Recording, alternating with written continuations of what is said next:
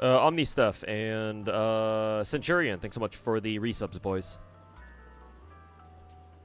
It looks like my stream alerts are working again.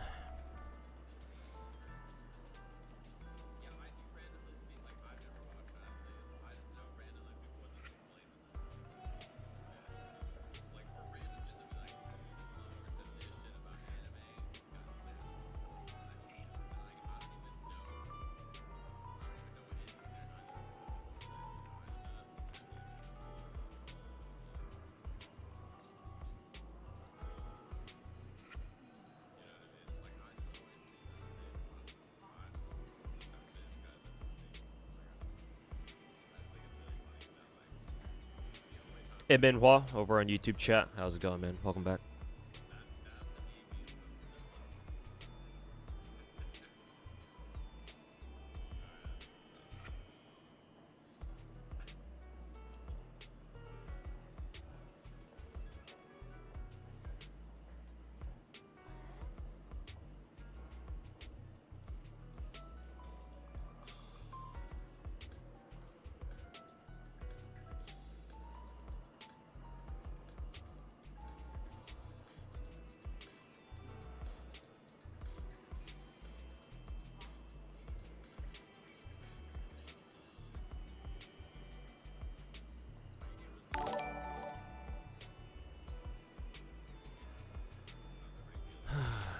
Ruskin, thanks so much for the resub, man. Welcome back.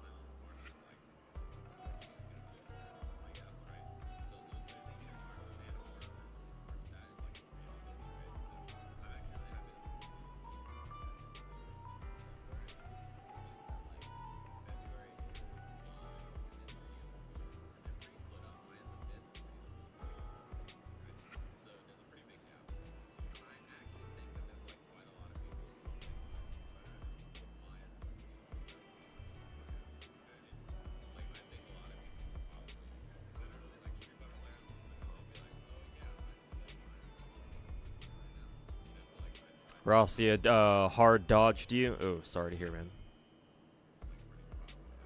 Why are you logging all gacha games at once? Well, these aren't all of them. I still have a couple of them that I've either already done off stream or I've chosen not to open them up for whatever reason. Believe it or not, this is not all my gachas. But the reason why I have all these on now is because, well, some of them I still need to do dailies for. Because it just hit daily reset for them. Or I have them up because I actually want to fucking play them.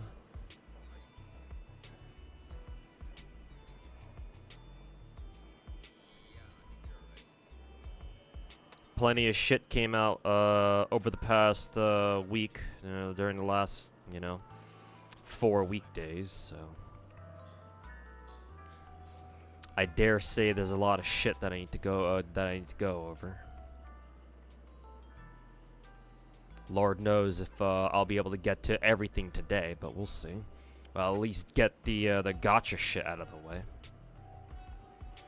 Cause who the fuck do I need to roll for again today? Yao, Rasia, the Blue Archive girls. Is that it? Might be one more that I'm forgetting about, but those should be the 3 main ones.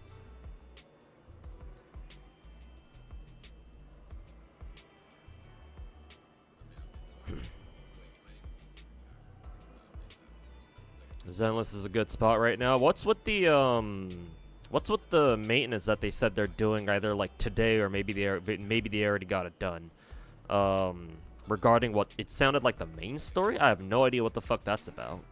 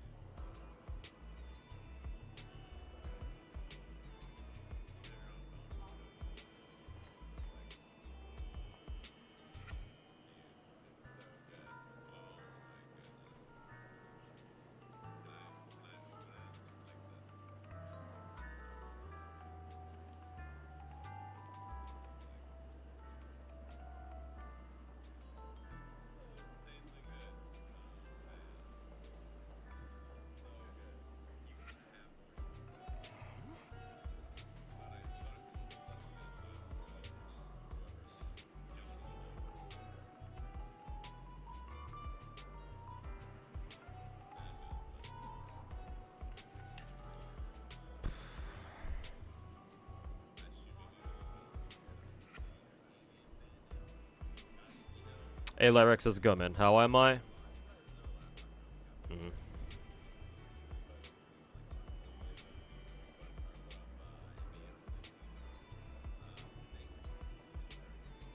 Hey, Jay Walker, how's it going, man? We're going to script for a video that's going to be really long. Oh, same here. I just got done with or I'm almost done with basically a 50-minute video talking about the 5 gacha games I'm looking forward to this year. If I didn't fall asleep on my desk earlier this morning, I probably would have been able to get it out today, but that's not going to happen, clearly. So after I'm done with stream today, I will give it one last look over, and then I'll either have it set for early Saturday morning upload or an early Sunday morning upload. I haven't decided which.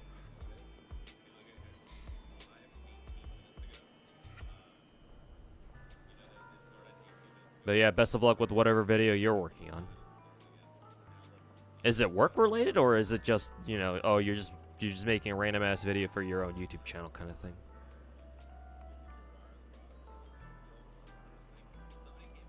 The new Zenless event is really long, really. Is it kind of like that reminds me of the roguelike event that we had 2 patches ago.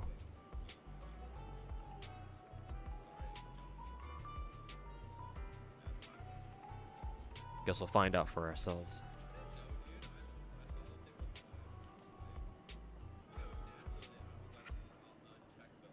For Astra, you don't need her engine? Yeah, I was told that, so I already have a copy of Lucy's engine, I think it was, already good to go for her.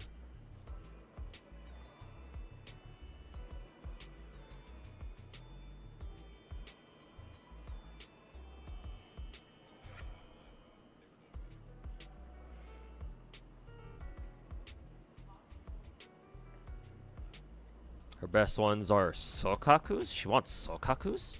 I actually don't know if I even have a copy of that. I may have combined them all just so I could give it to Sokaku. Maybe I can check to see if I have a spare copy. It does mean that I basically wasted my resources, but whatever. Happens sometimes.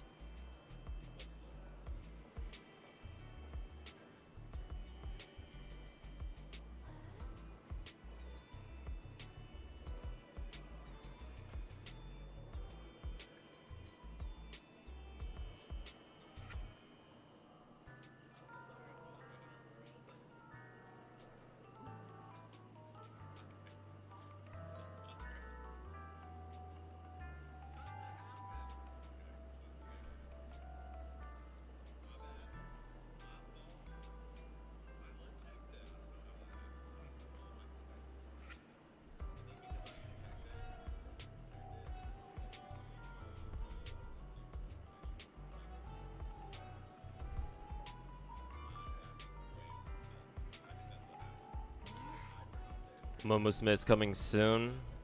Well, I mean, coming soon could mean anywhere from like a month away to like a year away. Did fucking Cygames release a concrete release date yet or nah? Because if they didn't, then well, they can go fuck themselves until they do. Or maybe at least we have like a good estimate, like a guesstimate on when we can expect it, maybe.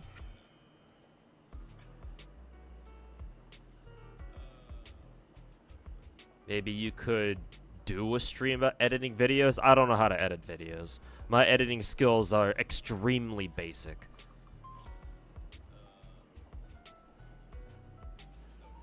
So I wouldn't be able to do something like that. Unless you're talking about like a stream where I talk about like what goes into like how I make videos, but nothing about that I feel is very interesting. I could just literally tell you what I do instead of having to make a stream about it.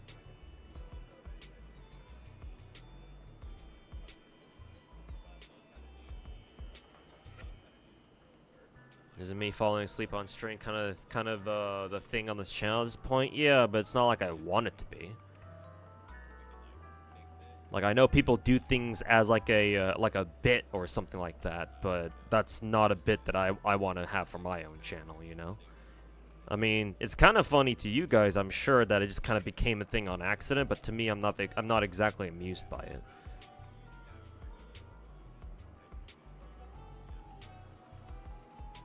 It's one thing if I, like, choose to go to sleep on stream, which I have done before.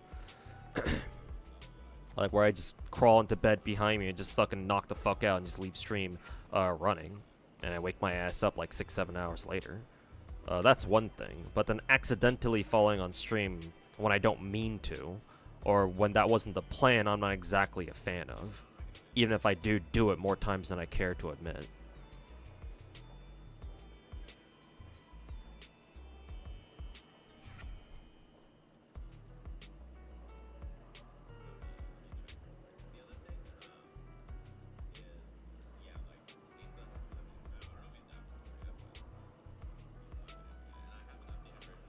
But I let you guys keep memeing about it because I know there's nothing I can do to, you know, stop my chat from memeing about it.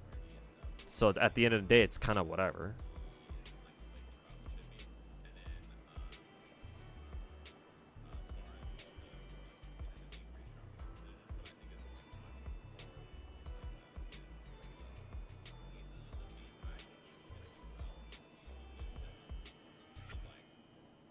Have you mulled over Festival Band yet? No, I've been saying it for today's stream. You're about to watch me fucking piss the fuck off, in just a little minute, just a few minutes here. Soon, TM. Unfortunately, I made the poor decision to try rolling for Summer Moe, last maybe two banners ago. That was a mistake. Full fucking 20 multi-pity. Thanks, Nexon. Fucking assholes.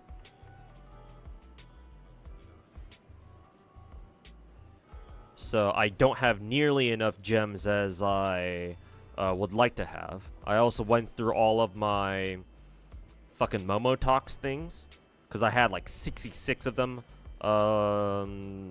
to read through and farm gems from. Those didn't give me nearly as many gems as I was hoping it would give me.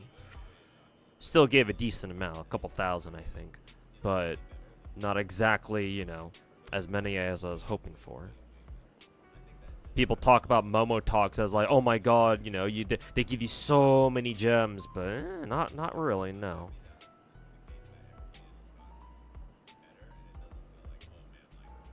They don't give you nearly as much as some people think they do.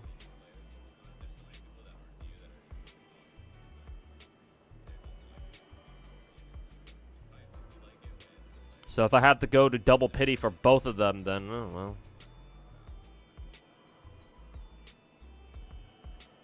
Not sure what to think. Just pray for the best, I guess. That being said, I will roll for Shiroko Terror first. Hoshino's cool and all, but I like Shiroko Terror's fucking titties.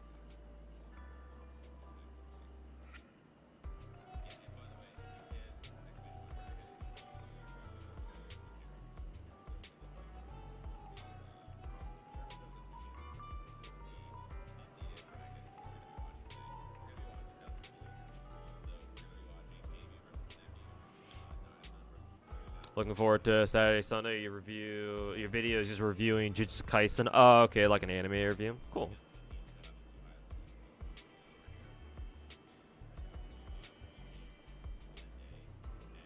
Hell, maybe you can toss me the link later, Jay Walker. Maybe I can watch it on stream. Just you know, to have something to react to, perhaps. Because I haven't watched an anime in years.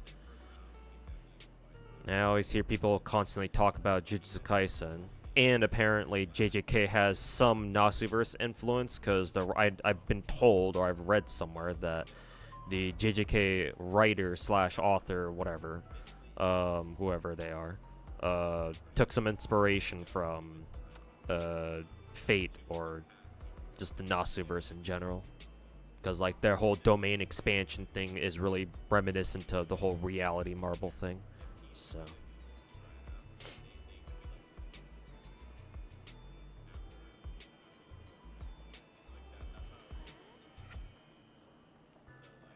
But yeah, hopefully that video of yours turns out well.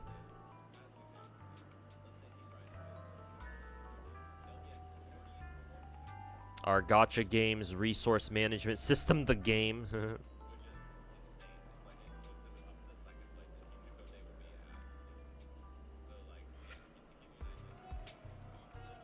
To build Yell, get her core to max. I gotta farm her core skill materials too. Get her attack to 3450. To max our attack buff, then get as much ER as possible to 2-piece swing jazz. And then 4-piece ER slot, right? ER main stat. Razor EX skill. Then her chain slash alt.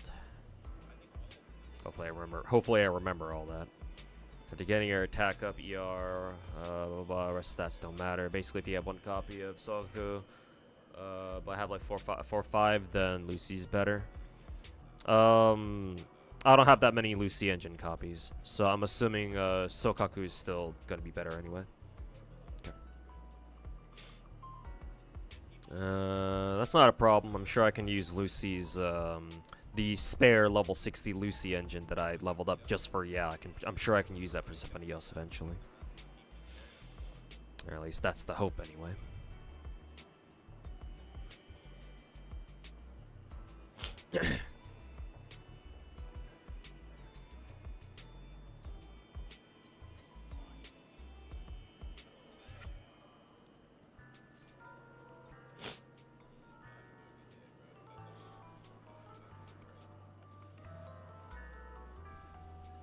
That's the life of a streamer. Whatever goes viral clicks. I mean, technically, I sort of achieved that because my original this is what true gacha addiction looks like video has like 160,000 views on it. I think it's got a decent number of views, and like there are a decent number of people out there in the general gacha online sphere. Who do recognize me, and they're like, "Oh, you're that, you know, you're that gacha dude, that guy who called himself God of Gacha or something like that." Well, they don't really call me that because that's kind of pretentious even by most people's standards. But you heard about 1.6 Zenless characters? Yeah, Pulchra the furry and SSR Ambi. Apparently, the leakers didn't see that one coming.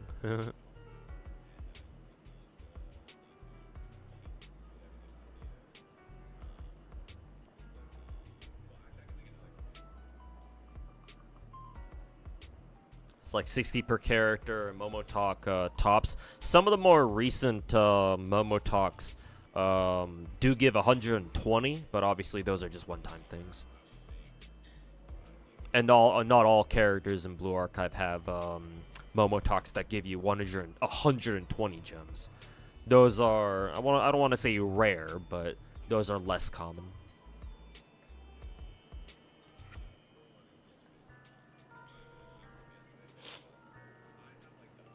The leaks about Mizuki were real Mizuki in Genshin.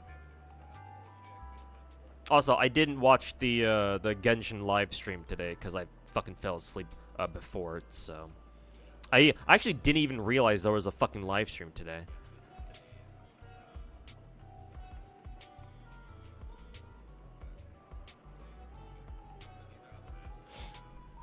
I didn't think they would do it so fucking fast. Usually they would, cause second half of 5. What are we on right now? 5.3. Second half of 5.3 just went live like this week. So usually they don't do a live stream, a preview stream until next week, until week what 5, something like that. Week 5. Yeah, let's just put it that way.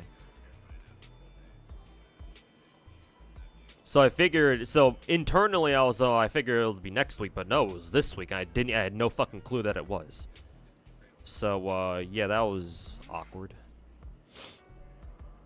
At least I got the codes, though. That's all I care about.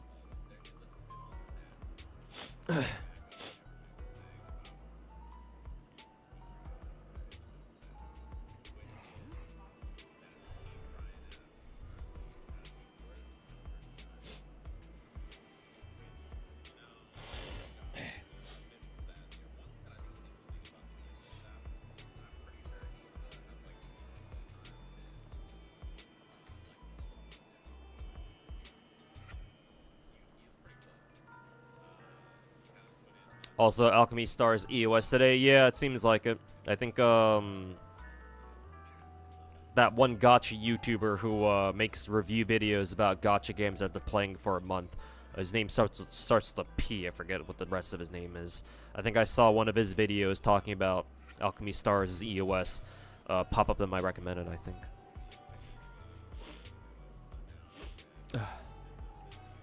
Stuffy. Yeah, Psyche. It's gonna take a while because you go into exotic TV. Yeah, don't worry about it, Jaywalker. Take your time with it. And when it's finally done and you do upload it, you can feel free to pass the link to me, either over like Discord DMs or what is it, just in stream chat whenever I go live after it's out.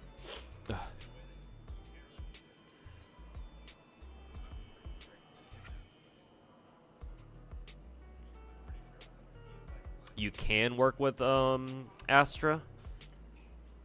Or you can work with Lucy's engine. Main reason is because Sokoku is better is because it's attack percent, not ER.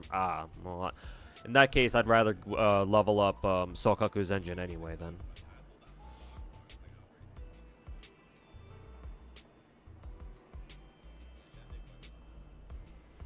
if that's the case. Hey, Fluffy Foe, welcome to the stream, man, or welcome back to the stream. Probably to avoid doing it on Chinese New Year. Oh, is that why? Yeah, I guess that makes sense then. If next week is Chinese New Year. Yeah, next week should be CNY season, so.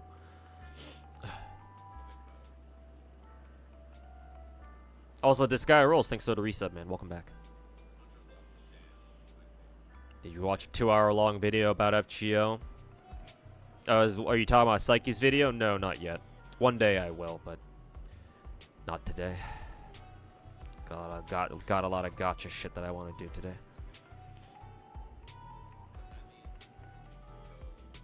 Hey, Hannah, welcome back.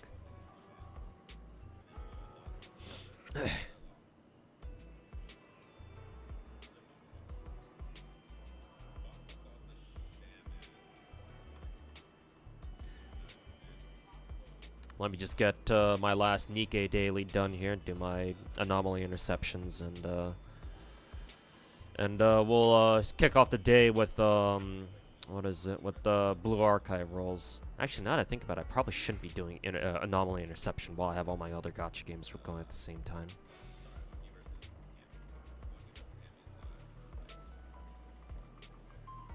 Because Nikkei's client, unfortunately, is super fucking unoptimized. And if I have a ton of other gacha games running at the same time, it fucking starts losing frames. And because of that, my team starts losing damage. Lovely. We'll see if I can hit Stage 7 Anomaly interception here.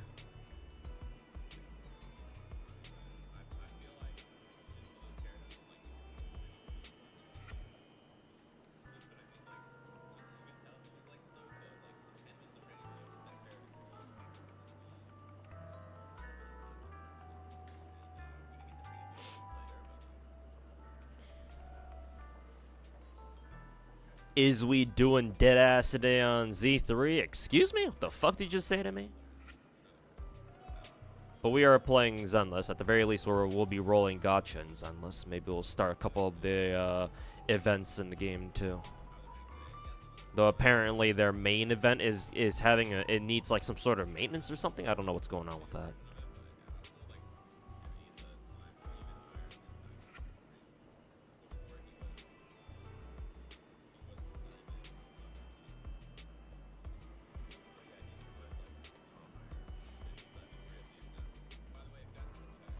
Deadly's you're the first person to call it dead ass, but it kind of makes sense and it's funny. Maybe I should start calling it dead ass from now on. That's a good one.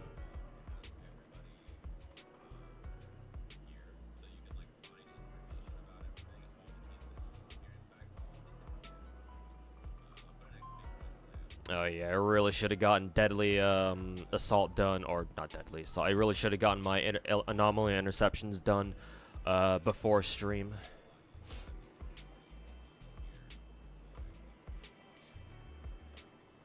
Actually, I think it will still be fine.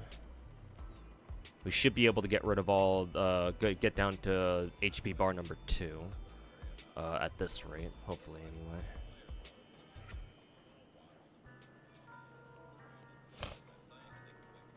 $30 seconds left. Should be okay, but we'll see.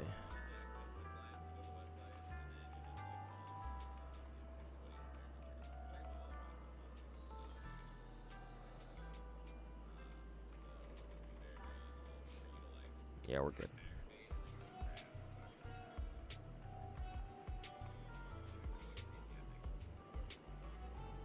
But I'll save my union rates for after stream.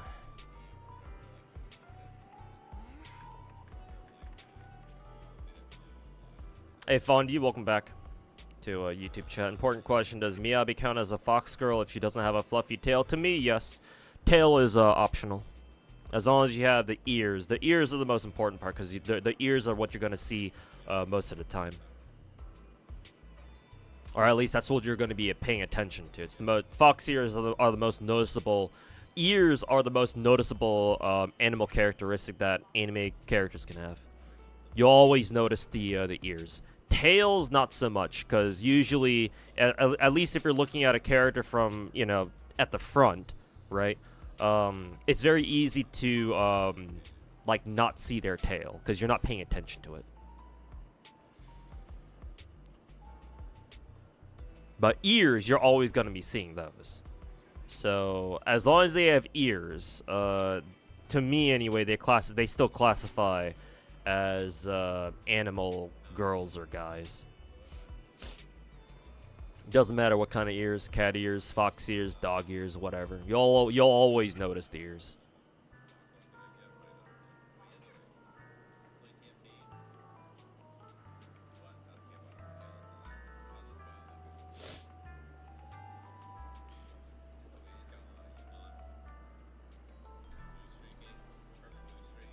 Might cause issues putting Deadly Assault on YouTube and Twitch titles. Yeah, writing dead ass. On Twitch, I don't really see much of a consequence. I've seen streamers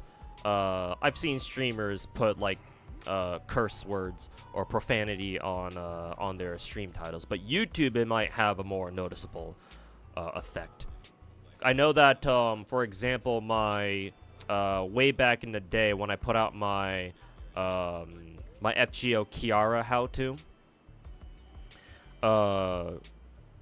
for the title, I went with how to use Planet Fucker, and so because I have fucker in the name, I think YouTube automatically flagged it as adult content or something like that.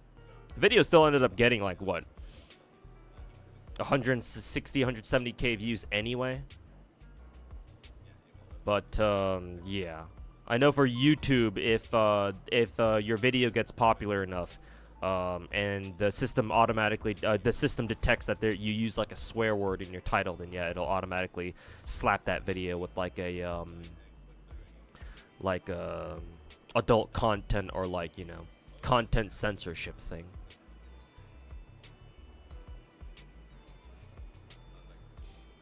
For Twitch, I don't know how strong or how effective Twitch's shadow ban system is.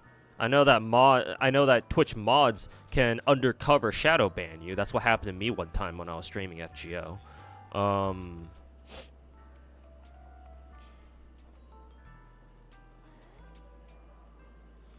But whether or not they do it for like a stream title, I don't know.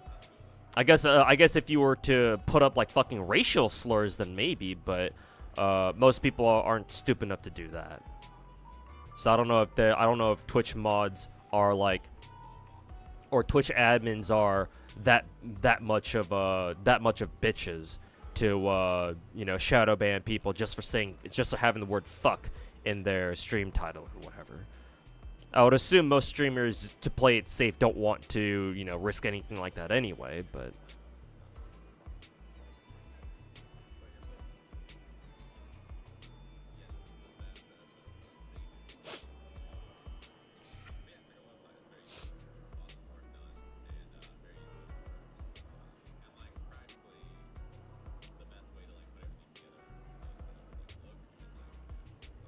Managed to get the plat medal against Tulpa. Hey, congrats.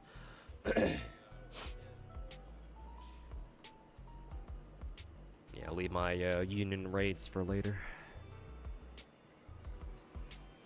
Man, we're only top 18% for union raids. Usually we're at least top like 13 or 12%. Maybe we'll reach top 13 or 12% later, towards the later stages of a union raid, perhaps.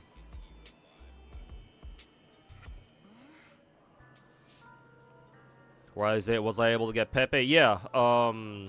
The day of my Arknights rolls last week, I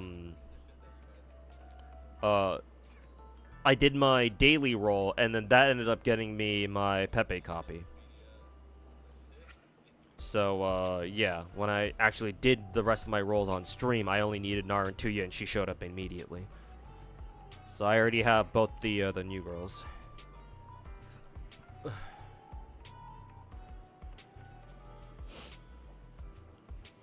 Kiara would be the epitome of adult content, yeah. At least it was pretty fitting. Funnily enough.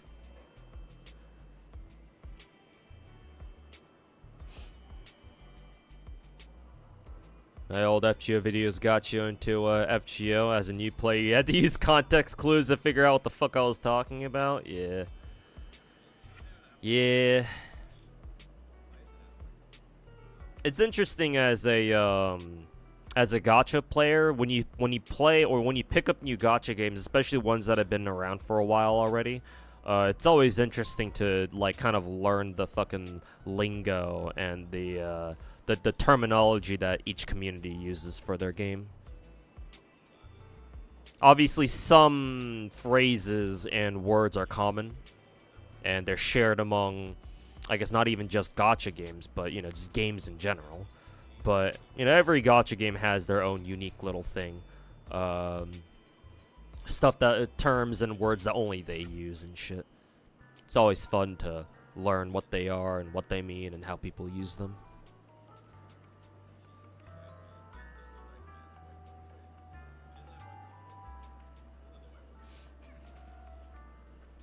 Same with you. You also got Pepe off daily summons, which you got Narantuya, though. Ah, you prefer her, though.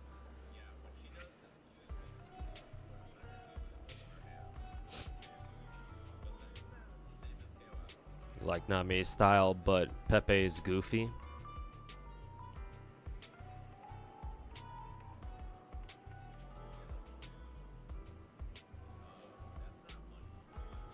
God.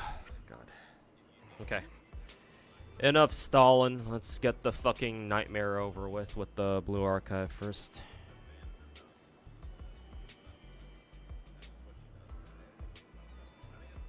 Giant fucking Amy titties.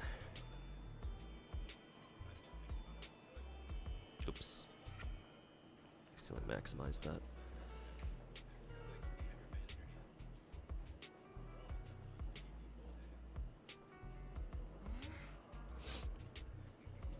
Oh, I can also get rid of the Nikkei screen too, because I'm already done with dailies for that game for today.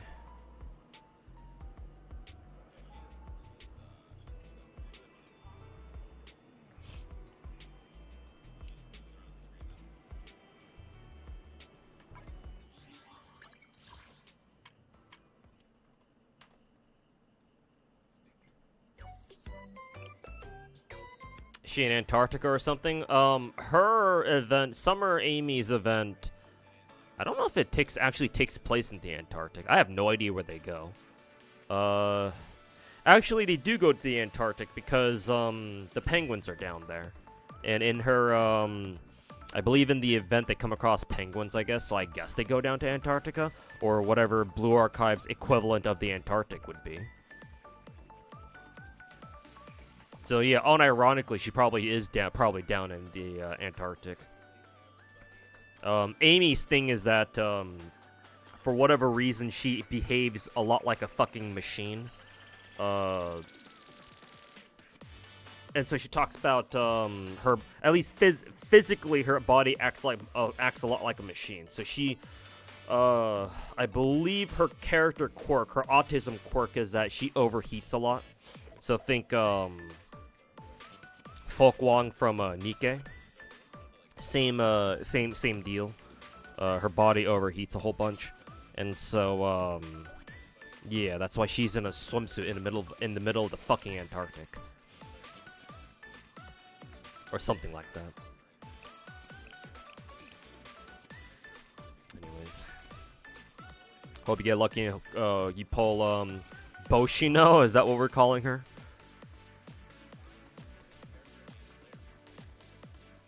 If you pull her 3 times like you did. I mean, hey, that would be lovely. That would mean that at least I don't have to roll on her banner if I at least get her here. We'll see if that happens or not.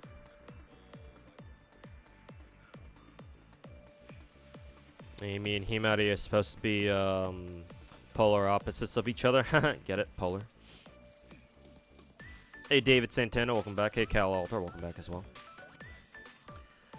Anyways, let's begin to suffer. I'll just use my single tickets here real quick. Didn't realize I had some.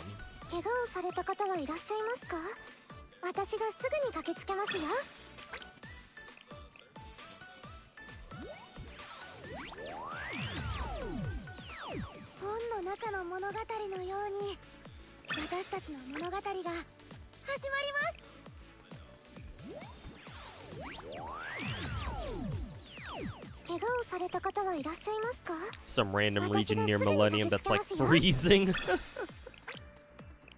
Yeah, who the fuck knows how Blue Archive's world really works?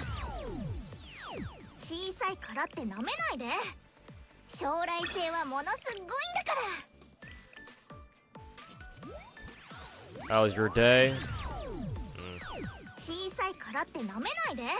I exist. Shit, I used all my fucking tickets. I guess I can just do like 4 more singles, I guess, or yeah, 4 more singles. Just make it a nice round 10 number.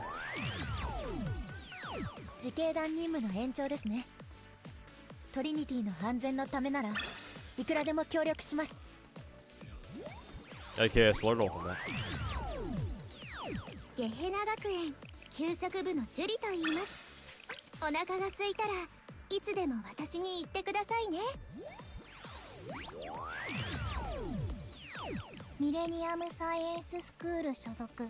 Okay, last single.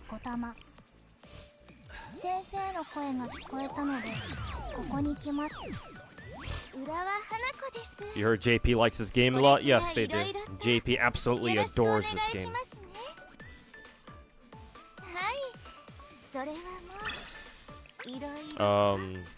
Blue Archive, from my perspective, Blue Archive is basically Contact Collection 2.0. It had an Event Horizon event where it absolutely popped the fuck off and it never looked back since. Just like Contact Collection. And it is wildly popular among the Japanese players. Because it hits everything that they would possibly like. Blue Archive has everything Japanese players would ever want from a gacha. Casual friendly, a dipshit, a dumbass, retarded endgame that's extremely fucking RNG, so that means they can grind it however much they fucking want. Underage characters in a high school setting, who have everything from just straight up lolly to, you know, big fat titty mommy types who don't tell you what their real age is. What else? Great soundtrack, great overall character design, regardless of what you think about lollies or whatever. A good story. I hear part 1 is the best part of it. I don't know how people have received Arc 2 yet.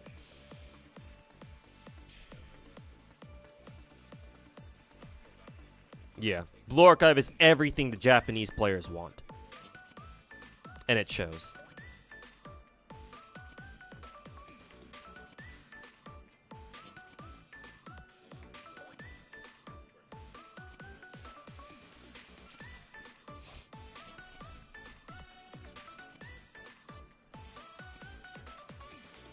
Blue Archive character designs shine in their simplicity compared to all other modern gacha designs. Well, more so than that, I'm sure simple character designs have a big part of it. I'm not really an expert in character design. I just, you know, kind of look at characters I like. I kind of just look at characters and just pick the ones I like. But in my opinion, what contributes more is the fact that Blue Archive actually goes further into fleshing out each character. Because most modern gacha games don't really go to the same extent as Blue Archive does when it comes to like really getting to know the characters. Because remember in Blue Archive, all the characters in the game had their own specific fucking, you know, side stories in the form of Momotalks. So you can really get a sense of how fucking degenerate or autistic they are. Not to mention, every character in this game is, like, autistic in some way. And we all know, you know, the famous saying about anime girls, or just anime characters in general, the more retarded they are, the cuter they become. So all the characters in this game are extremely fucking autistic. They all have the tism. Some are just more tistic than others. But to the general player base, that's endearing to them. So that's exactly what they like. So you combine all those factors together, and you have a game where the characters actually do feel very, very much so alive. And they feel extremely, you know, easy to relate to / extremely likable.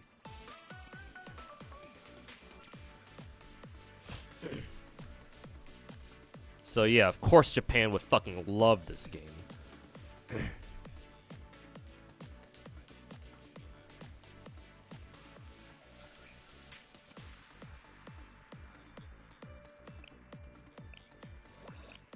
Nice. Start off with 3-star.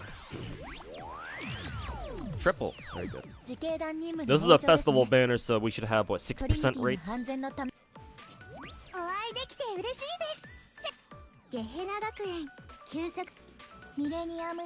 Koyuki and Reina with the severe autism. Yeah, I mean, hey, even the community, the Blue Archive community, is as autistic as they are, with all of our, you know, racist Momoi jokes. That one Korean artist who animates videos about his Zergling Izuna and all of its StarCraft references.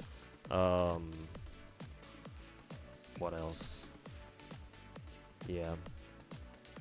All the weird fucking autistic Blue Archive fan art. That's hilarious to see on Twitter and shit like that.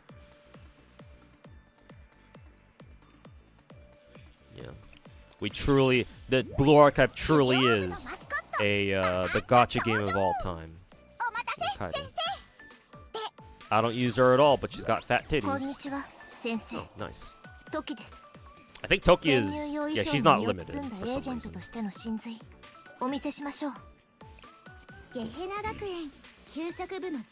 Was Kisaki perma or limited? I don't know. She's probably perma?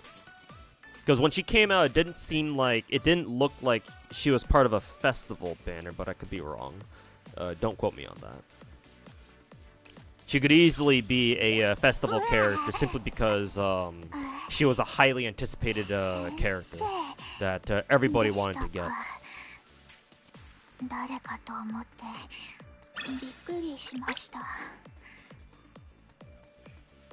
Kisaki's perma? Okay, there you go then.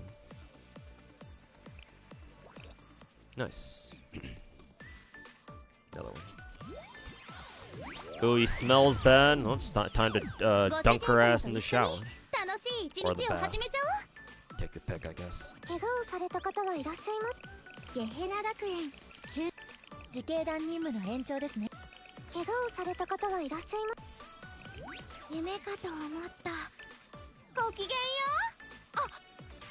a 3-star.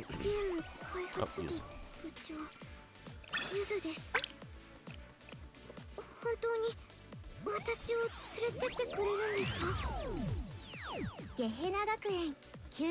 Thought I was already pulling Wuwa. We'll get to Wuwa eventually. I don't know when I'm going to pull in Wuwa, but soon.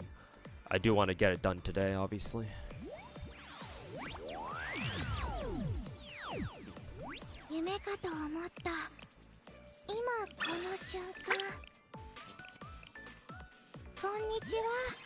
Oh, fake out. Number 8. 1,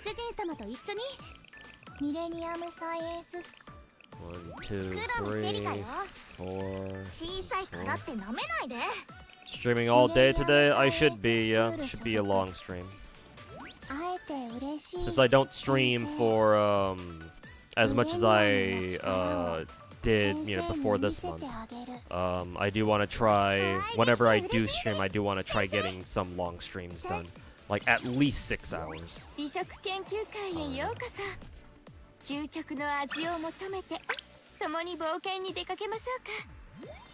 another fake out.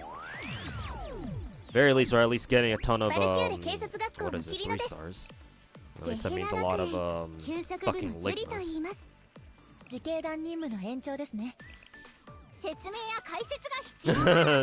Flying ligma is in Twitch chat right now. I am diagnosed with a severe case of ligma. There's a 3-star. Oh, this is the better one, I think. Yeah. Camp Hada is the one that you want. At least I'm pretty sure.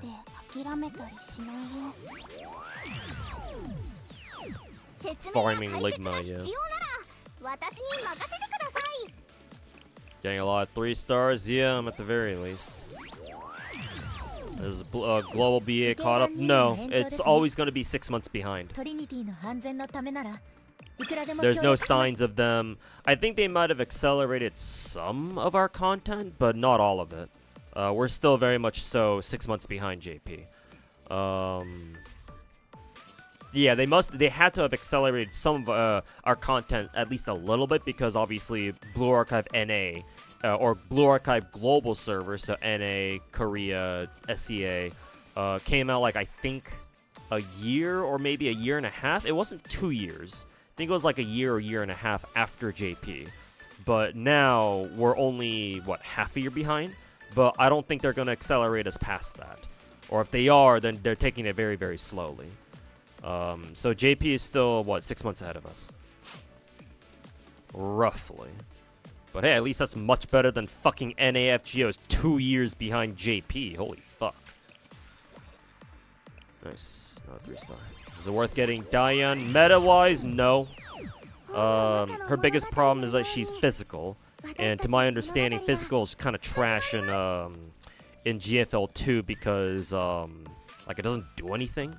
Like, all the other elements in the game have, like elemental, like, advantages, right? They can, like, counter certain elements. Physical doesn't have anything like that.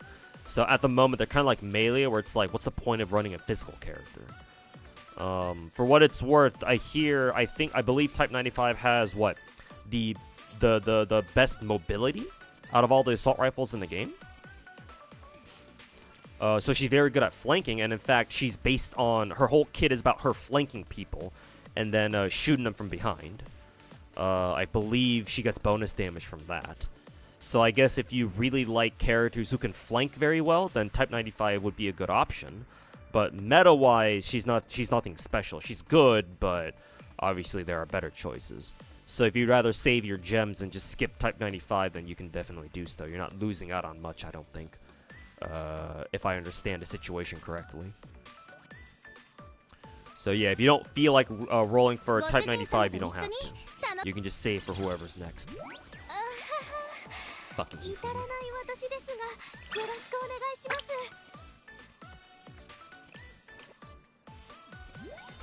I think they accelerated, but we get some quality efforts. Yeah, I'm sure they had to have accelerated our content at least a little bit, yeah. But we're still half a year behind JP still. You're still not over the fact that this game calls its currency a ligma? Yeah, it's kind of strange. a Ligma, and then your tablet in universe that they give you at the beginning of the game is called the Shittim chest. I know it's a Hebrew name, but it's still funny to us Americans.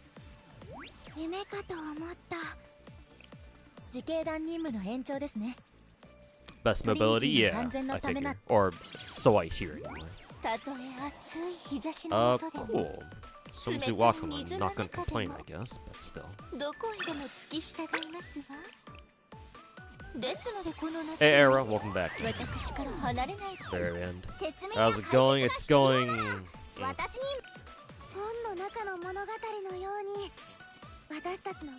Yes, and. 別に協力するつもりはないんだ。ミレニアムサイエンススクール。怪我をされた方はいらっしゃい。小さいからって舐めないで。怪我をされた方はいらっしゃいますか。ご主人様と一緒に。Shiroko Terror is so hot. Yes, she's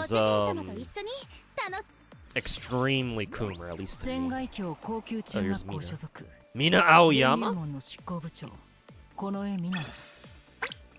我々の行く手を阻む者は全て私が処理しよう。K2 becoming an idol in GFL2 caught you off guard? What do you mean? She's Korean, so of course they would turn her into a fucking K-pop idol. Did you forget the country where she's made in?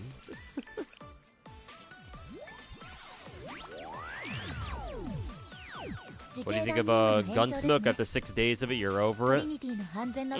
I mean, that's how you get, what is it? Platoon currency.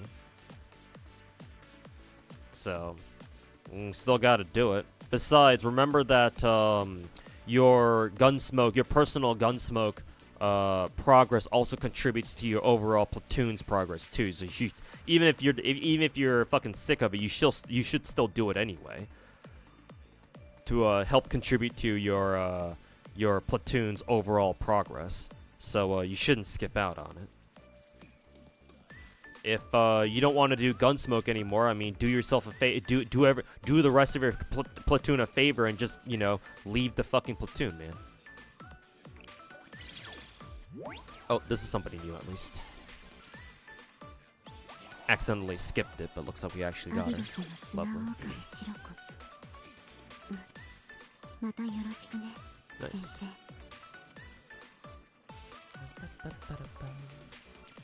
Isn't this bad for you? So many off banded 3 stars. Oh no, John Joe. What you have to understand about this game, what you have to understand about Blue Archive is that the rate up for its rate up characters is fucking trash. We all like to bitch about how, MiHoYo games and fucking, Wuwa and other, big production gacha games these days, assuming there are any other ones out there besides the one I just mentioned. The rate-ups are coin flips. Oh my god, I lost the coin flip this, lost the coin flip that. At least it's a fucking coin flip. In this game, your rate-up is literally only about 23, 24, maybe 27%. Forget exactly what its fucking rate up chances. And the reason why the rate up sucks so bad and why you get so many fucking off rate ups is because the base 3-star pull chance in this game is 3%. It's 6% if it's like a special festival banner like what we're having right now. Those are pretty rare. We only get like maybe 2 of them a year, maybe 3. But most standard banners only give you a standard 3% rate up. It's still very good by, most gacha standards. But, unfortunately, its actual rate up rate, like your chance of actually getting the character who's featured, is only like 0.6? Something like that. It's fucking abysmal. It's trash. I did the math one time, and it turned out to be you only have a 23% rate up. So, yeah, sure, you might get a lot of 3 stars, but are they actually gonna be the ones you want? No. Most of the time, no. So that's why I haven't really been reacting much to all these random-ass 3 stars. Because I know most of them are not gonna be the one I'm looking for. Usually. I mean, if you get lucky, if you get really lucky, yeah, sure, you might be able to just, like, instantly get the character you're looking for who's featured. Sure, maybe. But most of the time, that's not gonna happen. In this game, you have to expect to get spooked a lot. That's just kind of how this game is.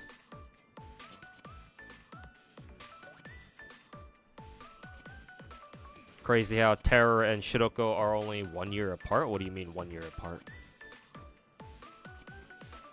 Hey Tuhu, I started FGO again since Geopolitical got released. And you heard reruns over on, and Castor will happen really later on. I mean, both Oberon and Castoria have had like at least I think 2 reruns apiece.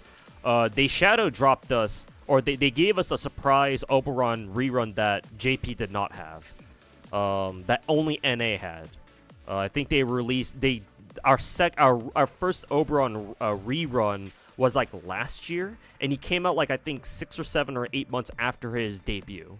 And it was a completely NA unique or NA exclusive banner.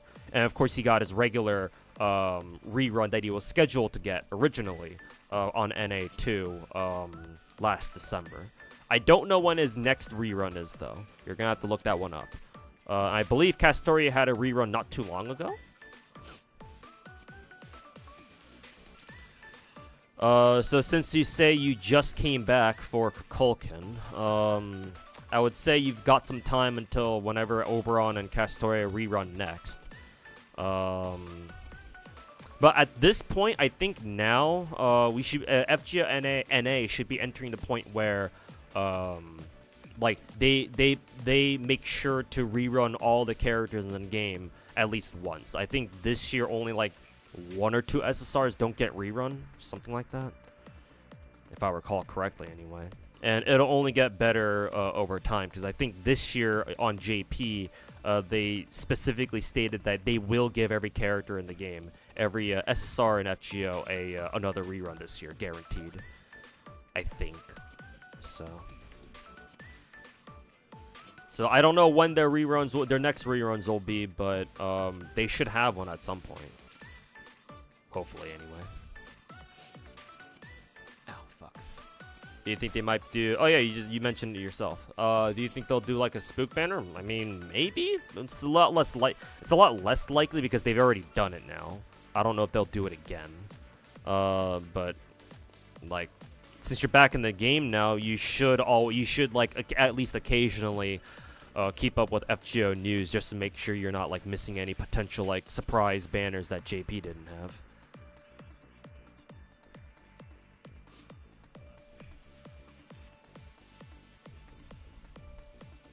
Makes sense maybe because she's with Deagle, another enemy face. I think Deagle also had an idol skin in the first game.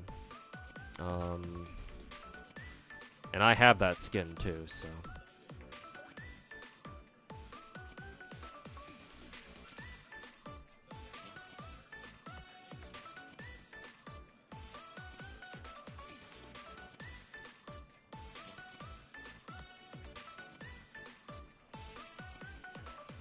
Still don't get how scoring works in Gunsmoke. Me neither. I just kind of throw my teams in and pray that I hit max 800 score. Well, actually now I'm level 60, so I can actually do the tank boss fight, and that mode actually gives you more than 800 points. So I just kind of throw my teams in, set it on auto, and pray for the best.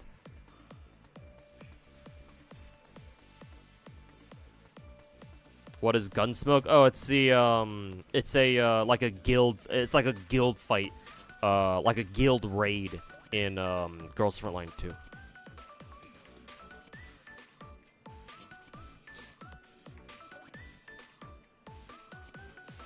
It's very long consecutive days of it versus some other games. Raids? Is it? All the raids that my gacha games have, or the gacha games that I play that have raids, are like, what, Nikkei, Blue Archive. I guess for Nikkei, raids in Nikkei aren't so bad, I guess. I guess for what, solo raids are not bad. Because solo raids, the final standard level, level 7 raids are still pretty easy as long as you've got a, good account. And you can just sweep the rest of those once you just do one of them. And then if you want to do ranked solo raid, Yeah, it's tough, but at least you only need to do it once, technically, if you don't really care about it. Like, I don't really care to place that high. As long as I, you know, as long as I do it at least once, I can usually score, what, like, top 5%. That's usually good enough for me. So you know, I only need to do it once, I'm basically good to go. Union raids, however, those do go on for a while, at least for like a week or so.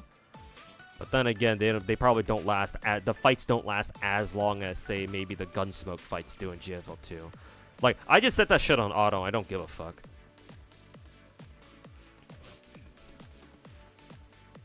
So to me, it doesn't really matter how long it takes. Though I have noticed that they do take a little while, especially now that I'm doing the tank boss fight in Gunsmoke. Those seem to take quite a while. It seems like. I just send their asses on auto, and I don't really give a shit about it, so it doesn't really bother me. Their age? Oh, they're only a year apart? I mean, I guess that makes sense, considering Shiroko Terror does look visibly older. I mean, if her two fat titties weren't obvious enough, didn't make that obvious enough, then.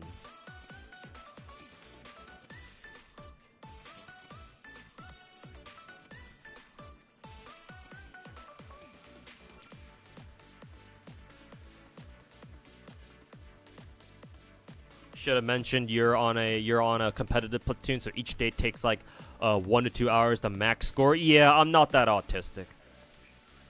I mean, that makes sense though, because GFL 1 was like that a lot. So I'm assuming all the old GFL 1 heads who've migrated over to GFL 2 certainly it makes sense for them to take the game that seriously. It's kind of in their blood at this point.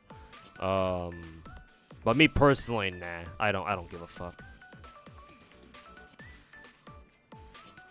And that and the platoon that I made, I don't want it. I don't like if my platoon members themselves want to make it super competitive, then that's fine. I just let them do it. I don't mind either way. But I'm not gonna force my platoon to be fucking competitive at all. I don't think that's quite fair. Besides, if you want to be Omega autistically competitive, then you kind of have to be a whale, so. And the vast majority of players in my platoon are definitely not whales, so. Neither am I.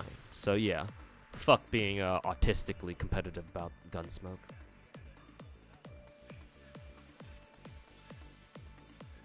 Good old GFL 1 ranking maps. Good times? Yeah, fuck those things. I'm fucking glad I don't have to do that. I'm not doing those anymore. God, those ranking maps are fucking trash.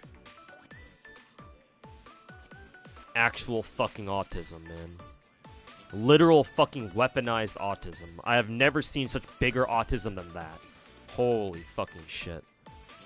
I know you guys probably hear me bitch about how fucking autistic Blue Archive Endgame is. Nah, you haven't seen shit yet.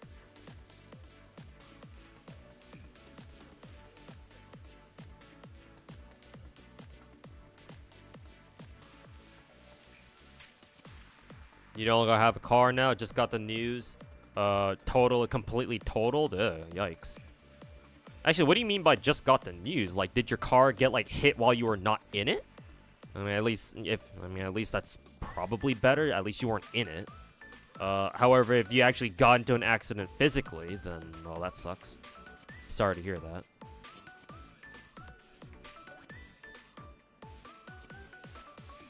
I don't know if insurance can cover anything from that, but hopefully they do.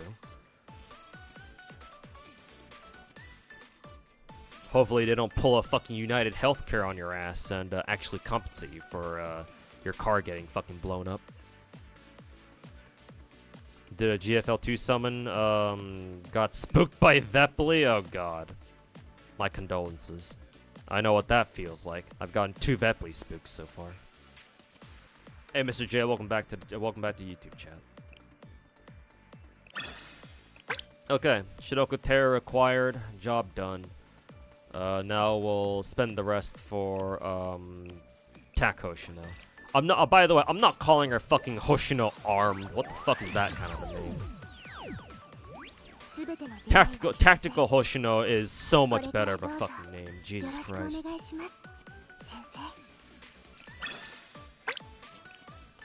God, gacha games and hiring dog shit localizers. Fuck Nexon. ご主人様と一緒に自警団任務の延長ですね。美食研究会の明かり。怪我をされた方はいらっしゃいます。本の中の物語のよう。There's a first 3-star. Oh, Saki. ラビット招待のソライ先だ。自警団任務の延長ですね。Second one, she's not Tak Hoshino, but she's not somebody I have. Reijo. No, not Reijo, Rumi. Sorry.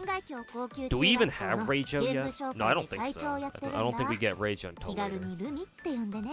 I keep confusing Rumi's and Reijo's names. Because they dress very similarly. Oh, she's new at least.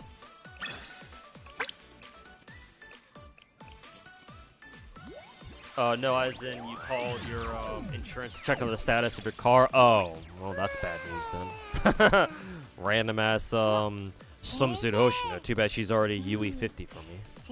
Unless, of course, JP decides to add a fucking UE 60. God, if they do, they can go fuck themselves. Also, is that the only 3-star? I'm just gonna skip this because I assume so. Oh no, we actually got cheerleader Utaha. Yeah.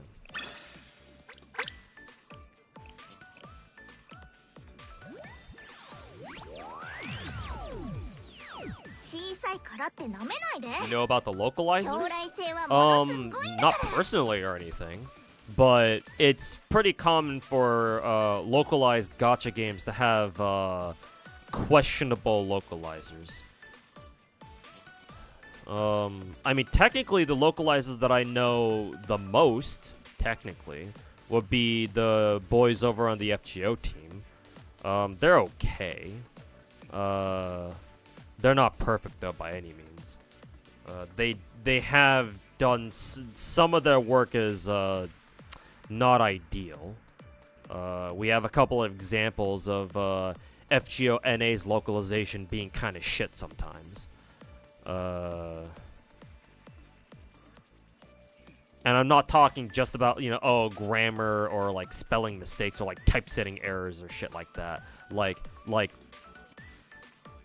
there have been times when they just completely just omit, like, entire sections of text that should have been there in the first place. Or, like, they do a fucking, like, half-assed, quarter-assed job of it. Like, fucking, who is it? I don't know if they fixed this yet. They probably haven't, knowing them. But, like, during, what? EOR 3?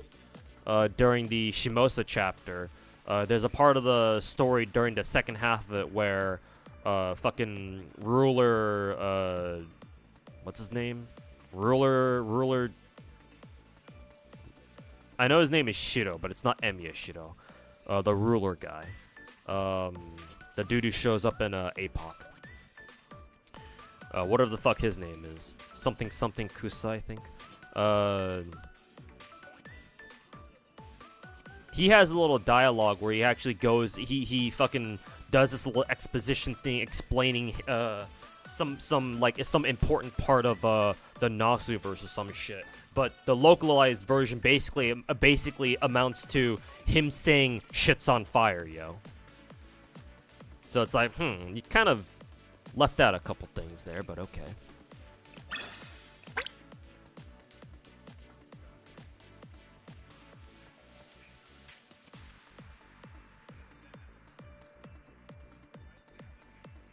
Like, technically speaking, the Chinese gachas have the best localizers, mainly because they actually pay their localizers more than a fucking minimum wage, I would imagine. But even they're not perfect.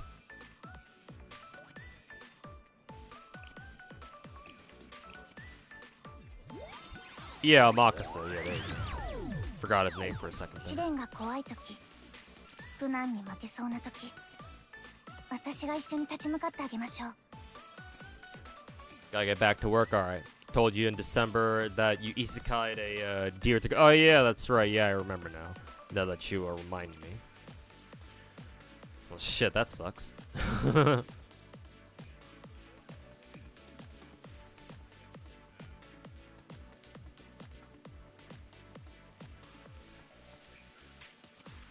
But yeah, hopefully, either you find, hopefully the situation works out. 任務の延長ですね。トリニティの安全。怪我をされた方はいらっしゃいますか？ Maybe that could be the idea for a video. Nah, I don't want to make a video like that. Mainly because I don't know much about. I don't know enough about localizers to really confidently make a video about it. Like just because I know that. Who's this girl? Oh yeah, this is the girl that nobody rolled for last year. Umika. Yeah. I vaguely remember her. I don't want to make a video like that because just because I know a little bit about one localization team doesn't mean that that's how I should treat every localization team. Even if it really does feel that way across all my gachas. Yeah. I prefer letting somebody else make a video like that.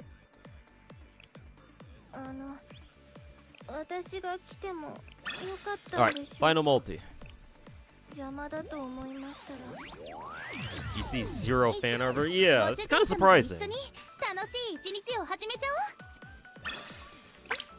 Because, like, even the traditionally, like, less popular girls in this game get at least some fan art. I don't see anyone make anything for Umika. Like, literally who? Like, actually who?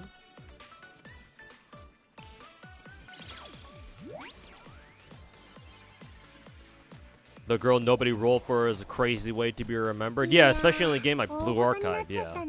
I really do wonder.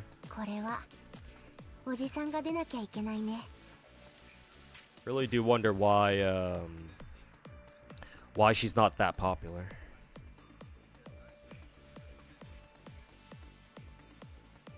It's because Asuna and Karen are taking all the fan artist's attention for good reason. I mean, yeah, because they came out, but, like, Umika came out before they did.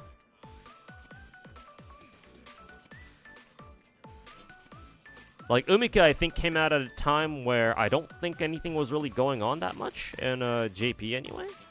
Certainly not in NA. So, like, she had time to cook. Or, like, the Japanese fan artists had time to cook with Umika. They just chose not to for whatever reason. I'm assuming nobody. She's not autistic enough, but you know, it is what it is, I guess. Some characters are bound to just be kind of forgotten in just gacha games in general. So can't exactly blame them, but you know, it is still kind of strange to think about. Well, we got a lot of new characters. Well, I say a lot, but the actual new characters I got were Rumi and Umika. Actually, let me check my student roster now. See who I'm still missing, because I know I'm still missing a couple. Yeah, more than just a couple actually. God damn, I'm missing quite a bit. Guide Tsubaki, I would like to have her because fat titty. Meru, Minori, Hot Springs, Shigure, Chris's Hanai, I would like her too because again, fat titty. Reisa, the fucking retarded girl, New Year, Akari. I want to get Akari New Year's too because I hear she's pretty good. Dress Kayoko, Kirara, swimsuit Serika, cheerleader Kotori, she's got big tits so she'd be nice to have. Koyuki, the maid twins, swimsuit Fubuki, swimsuit Miyako, and then of course Miyu. Surprisingly, I still don't have Miyu yet. I think Miyu is the oldest character in the game that I still don't have. Surprisingly.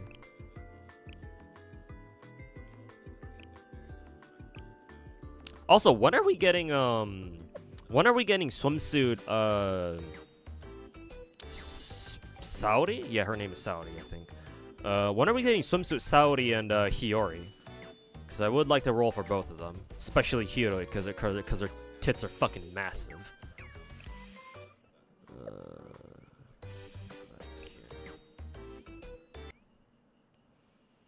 Oh, do we have a thingy?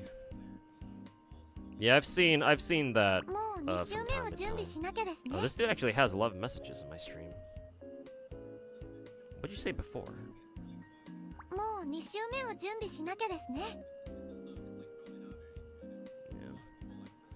Yeah. Sorry, hail Saint Tontus. Actually, yeah, I recognize your name, Saint Tontus. I know you've been in chat a while, but sorry about this, but I will purge your message there because I don't want like chat spam, like copy pasta type shit in my chat. You're just purged. You're not like timed out at all, so you can talk right away.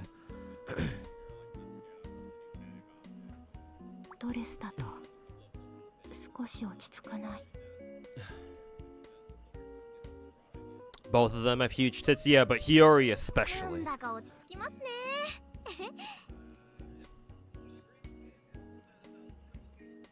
Like, I'm pretty sure Hiyori is bigger than Saori, I'm pretty sure.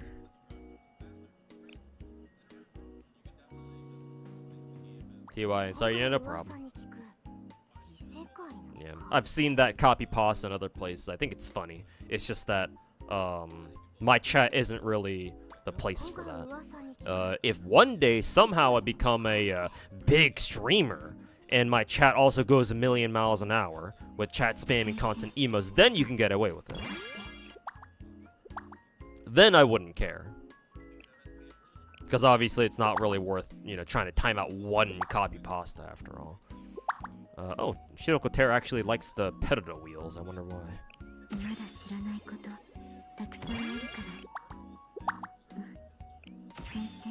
Yeah. But, yeah, my chat is very, obviously, you know, I'm still a small streamer. And, yeah, my chat doesn't go a million miles an hour yet, so... Yeah, seeing something like that is very, yeah, disruptive, I should say. Let me just put it that way. Alright, level 10.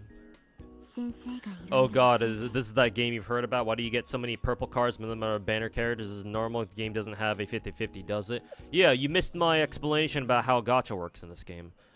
This game has a pretty good overall top rarity rate. Top rarity is 3-star in this game. However, the actual rate-up rate is fucking trash. If you want to see the specific numbers, here they are. The base chance to get a 3-star character is normally 3%. Right now, we have what's called a festival banner.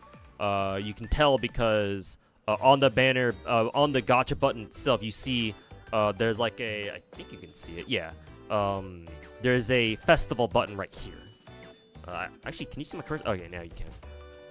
So I have to fucking click on the app itself. Yeah, so you see the festival, like, label there. That means that these two banners are actually technically 3. Yeah, we have 3 festival banners. One of them is an old character, but 2 of them are new characters. So during these festival-type banners, they only last, what, a week? They used to only last, like, literally only 4 days, but they've extended them to a full week now, I think. So that's nice, at least. And they double your base chance of getting any 3-star. So it goes from 3% to 6%.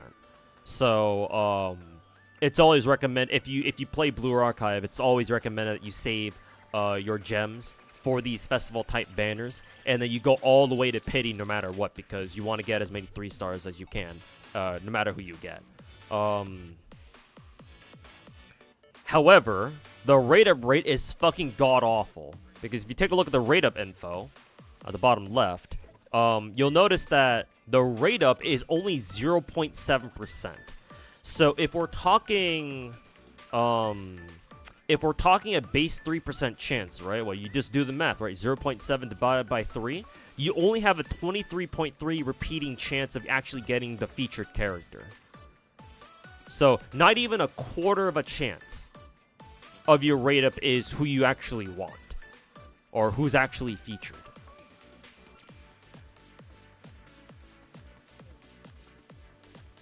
So, which this means that the vast majority of your 3-star pulls are not gonna be the whoever's featured.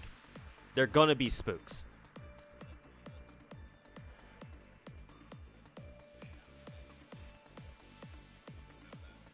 So yeah, the gacha in this game is certainly a double-edged sword. Let's just put it that way.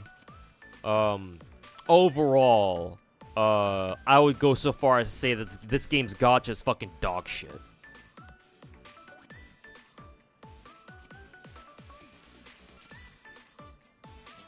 Some people may disagree. But I think this game's gacha is hot trash.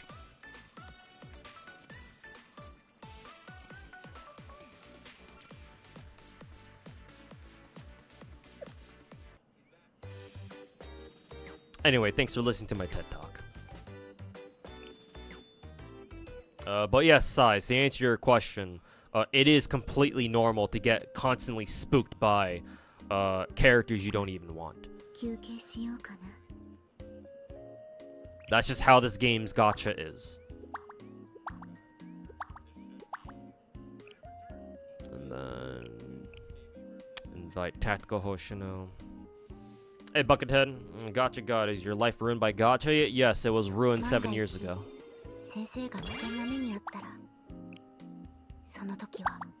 Don't you worry, it's already been ruined for the past 7 years.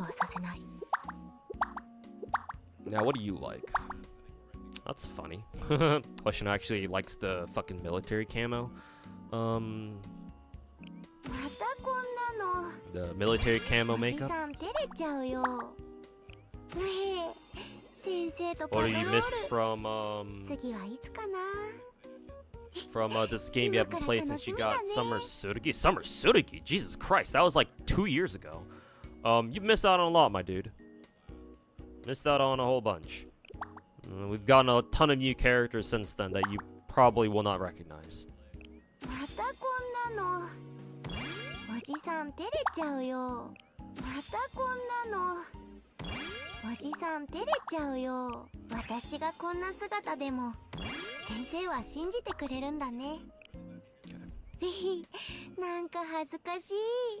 You don't miss getting absolutely ass blasted by this game? Yeah, and you shouldn't either.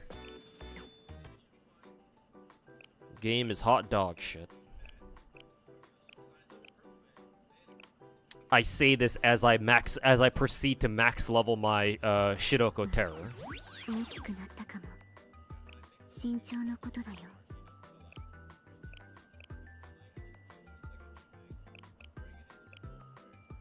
Wonder what she needs.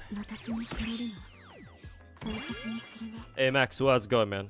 Heard they had an anniversary update? Yes. This is our anniversary update right now. Same thing with the JP, actually, yeah. JP recently had an anniversary update themselves, too.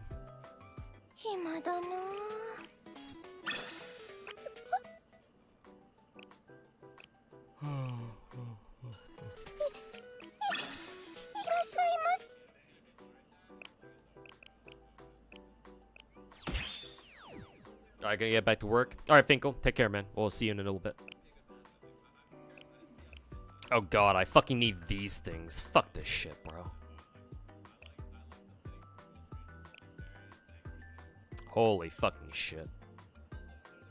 Joint fire. Actually, no, I should be able to buy some of these. Yeah, okay, we're good. Actually, no, I still need more because this shit is only level... Actually, no, level 8. Actually, no, that's good. No, we're good. Never mind. Actually, can I wonder if there's anything we can buy from Bounty Shop. Do they have what I'm looking for? Probably not. I guess I can buy some of these. Valkyrie textbooks, Trinity. What is Shiroko again? Abydos, right? Don't look like we have any Abydos here. We have, what is this? Trinity and, Valkyrie? Yeah, whatever. Actually, I think I will buy some of the Valkyrie books anyway, because I don't have a lot of these for some strange reason.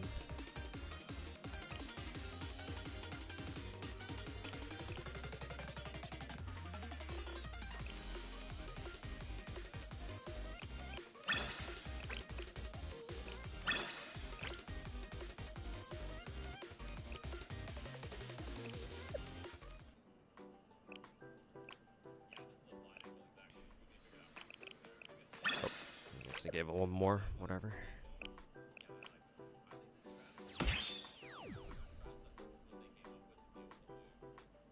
Is Haruka still blowing shit up? She probably is. She got a dress version. Actually, did she get a dress version yet? I forget. Yeah, she should have a dress version on JP. I don't know if NA has it yet, though. Or, sorry, not just NA, Global. Just out of curiosity, have you ever considered quitting one of the gacha games I play? Yeah, kind of. However, I'm going to keep playing all my gachas until I get to a point where there's so many gacha games I'm playing where I feel like I have to drop some of them, in which case I do have some gachas that I would be okay with dropping. This game being one of them. And the other one being Snowbreak. But so long as I feel like I can keep up with all my gachas, there's no need for me to drop any of them physically.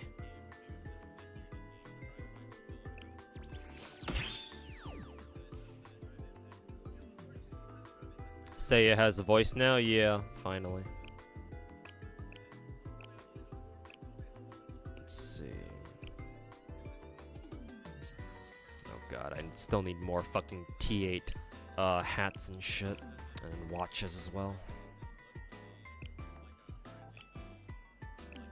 How much Ligma do I have? 4K? How much does it take to fucking UE 50 a girl again? Probably takes like, what, 2400 or something? Before I do that though, let me level up Tak Hoshino first. またもらっちゃったよ。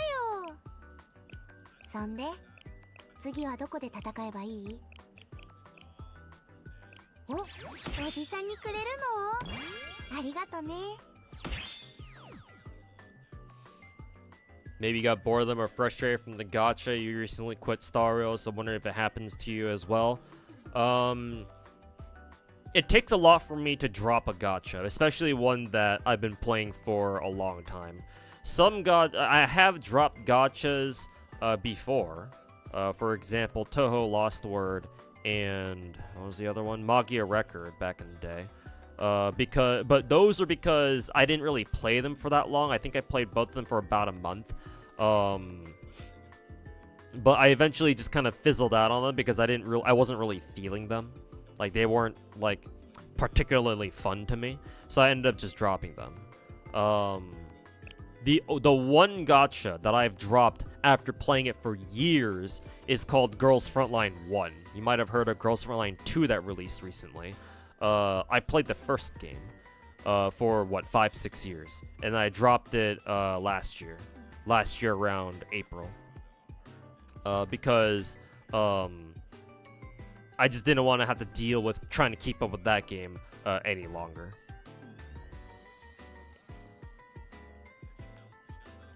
Because that game is some hot dog shit as far as, like, grinding goes. Holy fuck. Just playing it in general is a fucking drag. And it's like, nah, bruh. I ain't got the patience to fucking deal with this shit for much for longer than this.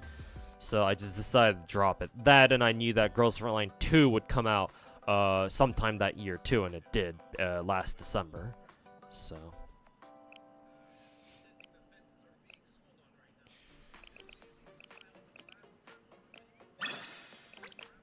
Oh, for fuck's sake. I don't have enough, fucking Abidos tech notes? Are you fucking kidding me? That's disappointing. I have these things, I guess, but I don't know if these will be nearly enough to cover all my bases here.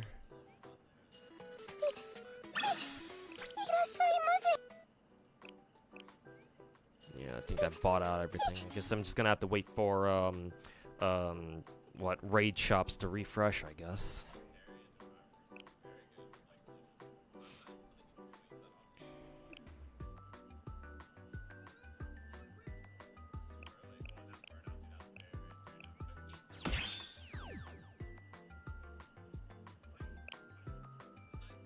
Oh, and she needs these fucking things. Holy fucking shit.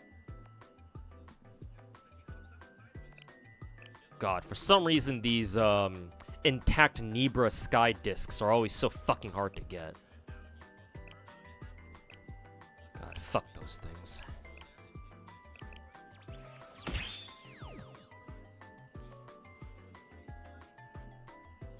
Don't I have boxes to open like the Techno boxes? I guess I just must have used the last of them just now. Thought I had more than that, but apparently not.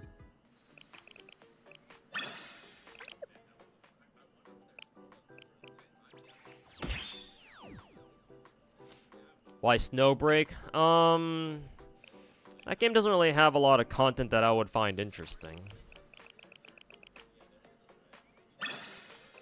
I don't know.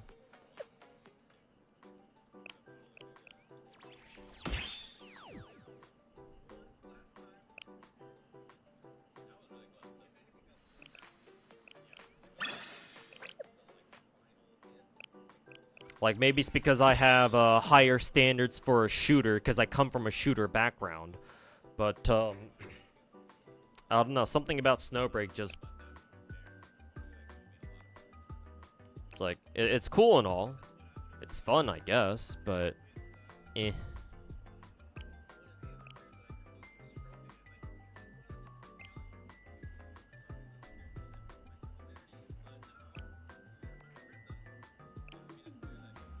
That's funny.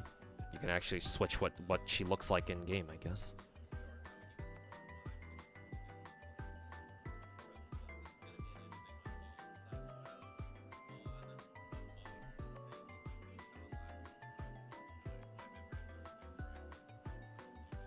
I guess that's the most I can do to level them up for now.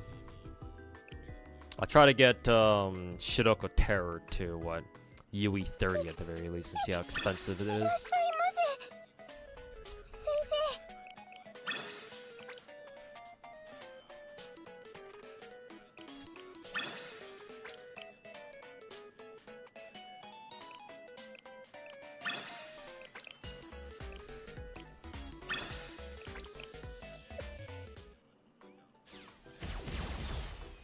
私にくれるの Hopefully it doesn't burn you out. If you're talking to me, Jonjo, no. Burnout isn't really a thing for me. I can hit it, but most gacha games are not able to push me to the point of burnout. The two games that have been able to do that were like FGO and Girls Frontline 1. All other games compared to those two are some pussy shit.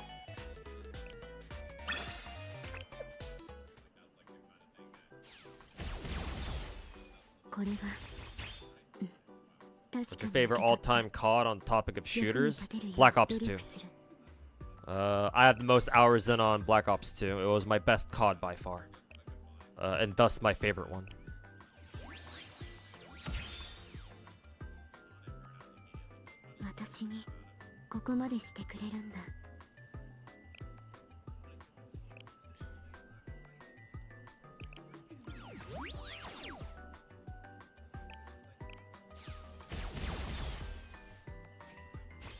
You like that attitude? Yeah, it's an attitude that more gacha content creators should have, considering their fucking job is to play gacha games. Unfortunately, most of them don't have that sort of attitude. Hell, even if they did have that attitude, probably don't even have the physical capacity to even try. Mostly because most gacha content creators don't know what it's like to play an actual grindy gacha game. And honestly, I wouldn't want to know either. Let's see, 900. If it costs 900, then that would mean that getting UE 50 would cost fucking God. How much fucking ligma again? I think I started with like around 4,000, so it costs what? 1,500 Ligma to get a character UE 40. If you want to get the UE 50, then that will take their total to what? 2,400? So maybe I'll hold off on UE 50 Terror Shiroko for now.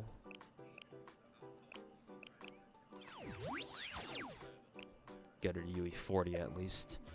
And I'll get Takoshino to UE 40 too, because I'm sure Takoshino is fucking busted too. Ain't no way in hell they're not gonna make her fucking busted.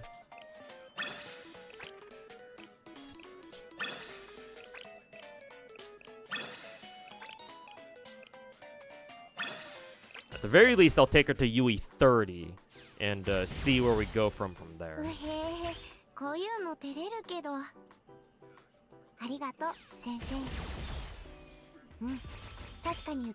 You can craft if you have spares. Oh, did they add that feature? I didn't even know. I don't even know how to do it.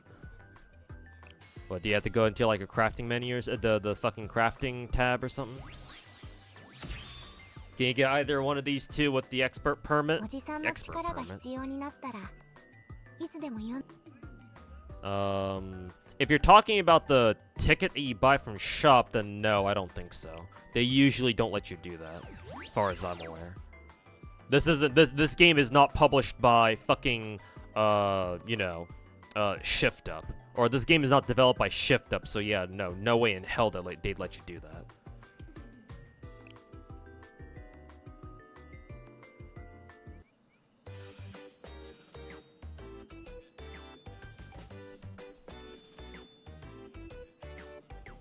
Played Snowbreak since release, and you know what I mean.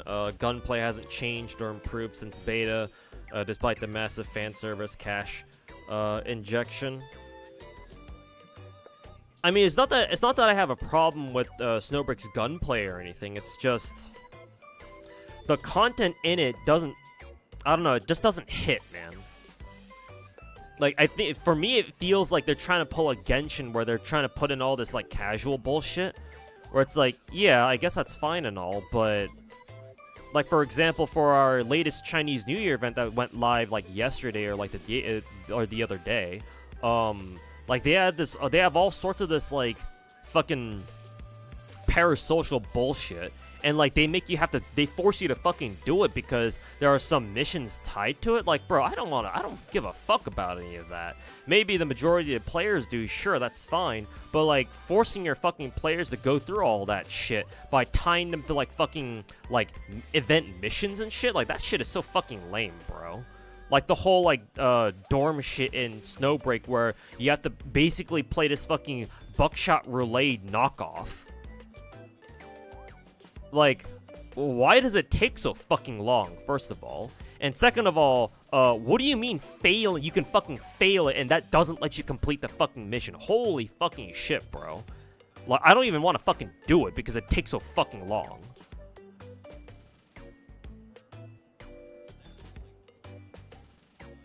Like, holy fuck, dude.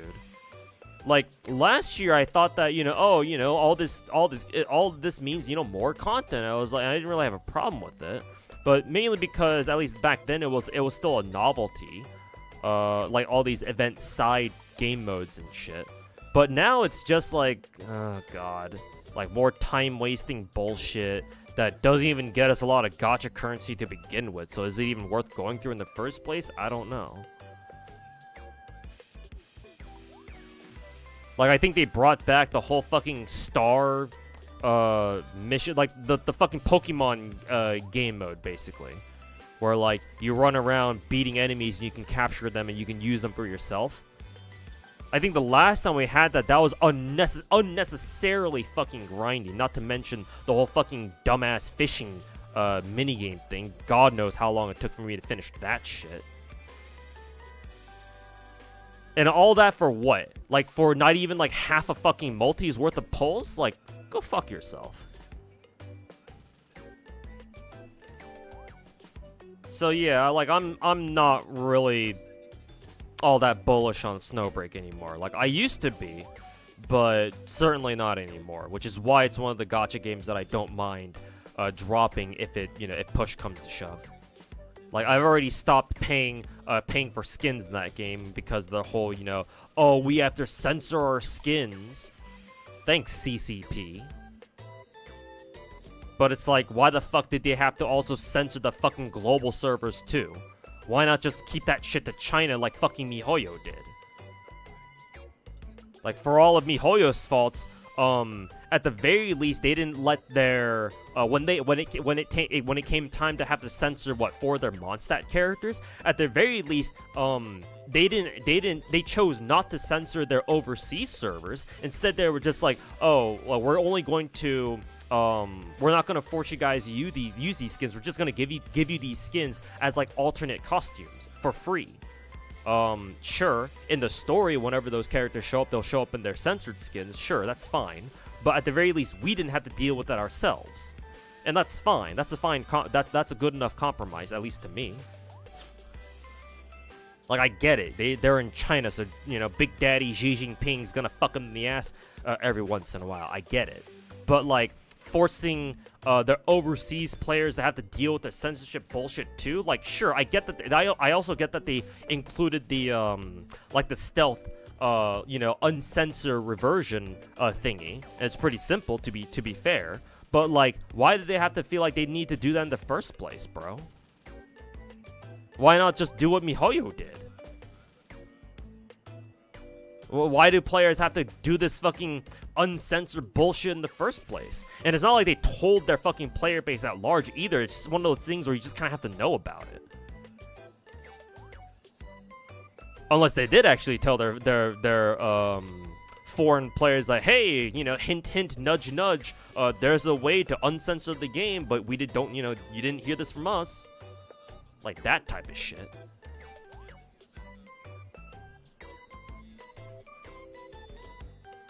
So yeah, definitely don't mind dropping Snowbreak now.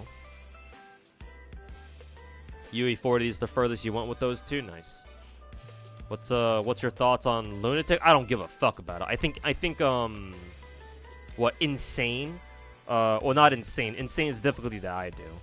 What's the difficulty after Insane? I forget what its name is because I don't give a fuck about it at all. Torment. Yeah, I remember now. It's Torment. I think Torment is complete horseshit. I mean, Insane is already fucking, autistically retarded enough.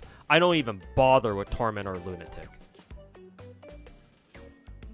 Like, in a game like Blue Archive, you're gonna give us some difficulties that are even more bullshit than Insane? Yeah, nah, bro. Miss me with that shit. Go fuck yourself.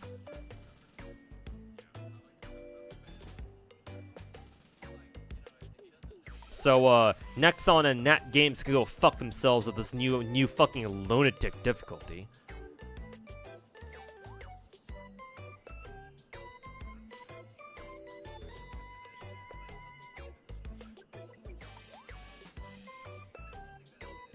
How do you feel about games going $100 in the future? I mean, they're already 70.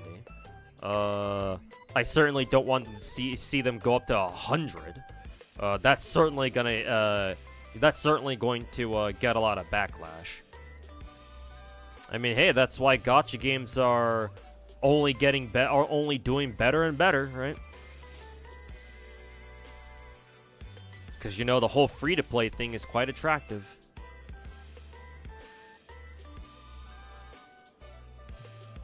But we'll deal with that when we cross that bridge, I suppose.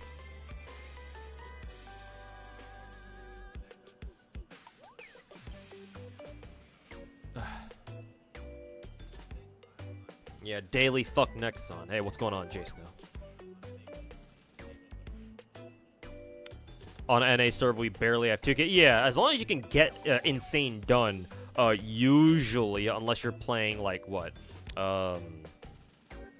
Bina, I guess. Bina raid is like the one raid where it's like, yeah, maybe since everybody's so good at Bina now, because everybody should have Mika, and if you don't have your own Mika, you just borrow somebody else's. Yeah, buying a raid is the only raid where it's like, oh yeah, at this point maybe you're gonna have to consider doing torment, maybe. But our last binary raid, I was still able to get away with just doing insane. I still scored what, top 5k, though I did cut it kind of close. I did score like what, top 4k, I think. But yeah, for all the other raids in the game, if you're even able to complete insane raid, then you should be good.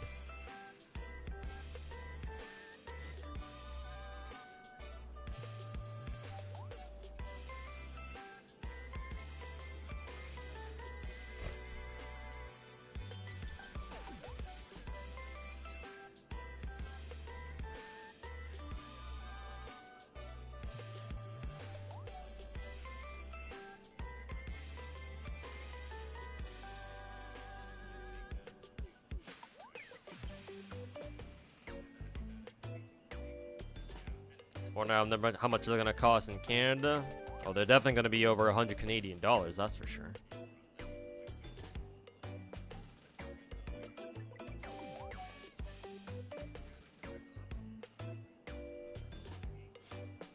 Digital games shouldn't cost the same price. Yeah, I hear that one, man. Like, maybe they can justify, like, an 80, like, 70, 80, $100 price tag if they actually fucking shipped you a copy of the fucking game, too. But yeah, just for a digital copy? Yeah, they can go fuck themselves.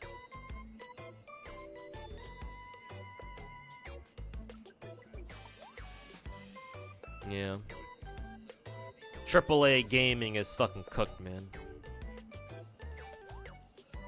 The future is indie games and gacha games, let me tell you.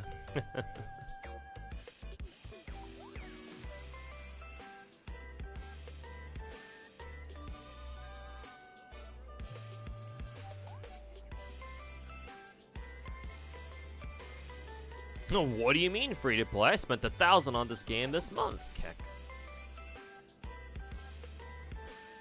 Am I gonna do recent Blue Archive story on stream? No. Fuck no.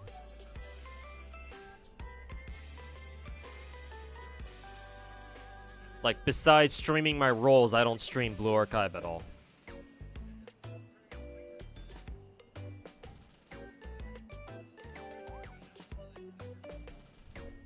What are your thoughts on Ambi Alter, Anbi Alter, and Trigger? Who's Trigger? Is Trigger what Pulchra goes by now as her agent name? I figured they would have added Pulchra eventually. She was she was a fan favorite NPC, I think. So seeing her show up as apparently an A rank is not very surprising.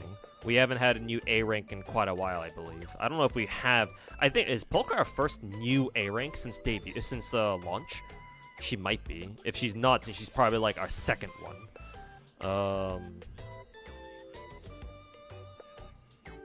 But Pulchra, not surprising. Anbi Alter, on the other hand, I don't think anybody saw her coming. Maybe some leakers did, but I certainly didn't see her coming. Then again, I don't really pay attention to Zenless leaks in the first place, but you know.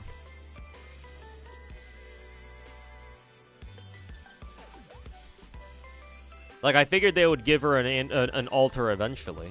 But not so soon. Or at least, maybe not Ambi herself specifically, but somebody from Cunning Hairs.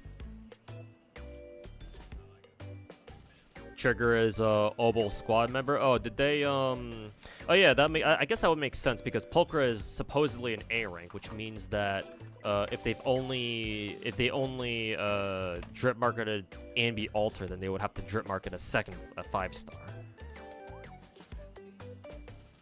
Yeah, here she is. I didn't see this one. She released yesterday, I guess.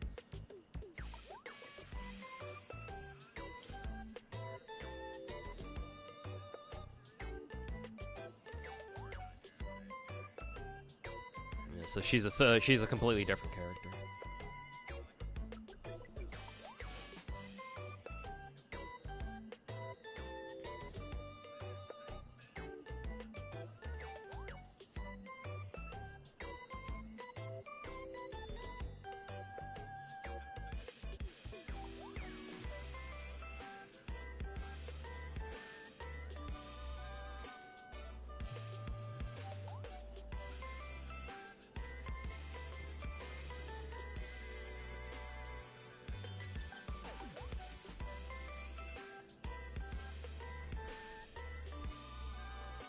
You're not gonna stream the game, then Booba is just wallpaper? Yeah, but I do plan on switching to other games after this, because now I'm done with the Blue Archive.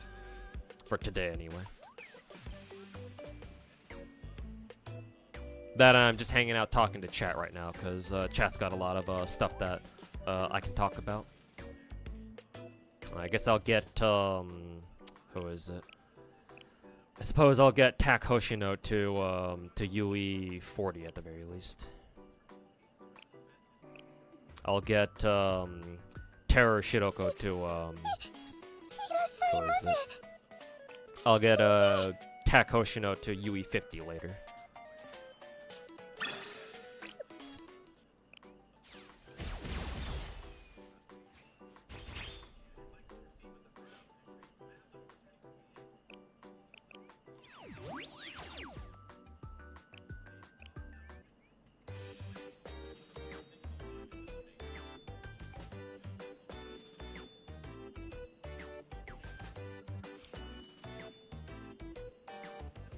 She got announced earlier today. Well, the tweets suggest that they announced her yesterday.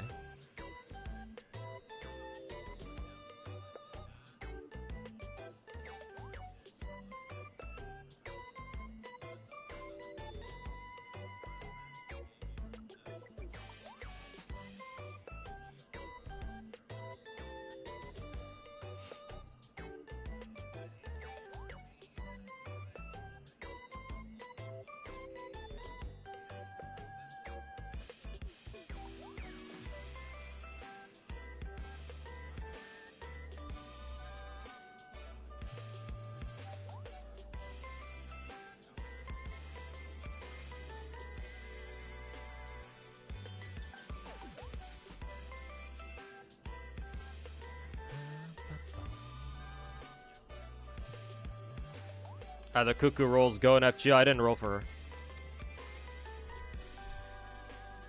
Much as I would like to.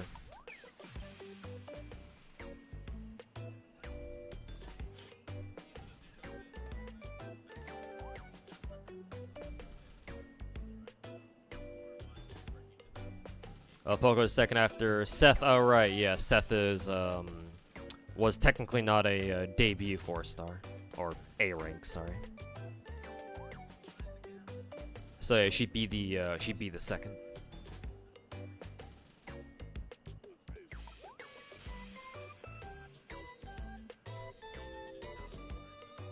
What's my favorite gacha? Right now it would be between Wuwa and Zenless.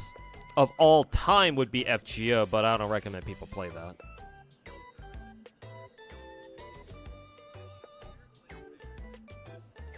What's the gacha I'm most hyped up for during this year? I actually made a video about that. It's 50 minutes long, so it's either gonna go up tomorrow morning or on Sunday morning, my time anyway.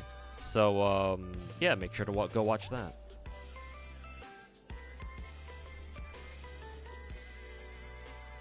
You're in luck. I'm about to drop a fat fucking YouTube video that talks all about that.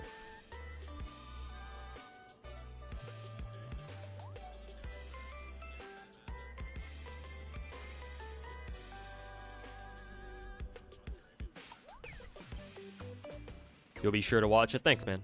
Yeah, I should be. It's almost done and ready to go. I just gotta proofread it, proof watch it, I guess, one last time for quality checks. And as soon as I'm done with that, it should be going up pretty soon.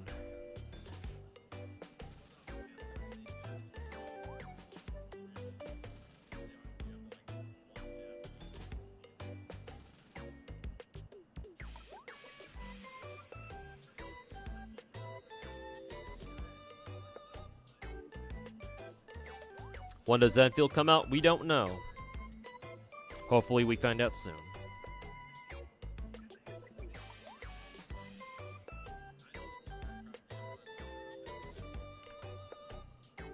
Okay, let me get rid of Blue Archive now.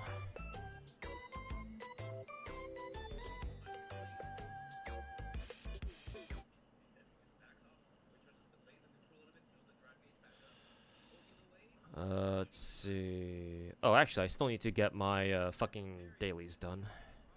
Might as well keep it up for a little bit longer. Let's see. Go to the mission.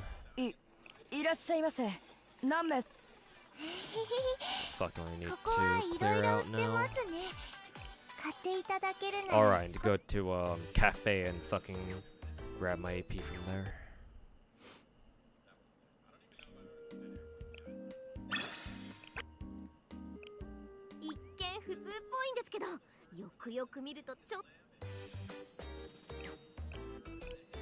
Oh yeah, and the web event too. God, this web event is so fucking useless. It doesn't even give a shit. Actually, the tech notes would be kind of nice, considering I need more of those, actually. But did they even give us, purple selection?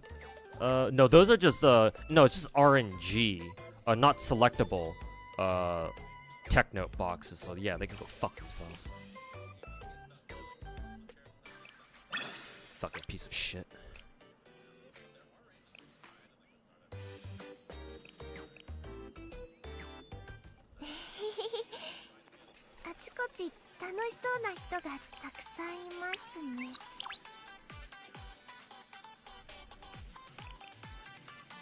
Hyped when Genshin finally fires their current producer / director. Yep. Looking forward to that day as well.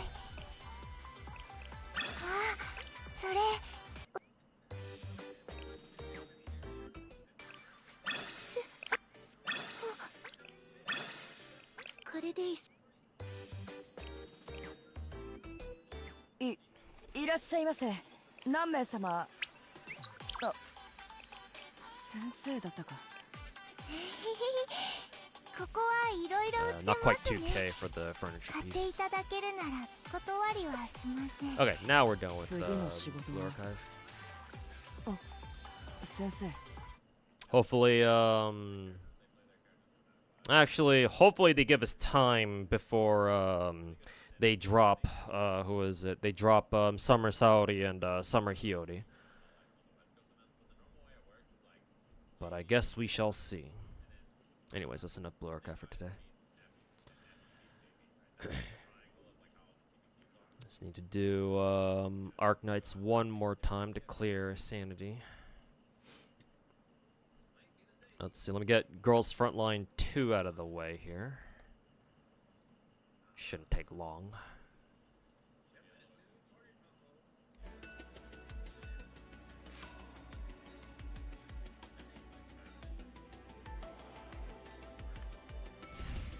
Let's see. I am still in the middle of leveling guns for my characters.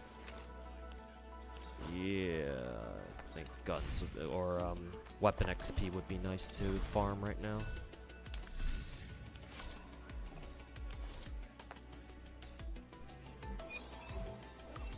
What's wrong with Genshin right now? Isn't it a bad state? Well, strictly speaking, no. It's still chugging along just fine. It's just that some of the decisions as of late come off as very strange, because they've never done things like that before. Not to mention, overall content for the game has dropped noticeably, and the game is still far from what we would call generous. I mean, it's like slightly better than how they were during the first couple of years of the game, or like the first year or two of the game, but it's not really enough to stop people from noticing, you know? So, like, strictly speaking, it's not in a bad state per se. It's just, it's dissatisfying to see what Genshin is doing compared to what a lot of other games are doing, including games that, including the other MiHoYo games. Because right now, Zenless Zone Zero is the golden child of, or the favorite child of the MiHoYo player base. Zenless seems to be doing everything right. There's like very little things that Zenless is doing that anybody really has a big problem with. Whereas Star Rail used to be that way, but 2 years later, it's kind of like, it's kind of falling into the same trap, into the same tendencies that Genshin is doing nowadays. And so a lot of people, myself included, don't really like that.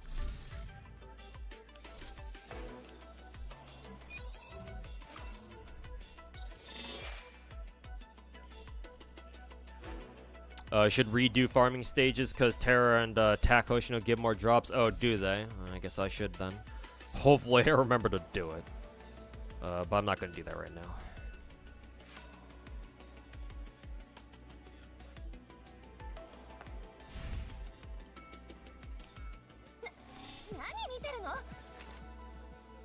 Whose gun's still need to level up? Spaz 12's gun. There we go. God, it's so fucking expensive. Holy fucking shit.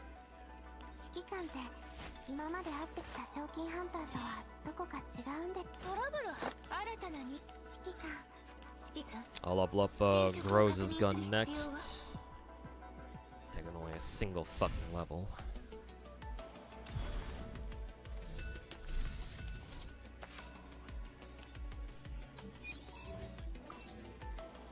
Who is the next character I'm rolling for in FGO? Then Draco. She'll be around April time.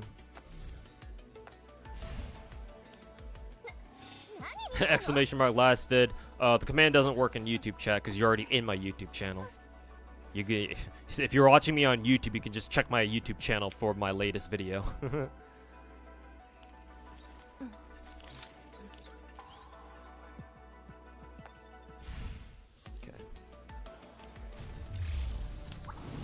Make sure I already did. Oh, I actually didn't do my my hard modes yet, or not my hard modes, my daily tickets yet. It's a good thing I checked. Bazaar. Let's see.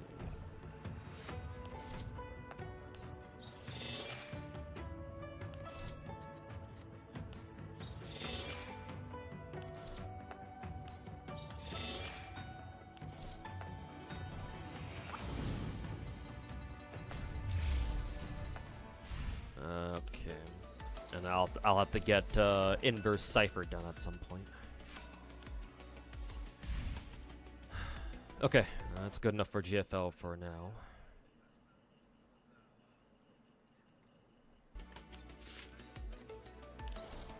Exit out of that.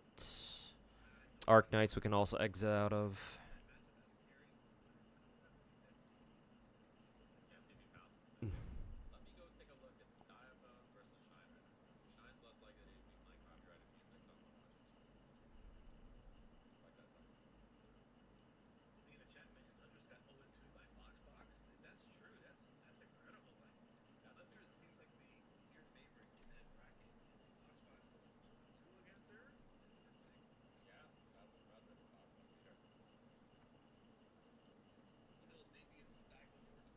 Oh, excuse me.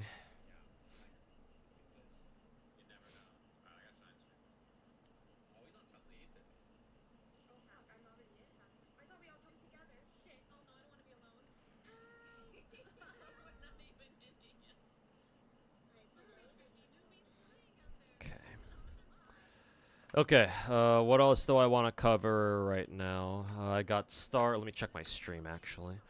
Let's see. Okay, I've just got the big gotchas left. What? Genshin, Star Rail, and Wuwa. Okay. Let's see. I'll start with Zenless first, then we can go into Wuwa. We'll save Wuwa for last. In the meantime, I'll have Star Rail and Genshin do their fucking dumbass fucking story modes for now. Genshin, let's see.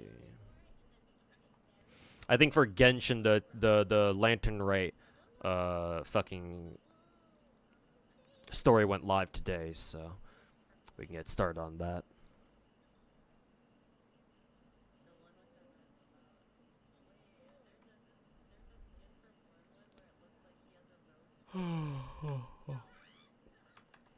Oops.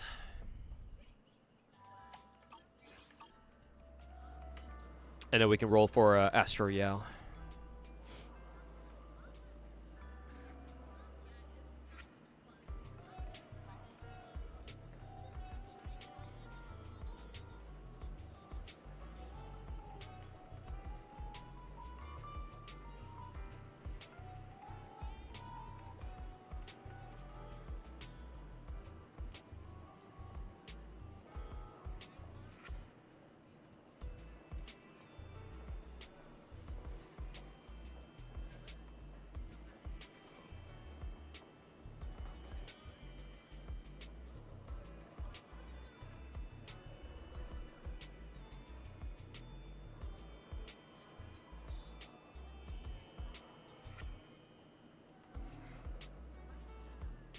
Oh, right, that's a puzzle. I can come back to do it later.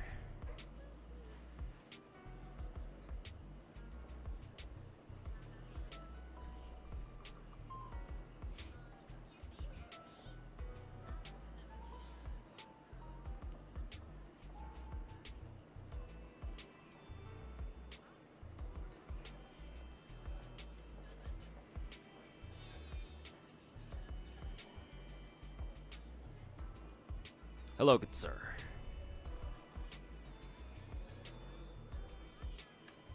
For Genshin. And put Genshin story on autoplay as per usual. There we go.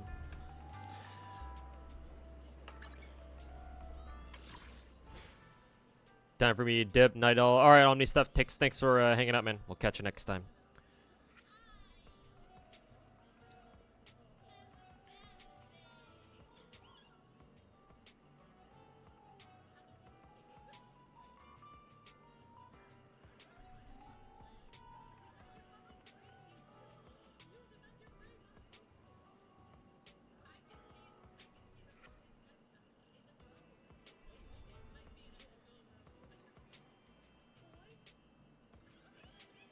So disappointed in 3.0. We only get 2 flagship events, and the first one you did and you got done in only 30 minutes. Hey, that's good for me. If the event that we got that lasts for like a full month or so, you can get done in less than half an hour. Shit, man, that's good news for me.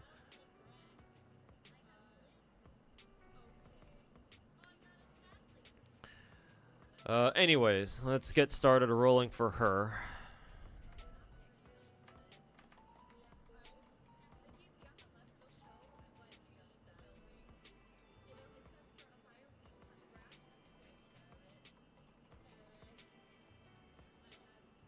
Smiley face.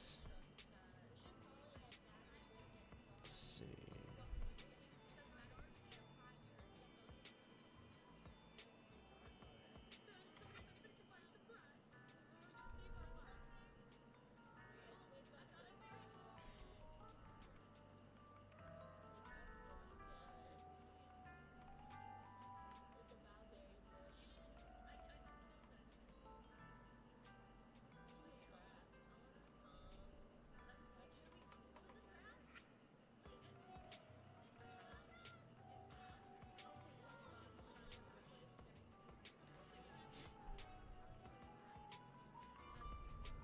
Okay.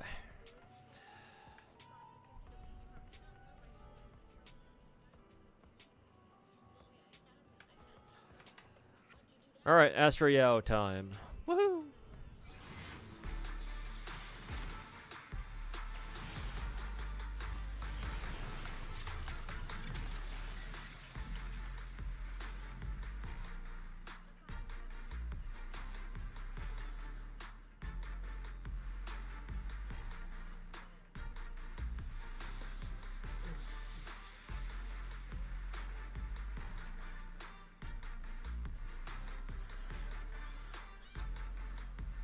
Min roll, don't give a shit.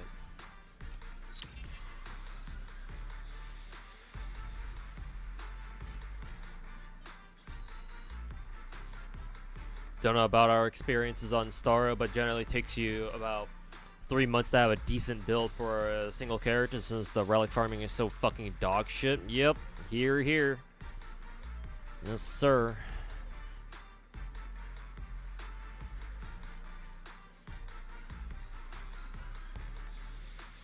Sounds like the true and real and authentic Star Rail experience, TM. Didn't know music in Zenless slap. Music and the soundtrack in Zenless is pretty good. They actually have a diversity. They have a nice variety of music genres that it features.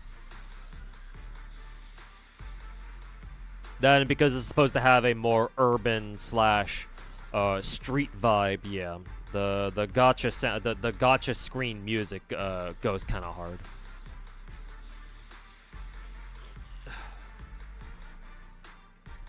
Yeah, Hannah, I did.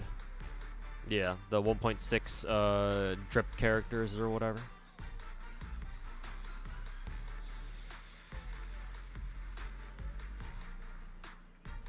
Ambi, Alter, Pulcra, and then Trigger from the Obel squad.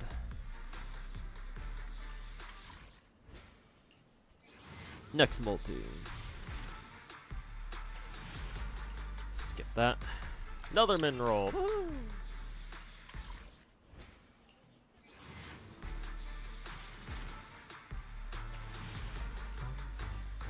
Ooh, 3 arrow. Nice. Which one was this one again? Housekeeper. Oh, it's Corrin's engine. Gotcha. I like it that they tell you who this engine is best on, or whose signature engine it is. That's kind of nice. Astra Cutie. Yeah, she looks good, man. Dark-haired beauty, that kind of thing. There's a reason why you switched over to FGO, because it is grindy, but you have to, at least you don't have to fight dog shit gear RNG. I mean, yeah, but you do have to deal with some other fucking bullshit in the meantime, though. Like, I get it, but like FGO is not a great comparison to make there. But just for the sake of you know, making your point, yeah, I get where you're coming from.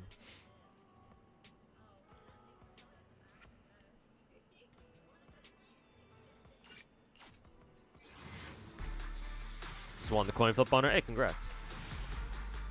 Hopefully we'll be able to do the same. You pulling for Aster? Yes, sir. Right now.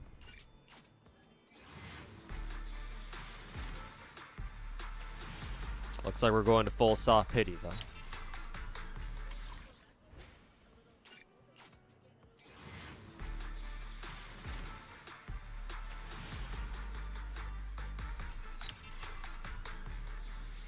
You know, but FGO is more or less saying, oh, that's right, yeah, because turn-based. You are right. I was gonna suggest Epic 7 as well, but then I remembered, oh yeah, E7 also has bullshit RNG gear, and it's basically the same as MiHoYo's. So it's like, yeah, maybe that's not a great suggestion to make.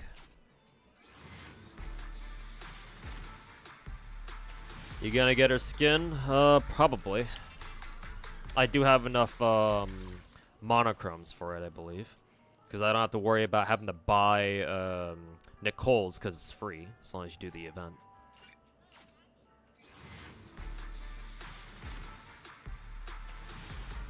Alright, finally.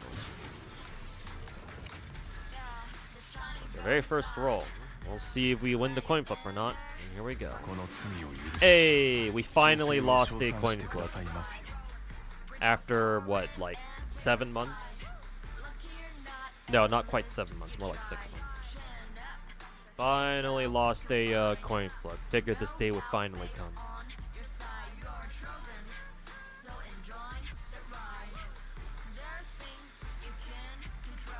Second 50-50 lost, yeah, technically. But this was the first one that actually matters.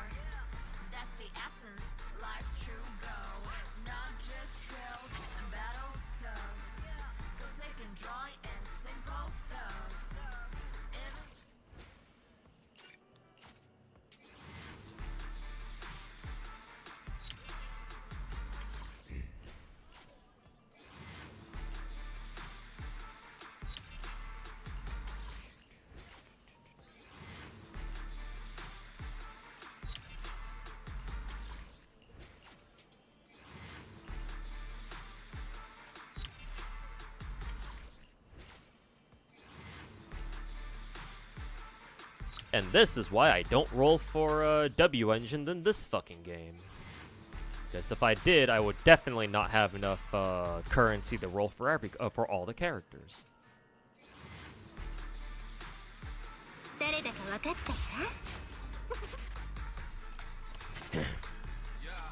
At least this game is designed so that you don't have to roll for signatures, so thank fucking God. It's the least they can fucking do with their dog shit gacha system.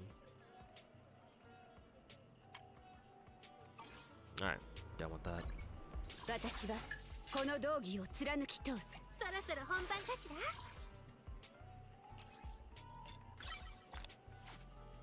You're looking, Zenless has always been this good? Yeah, for some reason. I've only ever lost 2 coin flips in my entire time playing Zenless. And the Lycaon spook that I just got right now is the first time that it actually mattered. Because the first time I got spooked, it was when I was running for Zhuyuan, but I got a double S rank roll. And I got Zhuyuan first, and then Lycaon. So that almost doesn't even count. Because I only care about getting 1 copy of each character anyway. So, the first coin flip actually worked out in my favor.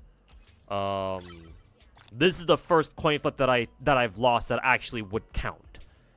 Because obviously it's not like I got a double S rank with my Lycaon spook just now. Maybe if I had gotten another double S rank spook, then sure, maybe I wouldn't have counted it. But, no, that's the first, like, real coin flip loss that I've had so far in this game. So yeah, I guess I would have to say, traditionally speaking, my Zenless luck has been very good. Really, really good, actually. Which is why I'm not too upset over the Lycaon spook. It sucks, sure, but you know, I'm not gonna fucking roast MiHoYo over this like I did when I lost my fucking Mavuika. Actually, no, that's not how you pronounce her name. I think how you pronounce her name is Mavuika, I think. That's why that's why I'm not as pissed off at Zenless as I am at Genshin when I lost my Mavuika rolls or my Mavuika coin flip. Because this game has treated me far better than the other 2 MiHoYo games so far. But then again, to be fair, Zenless hasn't been out for as long, so it hasn't had as many chances to fucking shove a fat one up my ass. I don't know, maybe give this game another year and maybe my mind will change on it like all our minds changed about Star Rail from 2 years ago. But we'll see.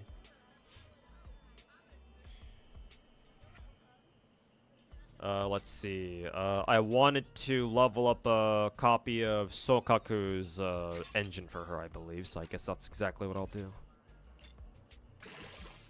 Unfortunately, that means I don't have enough W engine shit, but I can just grind for those, no problem. Insufficient items. I'll just get that done later.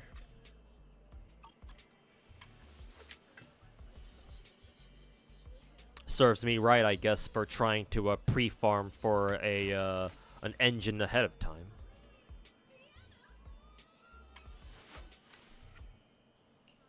What does she need again for her shit? I know I need to farm these too. Whatever this shit is. I can get that done later.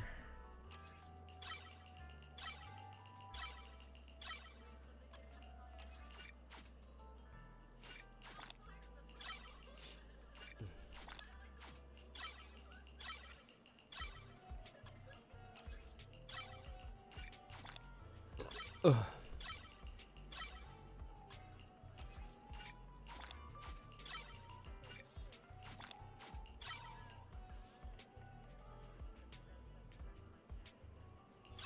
Just give her already leveled Sokaku, upgrade that to 60, she's never used Sokaku anyway.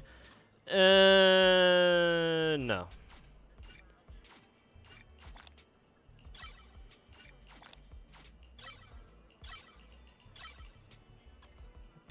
What did I need to level up again?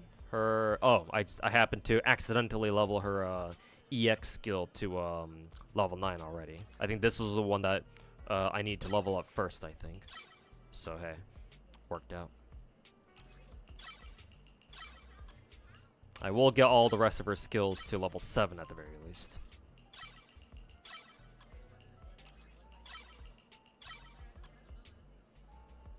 What's this game? This one's Zenless, or at least the main game anyway.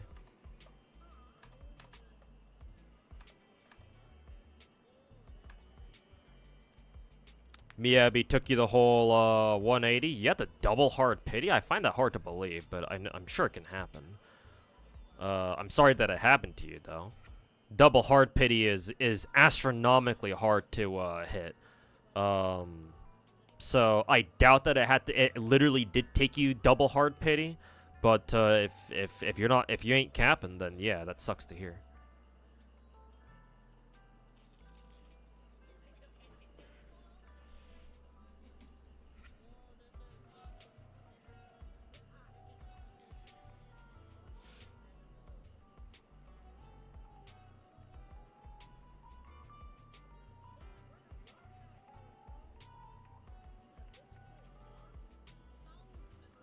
Sucks that gachas are hard catering to female characters. It's just how it goes.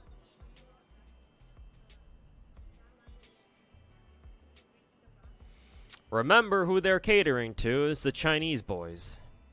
So fuck what everyone else thinks, I guess.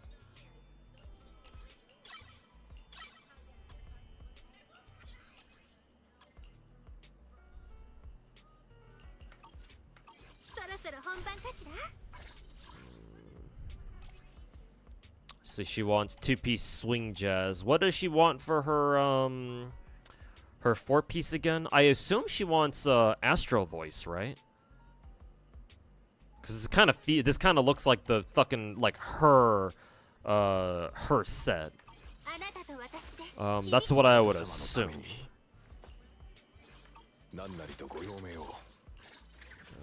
Unlock Lycaon C1. 何なりとご用命をあなた様のために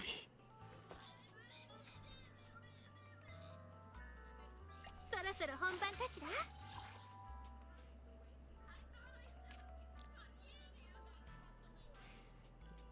Astro Voice, okay, figures.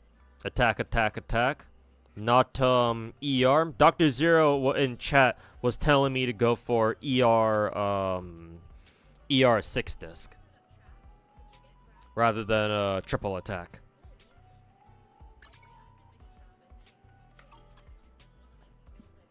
What characters am I missing in Zenless? None. I have all the characters in the game now.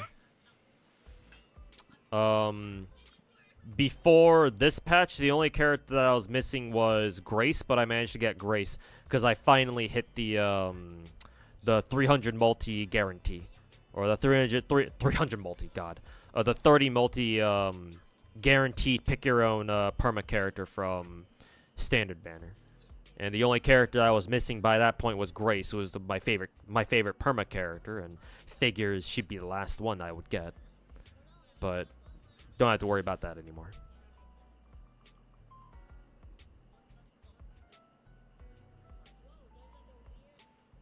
Apart from Castoria, Oberon, Summer Ibuki, and Summer Castoria, Zerktoria, who are the best units you can pull for? I'll be honest, Davids, I stopped kind of like paying attention to FGO meta, like starting about 2 years ago. So this year's kind of the point in the game where I don't really know what the fuck is going on with like who the quote unquote meta is in FGO anymore. I just kind of stopped caring. I guess the last thing one of the last things I know about future characters is that Draco seems pretty good from what I hear. Not to mention she's our first playable beast servant, and she infamously does not get another rerun on JP anyway for like a full 2 years or some shit.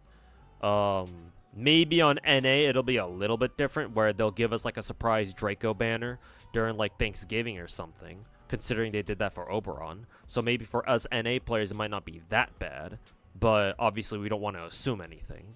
So I would recommend you roll for Draco, because that's what I'm doing. When she shows up this later this year in April or so. But besides her, I have no fucking clue. I don't know who's like a servant you should keep your eye out for like to roll for meta purposes or to roll for gameplay purposes. Honestly, my chat is probably better at answering that question now than I am.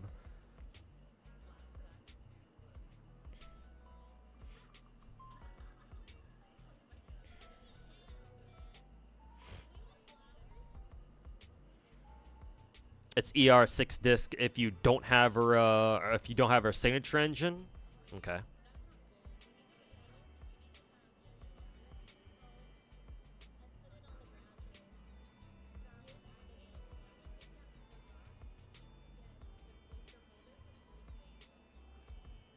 Tiamat and Draco are amazing. Yeah, that's what I hear.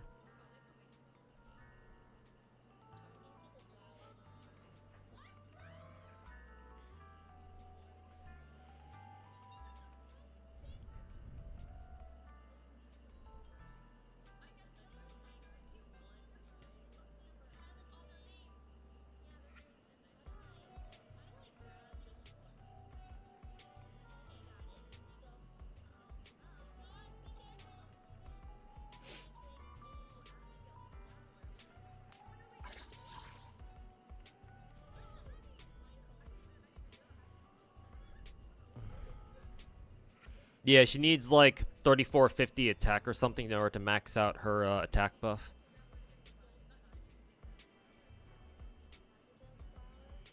Your problem with Astra is that she took the crown for the easiest character to play? Really? I think I only did her trial, but that's about it.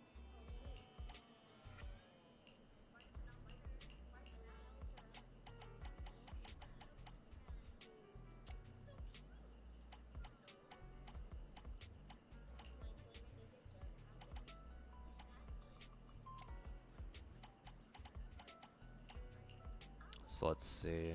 I want to look for attack percent subs, I'm assuming.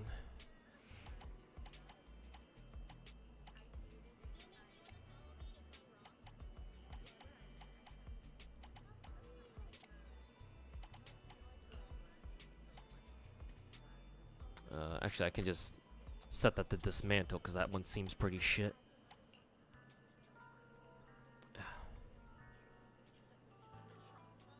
We can keep that for now. Attack, not a flat attack, AP. Why the I don't know. Maybe an Anomaly character might want swing jazz set. Maybe one day. I don't know.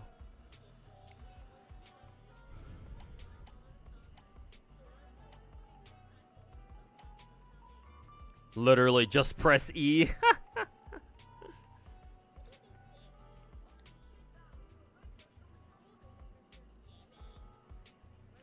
Just press E, kick W. No wonder people call her the Robin of Zenless. Oh, that's funny.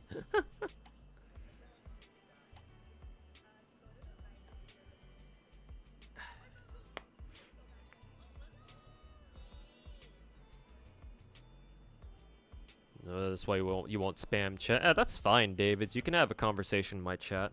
I'm not as anal as other streamers are, where other streamers just want their viewers to just only talk about them. I'm not that self-centered, which is ironic considering I call myself the god of gacha. Now if you don't have to fucking talk over Discord. You can just use my chat. That's fine. That doesn't bother me.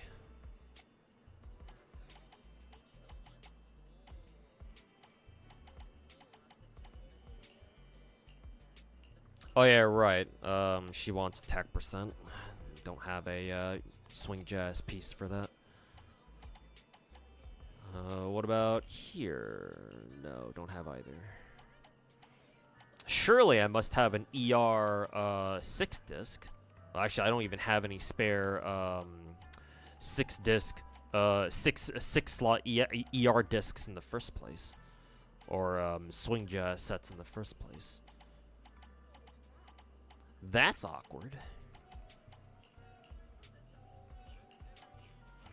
Let's see.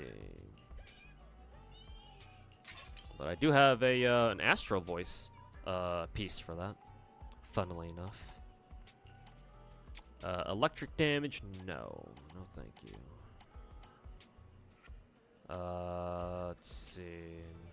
Probably gonna have to craft one. Crafter 5 disc.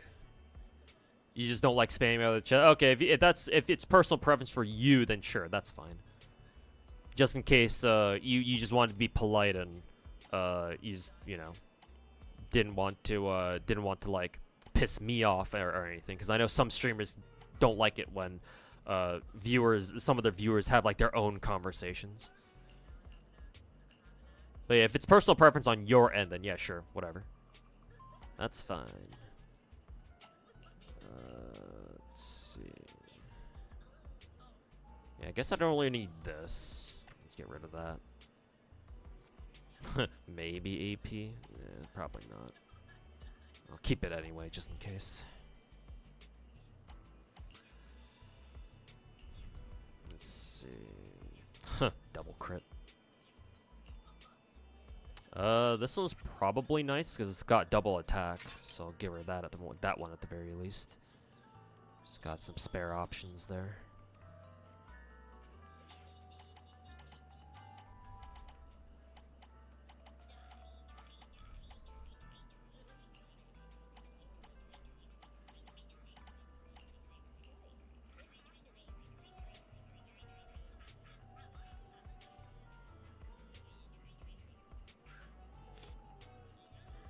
You scrapped all of your astral discs doing Gamba on Ellen. Yeah,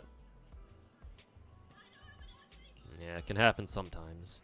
I guess I can give Astra this one because it's got attack percent. And one disc. This one is kind of trash, actually.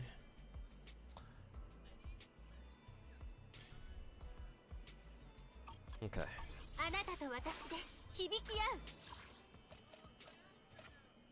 can go to music store.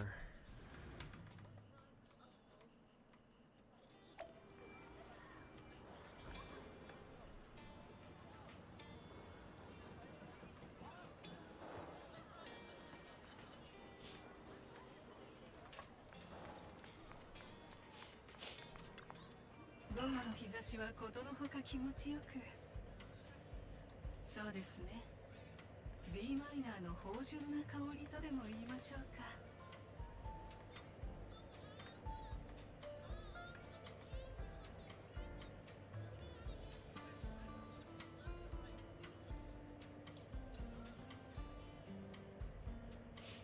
Did you pull for a new Bangbo? Yes, Hannah, I already did. As soon as the new patch came out, because I had enough boo pawns in order to immediately roll for snap boo. So I already have them, yeah. I just was saving my Astra Yao pulls for stream. Ouch. Let's see. For the I guess I can use a tuning calibrator for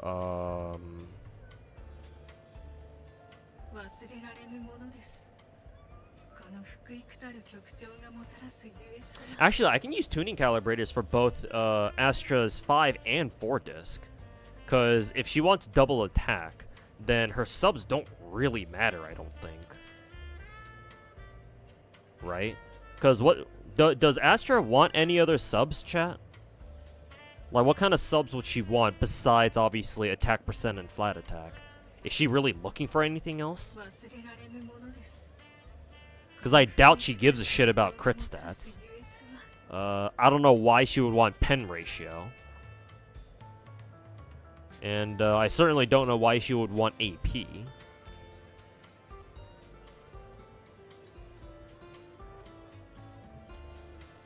Yeah, just attack percent, right? Yeah. And crit if you can. Maybe crit. Maybe, I mean, if you want to give her crit stats, and then at the very least, you want to give her, what, crit rate 4 disc. But, I assume that would be that's not something only whales can do. If that's even a viable option, giving Astra a fucking crit rate disc. So to me, crit stats don't really sound that good at all. Yeah. Since I'm just running free-to-play Astra, yeah. With their signature crit, it becomes viable? Yeah, okay. Yeah, I figured. So yeah, I can just use my tuning calibrators, actually, and not have to waste fucking all my, fucking S-rank disc fodder. It's gotta get the, fucking set right. I think, Astra has, what, 3... Astral voice sets, I think. So I just need to give her 1 more, I guess. Yeah, I guess at that point it doesn't really matter what disc it is. So I'll just go with, I don't know, 5-disc astral set, and then we'll fix it on attack percent. And just say fuck it, full send it. Check it anyway. Oh, it actually rolled a flat attack. Nice. Honestly, the best case scenario there, unironically. And then here we switch to swing jazz. And then for this, attack percent again. Send it. This one has no flat attack, but that's fine. Whatever. And then for this one, we can just keep spamming this one until we get something nice. Until we get something that has, at the very least, attack percent, I think. Just keep doing this over and over. Hey, there we go. Double attack. Very nice. 私はこの道義を貫き通す。あなたと私で響き合う。Equip that. Equip that. And then lastly, equip this. Okay. Astra plus swing jazz, yeah. Yeah, 4-piece Astra voice has to be your best, considering it's fucking named after her. And then, yeah, an ER set for, obviously better ER. Alright, let's level them all up.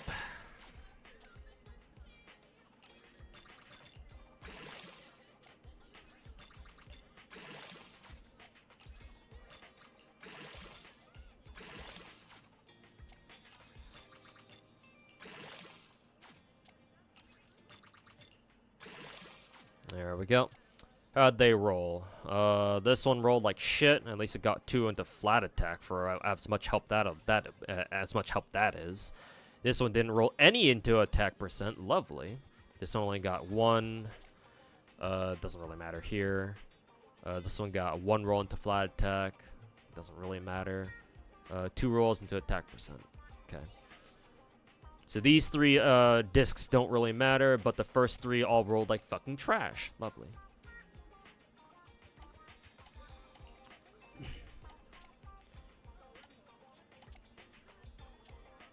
Let's see. I think I can roll a better... Well, this one actually has 1 roll into attack percent. I guess I can... Technically, that's not bad, per se. Let me enhance this one just to see if it rolls better into attack percent. Well, technically it rolled twice into attack percent, not even just once. Let me also roll this one just for shits and giggles. Nah, same thing. Oh, it actually rolled double crit, actually. Huh, how funny. That means we can, what is it? We can get rid of this. Fuck that shit.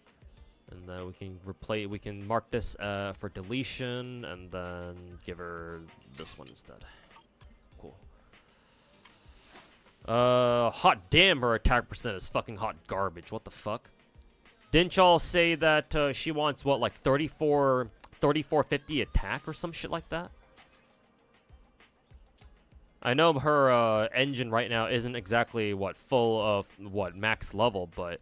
I can't imagine this thing giving her that much more attack percent. I'm assuming at what level 60, Sokaku's engine should give her what 25% extra, 25% extra attack percent or something. Just estimating it for now, or maybe it only gives her like 20, not even that much, like only 22%.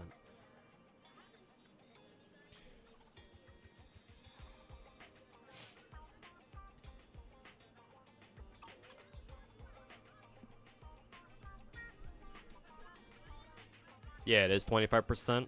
Yeah, I guess we'll see. Once I get her engine up to level 60, I'll see how much that increases her her attack by. Minimum of 3430. Okay, not 3450. I mean, it's only 20 attack difference.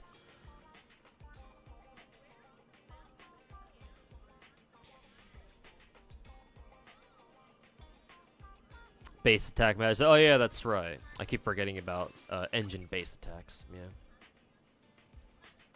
So yeah, those two combined will, I'm assuming will dramatically increase her current attack stat. But will it increase it by a whole fucking 1,200 though? That's kind of what I'm worried about. 12 or 1,300. Engine does make a huge difference. All right, gotcha. Then I'll take your word for it. Or I'll take your guys' word for it. Once I get it to level 60, once I get her engine to level 60, it should be closer to like 3K plus. Okay. Yeah, we'll see how close I am to 3430 and whether or not I feel like trying to go for better attack percent subs. But obviously we'll leave that for later. Actually, do I want to leave that for later? I have some batteries right now. I could actually just farm some more of these things actually.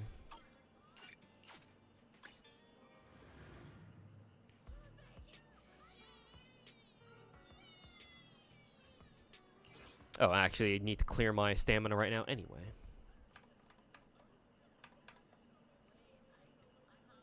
So get her done.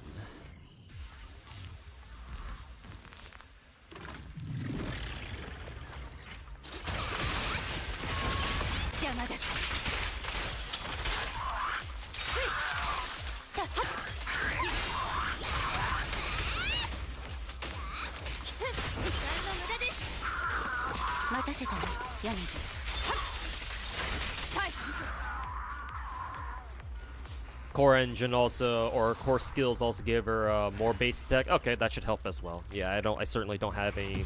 I didn't pre-farm any of her core skill materials either. So yeah, those could help.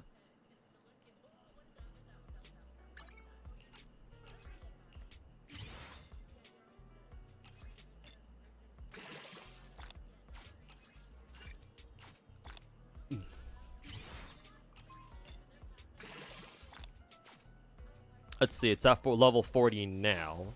Yeah, just taking it from level 20 to level 40 gave her an extra, what, 500 attack? So yeah, it should be giving her dramatically better, more attack stats.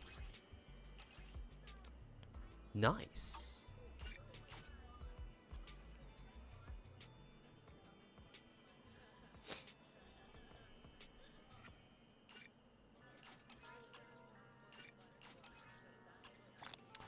Use batteries. Thank you.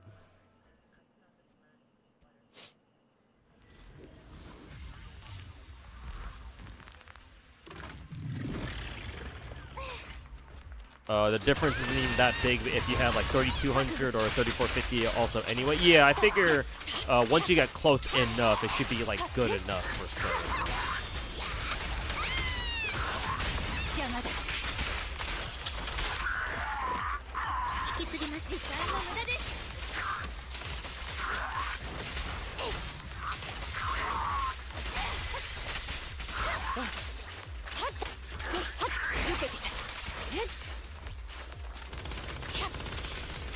I wonder if that second guy is probably not.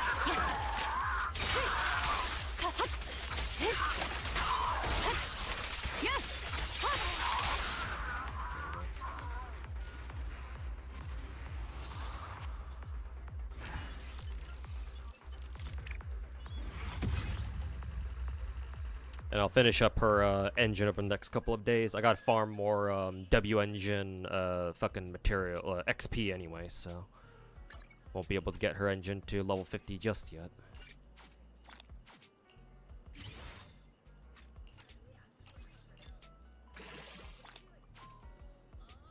God damn, where did all my fucking Denny's go? Yep, that increased their attack by another 300, so she's getting closer, that's for sure. Where did all her fucking Denny's go? And now that I have Lycaon C1, I should probably look to fucking pimp him out a little bit too. Pimp him out, what a fucking choice of words.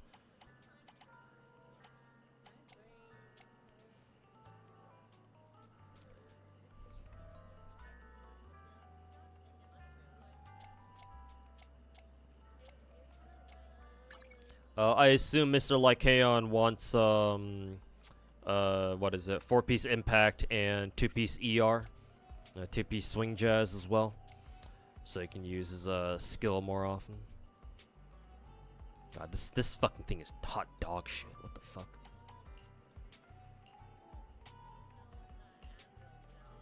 Get rid of that. I can actually give him this one, because even though this disc is still fucking trash, it's still better than whatever dog shit this one is. Actually, don't I have other double crit impact discs anyway? No, I do not. Well, that fucking blows. What about this one?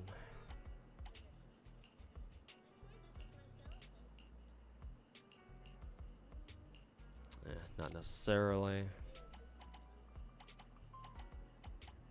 This one does have crit rate. It's only crit rate. It's attack percent.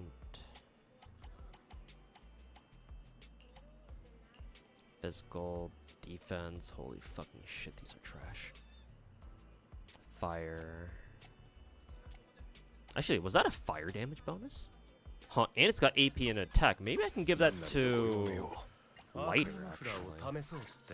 What does he have? Attack. Oh, he's got attack percent.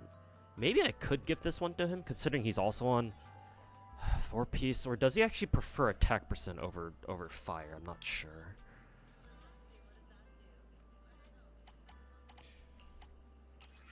I actually want to level this, see how this one rolls. Holy fucking shit, it rolled like trash. Yeah, we're not using that. Fuck you. Go to hell. Lighter prefers attack percent anyway? Okay, figures.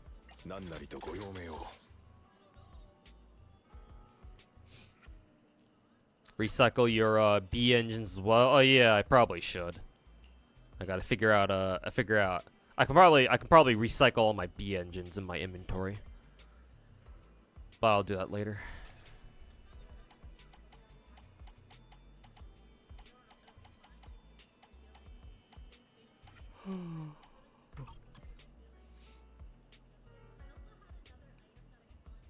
Surprise, Khalida and Ben are the only units with a special interaction. Yeah, I wish, hopefully for other characters in the future, they have special combat interactions with the specific teammates. My hope is that they do that again for the Obel squad members, yeah. But I feel like they should do that. They should have done that with all the factions in the game, considering they're fucking factions. I guess I can sort of understand, like, for example, Victoria Housekeeping not having any because they're supposed to be, like, professionals and shit like that.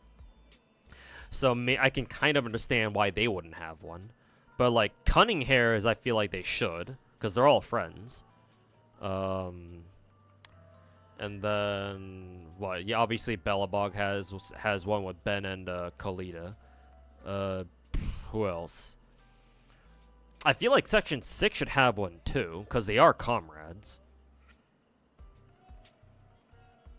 Like, at the very least, Yanagi should have one with Sokaku, just for lore purposes.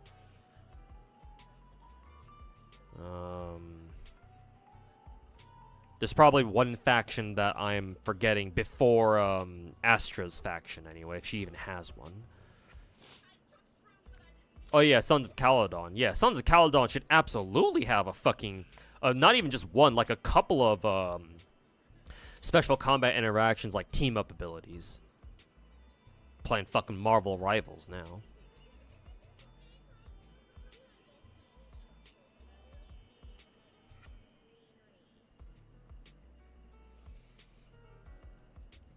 You actually run it with the triple twos? Interesting.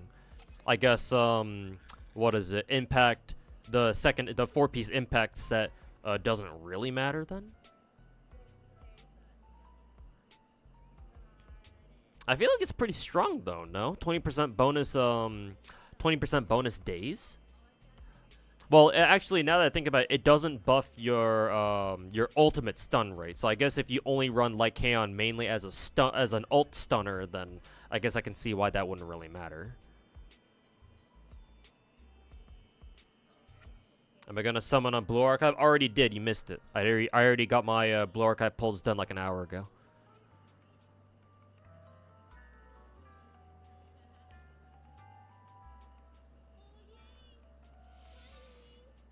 Your Lycan is only for quick swap, skill, and ult. Yeah, that sounds like how I want to play him too. So that's probably that's a good idea. Yeah. Oh yeah, for quick swap, skill, and ult. Yeah. I just noticed 4-piece impact doesn't, or 4-piece shock star anyway, doesn't buff stun. Or doesn't increase skill stun output. So yeah, that makes sense. So yeah, maybe I should invest into some woodpecker pieces for Mr. Lycaon then too.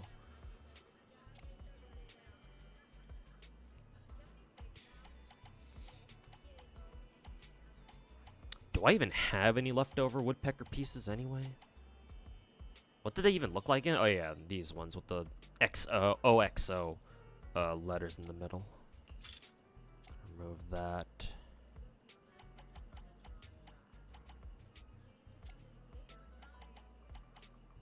And here, this was Puffer Lecture. Yeah, that's pen ratio. Ugh.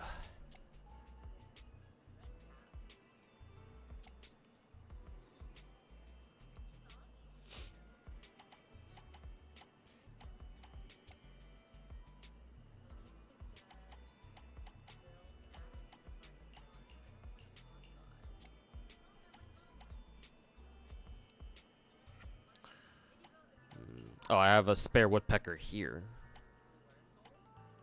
I would prefer it having a crit rate, though, instead of crit damage. I guess I'll just replace it for now, just to remind me to give Mr. Lycaon a woodpecker 6-disc.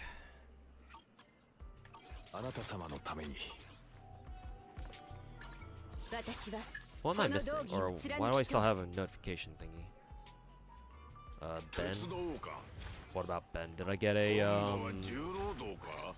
Yeah, I got a cinema for Ben, it looks like.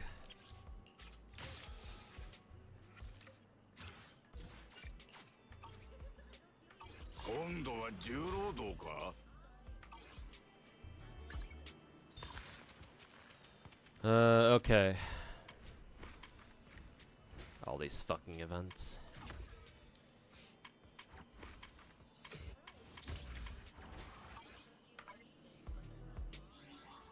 Then we can go to the store, and then we can buy their outfits. Whee! 深呼吸してこの衣装私も大好きよみんなの期待が最高のイントロそろそろ本番かしら深呼吸していざ幕開けねそろそろ本番 I actually don't know what I prefer. I like the red in her default, but いざ幕開けねみんなの期待が最高のイントロ her second outfit is definitely a lot is definitely noticeably fancier, I think.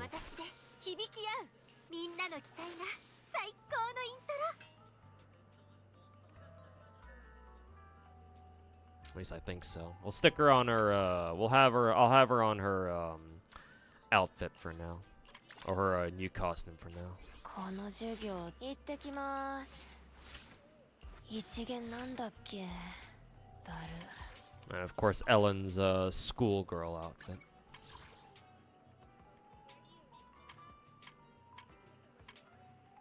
Okay, got both of them. Nice.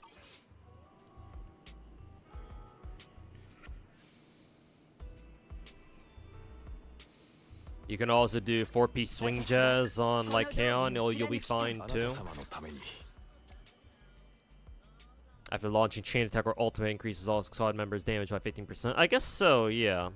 I guess that could make sense on Lycaon. Then he'd be like a stunner slash buffer hybrid, sort of. Yeah. Honestly, I think I like the 4-piece swing jazz idea better. I'm not gonna lie.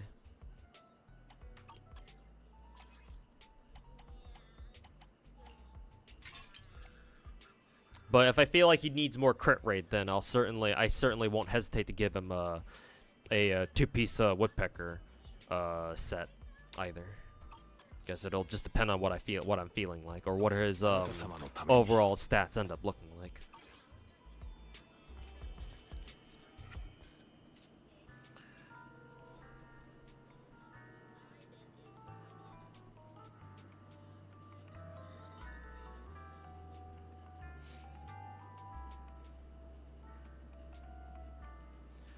Don't get why they had the exact same hairstyle also? What, for Astra? みんなの期待が最高のイントロ。深呼吸していざ幕開けね。 I mean, her not having a different hairstyle for her outfit doesn't really bother me. I guess it would have been nice though if she had a different hairstyle maybe. But doesn't really bother me much. あなたと私で響き合う。 But that's just me.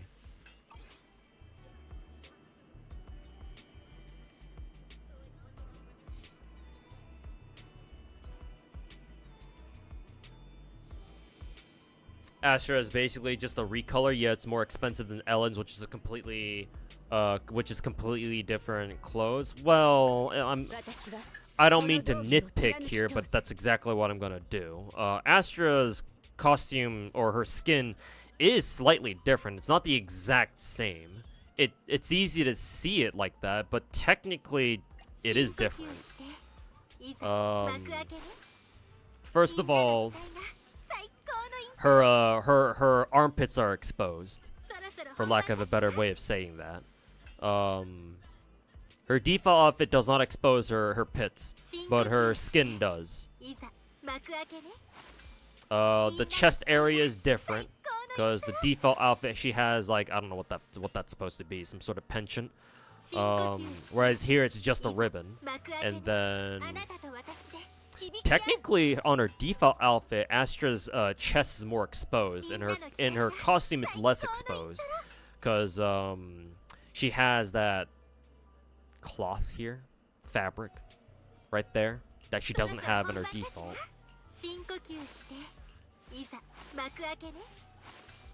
For the most part, they didn't touch her head. They didn't touch her head area, her hairstyle, everything from the neck up, or sorry, from the chin up, I suppose, to be more specific, is the same. So nothing's changed there, technically. But there are some subtle differences with the rest of her outfit, though, besides obviously the recolor. The star pattern on her side is noticeably bigger on her alternate. She's also got these bamboo looking eyes designs on her abdomen here that her default doesn't have. Her default has the ribbons that her costume has the same ribbons that her default has, but it just got way more of them because they replaced these like side. I don't know what the fuck these are supposed to be. This is like the weirdest part of Astra's clothing design. I don't know what the fuck these are supposed to be. Like, what are they? Plates? Record discs? Like, what the fuck are these? Yeah, her skin doesn't have them. It just replaces them with more ribbons. Honestly, I think just for that alone, I might prefer her skin, because the fucking plate things on her sides here, on her hips, they look kind of weird. Like, I don't know what these are supposed to be.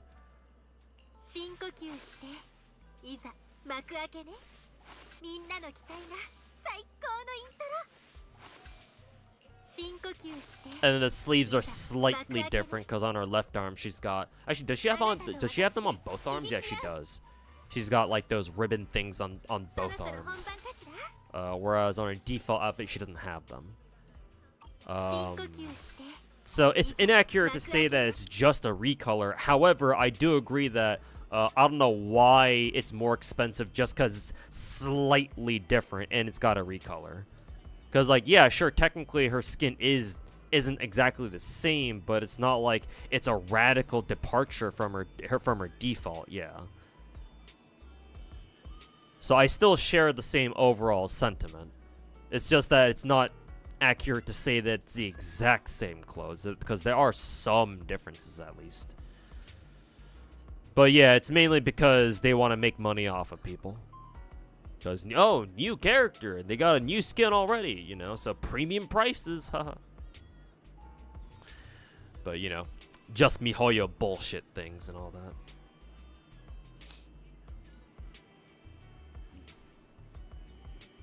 Those are Hoyo's patented over designs? Yeah, I can see that.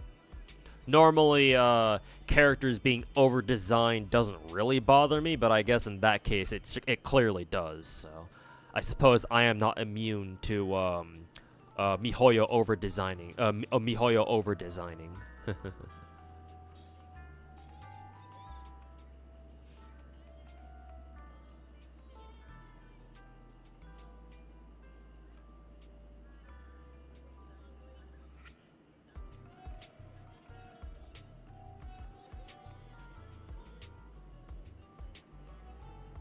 They made Ellen cheaper because it was already in game. Yeah, exactly. It's like, bruh.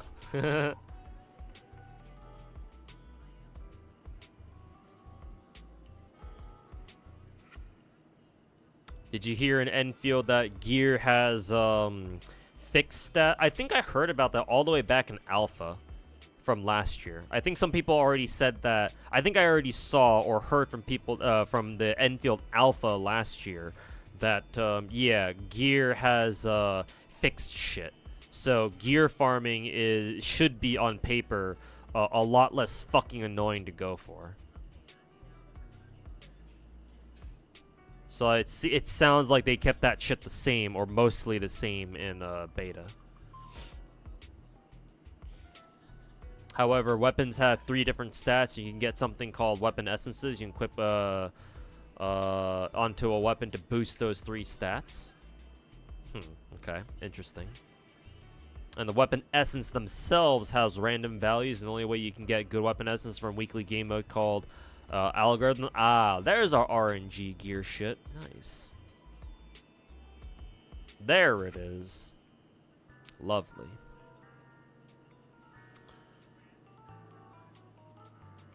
I guess we'll see how annoying those things end up being. Subwoofers. Imagine walking around with your own personal subwoofers. That'd be kind of sick, actually.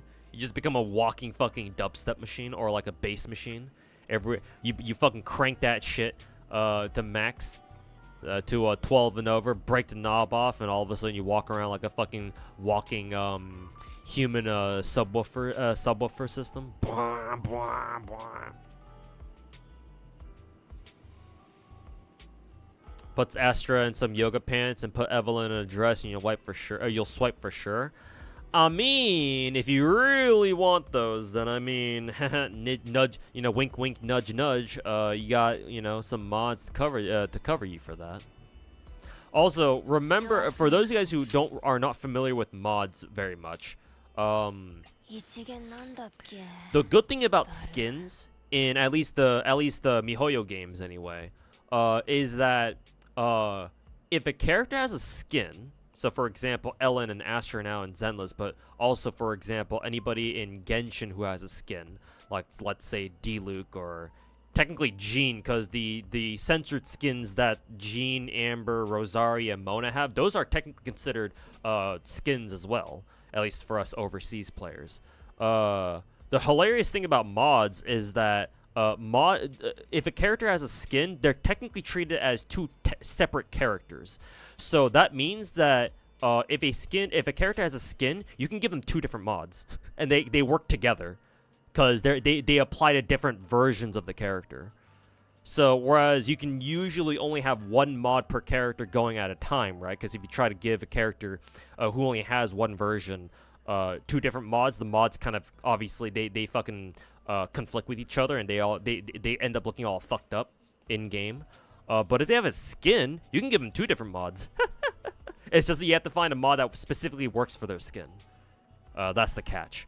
But once modders go out of their way to make skins or skin mods for specific skins, that's when you're in business. Fucking hilarious. Evelyn is the most physics-heavy character in the game. So I hear.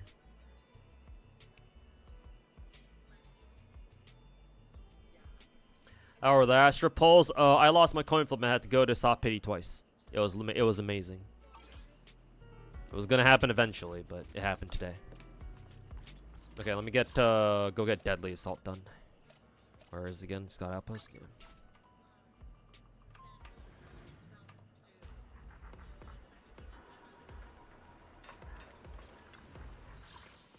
Okay, this shit's updated now. Who are up against? Dead End Butcher, big ass robot dude from Bellabog, and then Pompeii. Cool. This dude, a Butcher, is weak to Ice and Ether. I think that's standard. Because I believe we fought him before in Notorious Hunts, I believe. What's this dude weak to? Oh yeah, right. Electric and Ether. And then Pompeii is weak to fire. Alright, cool. Fire, fire, light the fire.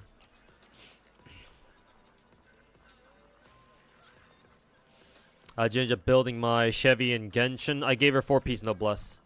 4-piece Noblesse and I forget which spear that I have her with right now. Maybe Staff of Homa. Yeah, I probably gave her her own Staff of Homa, to be honest. Mainly because I think I had a spare just kind of lying around already.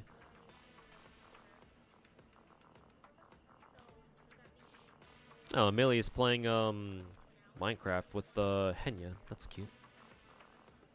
Did Amelia ever do a collab with Henya back when she was known as Pikami? If so, then that would be pretty poetic that they collab again years later.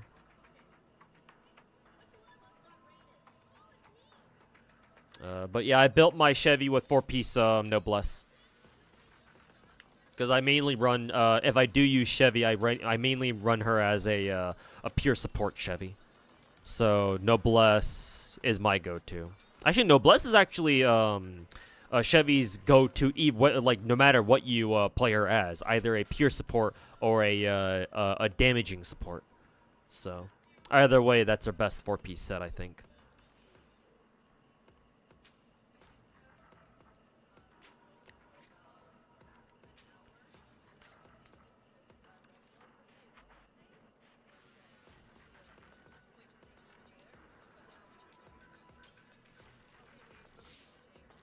You fear Mr. Streamer's luck is gonna take a turn? I mean, I've already kind of expected that to happen. Or now that I've lost a coin flip now, yeah, it probably will turn around. Because I've noticed that happens with all of my other MiHoYo games.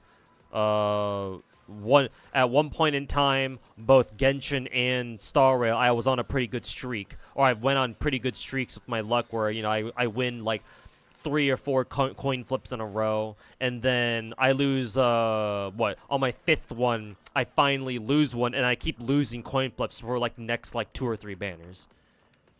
So I don't expect that to change with the Zenless. So Evelyn will most likely be another bust too. At least that's kind of what I'm expecting.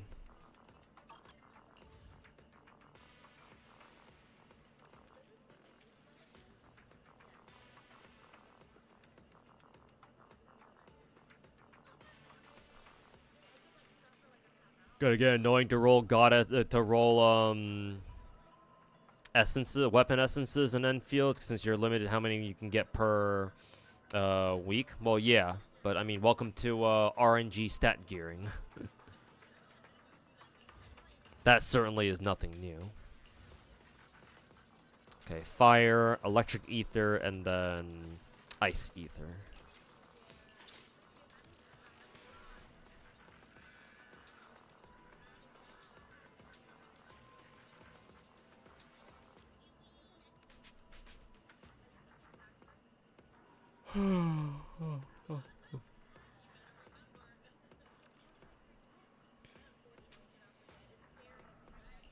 I guess we can try this one with a Miyabi team, I guess. Who would I want to use here, though?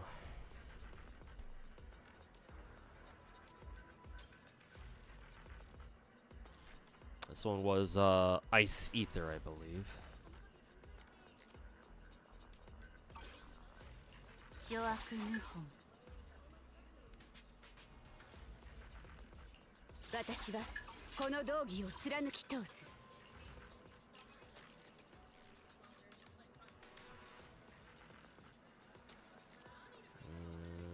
For Pompeii, I'm going to do Pompeii first. This one is, I believe, the easiest one by far. Or, not easy in terms of difficulty, but this is going to be the easiest in terms of what characters I decide to use here. For this one, I think I wanted to run, who was it? Bernice and, Bernice and Jane. Burn Jane. Now the question is, do I want to run Lucy here, or do I want to save Lucy for one of the other bosses? I guess I'm supposed to use who is it? Astra Yao here, actually, now that I think about it. But I have Nicole, because my Astra isn't ready yet, so I can just rely on Nicole for now. So, which means I can use Lucy here. Where is she? Lucy, Bernice, and then June. And for these guys, we can run. Pompeii was weak to electric, or resistant to. He resists lightning, I think. So actually, I can just take either. We'll probably take. I don't know. Rocket Boo, I guess.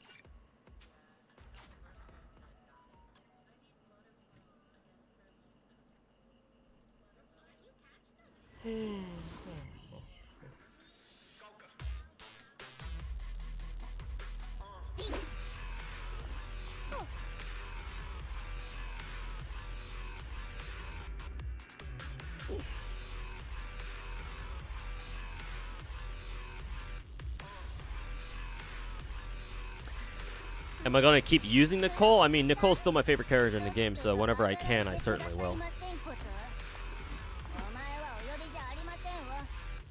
Not to mention, Astra's still only one character, so if I feel like running Nicole for a node that is weak to Ether, then I'll certainly use her. Then again, Nicole's only a support, so it's not like it really matters what her element is, but still. Let me go grab a drink first. Give me a second.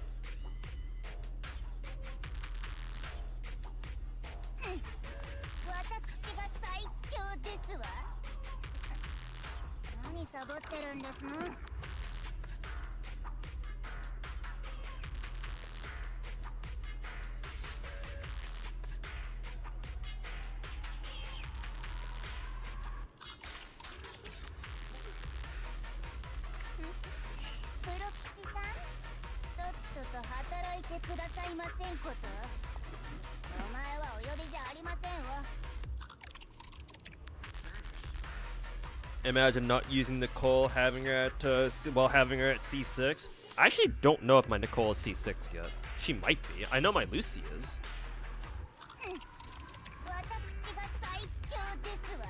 I actually forget if my Nicole is C6 yet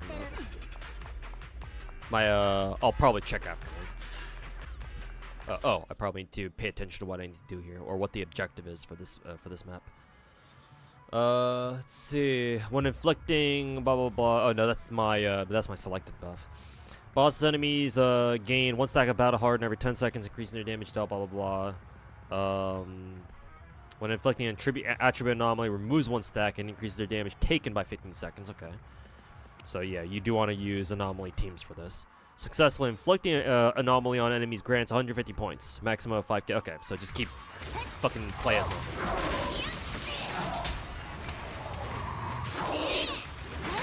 Did it too late. Ow. Okay, I'm playing really badly.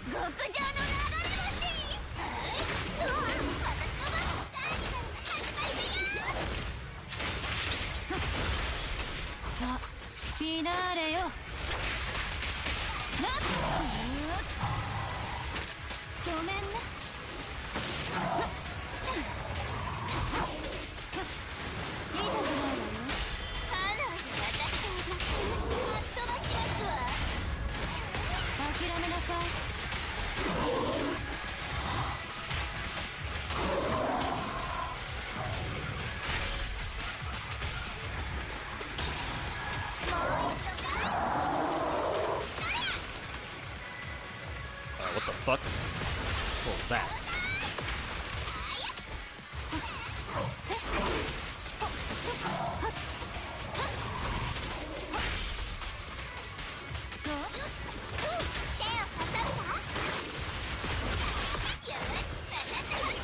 Hey, Bakaneko, welcome back, man. How you doing?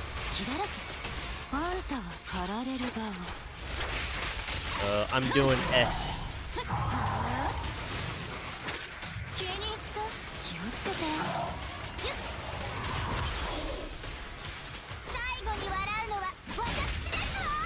Hope you're having a good weekend so far.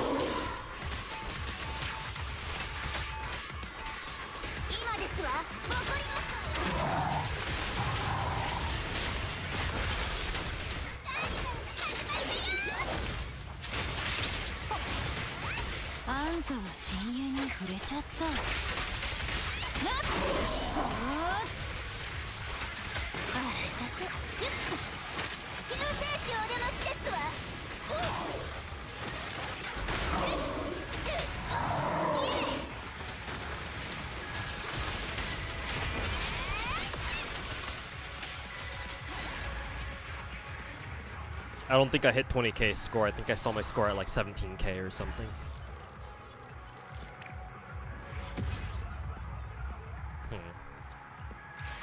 Wonder what I gotta do better there. Maybe just better rotations, I guess. A lot of events in Z3 right now. Yep. Well, I think we have like 4 major events and then like 3 minor ones, I think. It's a lot of content right now.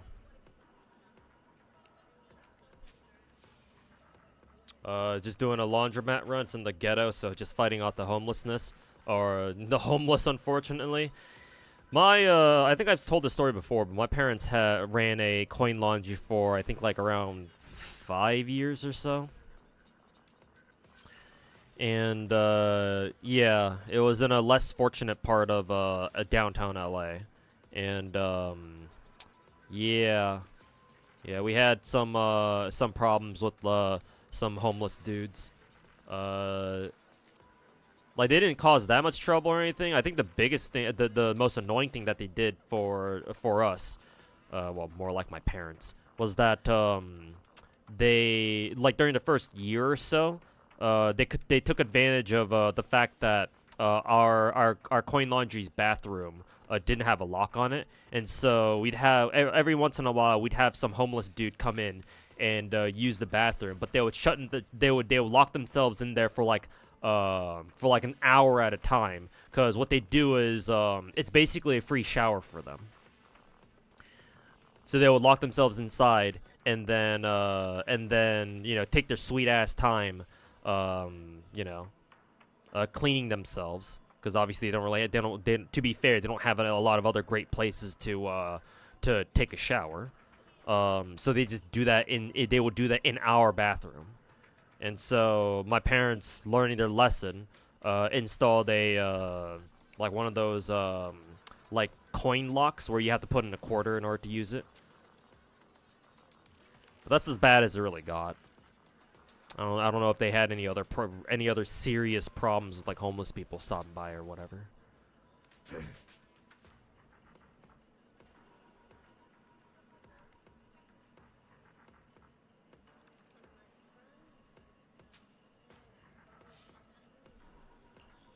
Let's try this again. Maybe I can play this a little better.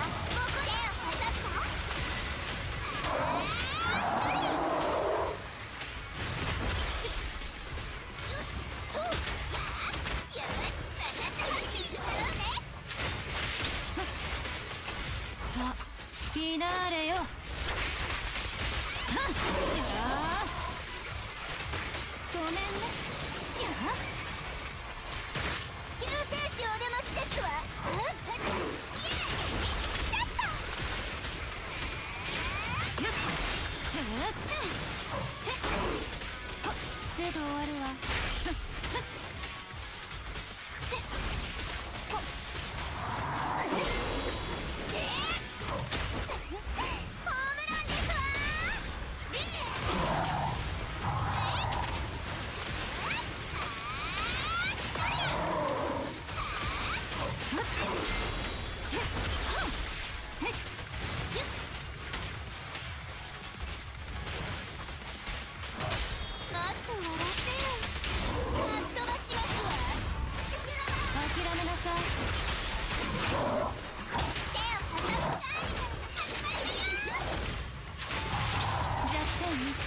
あんたは深淵に触れちゃった。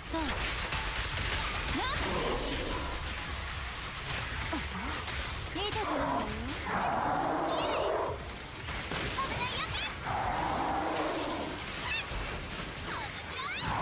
離れてよ。成功よ。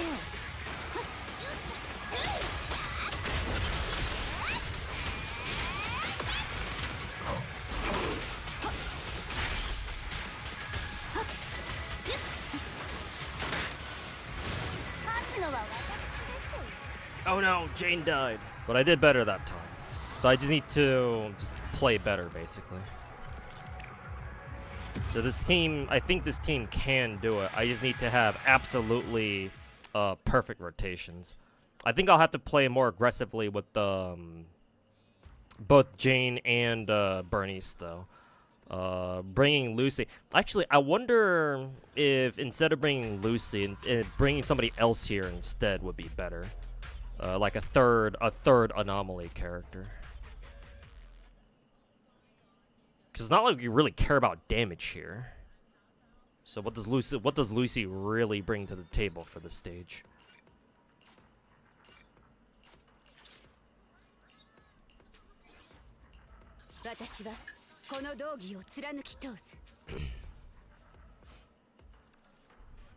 I guess the question is, who would I want to bring in here in the first place?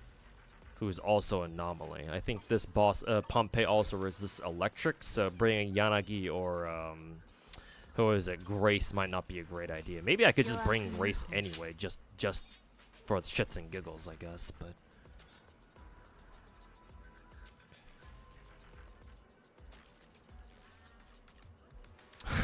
lighter maybe, but he's a stunner though.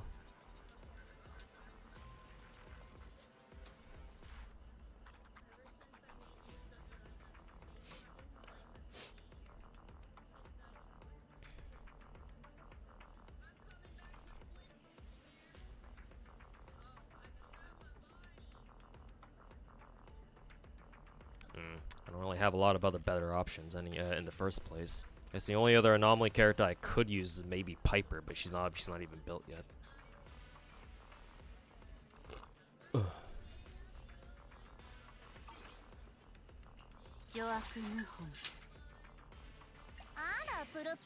Whatever. I guess we'll just bring Lucy anyway.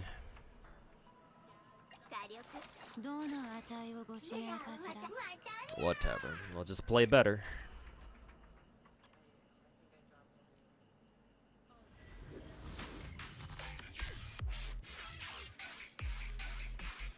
Caesar would be a good replacement. You think so? Yeah, I could try Caesar if next time, in case I feel like Lucy isn't quite getting the job.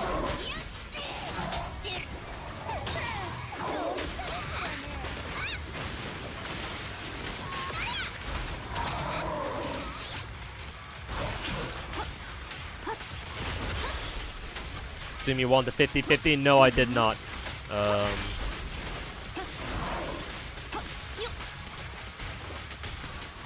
I finally lost the coin flip this time around.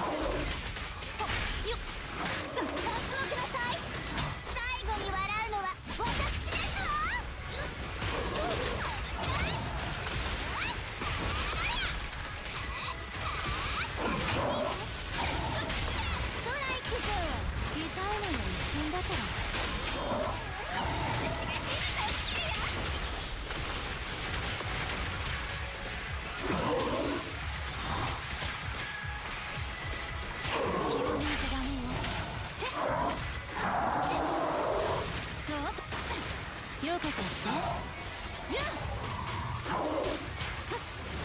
救世主お出ましですわ。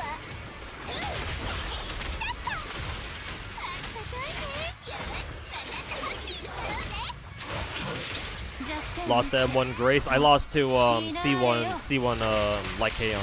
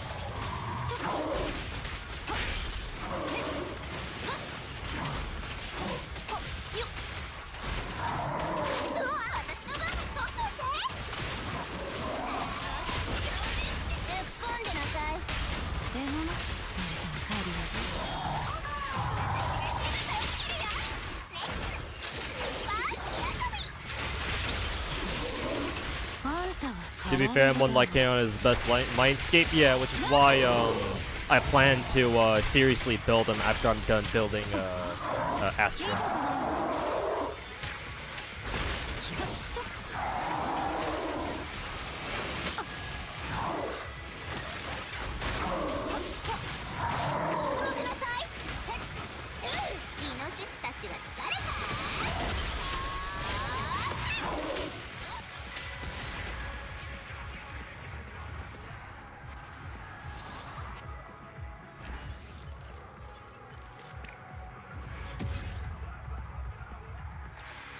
Yeah, I think I'll give this, I'll give Caesar a try here.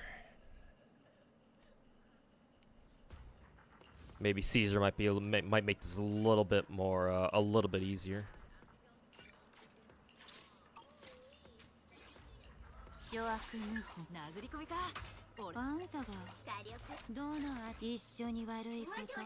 For this, that means that I don't have a Bang Volver, but I do have Red Noctis.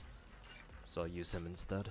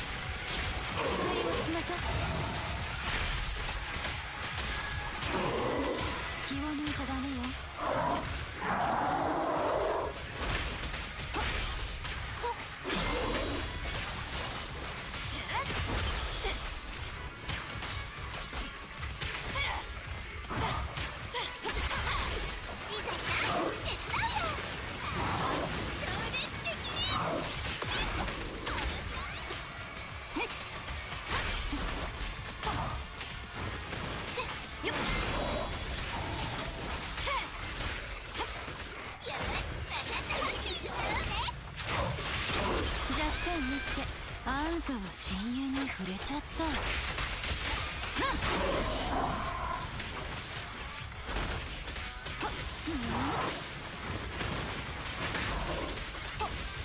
逃がさない。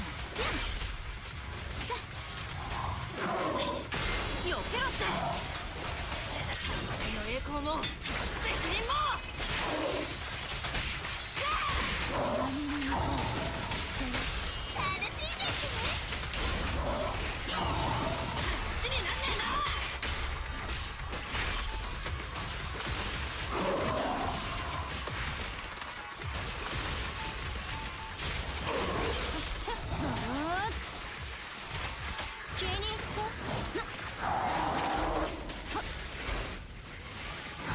局面を把握しましょう。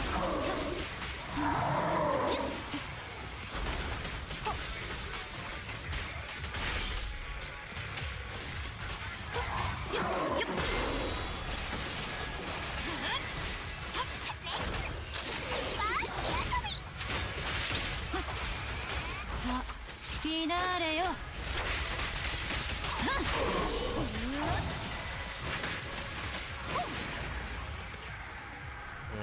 That didn't feel any different. I think my end score was only 18,000.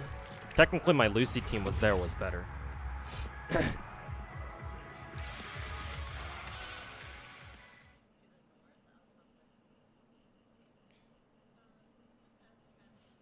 You've seen some streamers do like 40, 50k score on these bosses? Yeah, but they're all whales, so.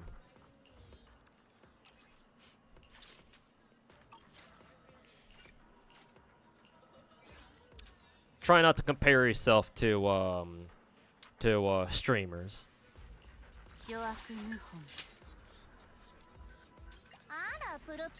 どの値をご指名かしら。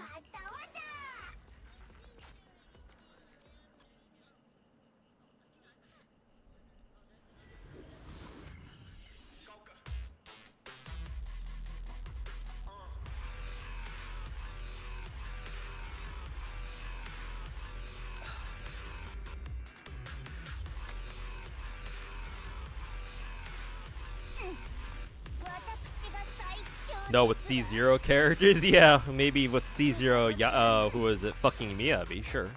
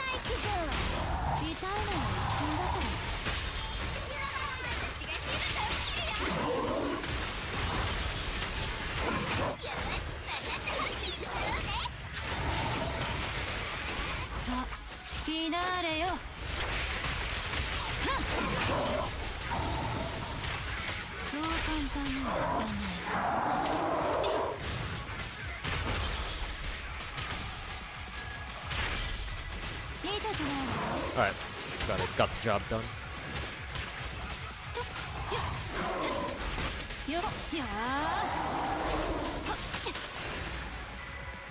We see Jane getting smacked in the background.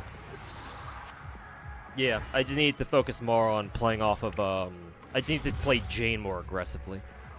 Because Lucy doesn't really add much, in way of, Anomaly build-up. It's mainly, obviously, Bernice and Jane. Duh. Yeah.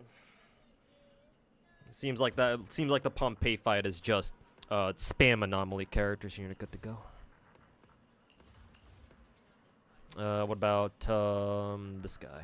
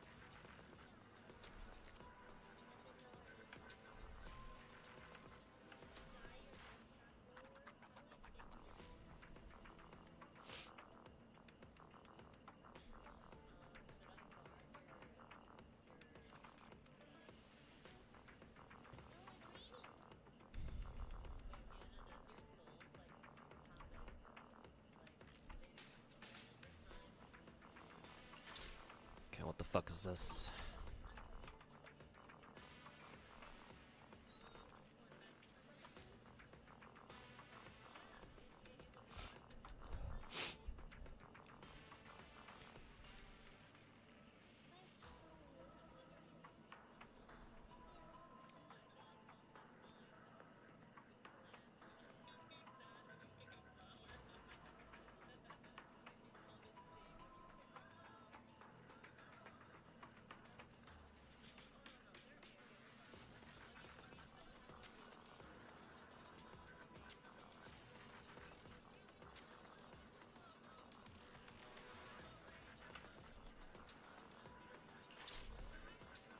Let's see. What is its thingy here? Successfully impairing.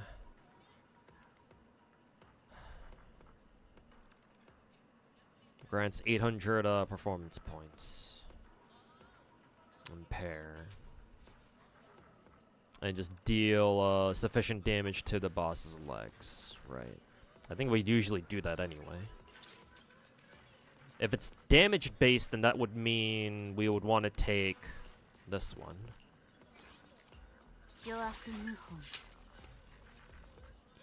So we're bringing Yanagi into this. No doubt about that.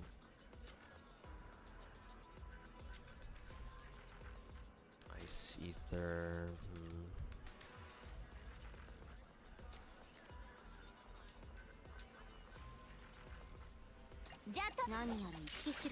Maybe I can run this team, and I can run Plug Boo here.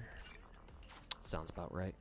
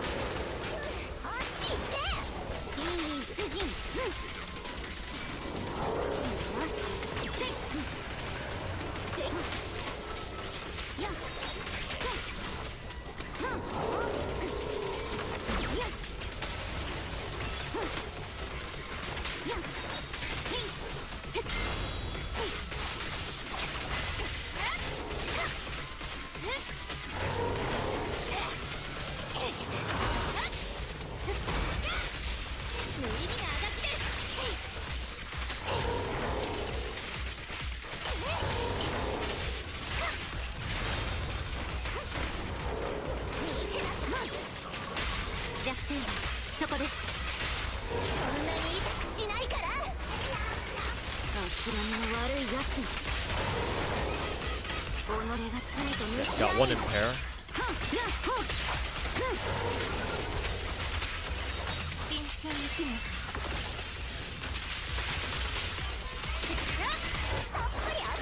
Is that two impairs?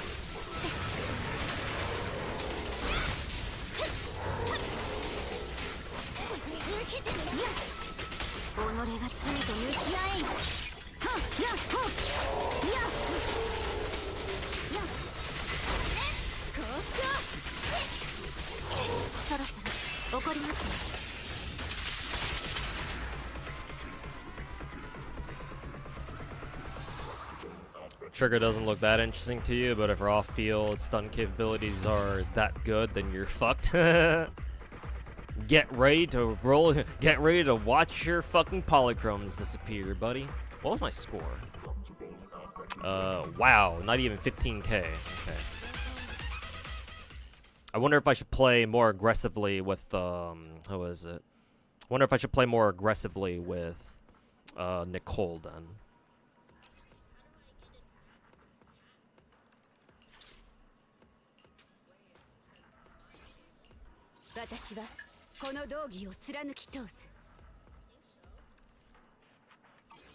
Oh right, I need to no, I already reset the sage. Why is my Nicole okay, I just need to do select and then reset single stage. Yeah, there we go. Why did it not reset my Nicole the first time? Oh, whatever.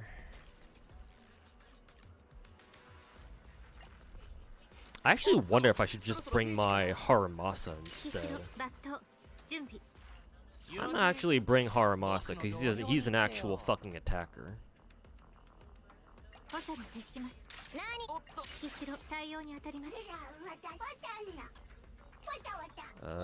We can bring section 6, I think. Actually, is this dude weak to... Well, he technically doesn't have any.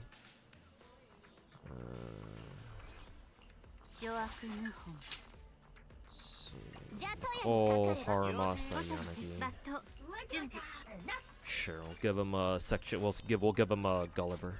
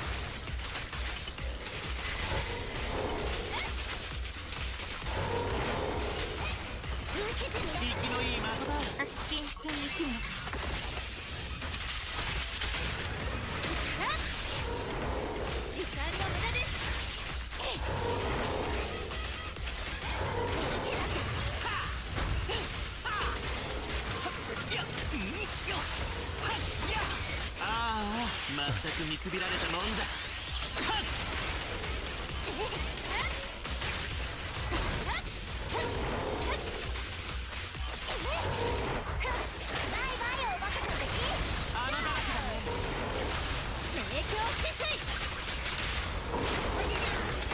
ど真ん中以外ありえない。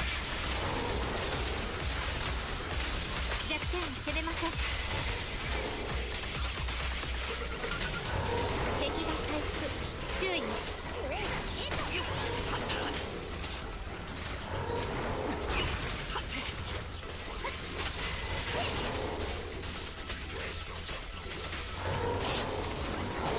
息のいい的だ。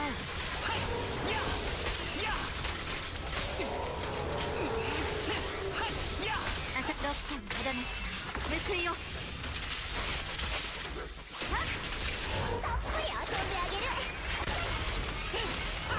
接近戦は苦手ですよ。時間の無駄です。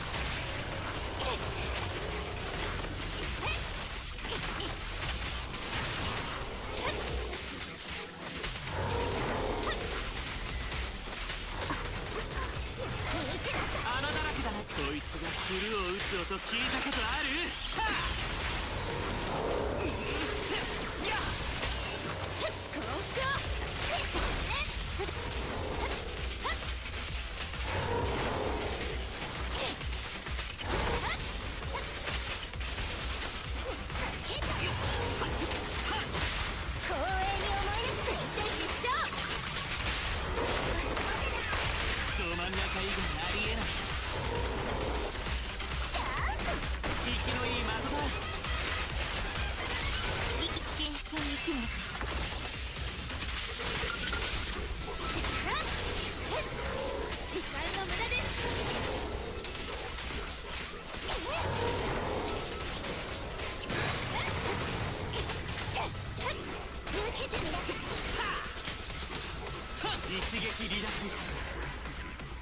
？Ugh, I didn't even score 14,000 points that time.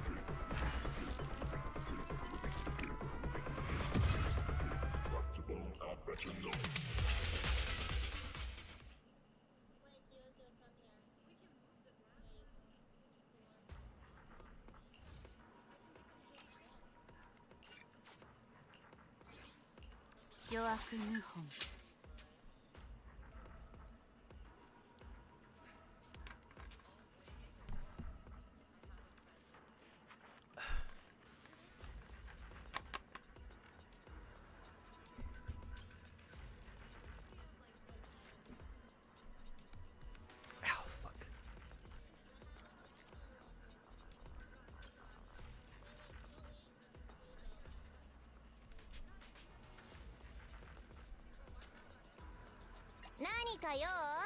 私はまずは水なり飲ませてくれぬか。何かお困り。必ず任務を達成します。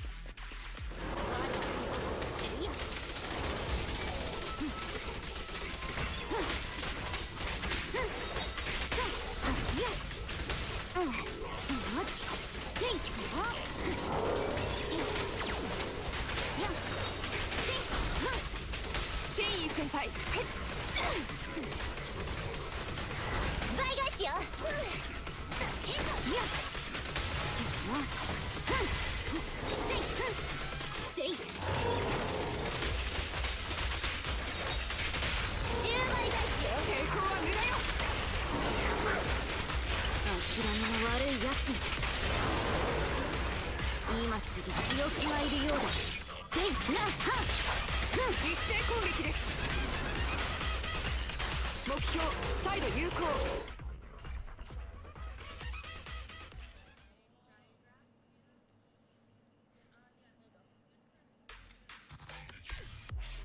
Actually, I'm gonna back out and reset the team formation.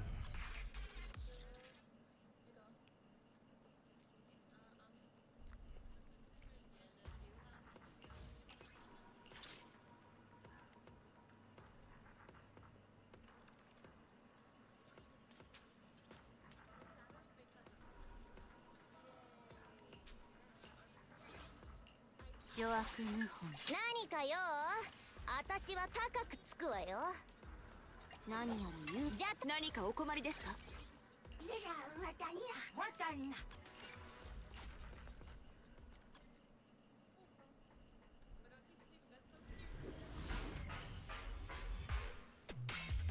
What team did you use for the fire crab?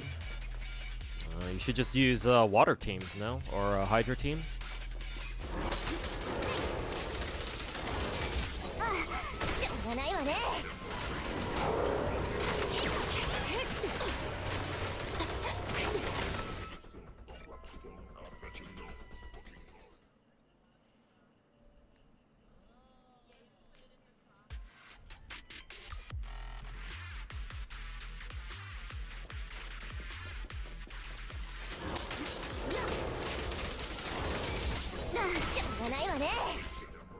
That attack's kind of bullshit at the beginning.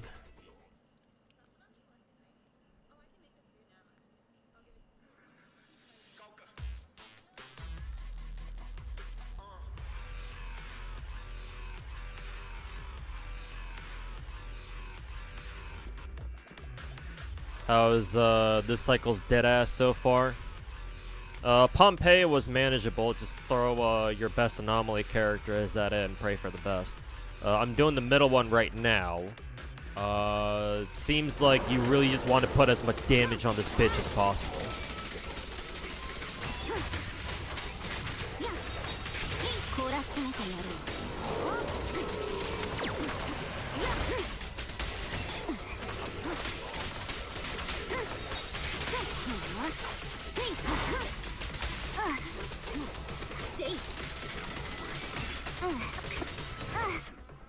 Constantly getting hit by this asshole, though, is not really helping.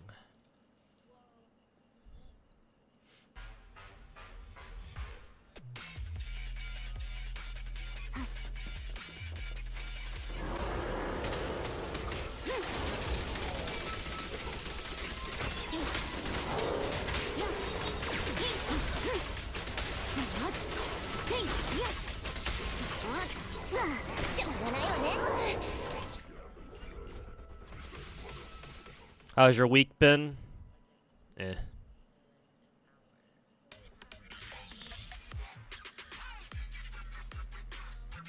Deadass definitely calling it that from now on. Yeah, I stole it from somebody in my Twitch chat.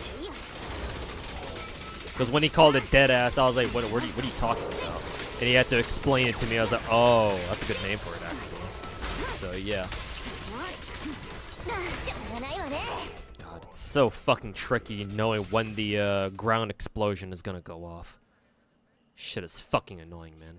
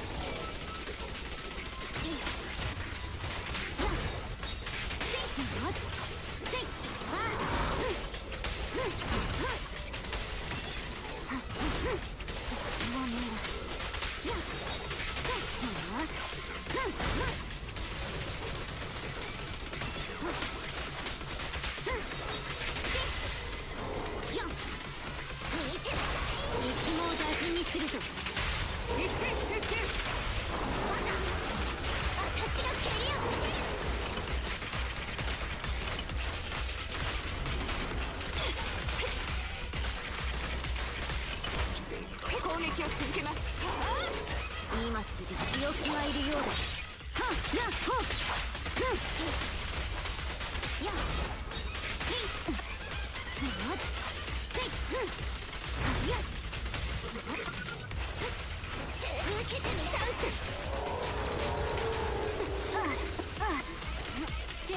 らしめてやる。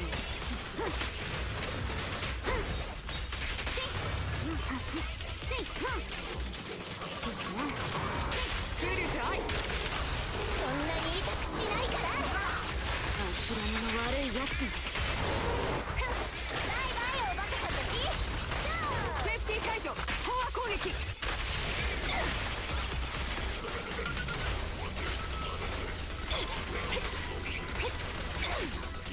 まだ油断できません。し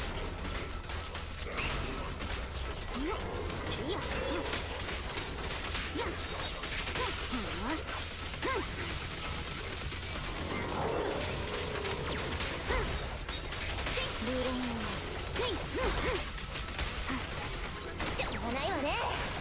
好きだらけよ。主演主の身を追おう。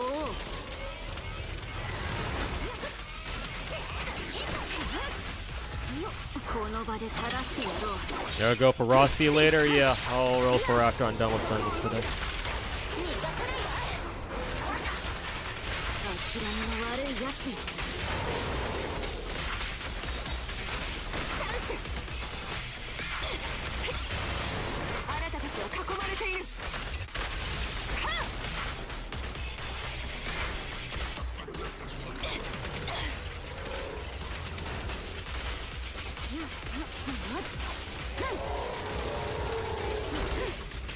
凍らせめてやる。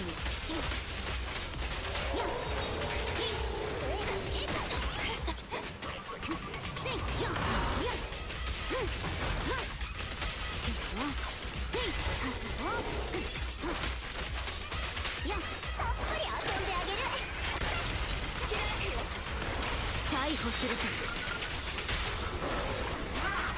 投降しなさい。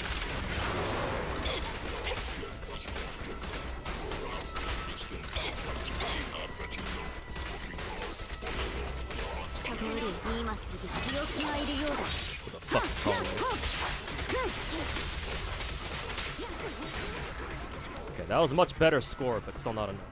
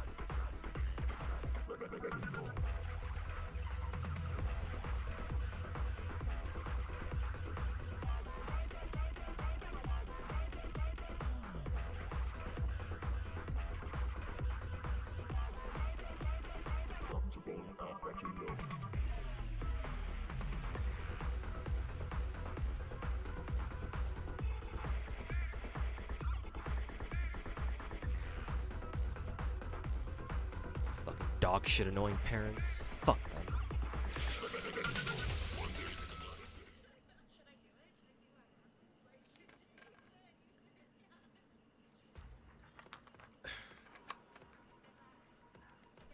Holy fuck, they're annoying.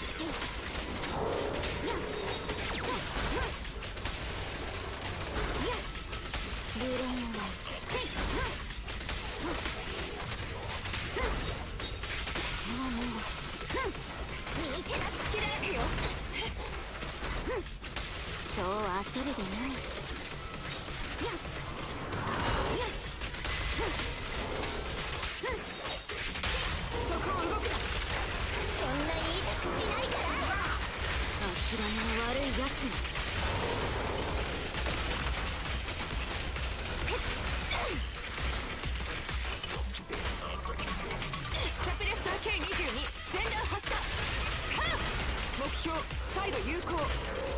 この場で垂らしてやろう。せいやはややせいや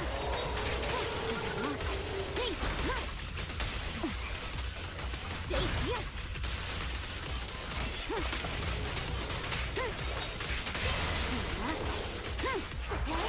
逃げようとするのだよ。チャンス。10倍返しよ。逮捕するか。交換しなさい。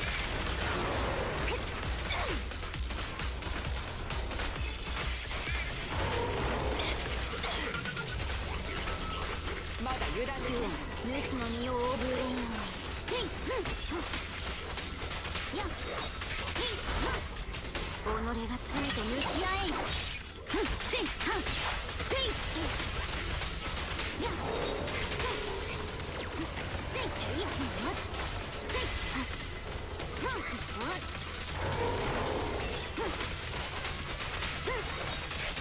ブルズアイ。逃がせないわ。諦めの悪いやつ。あなたたちは囲まれている。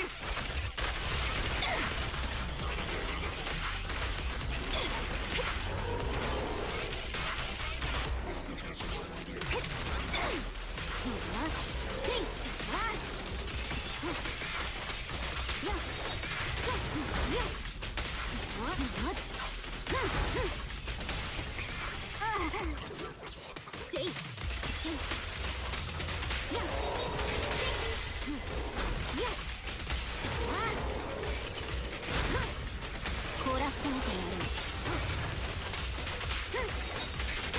そこを動くな。そんなに痛くしないから。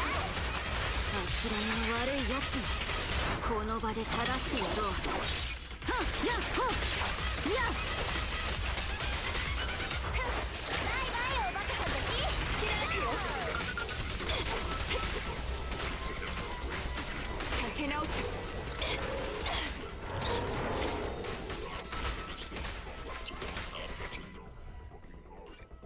That time I actually did worse, even though I felt like it played that better this time. Interesting.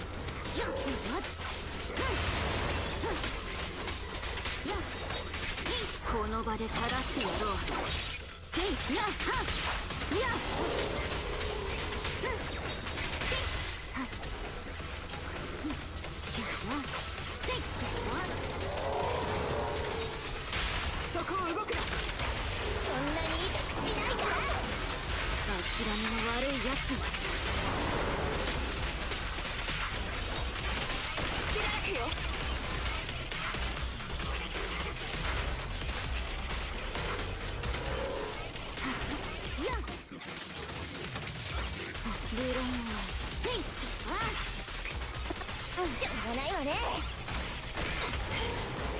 無理するでない。懲らしめてやる。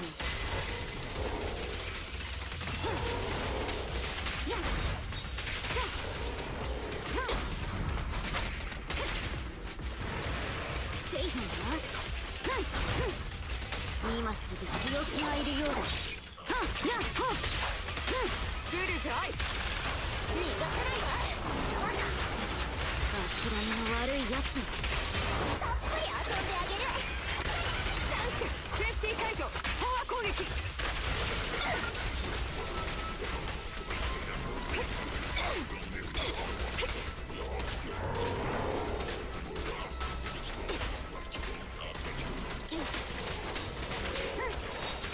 ブレインは見てだ。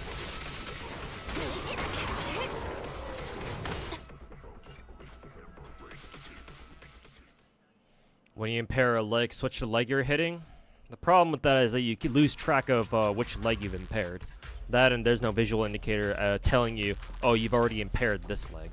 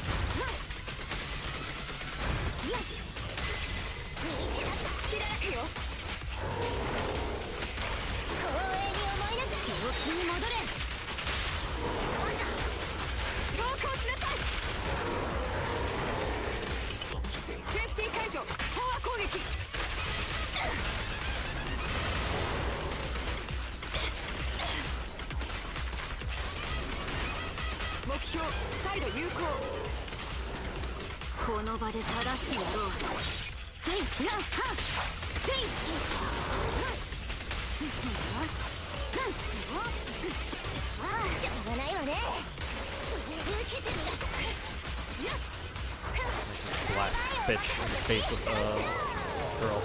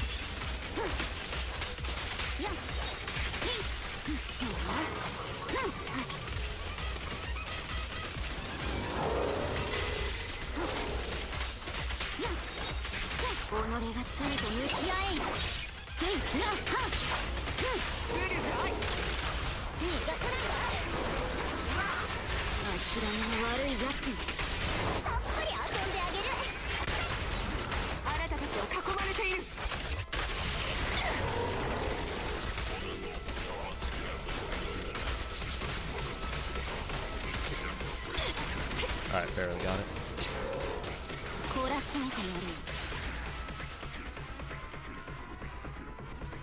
They are visually different. You might be right. Towards the end, I did notice that one of the legs looked a little bit more damaged than the other one, so that's why I switched leg targets towards I think it was the last leg that I was attacking, I think. Yeah, because I think the second to last leg I was attacking, I did notice that it looked like it had like cracks in it or something. But the visual indicator is not obvious. Let me just say that. Let me just say that much right now. At least it didn't seem that obvious to me in the heat of the moment. Maybe as a spectator, maybe it's a lot easier to tell them apart, which leg you've already impaired and which ones you haven't. But to me, it was not easy. I do think they need to make the damaged indicators more obvious. It would help a little bit, so you know exactly which leg you've already impaired. That would be nice.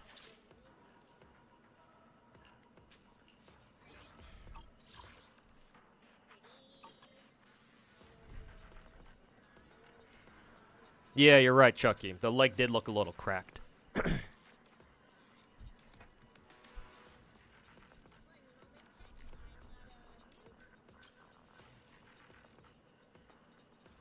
Does this challenge have some strategy, or is it a DPS check? It feels like a DPS check.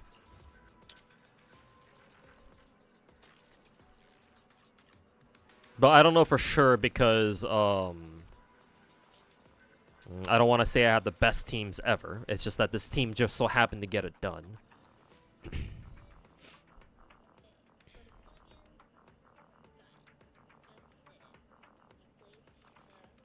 You can do weaker teams if you know what you're doing. I guess if you know exactly how to best impair, if you know exactly how the impair mechanic works, because I don't really know if I was doing it properly. The answer is probably not. Other than like attack the legs and pray for the best. Because like my question about this robot boss is that what happens when you stun it? Because when you stun it, your characters automatically target the ethereal dude controlling it in the middle. You can't target specific legs while it's stunned. So in that situation, what do you do then? What, just use Omega AoE attack so that it hits it hits the entire robot at the same time, or is that even possible? Can you even hit the legs while this dude is stunned in the first place? I don't know.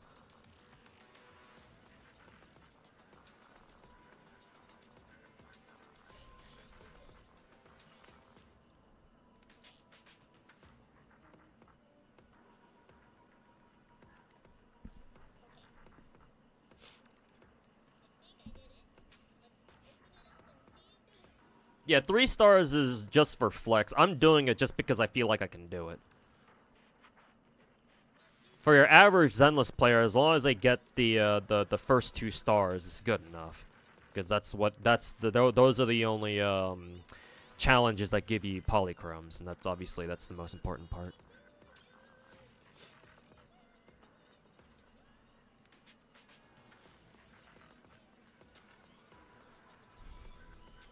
How are the points even calculated? Couldn't you just brute force with Caesar if you have enough DPO? So does it account for dodges?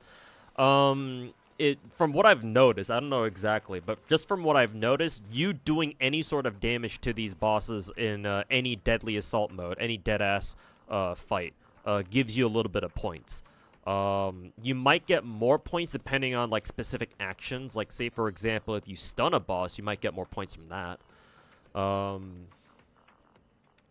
The main thing, though, is that each boss has like an objective that you want to play into.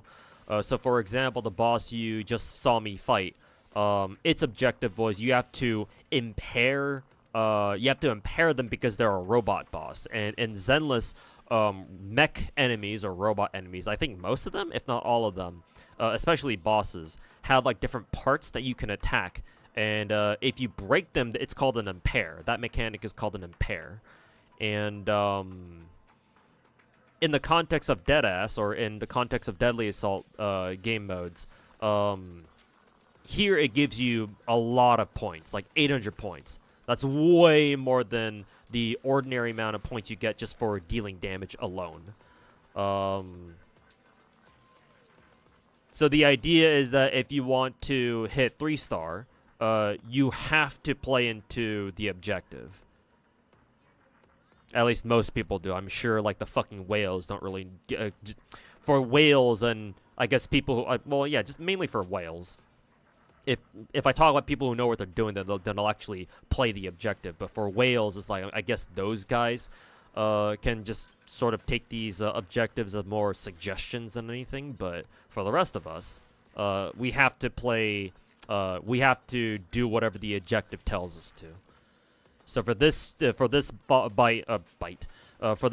fight, we have to impair him. How that works exactly, I'm not sure. We have to attack the legs, that much I know. But how much we have to attack it, or like with what specific attacks better impair it, I have no idea. I just kind of go ham until I hit 20k points. Luckily, this time around, it worked out. I know that for the previous Deadass cycle, we had the exact same objective of impairing an enemy. That one was a lot simpler, actually. It was just a little bit. It was harder to figure out, though. It wasn't as straightforward, but once you figured it out, it's like, oh, okay, that's how it works. Because the last mecha boss fight in Deadass, you also had to impair it. But all you need to do for that was just wait for it until it gave you a yellow flash. Right when it attacks you, enemies either give you red or yellow flashes. That last boss normally only gives you red flashes, so you can't normally perfect assist it or perfect parry it, or whatever you want to call it. But occasionally, once in a while, it will give you a yellow flash, meaning that you can press spacebar in order to perfect assist it. And as soon as you see that, you press spacebar, because you just do it 3 times, and that's a guaranteed impair. Once you quick assist 3 times in a row. So once you figure that out, you're like, oh, okay, that's how it works, and you know, beat the shit out of the boss as usual. So it's less straightforward, but once you get it, you get it. Whereas here, this is more straightforward. You just beat the shit out of its legs, but how exactly it works and how the point distribution system works here, I ain't got a fucking clue. Other than once you do impair it, you get 800 points. Also, like how much you have to hit the legs in order to impair it in the first place, that I don't know either. I'm sure each individual leg must have its own like HP pool that you just can't see. It would be nice if we could see it. Because we can't see it, it basically boils down to beat the shit out of the legs until you see impair. Once you do, move on to the next leg, or something like that. Deadass, yeah, I stole that name from somebody in Twitch chat. I forgot who they were though, but shoutouts to Twitch chat for giving me that name.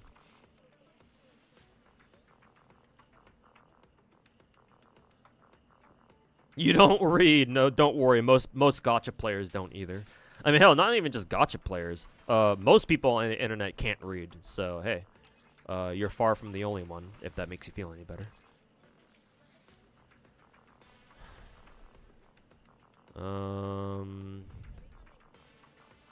Attribute Anomaly. Well, guess who I'm gonna use here, I wonder. Successfully triggering perfect dodge grants. Oh, okay, this is just spam perfect dodges over and over. Cool. Cool, I guess.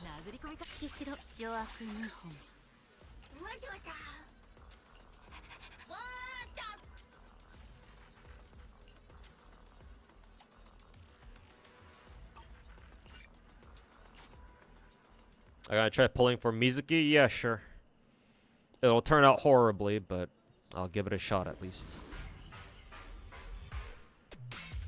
Because I believe she's the only new 5-star for next patch, so I suppose I can spare the I suppose I can spare the fucking Primo Gems collection.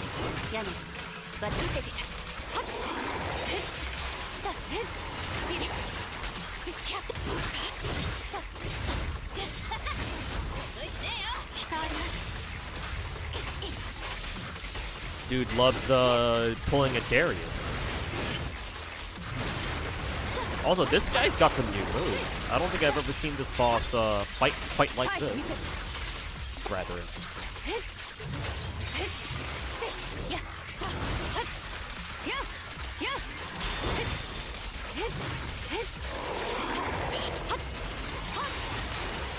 勝利を上となし狂乱はこれに次ぐ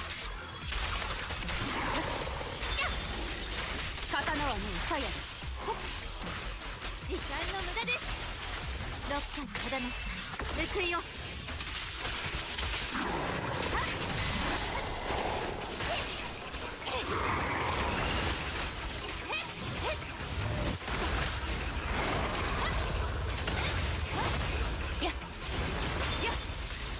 終わりだでは緩めません目の前だぜ全網開会以上は時間だね息つく暇も与えません目を覚ましましたね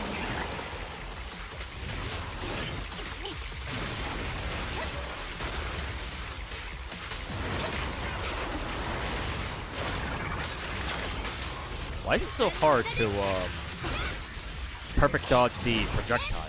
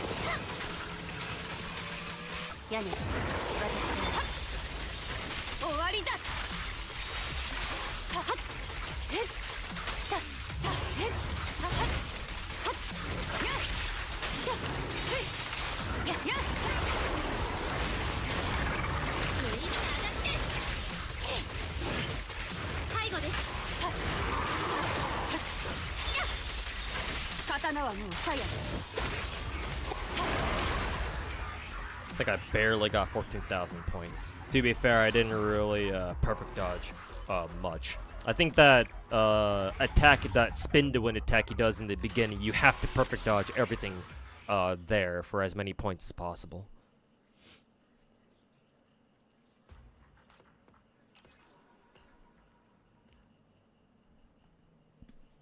From the leaks, she seems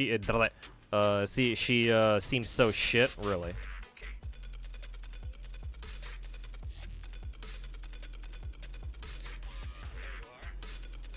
Dude, did you pull for Miyabi's engine? Yes, I did. Yeah. Miyabi's engine is the only engine that I actually bothered going for. Everybody else feels like they can get the job done even without the signatures, but Miyabi was an exception.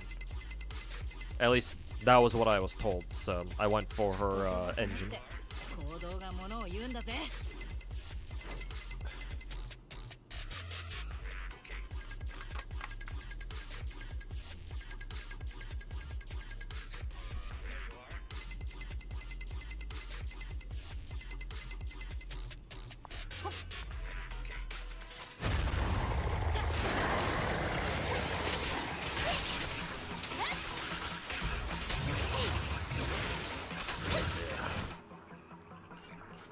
I wonder if I should start, instead of, what is it? I wonder if I should start Caesar, Miyabi, and then Yanagi. Kinda makes me wonder.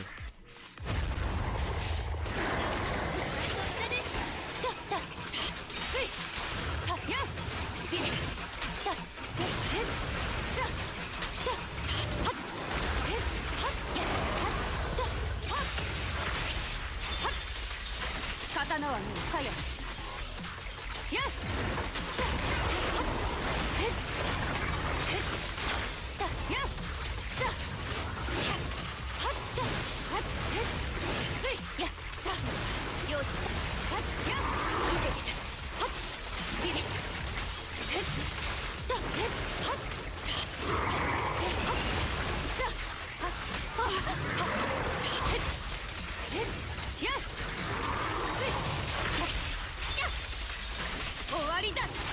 あ、直ジャンせい。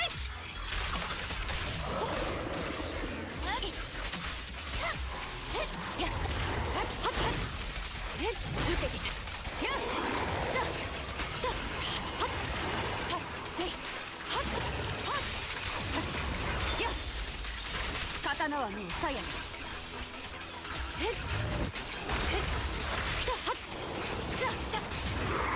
心身一念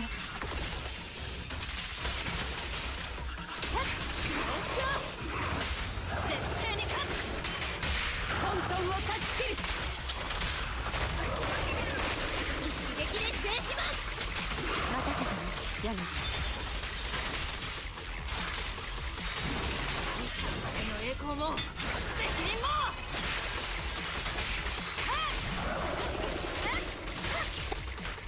やっしれせいやっせいやっさ受けてた。やっやっ刀はねえ鞘だ。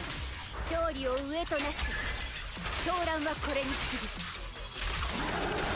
やっやっせい受けてた。やっやっやっ耐えてみせる。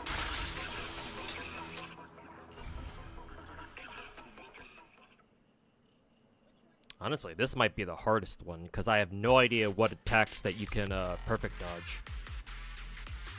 I know he's attacking, but my Miyabi isn't even getting hit by him, which is the strange thing.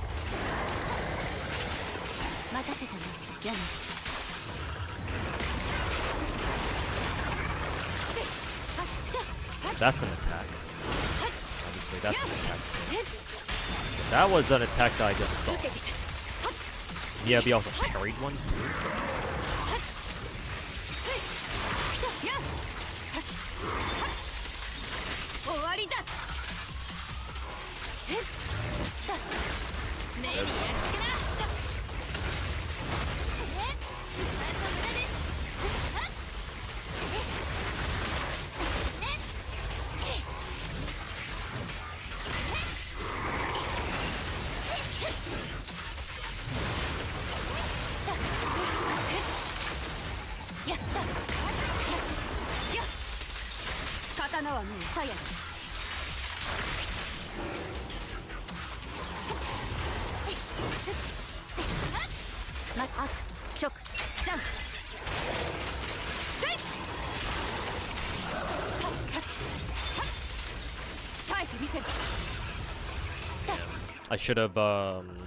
I should have just perfect dodged that completely instead of using something. Or instead of using Miyabi's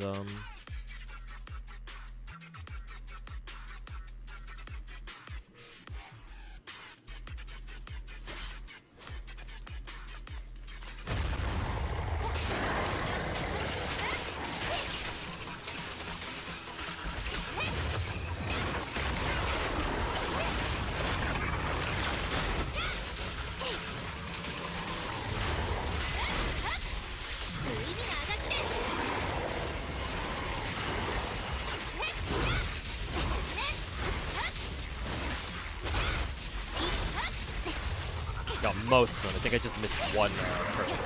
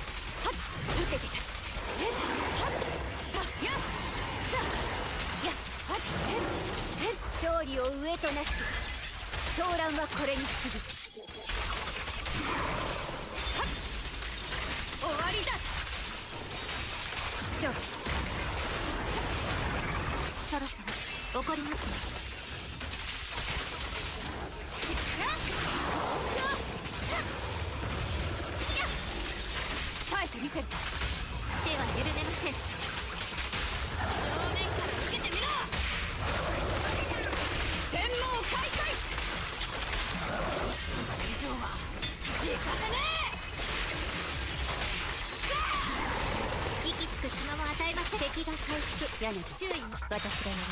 はっやっとへっへっやっはっやっはっへっしれへっやっやっせはっせへっへっやっやっ受けてへっへっはっやっはっやっへっやっせへっせはっ終わりだ。や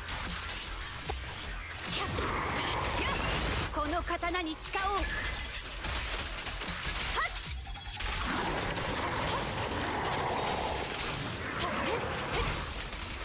やっやっはっとさっ受けてやっはっとさやっ耐えてみせる。無意味なあがきです。さっとはっとやっ終わりだ。だはっへっやっさへっしれはっやっさはっせだへっやっはっ刀はもう鞘だ。心身一枚。はっ絶対に勝つ。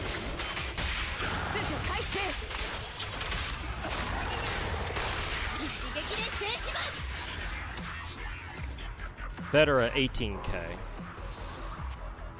So I know I can perfect parry, perfect dodge a lot more shit.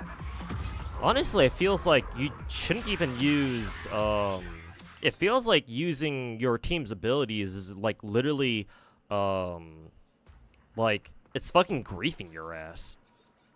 It feels like you shouldn't even use, it feels like the only two characters I need to use here are fucking Caesar and Miyabi. It feels like there's no point in using Yanagi here. And honestly, Miyabi might not even be the best option here either because she'll just you hit the boss enough and it stops him from attacking because you know she puts Frostburn on his ass.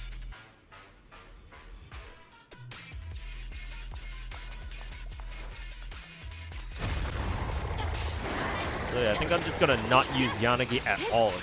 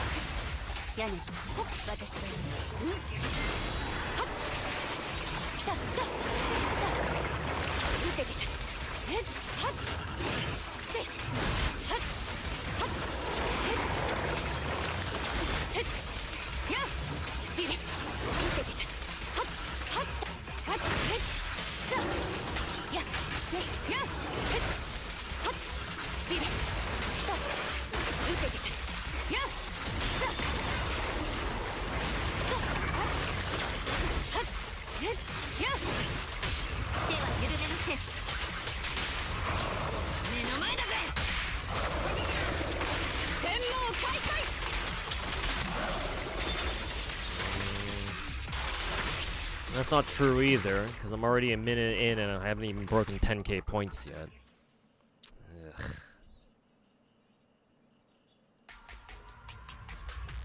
Yeah, I've already noticed that this boss has the new moves.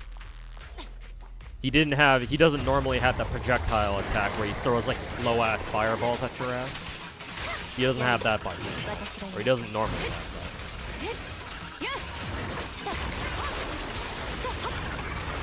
He doesn't have this attack either. てみせる。やっはっはっと受けて立つ。やっへっはっさだはっやっやっさやっせい。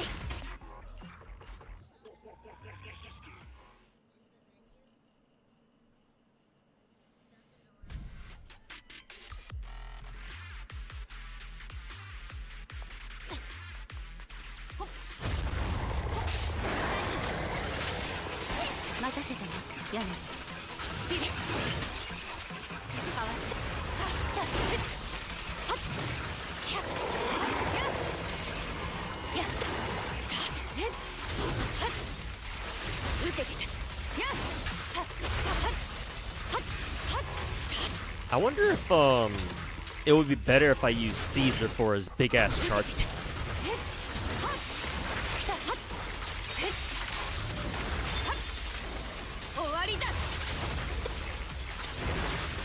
っはっはっへっへっはっはっせいやっへっはっ容赦はしない。こう耐えてみせる。勝利を上となし動乱はこれに次ぐ。へっやっやっ終わりだ。さあさあはっさあ受けてた。へっへっへっやっちれやっ受けてた。はっ手は緩めません。目の前だぜ。天網開会。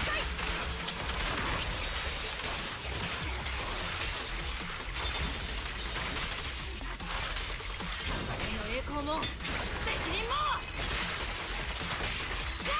ロッカーの肌の報いよ。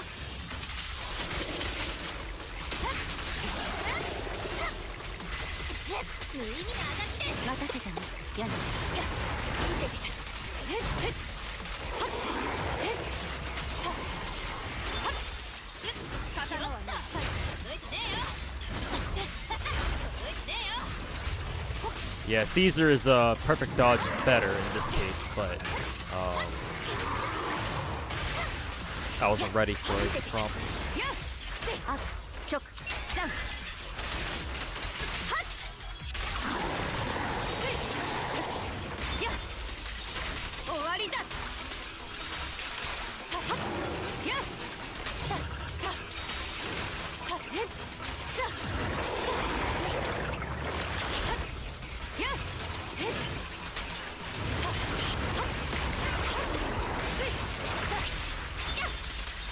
刀はもう鞘。こうかはっはっへっ受けてた。やっだへっさやっ耐えてみせる。弱点そこです。正面から受けてみろ。天網開会。大チャンスだ。一心その一問。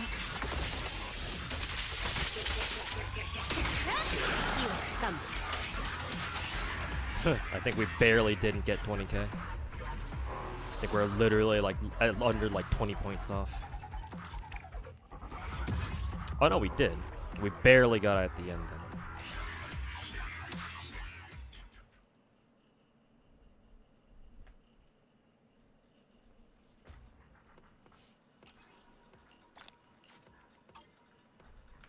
then. Alright. That's 9 stars on Deadass again. Thought I was like slightly too late, because the last score that I saw before the timer counted down to 0 was like 19,000, like, or actually, the last time I checked my score right before it ended was like 18k. So I knew we were gonna cut it close, but I didn't think we would actually hit it.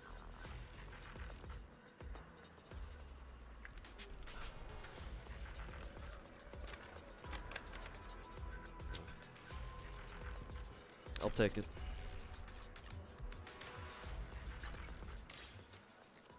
And that was without Astra too, because I don't even have Astra ready, fully ready yet.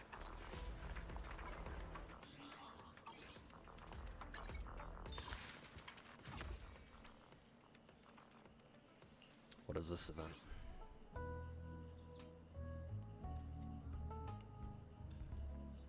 The fuck is this? Why are we in a visual novel type shit?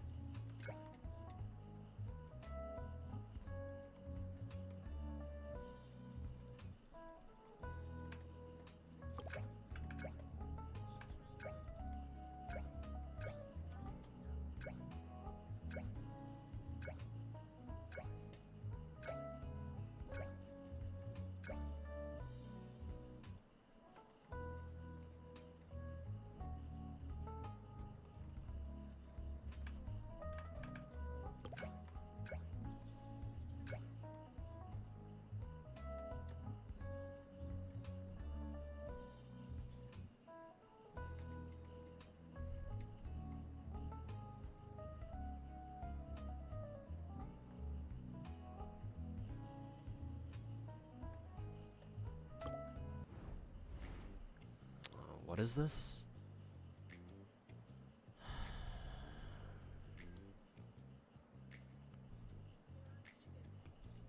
Edge in a direction you swipe. Now you can try swiping downward. Okay.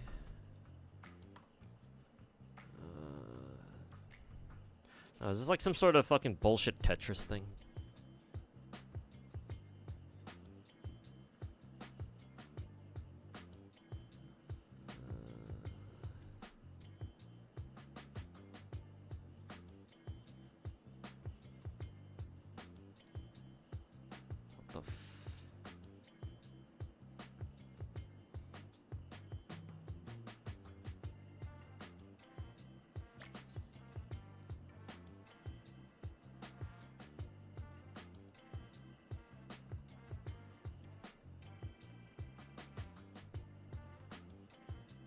I'm not sure if I quite understand what the fuck is going on here.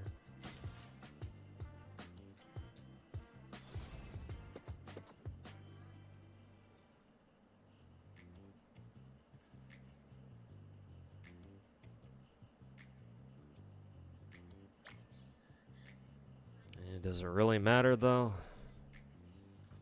Maybe it might.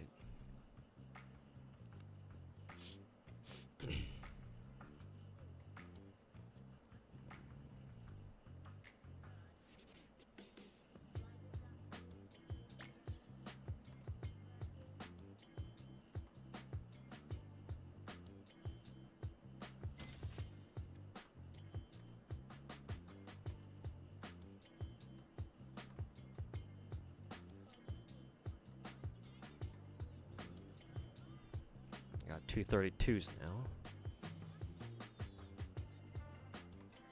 Got a 64.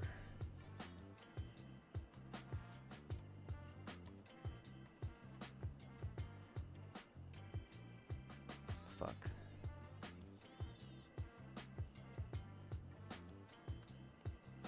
I assume you just do this until you run out of space or something? Kinda, actually, this kind of reminds me of Suika game. It's like an alternate Suika game, I think.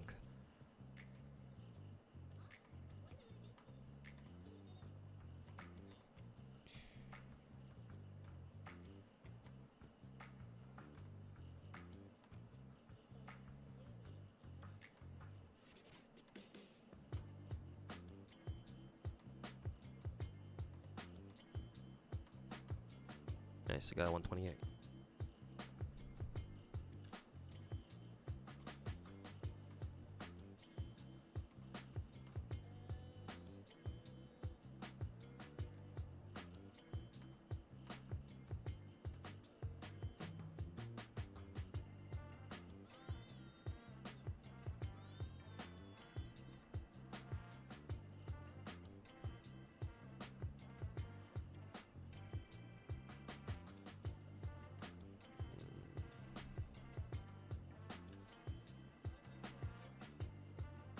Oh, I got a second 64. Nice.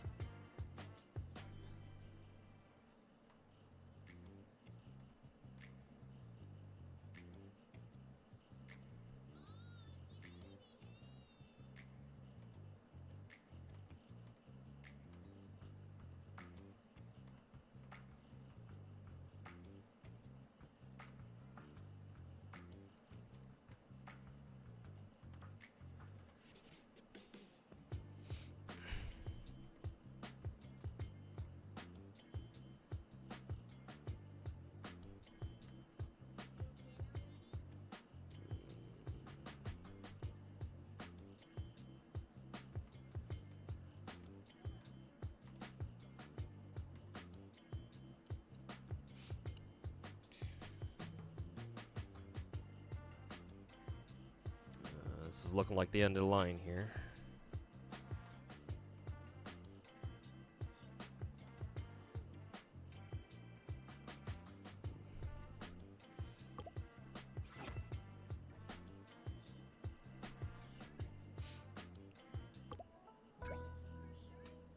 Okay.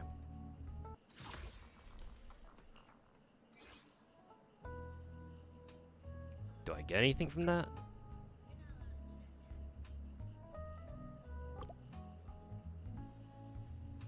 Also, why does this feel like a web browser event? This does not feel like like an actual in-game event. Did they intend for this to be a web browser event, but then they just included it as part of the game instead? That's what this feels like.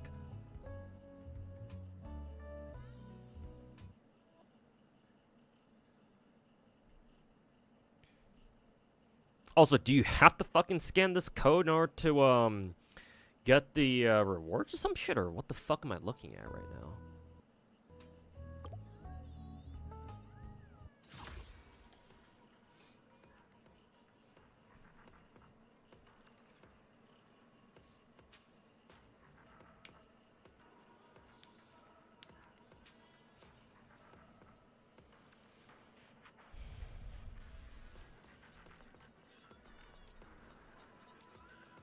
Kind of the same way, you end up not using a unit till you finish building them, so you're not in a rush. Yeah, same. I usually don't use units unless I absolutely need them in an emergency or something.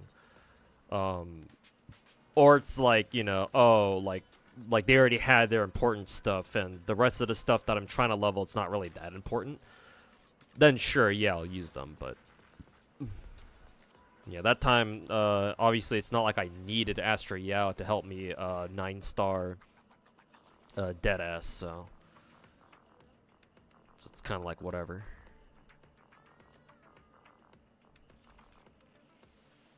Hey, Obi-Wan, how's it go, man?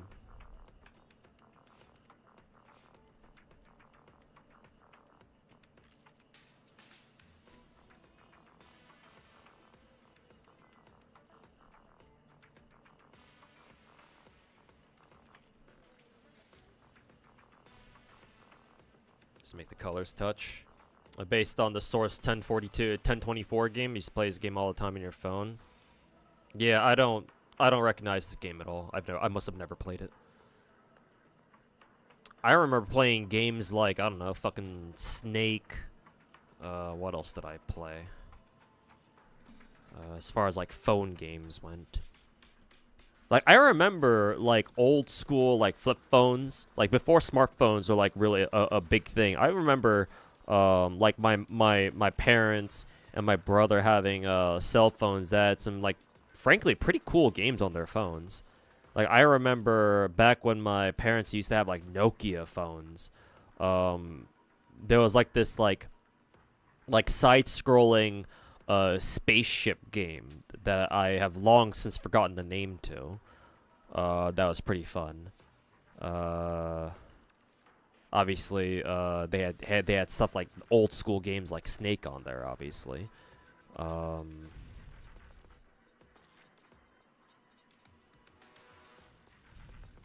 I've never played this like 1024 game myself, so I have no idea what I'm doing. Balloons? They had balloons on phones? Really? I mean, considering what Bloons is on is on their 6th edition right now. What Bloons TD6? Maybe that franchise has been around for a while too. I mean, hell, I wouldn't be surprised if it started out as a phone game.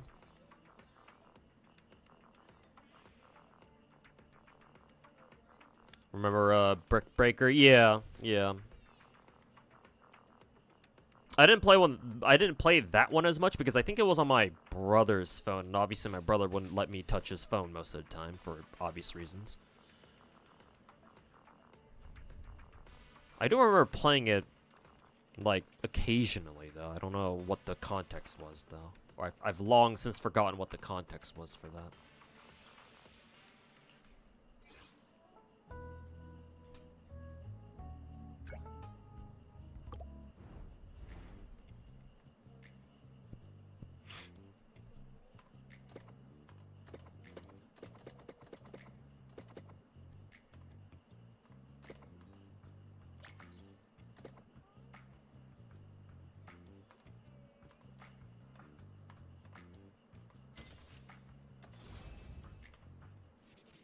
Okay, I think what I was doing wrong was that I just wasn't using my, I wasn't pressing spacebar because I completely forgot about it.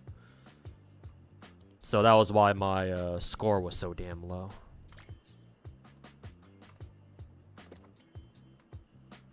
At least I think that was the reason why.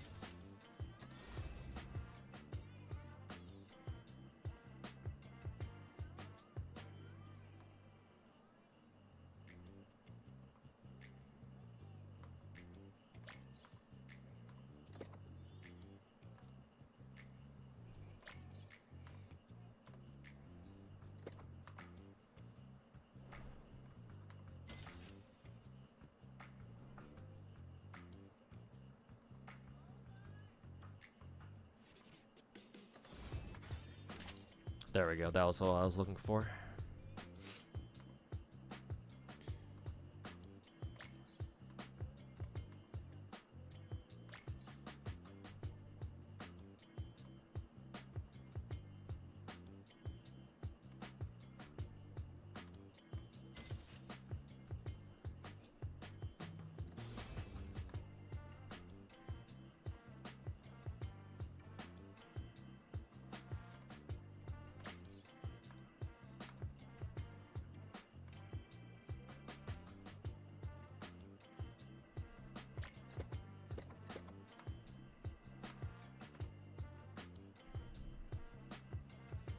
Oh, I've already hit the score limit. So whatever, I don't care. Just end it right there.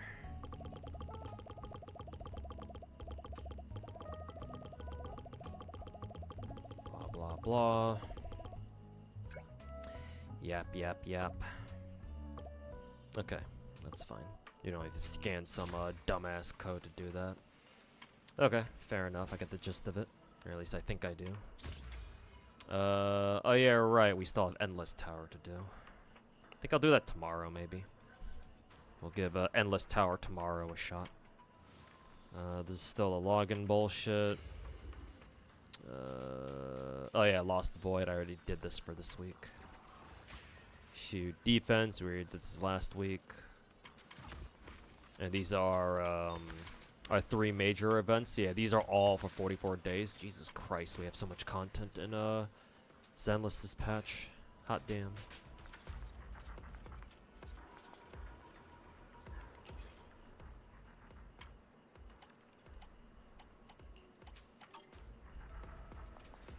Did you already get Astra? Yeah. She's right here.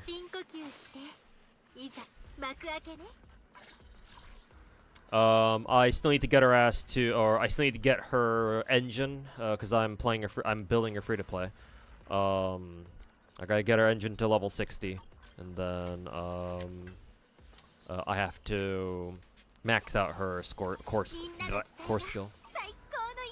So that'll probably take another couple days worth of stamina.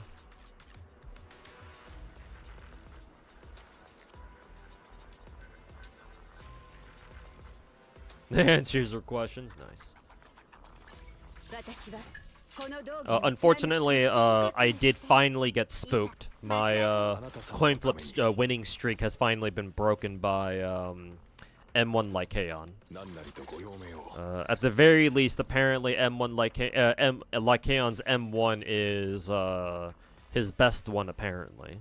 So I suppose there were worse characters that I could lose the coin flip to. It's too bad that I had to go to basically double soft pity. So now my gacha funds don't really look as impressive as they did before today. So I'm hoping I can recoup at least most of my losses over the course of this patch with all the events going on.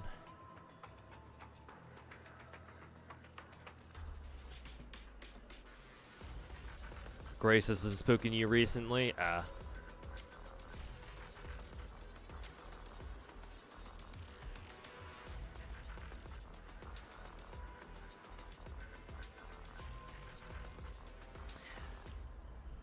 Okay. I think that'll do it for... That's really... Yeah, this has to be... That 1024 game event has to be a web event, because they send your rewards to your mail instead of just giving it to you directly in your account proper. Yeah, it has to be a fucking web event that they just decided, hey, fuck it, we'll just include this as part of the game. Honestly, they should just start doing that from now on, because a lot of people, I'm sure, miss out on like the web events because they just don't know about it, or like they just don't bother checking, or whatever the reason might be. It's like it's content you're doing every fucking patch anyway. Might as well make it part of the game proper. Yeah, shit is better than doing web events. Yeah, exactly. Just pulling it up in game is so much more convenient. Hopefully, both Star Rail and Genshin take pointers from Zenless in this situation and start doing that themselves. You just don't think about it. Yeah, exactly. It's easy to forget that they exist, because the only way you know about them is if you pay attention to like the in-game notices, and I would assume most people don't. So it's either that or you follow each game's Twitter and see when they announce like, oh, we've got a web event going on. But it's like wow, it's like they only give you like what, not that much gems in the first place. So it's like mentally it's like you're not going to give it much priority. So you might as well just have it as part of the fucking game. But we'll see how long it takes for MiHoYo to fucking figure that shit out. Anyways, let me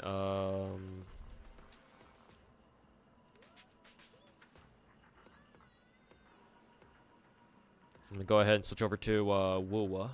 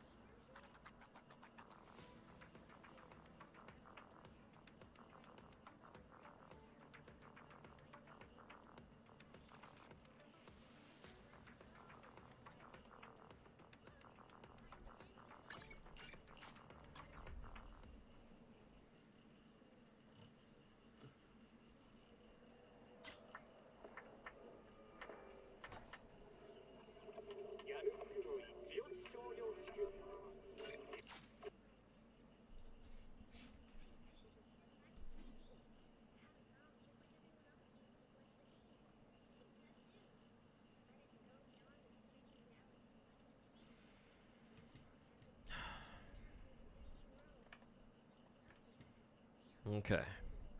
Crank up the volume for Wuwa.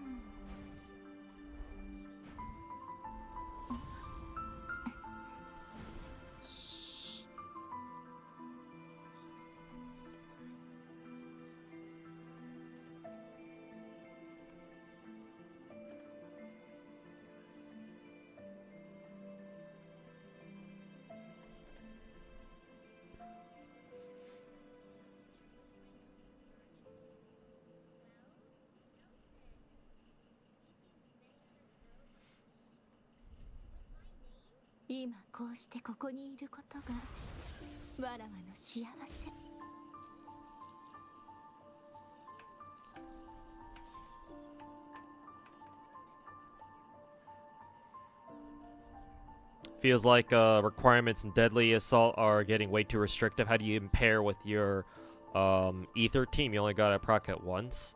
What team are you running? Because the team I used for the impair boss was Nicole, or in proper order, Qingyi, Nicole, and Jiyuan.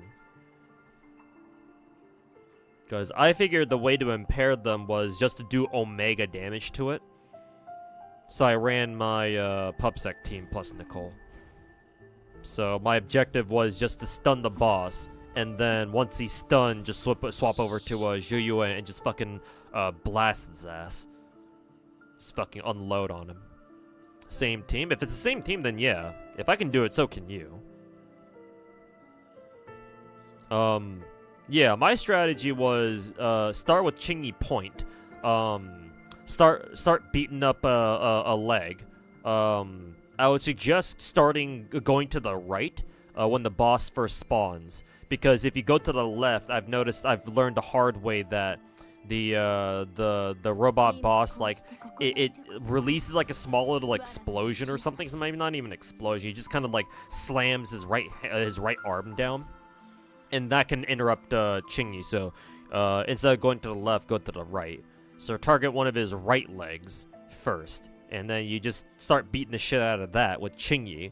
And then as soon as you stun him, you know, do your whole, you know, Nicole, Zhuyuan bullshit. And then, you know, you just keep doing that over and over until he gets impaired eventually. And as soon as you either hear or you see the impair effect, switch over to another leg and just do that all over again. PubSeg's team, yes. Yeah, Zara's right. I made the mistake during my first couple of runs of just constantly hitting the same leg over and over. Once a leg gets impaired, you can't impair it again. or at least that's what it seems like. You can keep track of which leg is impaired if it looks damaged, like if it has like cracks in it already. It's kind of hard to notice while you're fighting at the same time. But you should try to check which leg, just check to make sure that you're attacking a leg that you haven't impaired yet.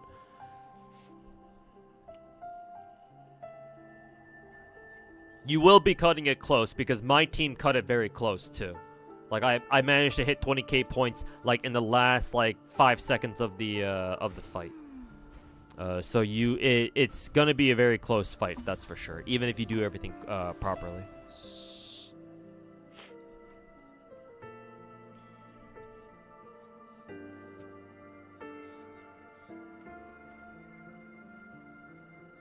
Okay. Looks like I've actually gotten all the dialogue and the lantern right thing already out of the way. Cool. Figured there would be more dialogue than that, but.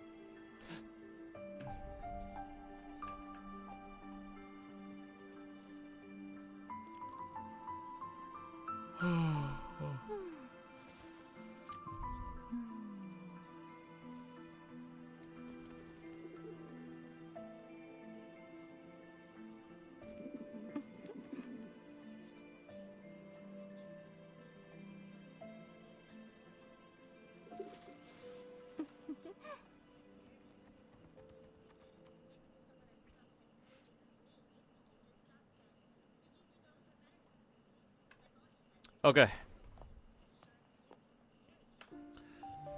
Time to go broke for this little girl. Oh, Yohu is on right up. Nice. Kind of wish it was Lumi because I don't have Lumi yet, but whatever. You're a beginner in Wuwa. What should be your main focus in the game? Assuming you want to take this game seriously, because if you want to be a casual, why bother asking what you should focus on first in the first place?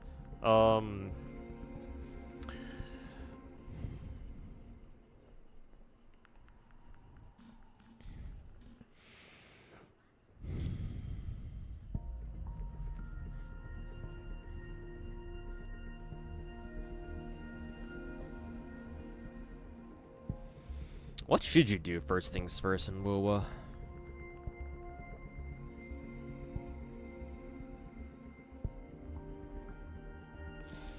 I would assume,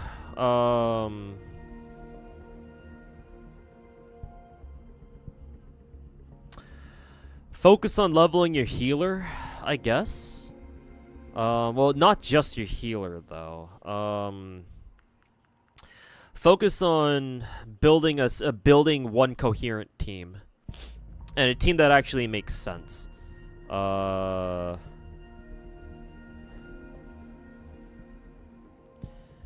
what a team a quote unquote proper, maybe it's more accurate to call it an optimal team in Wuwa consists of a healer slash support, a sub DPS slash damage buffer. And then one main DPS.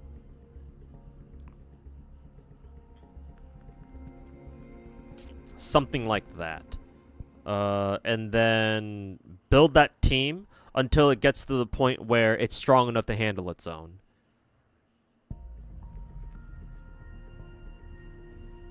And then while you're at it, get as much exploration stuff done as possible.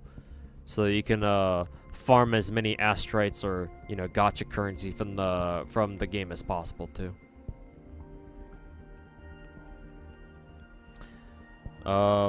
Make sure to get all the events done. I mean, like in any game, events are very important, but in Wuwa especially so. However, understand that some of the combat events will be kind of tough. So if you just started, if you're a beginner, then don't expect to be able to fully clear it. That's probably not going to be possible. As long as you earn all of the astrite rewards, that should be good enough.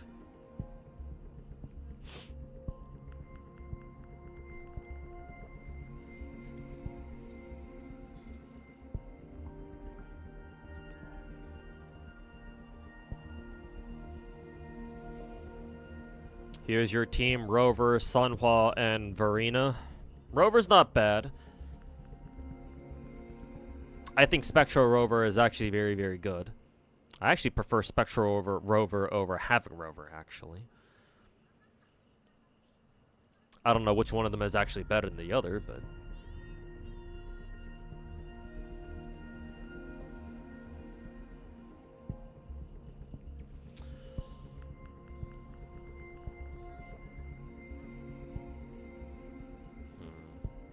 I do think that you should replace Sanhua with somebody else. Because I don't know how good Sanhua is on her own. Sanhua's main utility, as of at least for now, is that she's a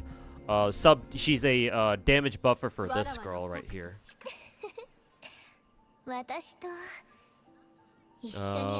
Reason being is that this lady, Camellia, is a Havoc DPS. She's our best Havoc DPS in the game right now. Assuming Rosia doesn't take her place, but I don't think that's the case.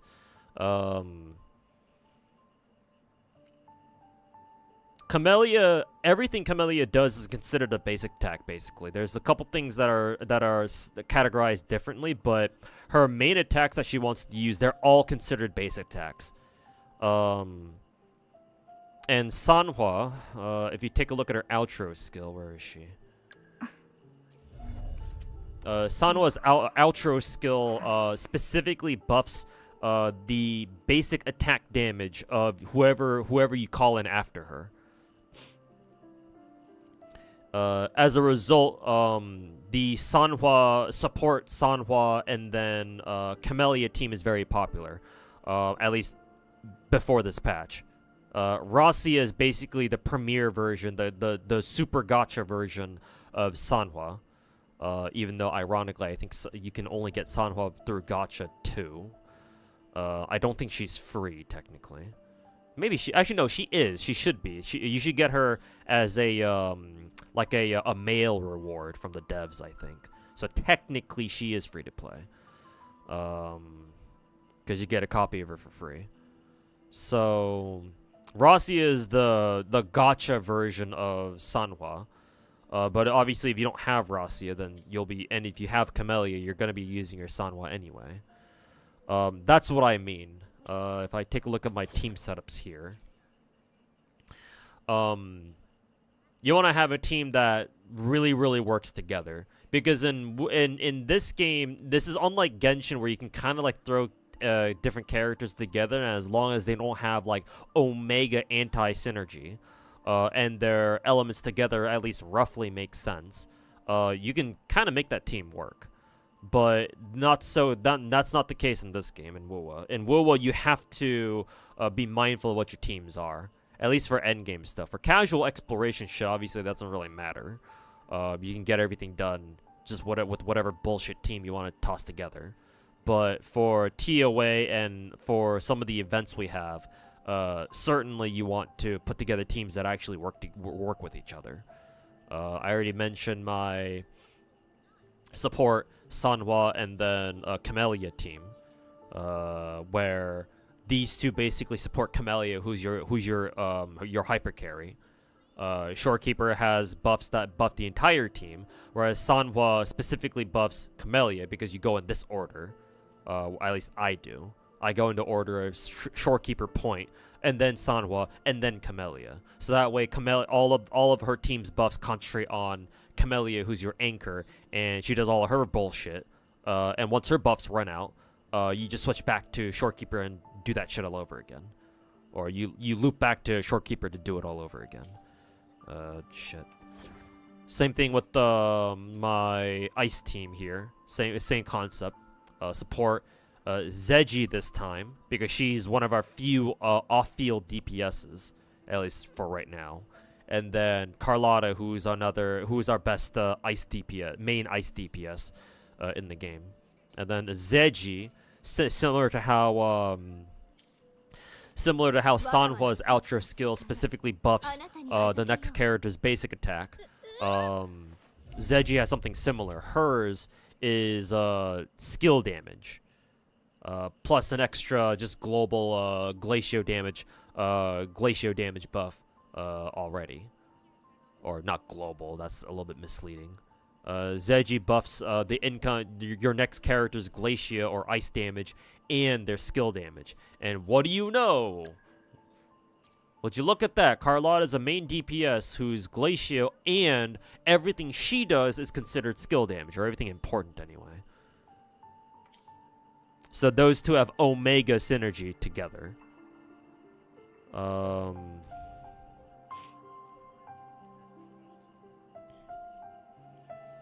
So yeah, if you want to run... Verena and Rover are solid choices. I don't know how good Sanhua is on her own.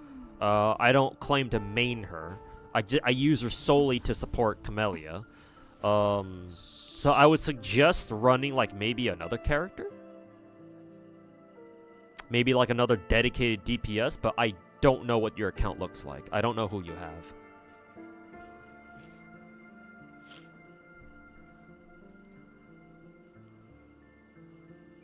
Wouldn't it be more valuable to recommend current banners? Well, I mean, yeah, but he's new, so I don't know how much of the... I don't know how much of the banner he can roll right now, though. That's the problem. Like, how much can he roll the current banners right now? Besides, rolling for Rossier right now is kind of a bro moment, because he probably doesn't have like a dedicated Havoc DPS to begin with. Unless Rossier herself is good enough where you can actually use her ass as a main Havoc DPS before you get Camellia. I don't know. Because if she is good enough, then yeah, I guess you can roll for her right now.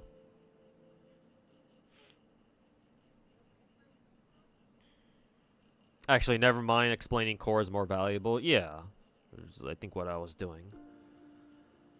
You missed her banner? Yeah, and it'll probably be a while before she comes back. But she'll be back eventually.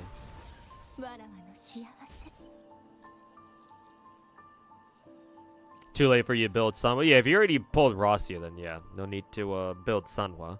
Unless, of course, we end up getting another like Omega basic attacker in the future, which could happen. And when that happens, obviously, if you already invest into your Sanhua, then yeah, it's, you know, like you're good to go.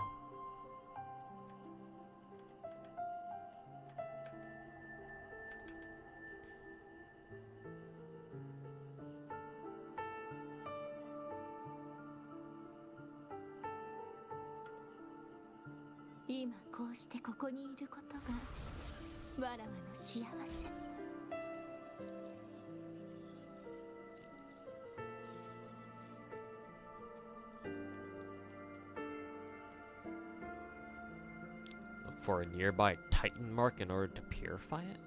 Maybe you have to go all the way around, maybe?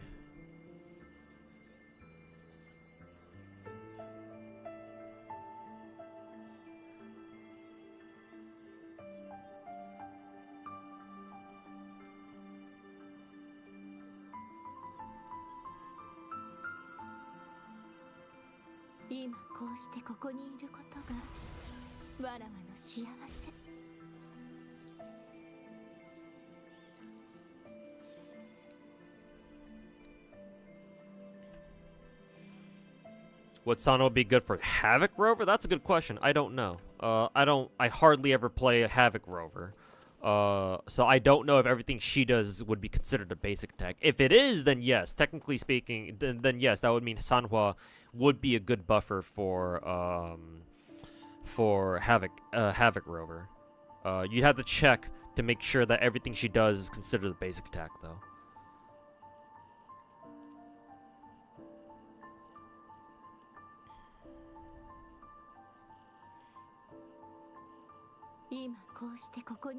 You always run out of overworld materials? Yeah, I feel that one, man.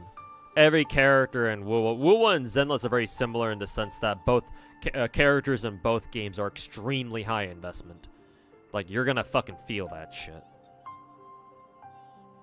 Like, Star Rail is kind of similar, but then Star Rail is generous enough with all of its, like, general rewards, like credits and XP and all that shit, where it's like, eventually after you play it for like a year, you're gonna run out of characters to like level up and shit, and so you're gonna start like stockpiling a whole bunch of resources.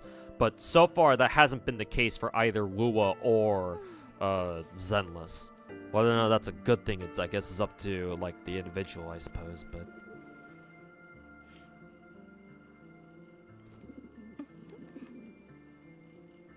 oh yeah, and Jinchi's on banner right now too, which is kind of hilarious. Jinchi's by far our best Spectro DPS in the game.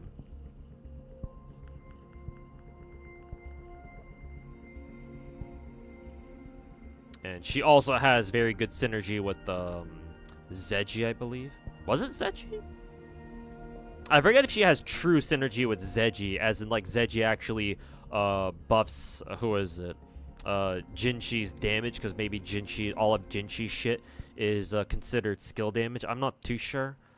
But I mean, hey, just having an off-field ultimate with the Zeji is good enough on its own, to be honest. Pull, I will. Calm down, my dude. Talking to chat right now. Sanwa is technically best for Encore as well, better than Rasia. I mean, well, yeah, that makes sense, because Rasia, I believe, also buffs Havoc damage. And obviously Encore isn't Havoc damage. Though I wasn't aware that Encore, basically everything Encore does is considered basic attacks. That's new to me, so good to learn that, I suppose, if I ever want to take if I ever want to run who is it, Encore.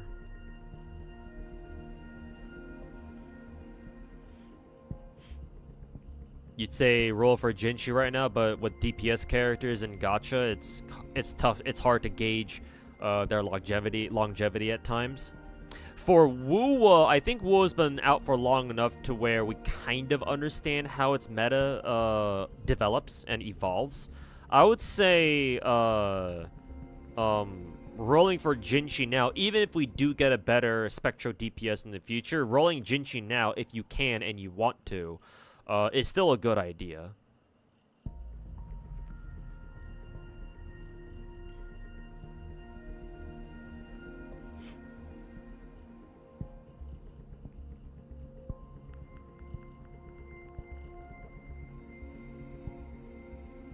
Jinchi actually wants follow-up attacks from off elements. Really? Is that actually baked into her kit? Then that's kind of funny, actually. Then yeah, it kind of does future-proof her a little bit, yeah.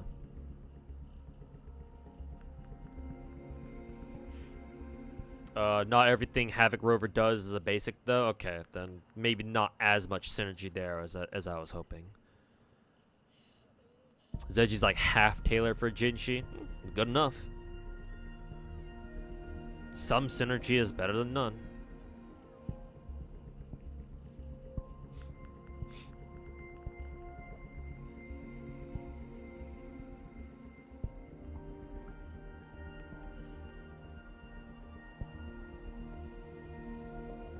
Gauge. You going for characters like with Zenless? Yeah, so far I've been able to obtain all the characters in Wuwa. And surprisingly, I've also been able to obtain everybody's weapons too, their signatures. However, with Rasia, we'll see if I can still keep that up.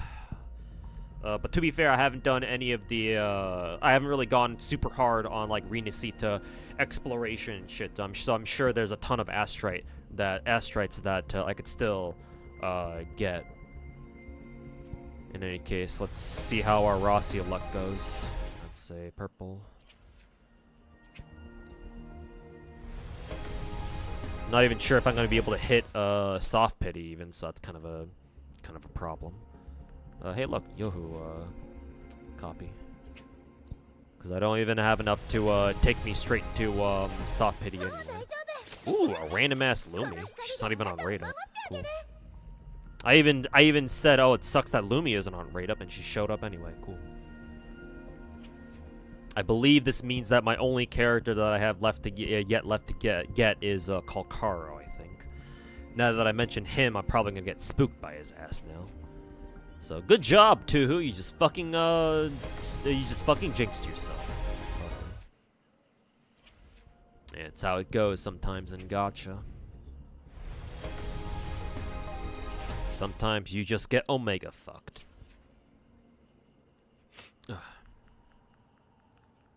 You've explored half Arena C2 so far, haven't gotten much. Uh-oh. That's kind of an issue then. Hopefully the events give us some then. Isn't Lumi pretty good? I hope so. Hopefully she is. Oh, here's our gold.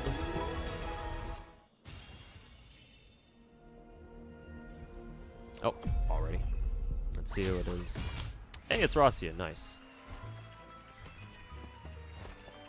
If I had to lose the coin flip, then I would have preferred losing it for Astri, yeah, because obviously I still have a bit of funds in Zenless, so I'll take this for what it's worth. Skip the rest. And then I will go for her weapon later. わらわの策と力あなたにはびっくりここは俺が出よう。びっくりした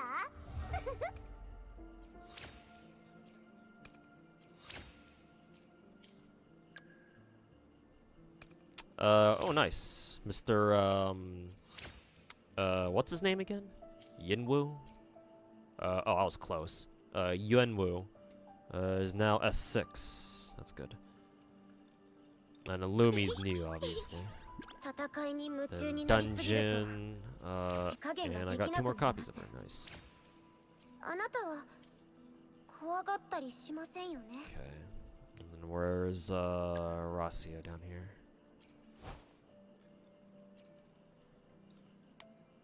Welcome back home, Mona? Mona from Genshin Impact? 今なら100人来ても倒せるってペロが言ってるよ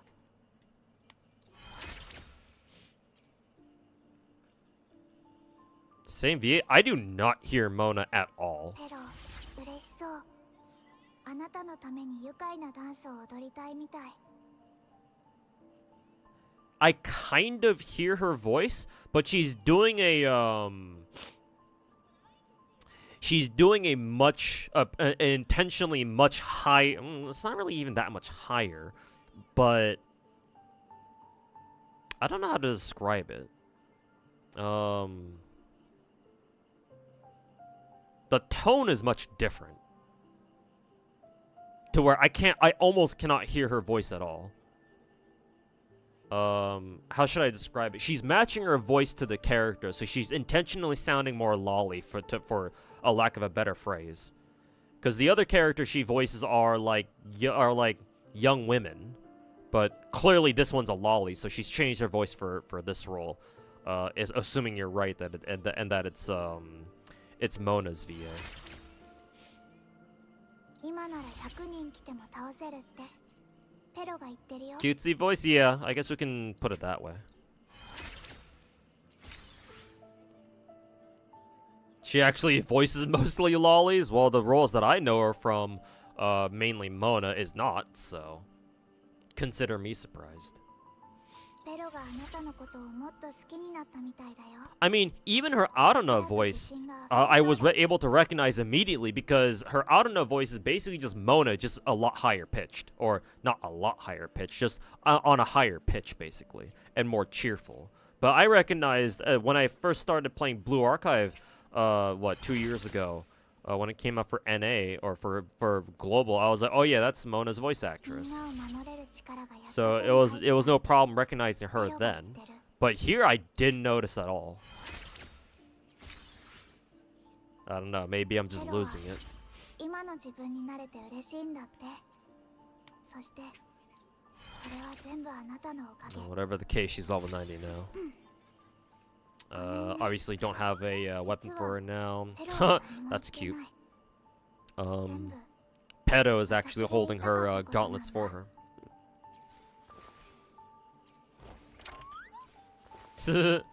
I like how she has a what is it? I like how she has a transition animation when you click on her weapon, but she doesn't have one when you click out of it.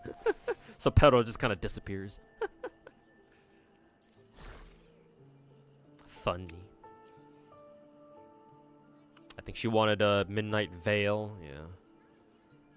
Which means I gotta give her a Lorelei. What's her signature weapons fucking main stat again? Also, what the fuck just happened?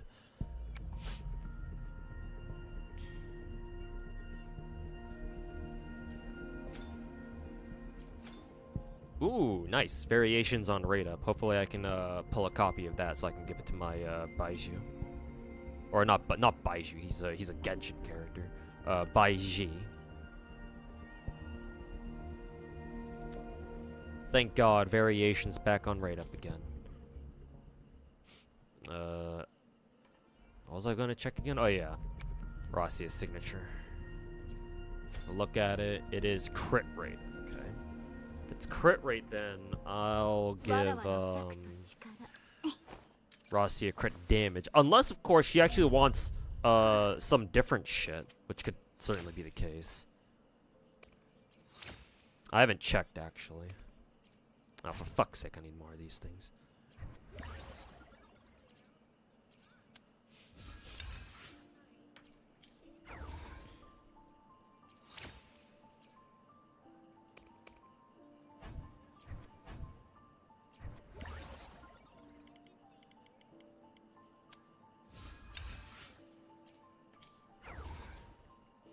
Lorelei, there are no laws against echoes.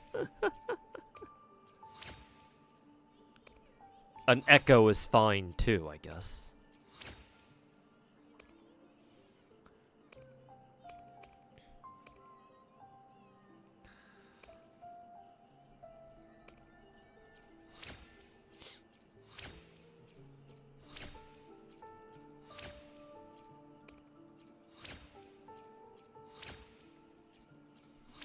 Same thing with the Yohu's JPVA. She's voiced by New Jersey. Holy fuck.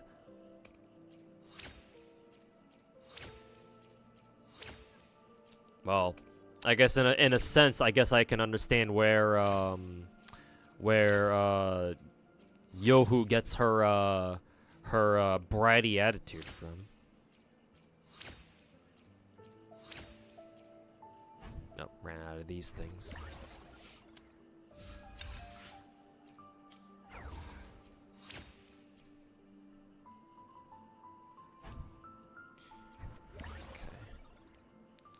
Convert all this shit. And convert all this shit to purples.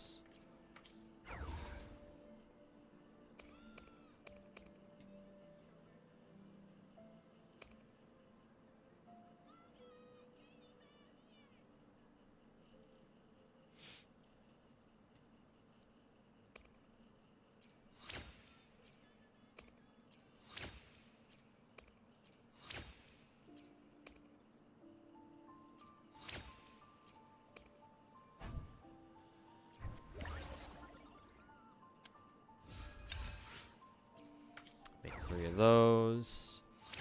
Get all these to level 6 at the very least.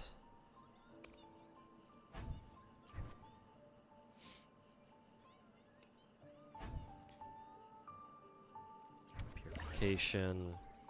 I'll want, what, 12 of these? 12 of these. And I have 3 right now, so 9, 27.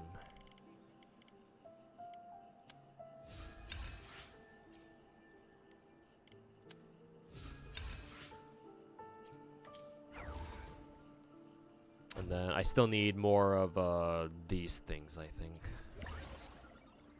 Yeah, it's not nearly enough. Okay. AKS Lord, welcome back. I fell asleep. Oof. Hey, don't worry. I do that on stream.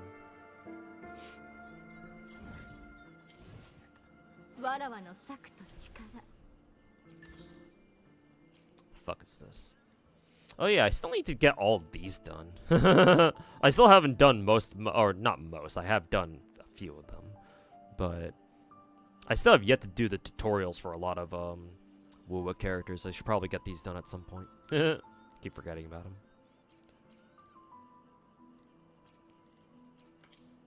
You lost S1 Rossia to S6 Jienshin? Oh boy. You must really like Rossia then, huh?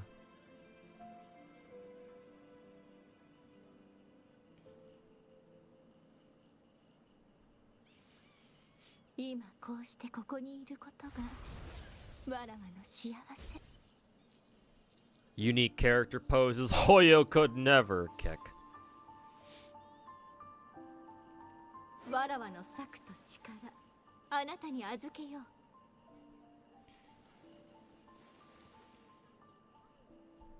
Damn, Mona's VA even voiced No Beta too? Jesus. I've never played Little Witch no Beta before, so I wouldn't know, but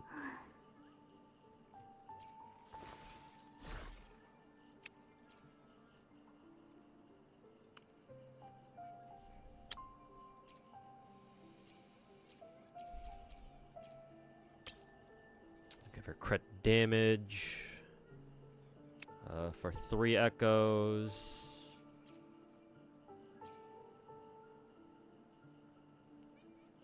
Heavy skill alt damage. This is crit rate.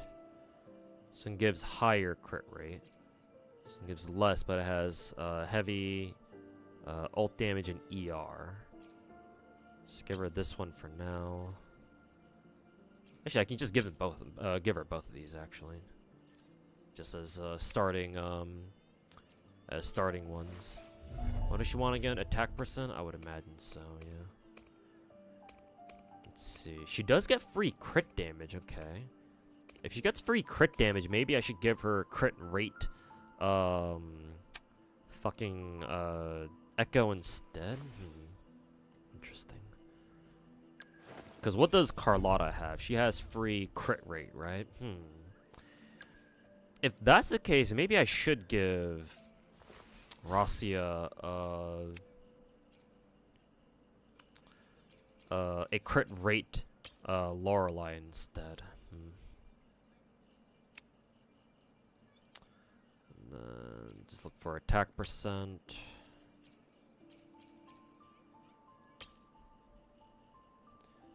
There we go.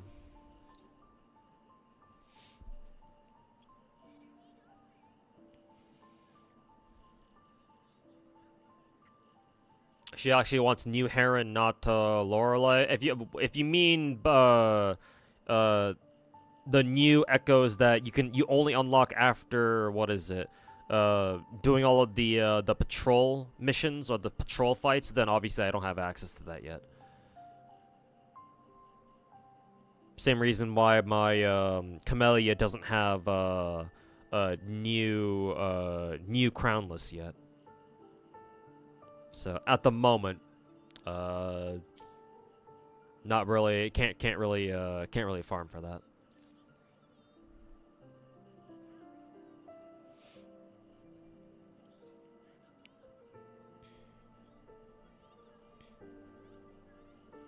Seeing everyone play with Rasia while Kakao fucked you makes you very sad.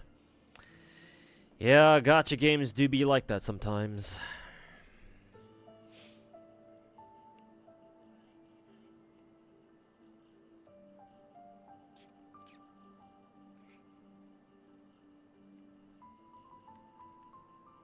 That happened with me not too long ago with Genshin, I think.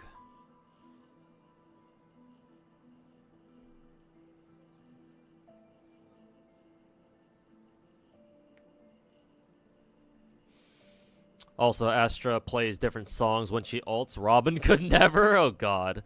Now we're saying Star Rail could never now, huh? Like they say, you survive long enough to see yourself become the villain.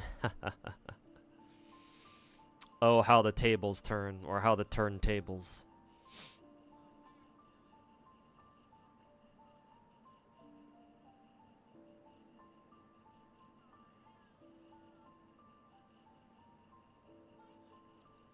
Reading Ambi Alter's signature engine effect. Seems like she'll be in off field. Nice. More off field characters is great. Wonder if the same will happen with the Zenless. It certainly could. Yeah. Not saying it won't, but it certainly could.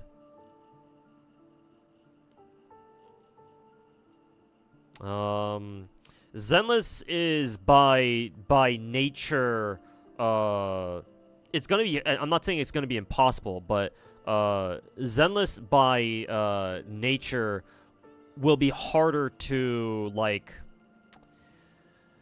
for lack of a better word, corrupt, like Star Rail became. Because Star Rail, in hindsight, right, it was always going to get into this position, or it was, at the very least, it was at a much greater risk of, you know, getting into the position that it is now, at least from a gameplay standpoint, because it's turn-based, and with how, you know, intense each character's requirements are in order to complete, you know, MOC or Apocalyptic Shadow or shit like that, even Pure Fiction.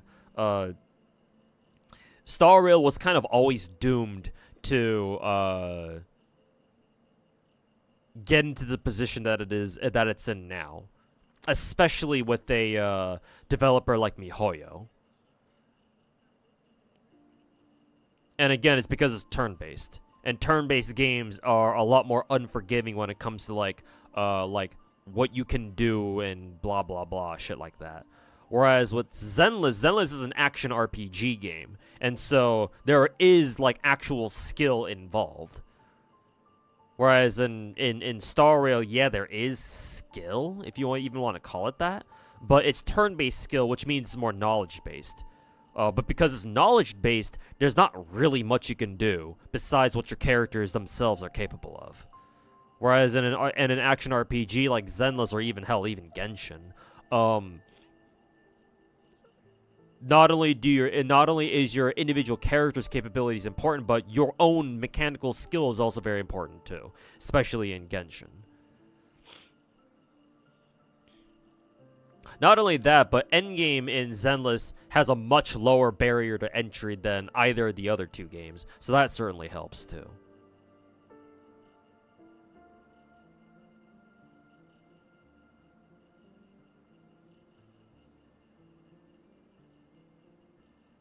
Next, Zenless's next main story, your waifu is involved. Wait, who is your Zenless waifu again, Zara?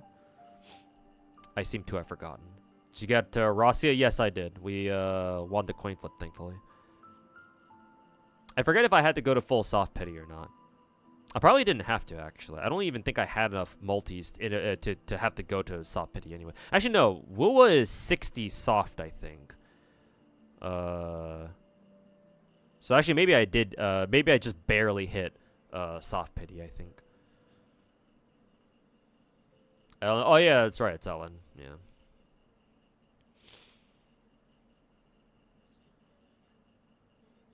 Soft pity is set at 67. I thought it was 65, but I don't claim to know how Wuwa's gacha works exactly.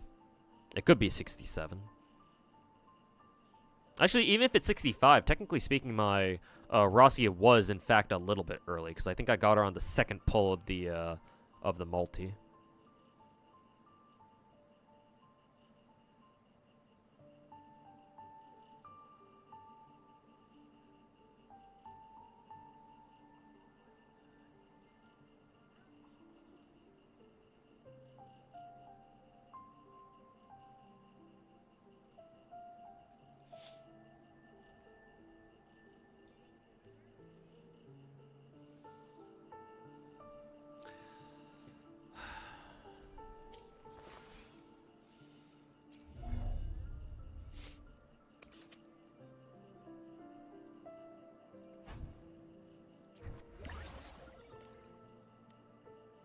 See,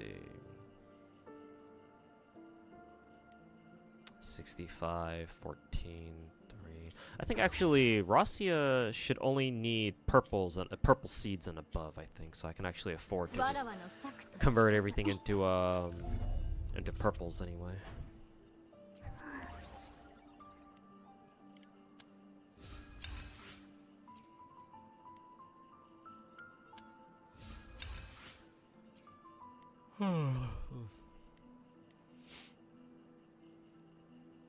Only 11? Yeah, we're definitely gonna have to farm for more.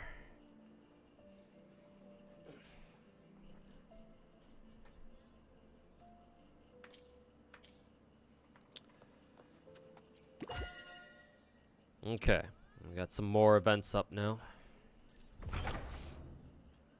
I still have to get this done. Although colors have no form events or event.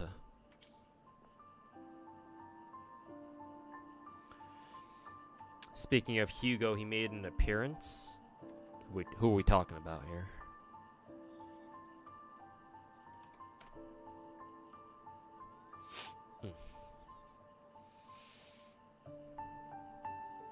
Oh, Zenless characters? I see.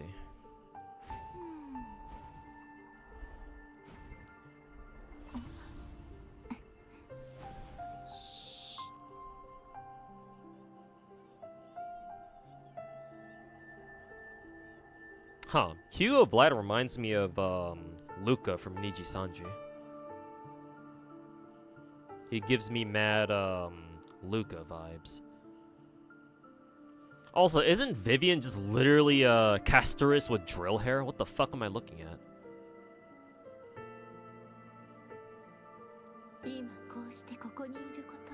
Hello, HR? I'd like to report Castorus has fucking breached containment, apparently. Hello, HR?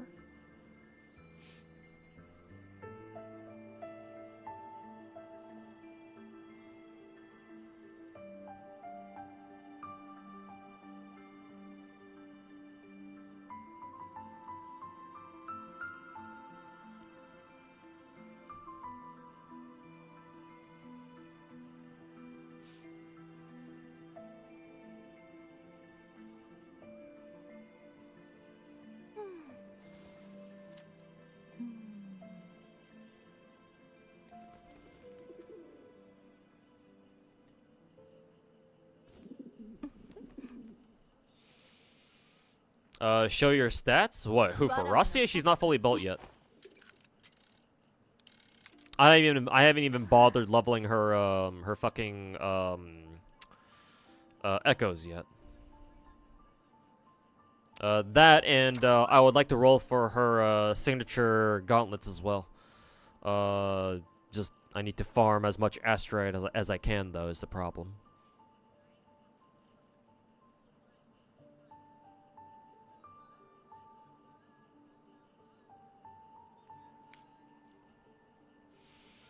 They placed Rossiya 2 tiers below Sanhua and Pridwin? What the fuck? Yeah, isn't she supposed to be a straight upgrade to Sanhua? What the fuck's the deal with that?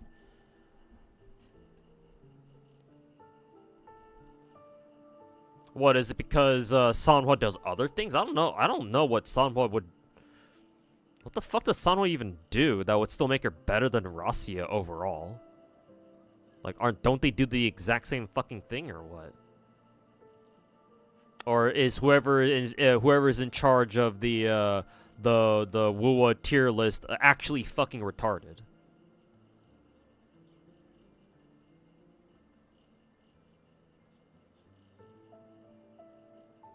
Next time, then yeah, you're gonna have to give me a little bit of time to really fully build Rossiya. And it's not like I'm really pressured to do so because I already got this cycle's TOA 30 start already.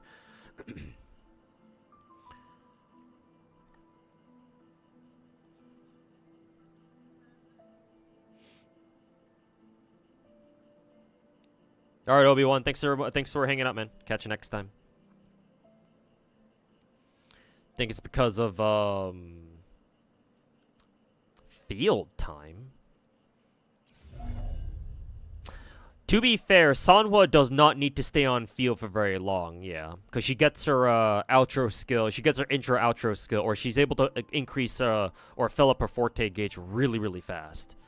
Assuming you don't get smacked in the face first.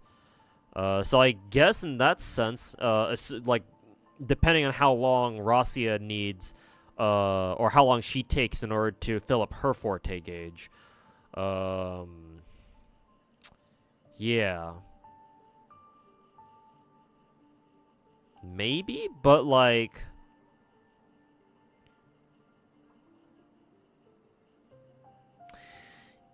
That and, who is it? Sanhua can be used for other basic attackers in the future, because her outro skill only busts basic attack, so it doesn't... She's not locked to like certain elemental teams, like say Rossiya might be, or hell even Zeji, but Zeji's a little bit less so.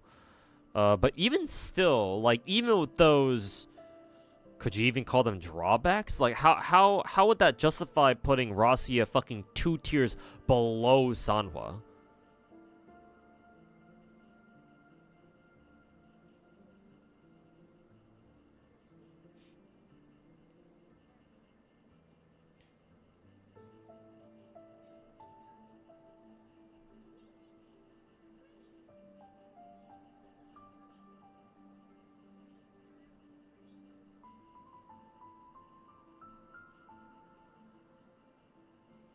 Yeah, I get that, Chucky. It's exactly what I said just now. It's just that I don't know if that's bad enough to warrant decking her 2 tiers below Sanhua. Like maybe 1. I'd understand 1 tier. Going for like, I don't know, let's assume that who is it? The dude on Pridwin ranks Sanhua at like A tier. Like if they were to put Rossi at B tier, okay, maybe I can get that. But C tier? Then again, I haven't played Rossiya myself yet. It's gonna be a while before I can. So if I were to like give my opinions now, it wouldn't really count because it's not like I know what I'm talking about right now.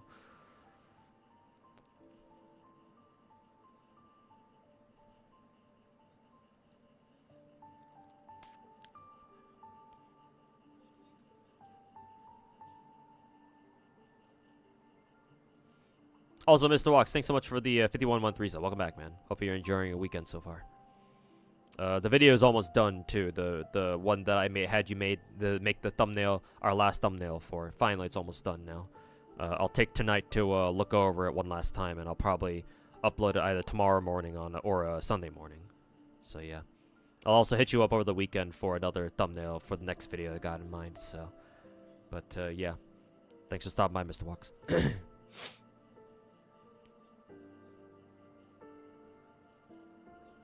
Also, did you roll for, I'm assuming you rolled for Type 95. Or maybe you didn't, I don't know. Or maybe you already mentioned that you did last week. I forget.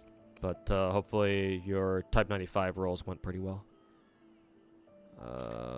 What do I want to do now? I guess I can get some events done. First things first, I have to get this event done. You didn't bother rolling for her? She's like D tier? Yeah, so I hear, unfortunately. Physical damage is kind of a bro moment. And GFL 2 apparently.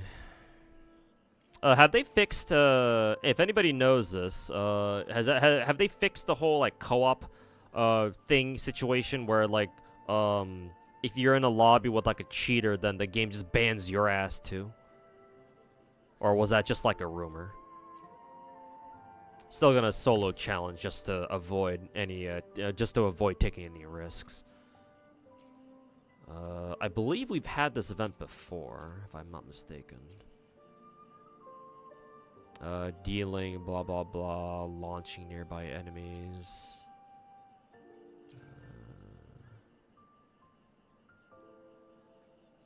Auto scout puppet, blah blah blah. Healing field. Okay, I guess I can give her that.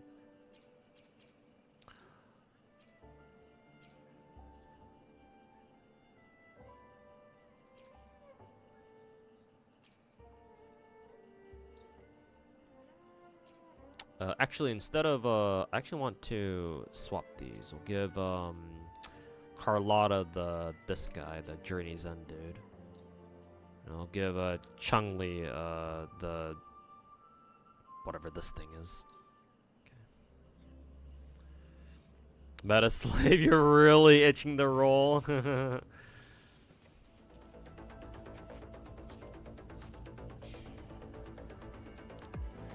hang in there, Mr. Walks.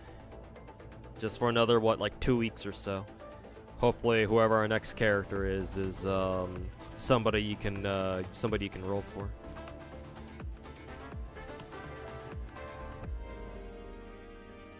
Turns out those people were cheating. What, the people who happened to be in the same lobby as those alleged cheaters. Or it's either that or they bought accounts. Ah, I see. I'm surprised Wua goes after people who buy accounts. Cause like buying gacha accounts is certainly nothing new.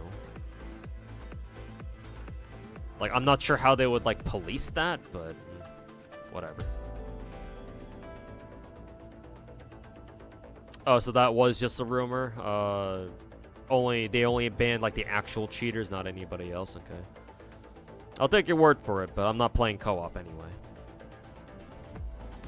Also, hey Naruto, how's it going, man? How have I been? Not great.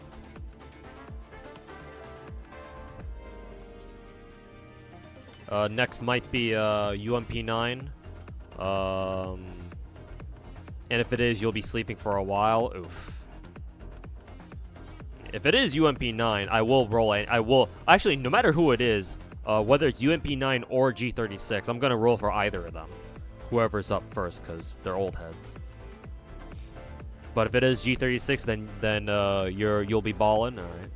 Hopefully, just for your sake, hopefully it is G36 then. Because yeah, I'm aware they have been teasing her for a while. Like she's been part of a couple of our events so far, I think. I'm assuming G36 still has that whole mage shtick going on. At least that's my assumption.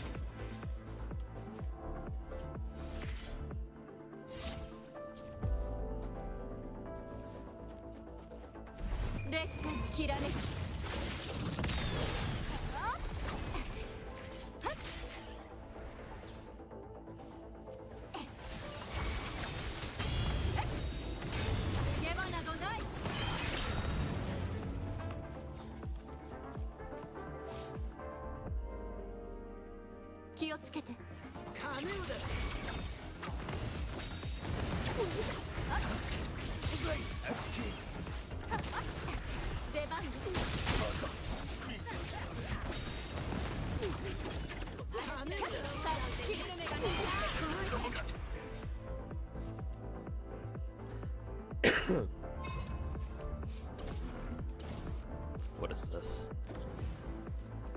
Oh. Fat finger girl.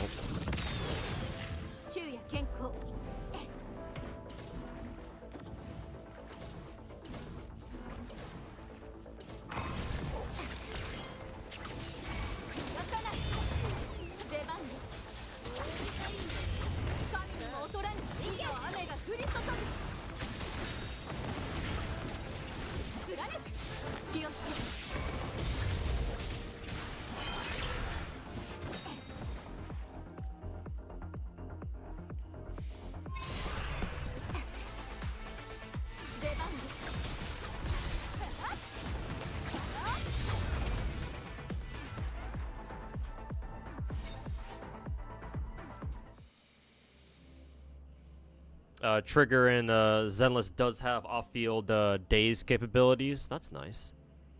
Yeah, some people were saying that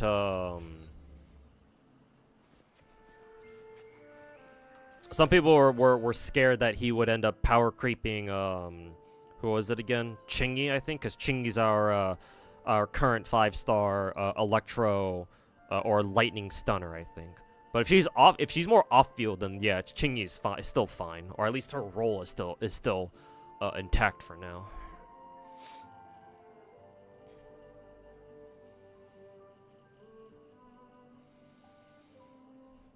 Hey Sinark, welcome back. Did you get Rococo? Nice name. Maybe I'll call her Rococo too. Or did you miss it? You did miss it, unfortunately. I rolled for like about an hour ago, I think. But I got her slightly early, I think. I want to say one multi before soft pity kicked in. But I did win the coin flip, thankfully. So it makes up for me losing the coin flip in Zenless earlier today when I rolled for Astra, which is unfortunate, but it's bound to happen one day, or it was bound to happen at some point. Oh, excuse me.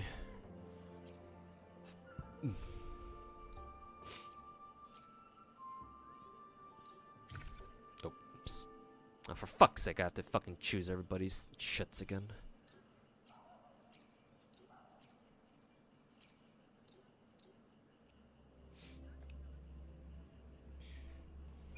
Is new character coming next version good? No. My chat told me that that Mizuki girl is hilariously bad. It's to the point where apparently even her constellations don't really sound that good either. So just judging by that.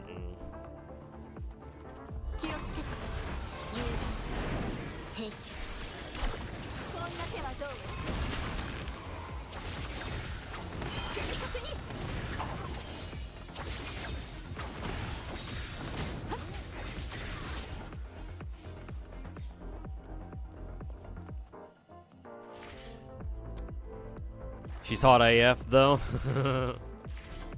I feel you.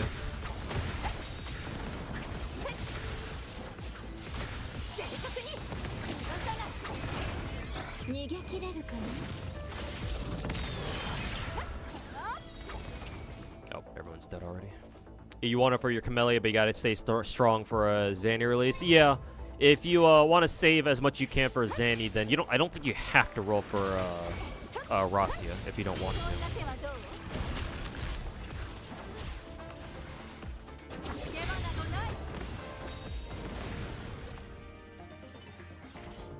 Where do we have to go?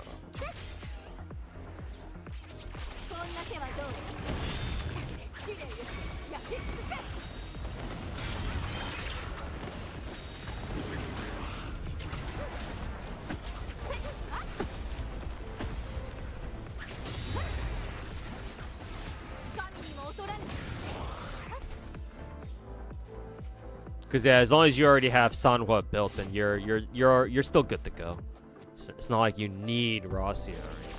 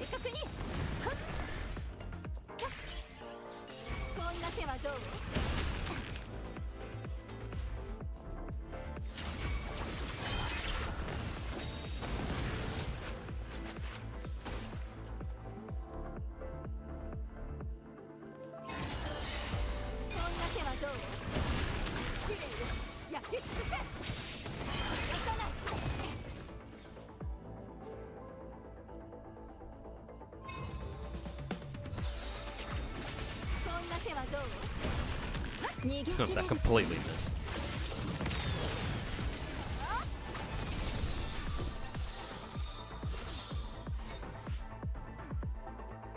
Feels nice one-shotting the Morning Aches boss.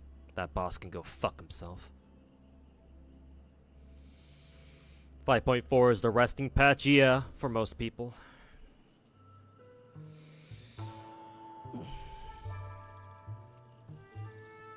.5 is looking pretty dead too, so we got time to save until Skirt comes out. Nice. What about the new Star Rail character? Madam Herta? Madam Herta is absurd. Madam Herta is extremely good, at least as far as I'm aware. If you're talking about Madame Herta, or the Herta, I don't even have her signature Lycone, and yet I've seen her do literal hundreds of thousands of damage. Like, I did, I think it was Apocalyptic Shadow, off stream, but she just completely fucking murders, Pure Fiction this cycle. Like, even if you don't have Jade, with her, because I think I used their BIS team with, what, Jade, Hua, and then Sparkle. She might have a better team, technically. But Jade is her BIS teammate for now, at least until we get Tribby, or the triplets. But, yeah, she just kind of curb stomped, Apocalyptic Shadow. It got so bad where, just out of curiosity, I did it again, and I set my team on auto. They still got, what, 3,400 points, even off auto. So I'm just like, huh, okay. She doesn't even have her signature. Well, to be fair, I did happen to have her, her next best option, which was, S5, Battle Pass Erudition Lycone, whatever that's called. The one that has Fushun and, Qingche on it. So yeah, if you're talking about Madame Herta, then she's absolutely fucking bonkers. I have no idea what to expect out of Aglaya, though. So I guess we'll find out in about, like, what, a week and a half.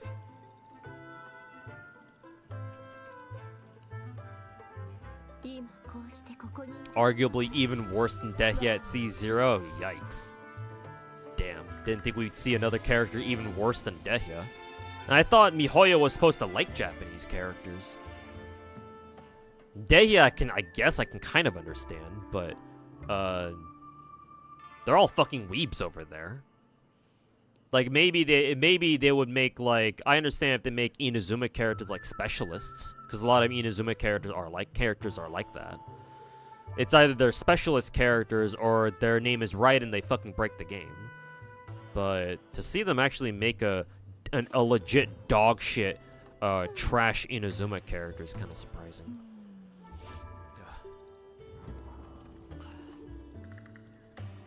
You spent 30 bucks on Maoika's weapon banner, you got nothing, got so mad you didn't play Genshin for a week and a half?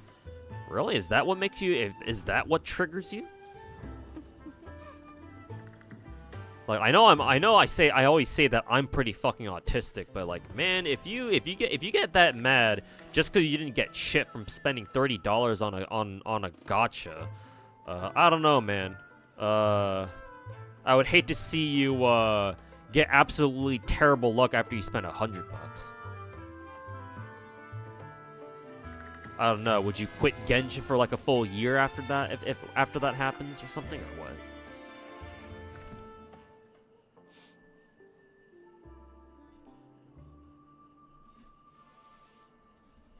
Saw a pretty good take the other day of how Star Rail really feels like Hoyo doesn't want you to have like a favorite character to play. Yeah, of course not. It's a turn-based game. In turn-based games, there's not really a favorite character you can play. Turn-based games, at least from in my experience, turn-based games, a lot of them. Well, actually, no, I shouldn't say that a lot of them don't let you play your favorite characters at all. That's not true, I'm sure. Well, I'm talking like I call myself the god of turn-based games. Imagine that. But for Star Rail, I can certainly see that, yeah.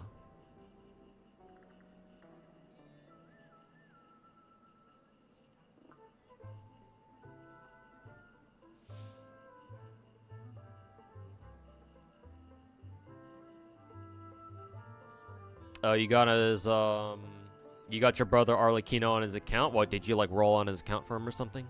And then now he says he wants to do Fontaine. Ah, I see. Classic.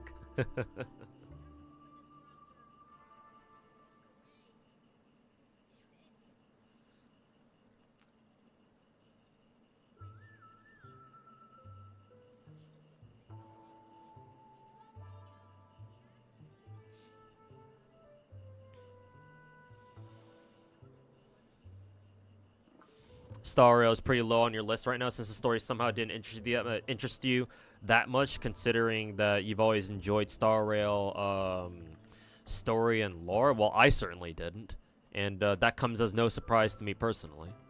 I lost interest in Star Rail's story ever since after finishing Panacony. Cause I was like,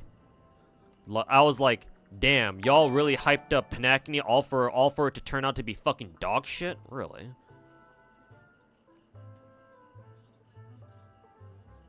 And then they went ahead and told us that it was going to be the exact same fucking writer for 3.02. I was like, yeah, count me out then. Like, y'all can go fuck yourselves.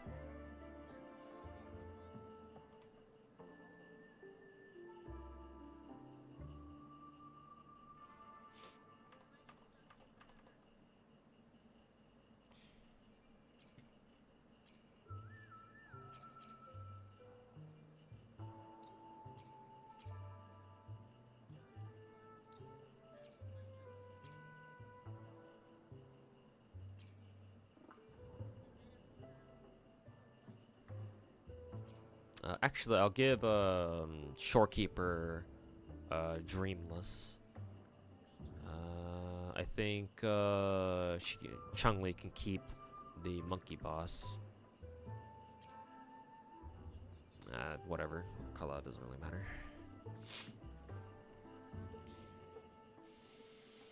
Arknights has been a lot of fun recently with the new event, and then catching up with the integrated strategies game modes. Yeah. Yeah, Arknights is always fun. Arknights always hits.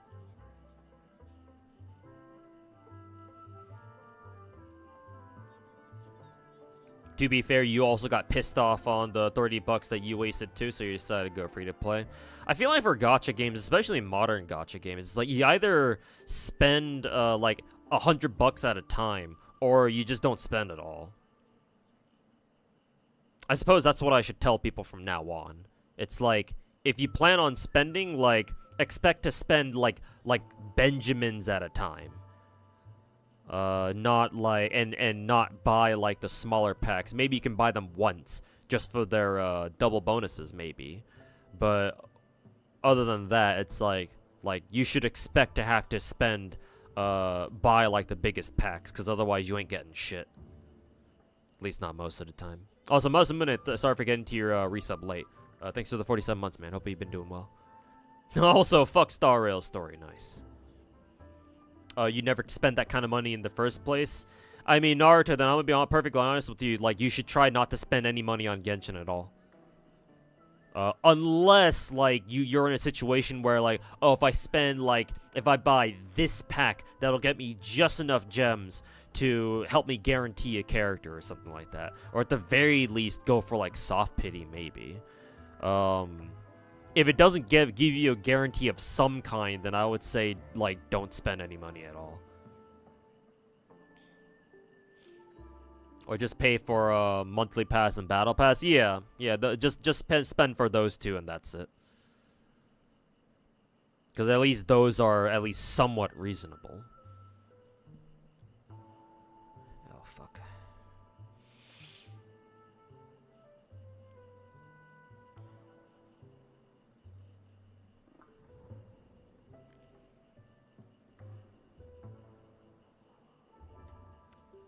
A lot of your friends dropped Star Rail at the intro. Too cringe for them?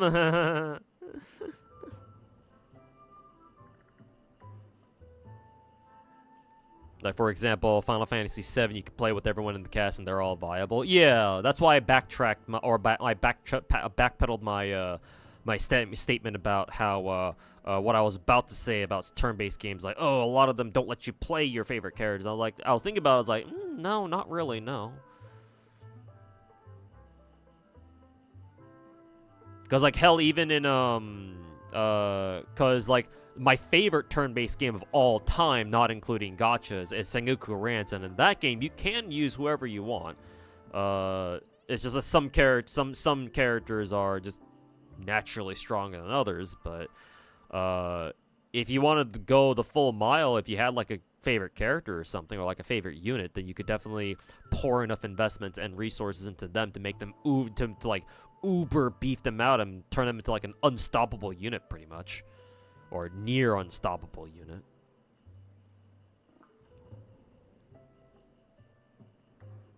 How can you not follow the story if you can't skip it? Well, put on autoplay like I'm doing right now with Star Rail. That's how. Coming from FGO, you wonder why Hoyo doesn't do buffs for like older characters at all. It's just something they just don't bother doing. Like, I don't know if they've ever like buffed older characters in like Honkai Impact, but they've never done anything like that in their other games. The one time that they actually did something like that legitimately was for Zhongli and Genshin. But that was like a one-off thing because the Chinese players got pissed off that the god of China wasn't like top tier or something, so they buffed his ass. Typical little pink shit.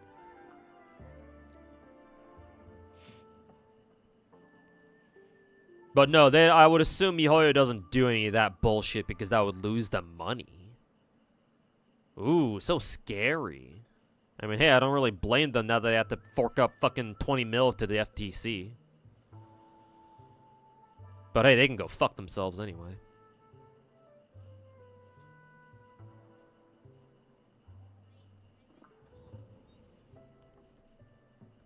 Like, if they were kind of strange calling this, putting it this way, but if they were so-called, you know, quote-unquote ethical gacha devs, the least they could do is make sure that older characters at least have a reason for you to use them, right? Because I've explained this time and time again, but how you, the way you make sure that your older characters don't fall behind is that you want to buff them occasionally after like maybe a year or two to make sure that they at least like compete with your newer characters. Like, you still want your new characters to be, you know, moderately stronger than your old characters, because like if they're not, if the older characters are like just as good, if not better than the new ones, then your players, especially especially from a MiHoYo standpoint, MiHoYo players certainly would not want to roll for characters who turn out to be like weaker than the already existing characters, right? And a degree of that still holds true for other gacha games too. You still want your newer characters to be overall stronger than your older ones, so you give people reason to roll for the new characters. But at the same time, you don't want to neglect your old fucking characters so badly to the point where people consider them fucking useless.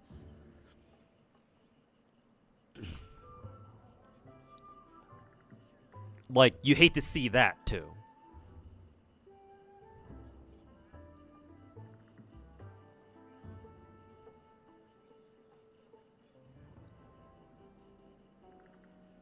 You go free to play? Yeah, that's how you should do it anyway.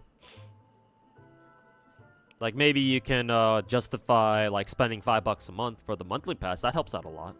But yeah, I would suggest not spending money at all on Genshin from now on. It's either you go big or you go home. It's one of those situations. Again, with a couple of exceptions, of course, but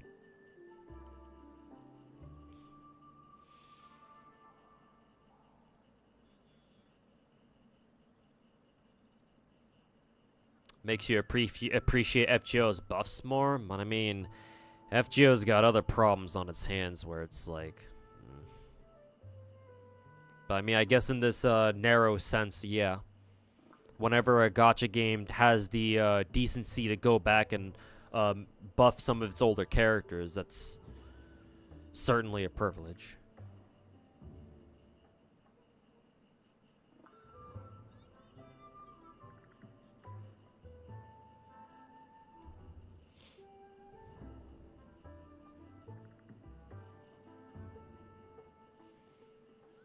Hoyo isn't even interested in their gacha games anyway. They're turning to fully investing into AI and nuclear power plants.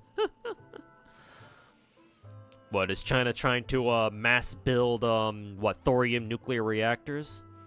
I mean, for their sake, knowing how their economy's going, it might actually be in their favor to invest into nuclear power plants. Because, what is it? Right now, China's electrical infrastructure is not that good because a lot of it comes from their hydroelectric dams, which a lot of them are very questionable why they were even built in the first place. Let's just put it that way.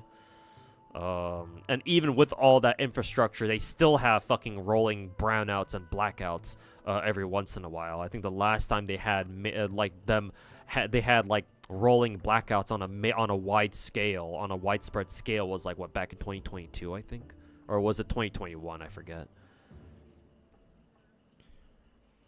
And not to mention, if China is actually serious about reducing their fucking emissions, then what? I would imagine nuclear power is probably their only real solution. Because they still heavily rely on coal power for their electricity, for as much hydroelectric power that they fucking have.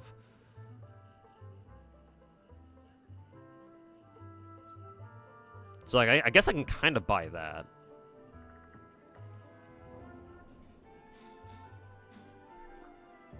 But MiHoYo investing into AI kind of seems really funny.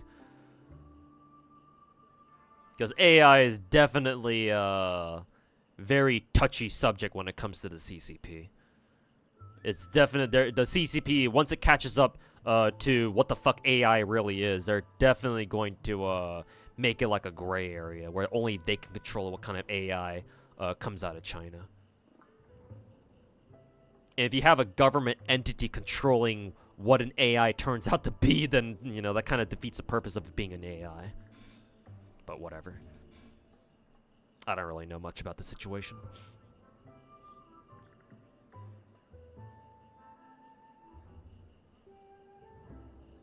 Balancing Maoika's crit rate with the Obsidian Serpent Spine won't be easy? No, it is easy. Just give her fucking crit damage circlet. And make sure not to give her any extra crit rate subs. How is that not easy?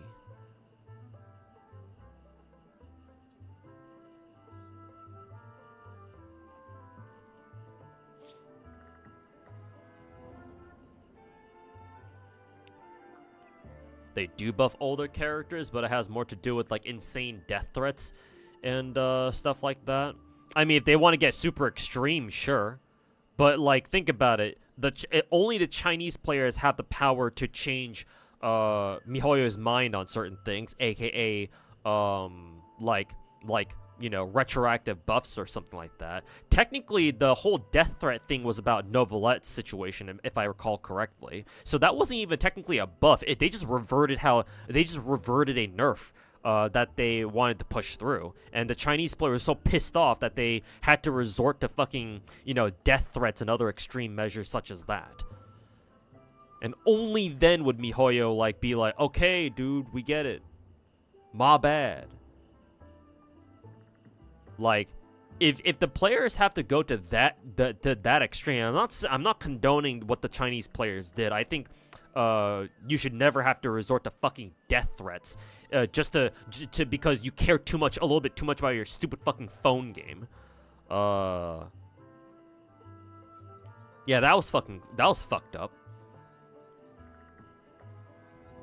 But besides the whole like moral side of it,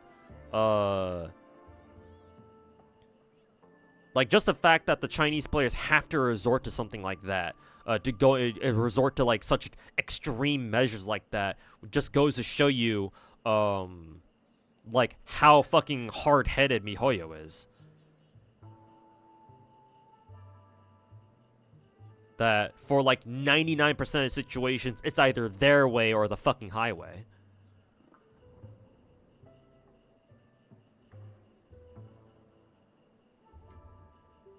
But yeah, technically that Novelette situation isn't even a good example in the first place.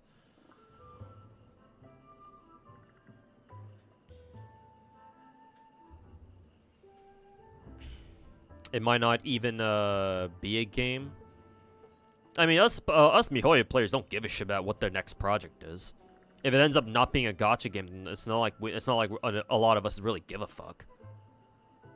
Unless, of course, it, like, directly affects us in some way. I suppose technically it might already be. If MiHoYo is pulling a lot of their resources from developing their already, you know, currently existing games and pouring it all into investing into, like, some AI, like, some dumb fucking AI thing. Then I suppose we have a right to be angry, but we have no idea exactly what it is that they're doing, so. If we were to bitch about it now, then we're just gonna come off as, like, you know, crazy, you know, doom talker types. And obviously that doesn't really help anybody.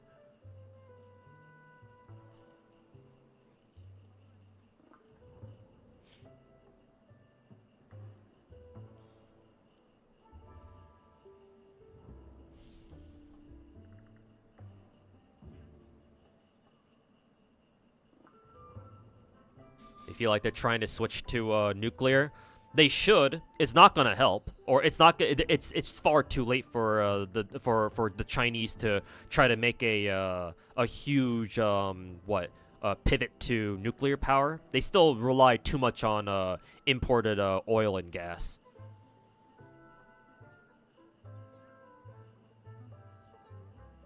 If they wanted to pivot to, if they wanted to like make a nuclear power like a major part of their infrastructure, they should have done it like decades ago.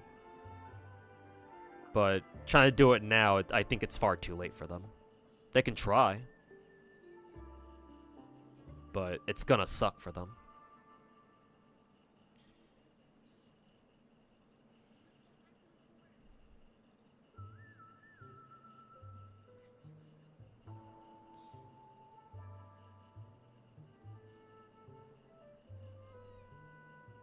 Content creators like Mr. Poke, you like to pretend there's some content in Star Rail when it's just doing the same zero cycles every week. Yeah, that does make me kind of curious what Mr. Poke even fucking streams when he does stream Star Rail. I can't help but imagine that he kind of does what I'm doing right now, where I just kind of stare at the screen and do nothing but talk to chat. And like kind of occasionally play Star Rail. But I don't really watch his streams much, so I can't really say that for sure, obviously.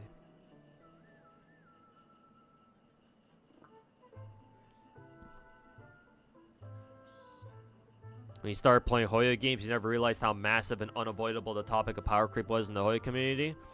I mean, if even the Honkai Impact community was all about that, I guess it's understandable that they got it from the Honkai Impact crowd. Because I believe Honkai Impact is also very similar, where that game is also very power creepy from what I've heard. But even if Honkai Impact wasn't like that, even if Impact wasn't a super power creepy game, or even if their community itself, even if their player base wasn't so obsessed with power creep, with how insanely popular Genshin got, people were gonna devolve into power creep shit anyway. Because power creep is like the lowest common denominator when it comes to talking about gacha games. Like, it's a topic that everybody thinks that they know a whole ton about, when in reality they know nothing about.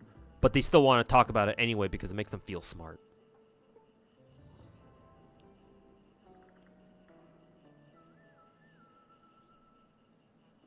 So either way, the MiHoYo games, once Genshin like fucking popped off back in 2020, like it was over. It was a wrap. Like now we're stuck with the player base where the only thing they know how to talk about consistently is power creep. Not that it's an insignificant topic, it is important, but that's all they ever fucking seem to talk about. But hey, to be fair, part of that also has to rest on the developers themselves for not giving their gacha games enough content to distract their players away from talking about power creep all the fucking time. So it's not entirely the player's fault either. Some of the blame does have to go to the developers for not making a game that has enough content where people, you know, talk about other things instead of just power creep 24/7.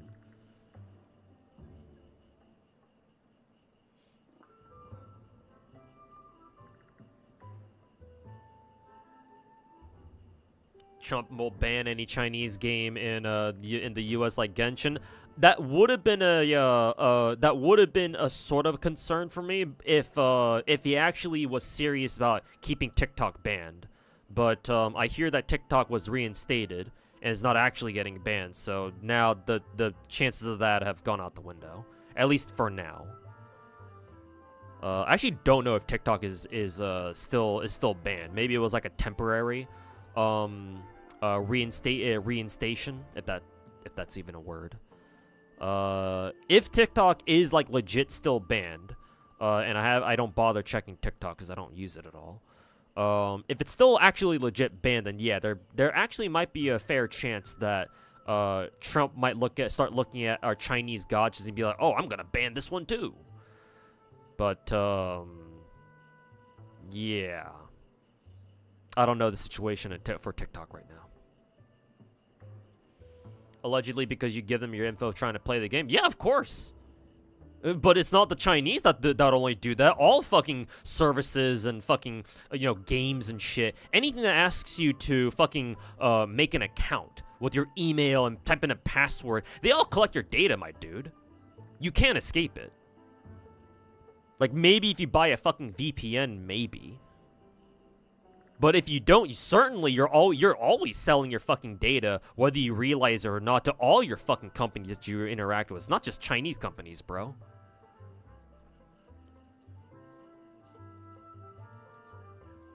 We just make a big deal of the Chinese, quote-unquote, stealing our data, because politically, right now, we're not exactly best buddies at the moment. And to be fair, for good reason. But if that's your concern, bruh, let me reality check. Welcome to the real world. Your data is constantly getting fucking stolen and sold literally everywhere. So it's like sure, the Chinese are certainly guilty of that, but it's not exactly fair to just single them out when literally every fucking company does it. Just waiting for somebody to buy TikTok. I mean, hey, Mr. Beast did offer to buy TikTok. That includes content creator data too. Who the fuck does it matter when it comes to big data? Well, just because you're a content creator, so all of a sudden, your data won't get stolen?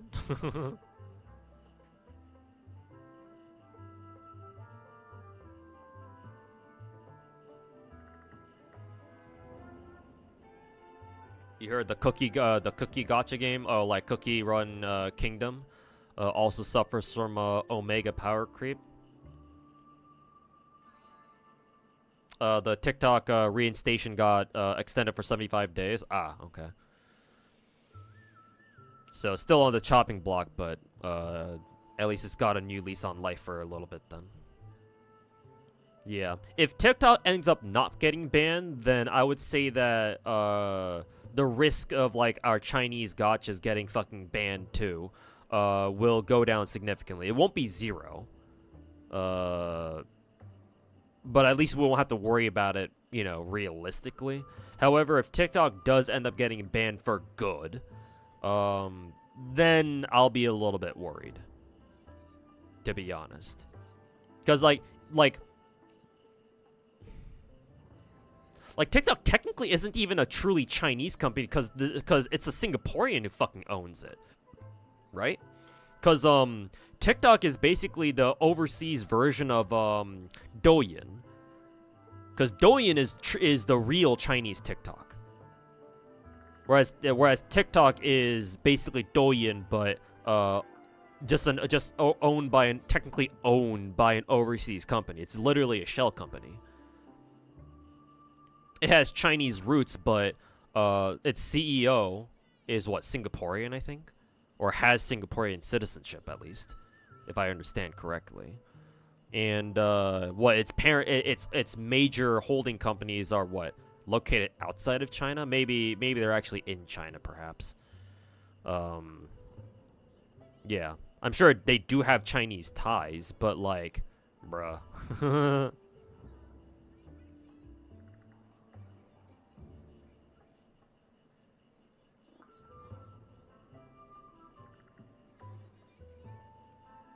Do you believe the U.S. Will be an oligarchy because Elon is the richest guy who has position in office? Yeah. What Venus said. It's kind of funny you think this nation isn't already a fucking oligarchy, man.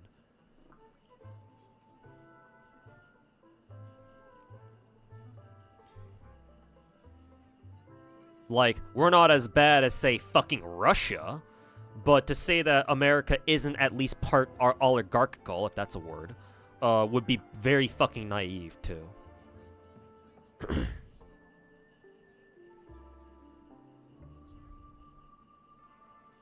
Like, remember, we're not a perfect country.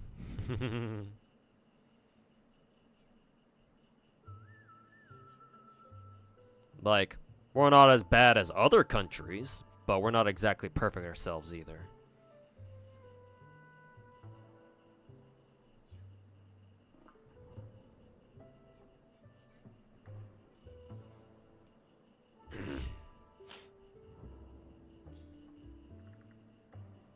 More than 60% owned by international investors. Yeah. Though I'm sure Trump doesn't really give a shit about that. This is when is he giving a shit about anything that doesn't align with his own personal views, am I right? I mean, Trump himself is not really even a fucking politician. He's a businessman first. Everything he did in the first term, he tried running the government like it was a fucking business during his first term, and there's no reason to believe he won't do the exact same fucking thing with the second term now. In case him bringing elongated musket on his cabinet wasn't already a big fucking tell already in the first place.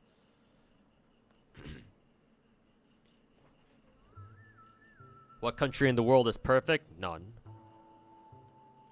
Because, let's face it, what human is perfect?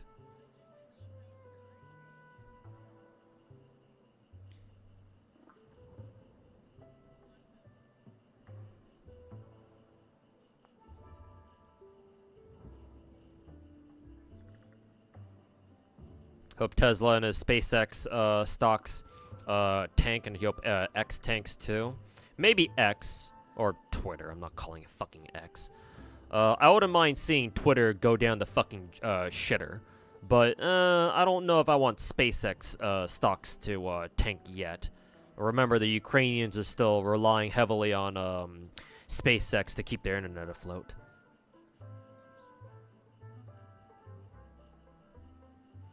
So we can keep SpaceX around for a little bit longer.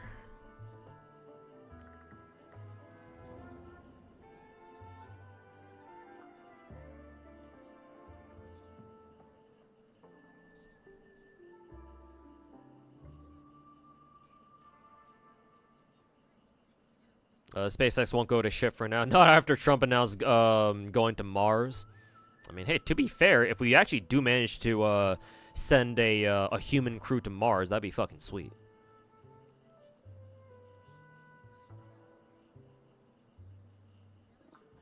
We'll see if we can pull it off in the next 4 years, but...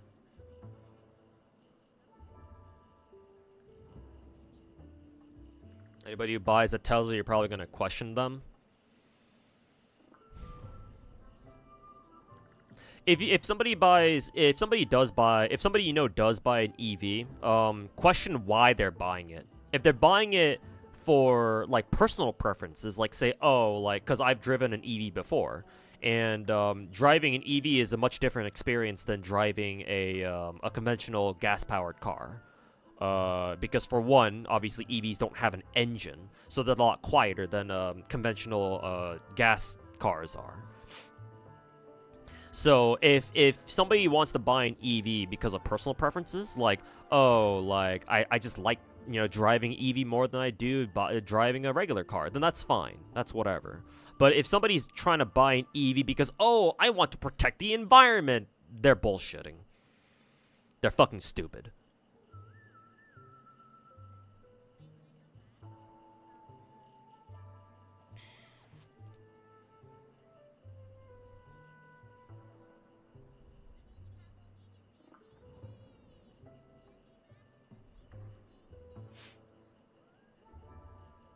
The state are basically owners for every company in China. Well, not every company. You still have private companies in China, but like the really big companies and firms and corporations, a lot of them are state-owned enterprises, yeah. SOEs, as we call them. Especially in the industrial sector. Industrial slash military sectors. A lot of the bigger, if not most of the bigger companies in those sectors are state-owned. So yeah. But in more like private industries, I would say a lot of companies are still privately owned. I guess with the exception of like companies like BYD and some of like the vehicle companies, yeah. I think some of the bigger vehicle companies in China are certainly state-owned, or if not fully state-owned, they have they're partially owned by the CCP, something like that.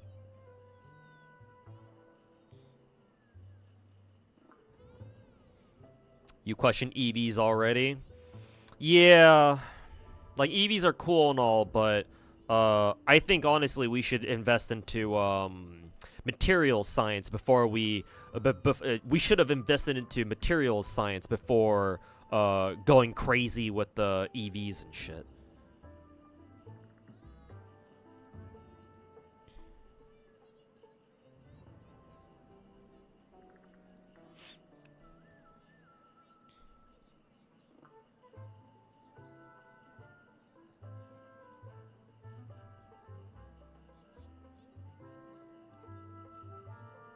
Hybrid cars exist.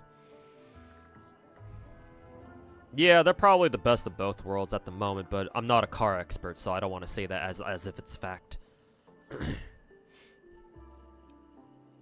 Because my friend Pertag has a hybrid, and it serves him very well. Yeah.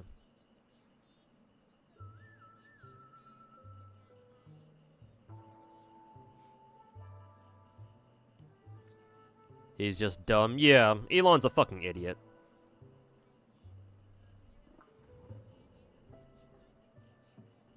Yeah, I give him the benefit of the doubt that he wasn't trying to fucking do a Nazi salute. It just kind of looked like it.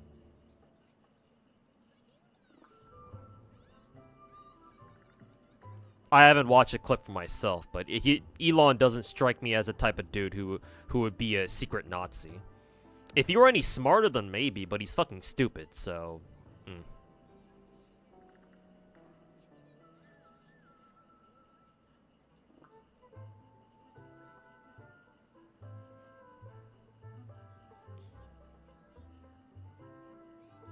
Like, given his track record, he's always kind of behaved as, like, some fucking old dude who desperately tries to look cool in front of the young kids, or in front of the youngins. The whole fucking, you know, how do you do, fellow kids meme. Also more fuel efficient, yeah. But for sure, if we want to, if we're serious about, like, going into, like, EVs hardcore, or, like, other alternative fuels, then we need to, invest into materials science first and foremost. Because, yeah, currently our current lithium battery tech is hot dog shit. We only use it because it's the best we have right now. But it's fucking garbage.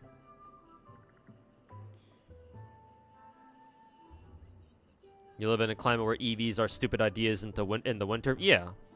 But most environmentalists don't realize that. Most green tech people, or people who are super hard advocates of green tech, don't fucking understand that. Including the Germans, by the way.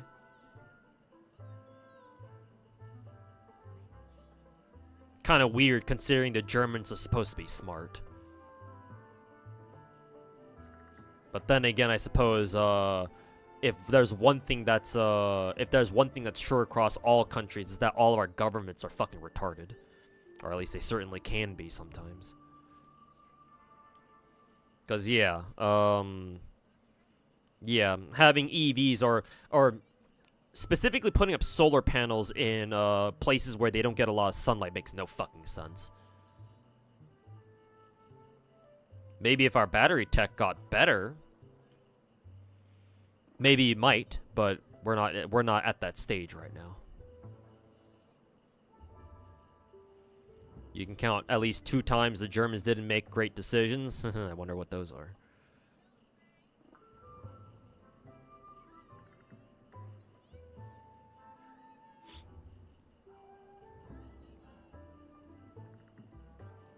Did you miss me talking about Ambi Alter? We did briefly discuss her.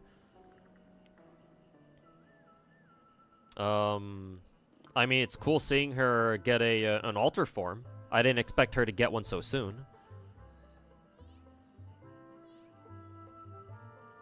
But eventually we were going to be introduced to the Obol squad, so... And yeah, so Ambi definitely comes from Obol squad. Like I saw when who was it? When they first drip marketed Ambi Alter, like what, yesterday or 2 days ago or whenever they did it, whenever they did that. Some of the response tweets were like, oh my god, Ambi has to be a part of the Obol squad because of this and this reason. I was like, are you just figuring this out now? Because I don't know about you guys, but Ambi being a part of Obol squad, even if she's not like an official member, is like so fucking obvious. Simply because Soldier 11 and Ambi attack almost identically. They have the exact same moves, or they're animated almost the exact same way. So that should have already been a huge tip off to like, oh yeah, Ambi might have some connections to Soldier 11 squad, even if neither of them actually talk about each other that much. Not to mention they have the exact same weapon. Like they both use like the flat blade sword things. I don't know what that kind of sword is like, what that name of sword is exactly, but they have the exact same kind of weapon. They just have different elements. A lot of their attacks are animated the exact same way. So like, I wonder if they trained together, or at least they trained under the same, you know, in the same squad, or they trained underneath the same instructor or some shit. It's like, I wonder where Ambi could have learned this from.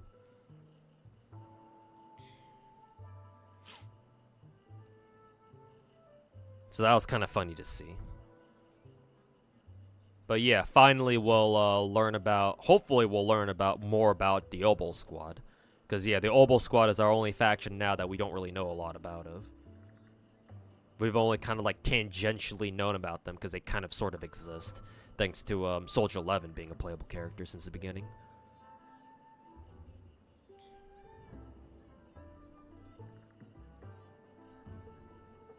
Nicole 5-star will be degen for sure. I mean, I hope they give us a 5-star Nicole version. But yeah, time will tell, I suppose.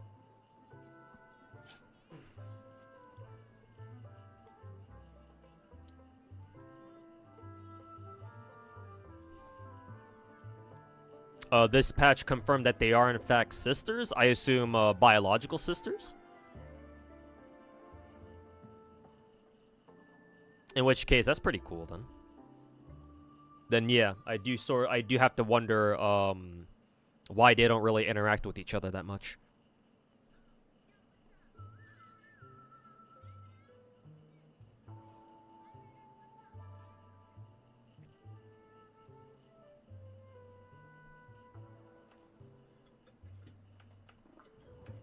I forgot to put Star Rail on auto. Oops. Excuse me.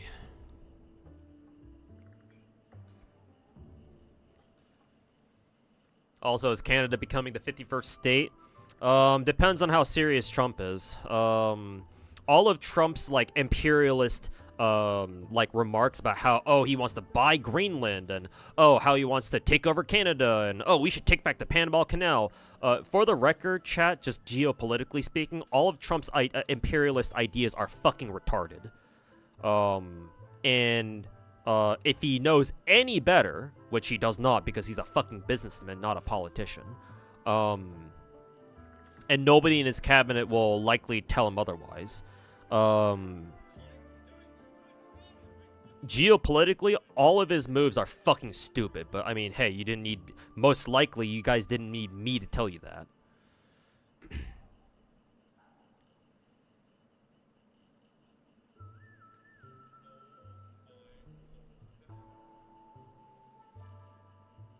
The Panama one seems serious. The Greenland one, you think he means it, but it's not gonna happen. Hopefully it doesn't. The problem with annexing Greenland is that I believe Greenland is owned and administered by Denmark, right? The Danes are some of our best EU allies. Speaking from an American standpoint, out of all the countries in the EU, the Danes have been there for us every single step of the way. So if we were to take Greenland from them,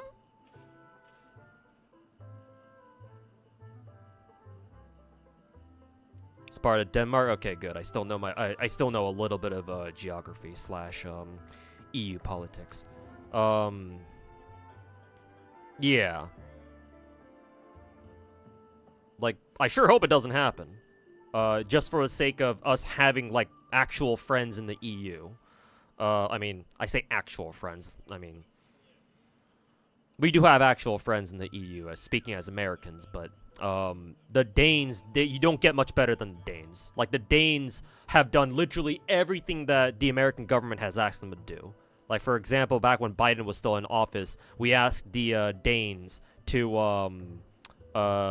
cooperate with us in, like, the chip sanctions against China. They went with that just fine. Like, they were like, alright, cool, let's do it. Because I believe ASML is, what, a Danish company? And they're the ones who make all of the super high-end chip fabricators that all the chip factories in, like, Taiwan and stuff use to make, like, the super high-end chips. And they're the only ones who do it. Or they're the only ones who can make those kinds of machines. And so without them, ain't nobody getting any high-tech chips anytime soon. So it's like, the fact that they cooperate with us on literally any on any geopolitical issue that we want them to is like it's one of our strongest advantages that comes out of us, comes out of like an American EU alliance. So for us to take Denmark away from them, it's like, okay, we can kiss that relationship fucking goodbye, I guess. For what exactly?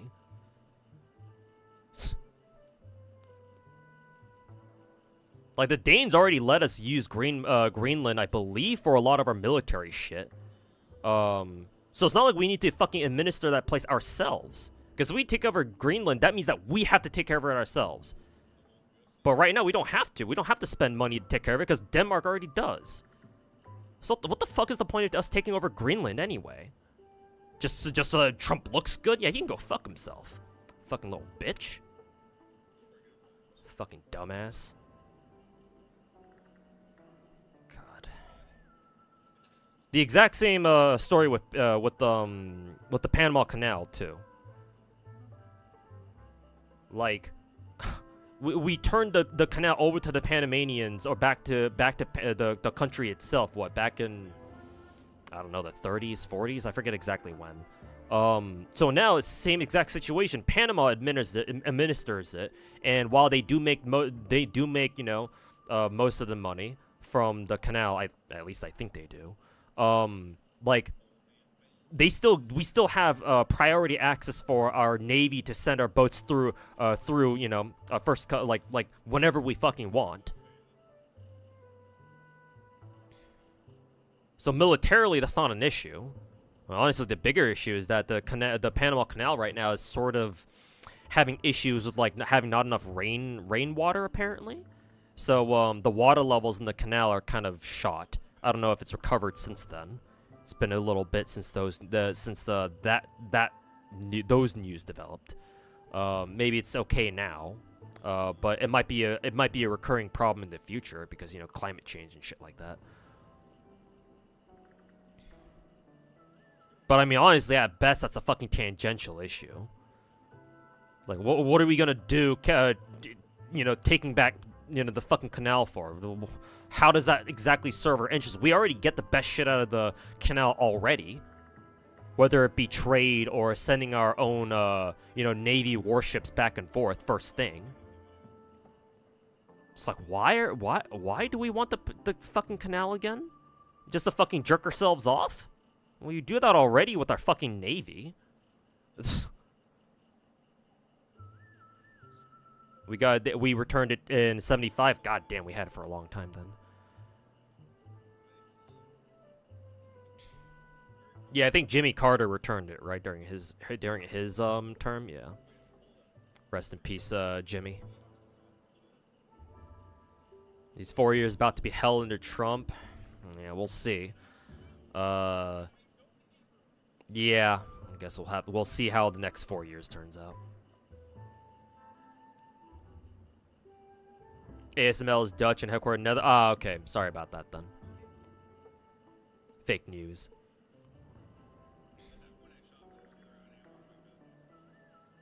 So it's not the Danes who are in charge of ASML. Either way though, us taking Greenland away from Denmark would not be good for EU relations.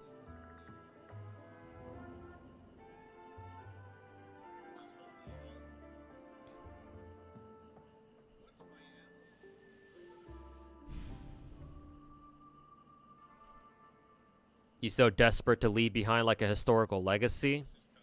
I don't know if he's desperate per se. Desperate fits Elon, the elongated musket, more. Trump seems like he just genuinely does not give a fuck. And like sometimes it can work out, but other times it really doesn't.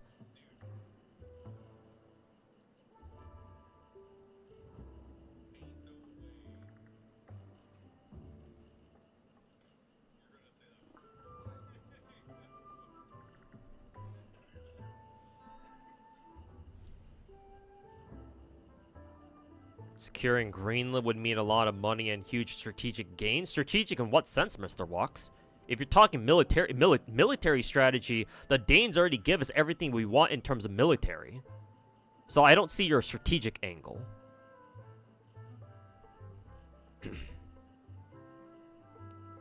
Like, the Danes already let us have all the fucking military bases we want in Greenland. So, strategically, I think not. Economically, maybe.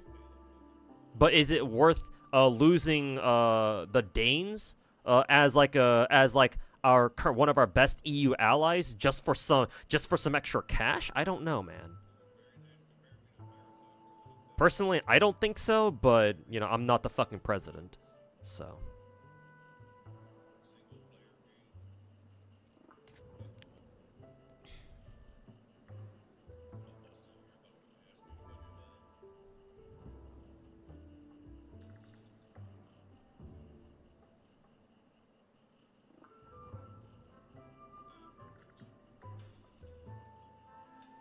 energy and water routes are big.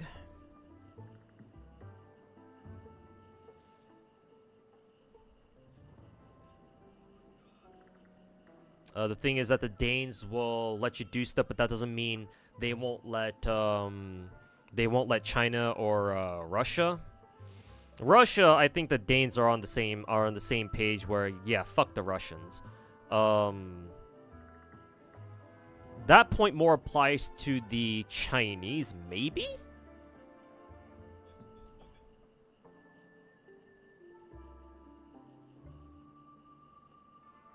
But I don't see why Greenland would be a target of focus for Chinese maritime trade. Like, that doesn't really add up here. So no, I still don't see the point.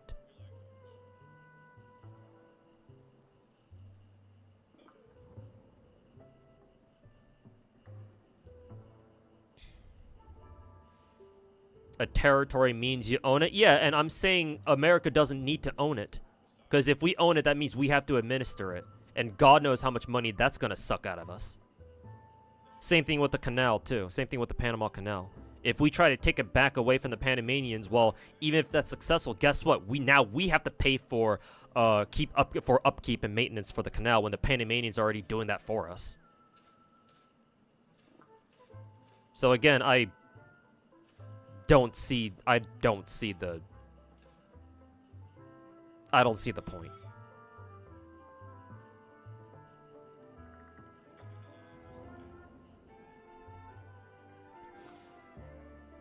The Arctic's been an influence, been in like an issue for decades. Has it though? It's been like a potential issue, and obviously it'll get more important as time goes on with like climate change finally opening up the northern pole, where in the future where the northern ice cap like fully melts during the summer or something, then yeah, obviously you've got free access to over the North Pole, and obviously that can really cut down on trade routes and shit like that. But we're not there yet. We're not there yet. And I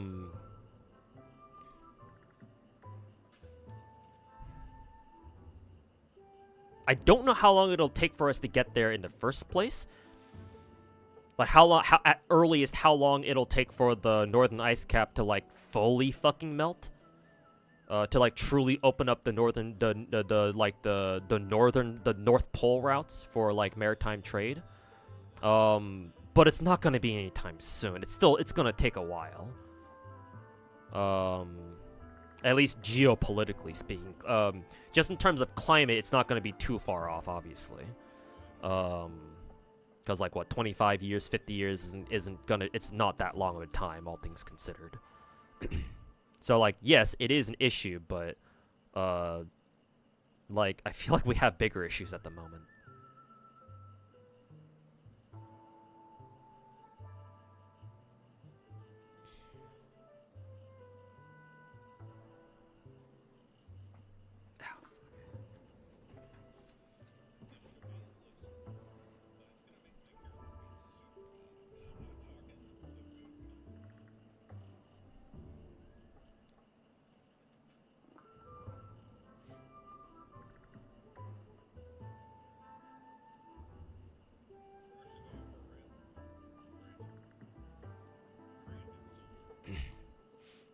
The US doesn't have an Arctic presence on its own.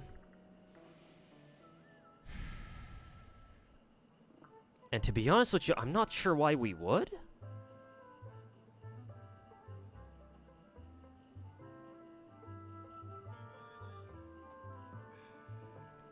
At least not militarily. Trade, maybe. I can see that being an issue.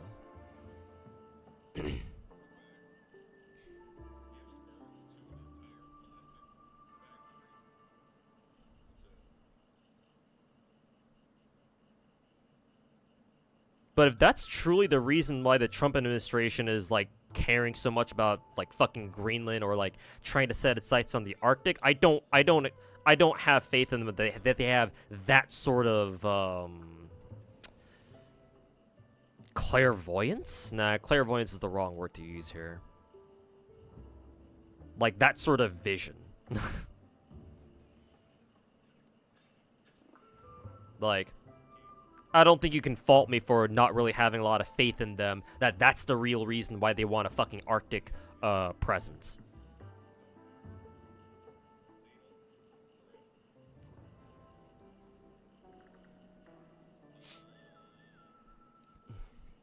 Foresight, maybe? Sure. Yeah, we can call it that. Because militarily, by the time the northern ice cap melts, Russia and China will probably be gone. Or they would, at the very least, they're not going to be the same Russia or China as we historically knew them as in the modern era.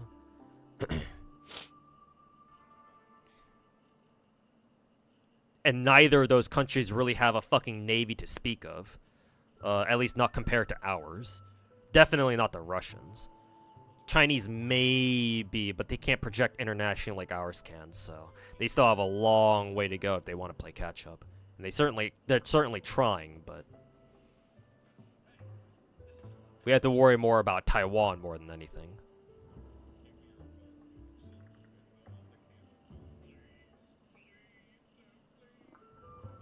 Just because Trump is saying this doesn't mean it's a Trump idea. Yeah, but he is kind of the guy in the front seat. Not only that, but Trump is the kind of dude where anybody who tells him no to any of his ideas, he will fire on the spot. So it's like, yeah, you can say that the U.S. government is like a big organization. Yeah, obviously that's true. But the thing is that that assumes that the government is actually run by competent people.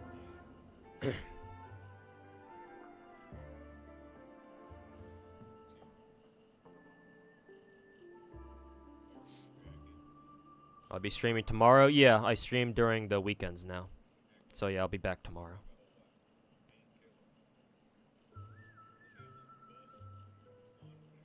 If he's really 200 IQ for future trans-ocean trade control, I don't really see that out of somebody like fucking Trump.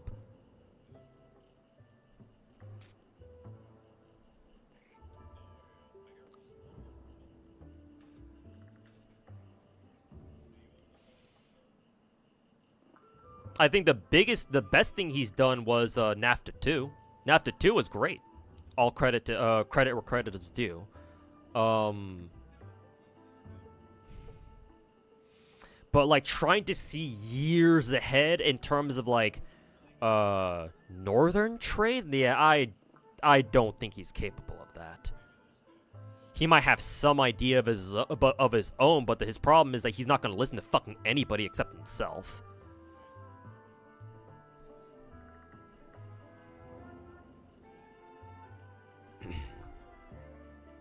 And besides, the whole NAFTA 2 thing, I'm pretty sure that was only possible because fucking Lighthizer was a part of his cabinet, and Lighthizer is by far the smartest dude on his cabinet. I don't know if he's actually a part of his second term, actually. I forget if Lighthizer agreed to come back for the Trump 2 team. If he did, thank God. If he's not, then oh fuck.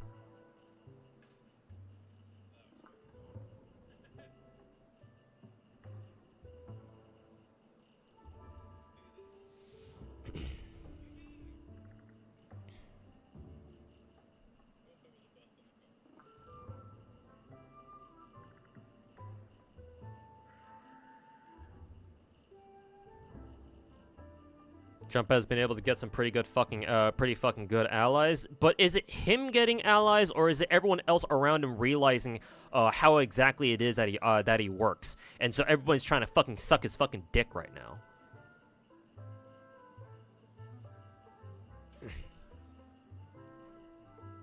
Because Trump remembers the people who have sucked his dick the last, or the most recently. Which is why Zelensky, for example, immediately when news came out that Trump won the election, immediately Zelensky got on the phone to congratulate Trump for his win.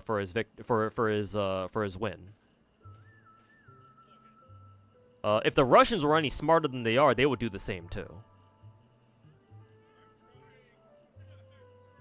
But you know, I don't think they have, at least not yet.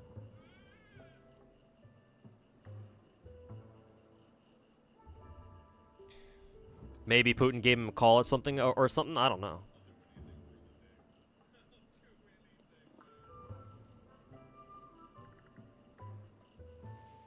So I'm actually delivered though. That's why all of big tech is trying to suck his dick right now. Yeah.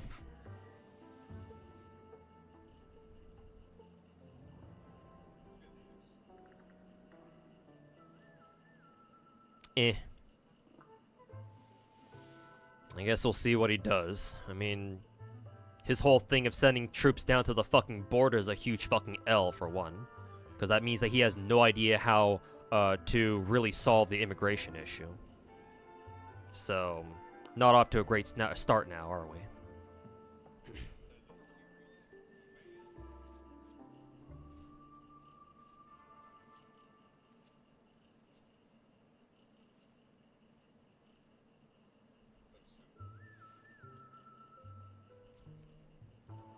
Most of the people he fired during during Trump 1 were actually on his side until they went, wait a minute, this is actually insane. This time around he has less of those. Yeah, so he has less people telling him that what he's trying to do is a fucking dog shit idea.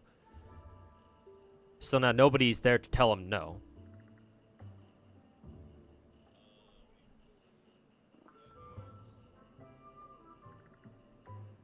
And you know what? That really reminds me of another government that I happen to know a thing or two about that works exactly the same way. At least in that narrow sense.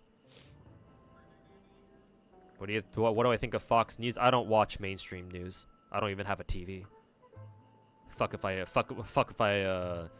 give a fuck about those about modern news outlets. Modern news these days, from what I hear, is fucking dog shit anyway.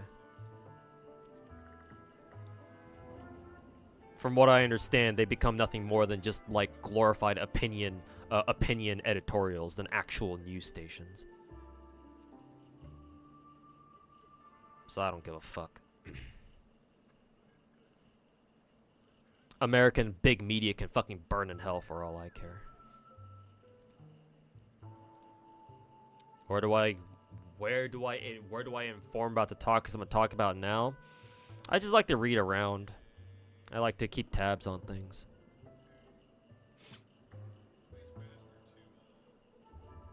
I'm not saying I'm an expert in any of these, don't get me wrong. A lot of stuff that I say can definitely be wrong too, because I haven't been adequately informed yet.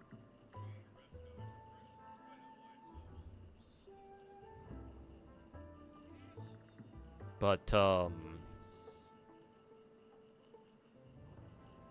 I like reading about, geopolitics. It's fun. Depressingly so, but it's still interesting.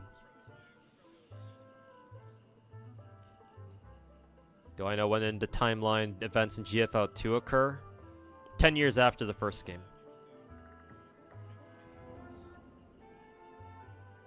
Is it parallel to the main story or some old prequels? No, it's a sequel. You can tell because when you first make an account on GFL 2, the first major intro cutscene that plays a lot of the major events in the first game. And not to mention when the game lets you create your account name, they show you your main character's old ID card, and it's been scratched out. So that tells you that it's very firmly after the first game. Not to mention a lot of the old characters that return for the second game from the first game greet you as if they've known you for a long time, like Suomi, for example. It's because they all recognize you because they worked with you before in the first game.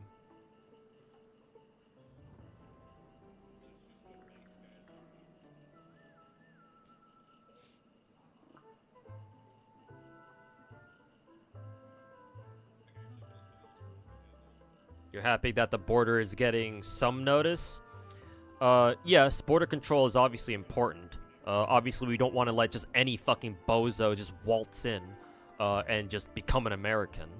Especially worrying because we had a lot of Chinese people come in illegally. And I'm sure while most of them were just trying to escape China because it sucks living in China, apparently. And they're just trying to find better lives for themselves. You never know if there's, a little pink in there, right? Who's posing as a, oh, I'm just a refugee. Oh, I just couldn't stand it in China. And, you find them lurking around some military bases a couple weeks later. However, how Trump is handling this he's not handling it very well, for one. And most Americans don't understand how to properly treat the immigration issue either.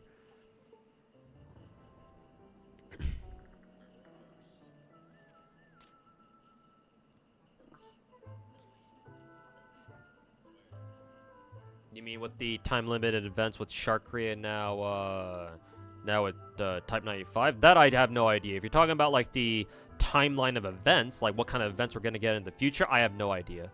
The global servers of GFL 2, we don't really know what they're going to give us next. Mainly because they already gave us events out of order. I mean, hell, even our first opening banners were out of order too. Because we were actually supposed to get Type 95 first as a banner, as our first limited time banner. But they gave us instead Ulrid and Suomi first. And then followed by Watu-K, I believe. So, like, it's already been pretty wacko as far as banners are concerned.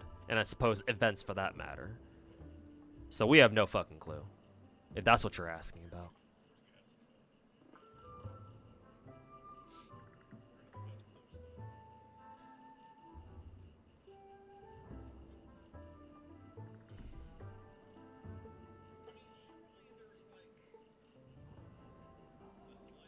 No, you even talking about spies and shit. Oh no, yeah, I just use that as like one example. But yeah, I get where you're coming from, Sababwa. Yeah. I also agree that if you're not a proper citizen of a country, and if you're not there for like tourism purposes, if you're not a tourist, then like, yeah, what the fuck are you even doing here? Like, either like settle down and like at least try to work your way towards becoming a citizen at least, so you like become a part of the system, or like get the fuck out. Yeah.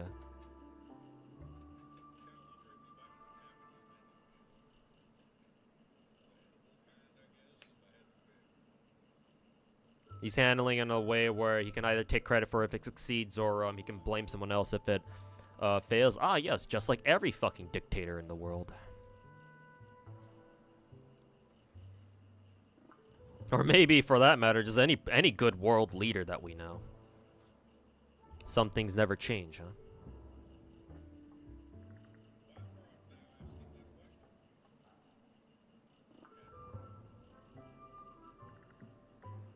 Is there a country that has a good like a path like a good like immigration policy? Technically Canada, but as of lately it's been backfiring on them pretty fucking hard. Because initially Canada's immigration policies actually like they were smart back when they were first implemented, because Canada realized that their demographic situation was starting to look pretty fucking bad, and so they realized that in order to try to combat that, they would need to attract immigrants in order to help, you know, bolster their numbers, right? The number of like young or at least working age people.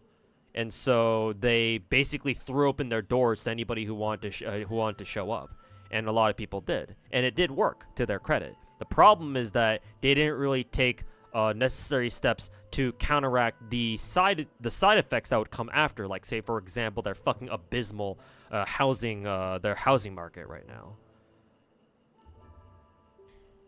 Like, they didn't think that far, unfortunately, and now it's starting to fucking bite them in the ass. Maybe it already has been for like the past several years now. So like technically Canada, but obviously it wasn't perfect. I'm sure other countries might have some pretty good immigration policies. I mean, they actually, I don't want to go so far as to say that they should.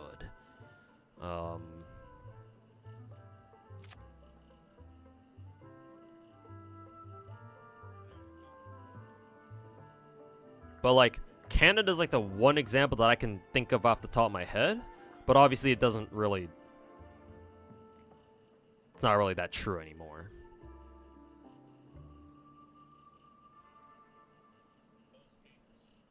Yeah, Mr. Walks is Canadian, so I'm sure you can speak a lot about this. Yeah. Trudeau was, like, I know we love talking shit about Trump, but...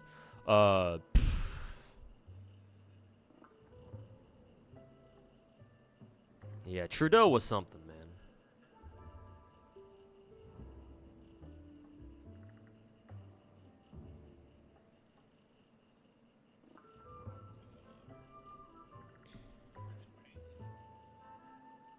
America is a nation of immigrants. Yes, America should have a very strong immigration policy.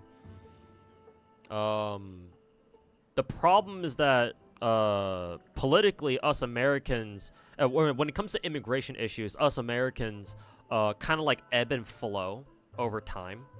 We have periods where we're very pro-immigration, and times like right now we're like, fuck immigration, fuck illegal immigrants, and, you know, blah, blah, blah, whatever, right? We have like cycles of that shit. But yeah, it shouldn't be that way. We should have like a strong and robust immigration policy, especially nowadays with how geopolitics is going. Like, America at least stands to benefit greatly from like natural international migration in the coming years. We should have a strong immigration policy to take advantage of that. The problem is politically we are nowhere in that position, nowhere near the position to be able to do that. So unfortunately we're going to miss out on that opportunity. And that shit's gonna fucking suck.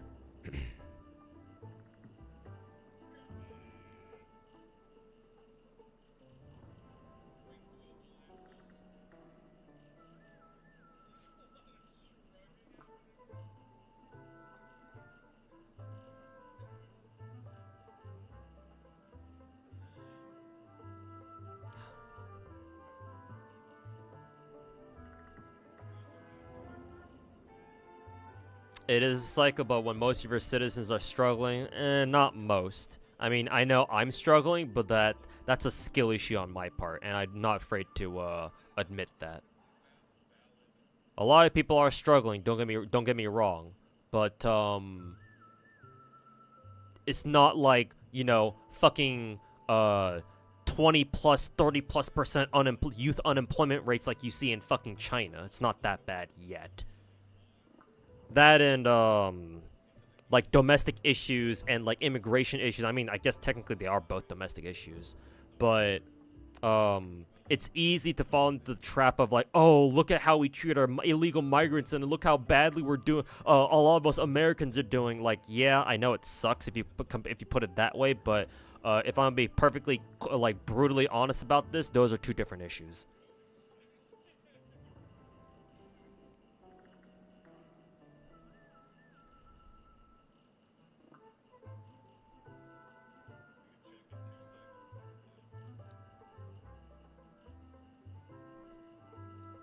And instead of pointing to illegal migrants and being like, isn't this absurd how they get treated better than us? You should work towards contacting your local state legislators or your local government legislators to try to fucking do something about it. I feel like that would be a better use of your time and energy.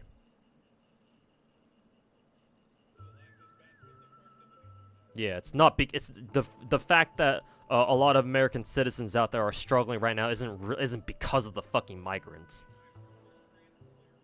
At least I would not expect that to be the case.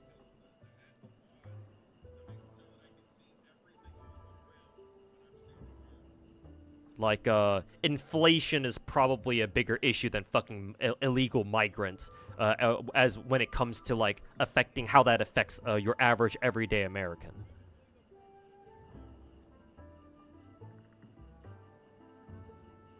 Well, I mean, technically, I guess technically the illegal migrant situation would affect the American, because if they deport all the fucking illegals now, then guess what? You can say goodbye to your fucking food prices.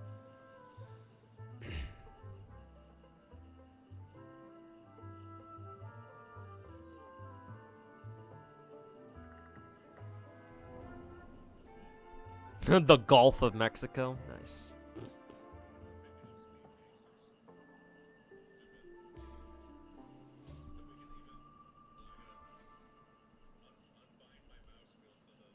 The government is prioritizing things that directly affect citizens. Well, wasn't it you, Sababu, who said earlier in chat that the government is made up of different apparati?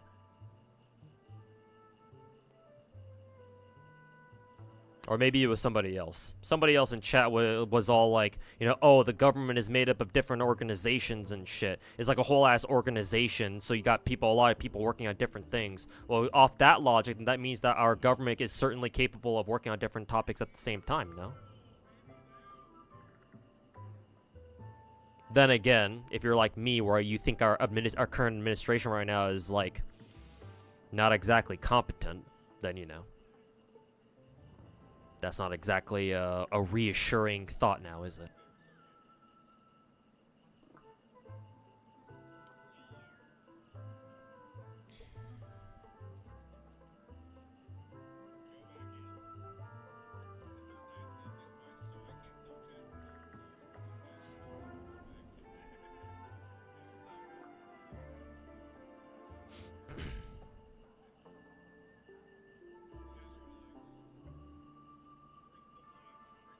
But that was more in reference to the whole Greenland thing that you meant that we were talking about earlier. Okay, why can't you apply that to this situation too? This seems like a government issue too, no?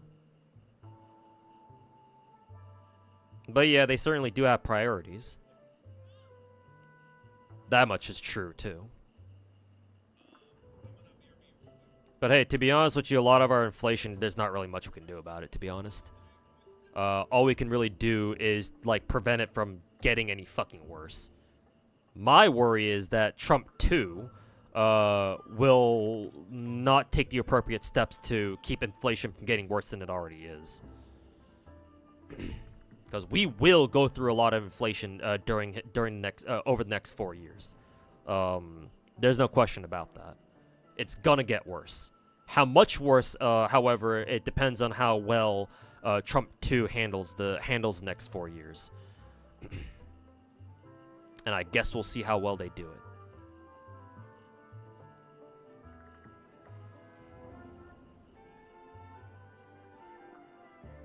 What do you think the government should do right now to address it? My understanding is that we need to build out our industrial plant. The main thing right now is China. Demographically, China is fucked. While some people claim that China's is gonna be wiped off the face of the earth in the next 10 years, I'm not gonna go that far. However, it's not exactly a secret that China demographically is omega fucked. Cause like what did you expect was gonna happen when you have something like the fucking one-child policy combined with the China's rapid urbanization? Like, that shit was always gonna fucking happen. So yeah, China demographically is fucked. Like, they're not gonna be the world's factory or the factory of the world or whatever for much longer. We need to prepare for a world where China is no longer a major manufacturing center, which means that we have to do it ourselves.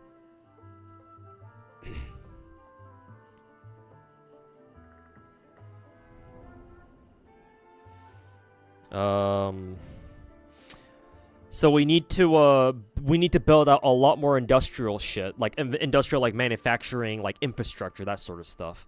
So we have the resources and the locations and the hardware to like actually make our own shit. We need to do that. We should have done it fucking 10 years ago, but better late than never, I suppose.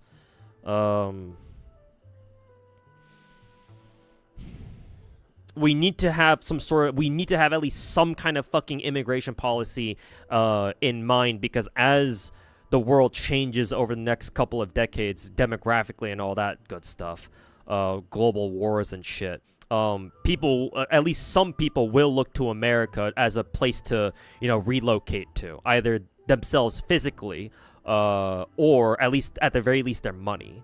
So we need to prepare for that. We need to prepare for that too, so that America looks as enticing as a place as possible to for people to either come emigrate to, or at the very least invest into. A lot of American boomer money is gone now, so investment money is nowhere near as cheap and easy to come by as it was for like the last 30-40 years. And so any extra investment money, any foreign investment money we can get, that certainly helps.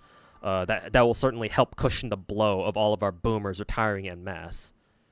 And they already have been ever since 2 years ago. We're already feeling that. And they're gonna keep, and it's not gonna get any better, because obviously the boomers are only gonna get older as time goes on. So eventually their money will just keep dwindling up until there's nothing left of the boomer investment money. So we have to look for replacements somewhere. Our millennials will certainly do a little bit, or not a little bit. They will fill in parts of the gap, or the parts of the fucking missing holes that the boomers will leave behind. But it's not going to be enough, because obviously the boomers are our biggest generation we've ever had. And the Zoomers will certainly not be will certainly not help, because the Zoomers are so far our smallest generation we've ever had.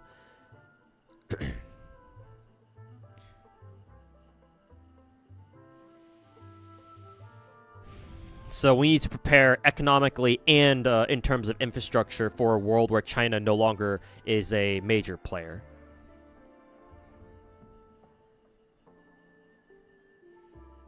So we have to do a lot of the heavy lifting ourselves. And that will mean that America will go through a growth story. But obviously that means that it'll induce, just like how in right after the Great Depression, right before World War II, or I guess technically during World War II as well, we had a lot of, or actually even after World War II. Now that I think about it, we had a lot of inflation-driven, or not inflation-driven. That's I'm saying it wrong. A lot of how do you say it again? We had a lot of like growth-driven inflation. It's not the correct term here, but basically inflation driven by like us just building a lot of stuff, right? Producing a lot of stuff. That sort of inflation. We're going to get more of that.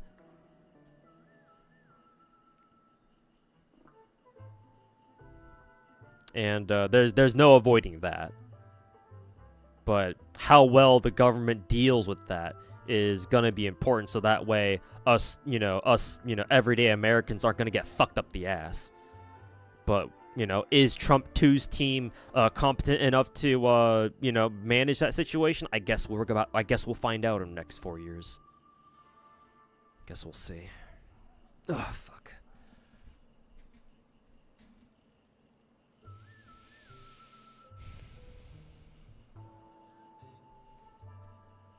More like the one male policy. It wasn't the one male policy. It was really the one child policy. The problem is cultural, because China, like a lot of Asian cultures, prefer sons over daughters. So that meant that a lot of Chinese families, back when the one child policy was first implemented, and over the years to come, when it turned out that they had a daughter, they fucking either aborted them or fucking abandoned them or fucking straight up killed them so they could have a son instead. And you can blame that shit on the CCP, too.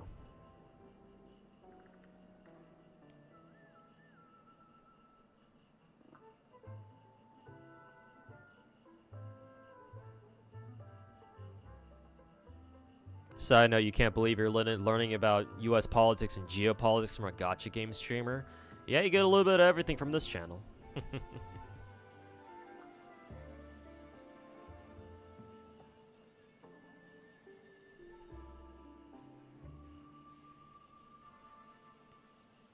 Most American companies in the industrial sector fail due to corporate greed. They put quantity over quality. Oh, that's funny.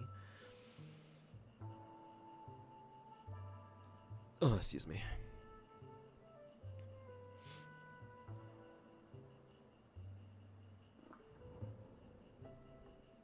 But yeah, it's certainly true that Americans are extremely protective of or at least our government is extremely protective of our own industries, yeah.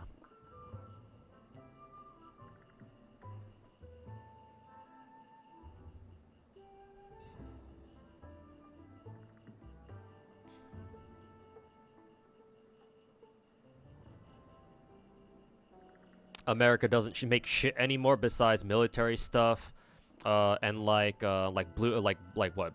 I think it's white collar jobs technically. And like tech / entertainment bullshit. Yeah, but that's gonna change. It has to. Because again, China's is fading out of the picture. If my understanding of their situation is correct. And so America won't have a choice but to start making its own shit again. Which is why we're starting to see a couple of like computer chip factories being built. I think there's one being built in Ohio right now, another one in Arizona. I think the one in Arizona is being built by, TSMC.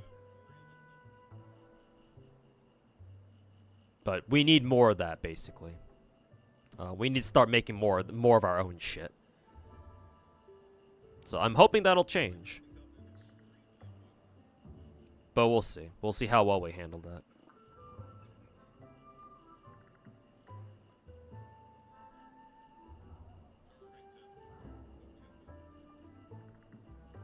We need to diversify our economy. If you're talking about us Americans, yeah, for sure. But you can say that about every country, technically. And for as big as America is, like, we're still only one country. We still have to rely on, like, especially Mexico, to be our our economic partner, and I suppose the Canadians as well, for us to go through this, you know, as best we can. I mean, ideally, we should be able to bring as many countries along for the ride as well, but obviously, you know, only so many countries can.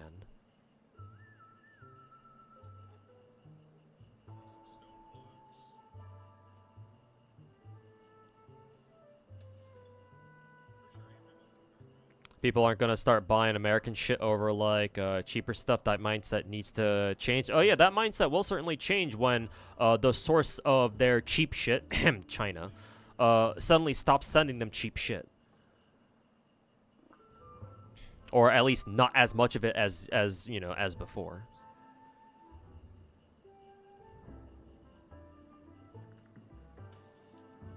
Yeah, don't worry, it will change. Just give it time.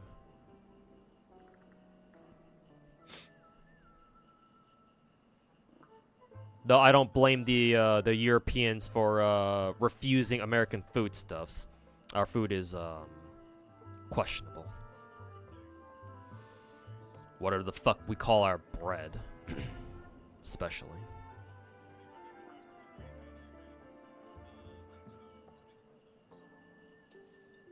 But yeah, don't you worry. That mindset will change, whether you like it or not, or whether people like it or not. But to be fair, America's hardly the only place that you're gonna get stuff. Obviously, other countries will step up as well, and us Americans as a whole also need to step up in improving the quality of our products as well.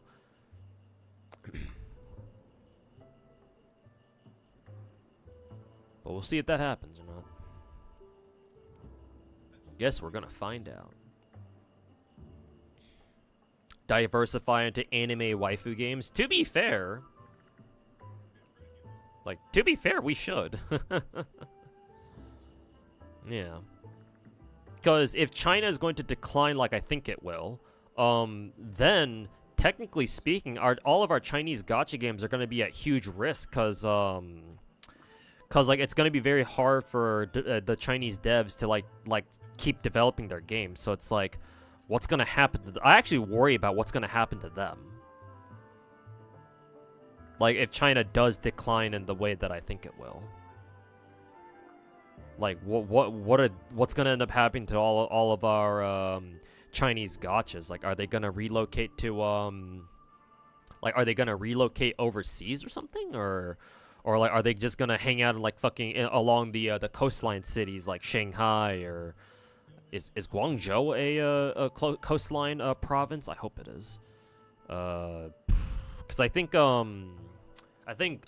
Kuro game is based out of Guangzhou, I think.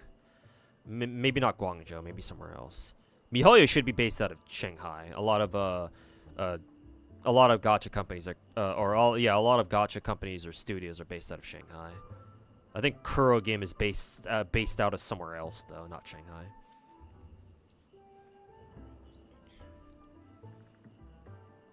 Or they've moved to Hong Kong at the very least. Something like that.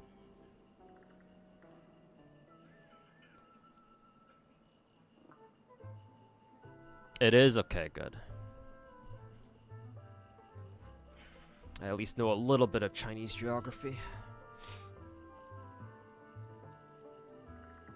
But yeah, if they move to the coast, they should be better off. I think, yeah, a lot of tech companies are located along the coast anyway, so I think they're already good. But I still worry for them anyway.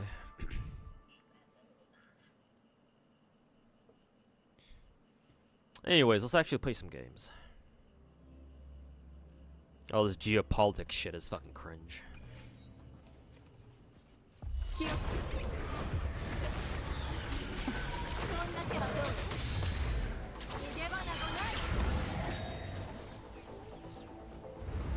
Are most of my units S0 and what is it?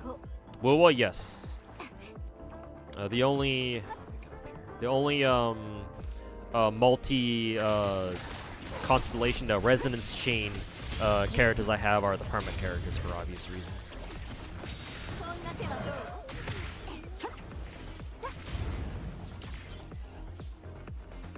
試練よ、焼き尽くせ。昼夜健康。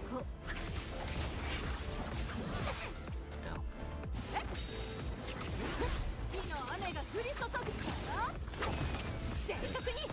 こんな手はどう？これがモンテリの挨拶です。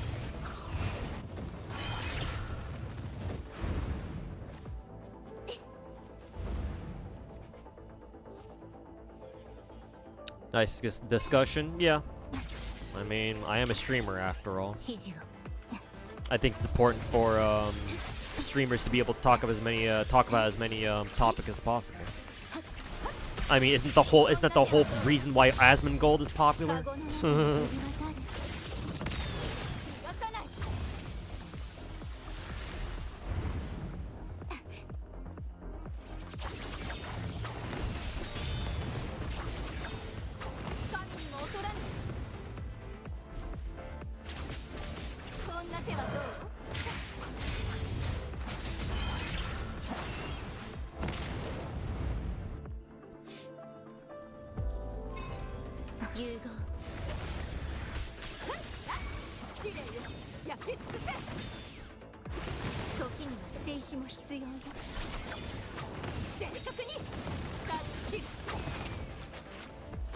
Oh, wrong way.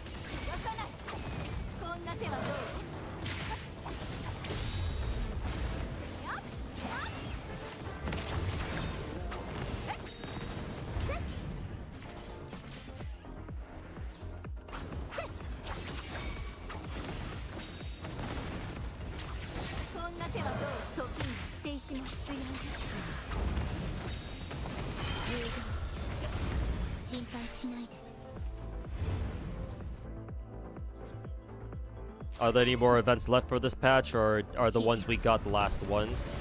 Considering this is the first week of Rossia's patch, you should probably get a couple more events, like maybe one or two more. I don't know exactly how much more though.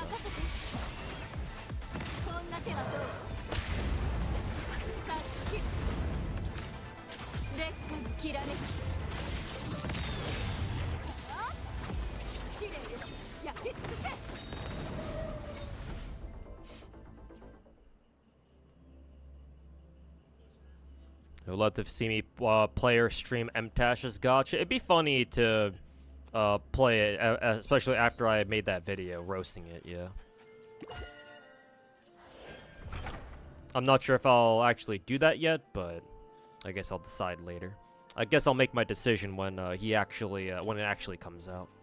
I don't know, have you been following it just to see if just to see how it's been coming along or something, or what?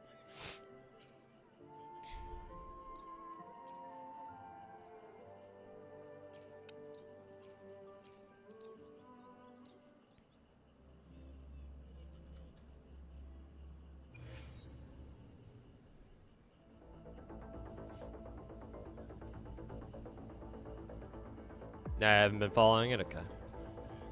Me neither.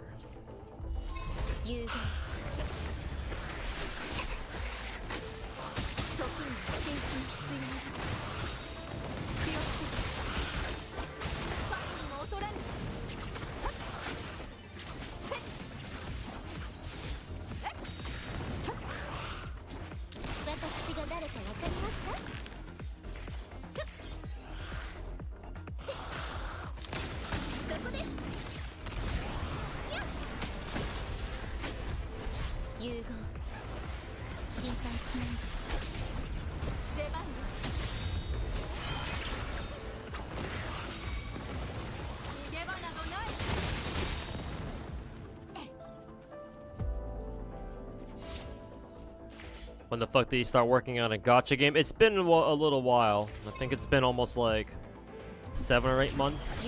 He made a YouTube video about it, but it didn't get a lot of views, so I'm not surprised that you haven't heard about it.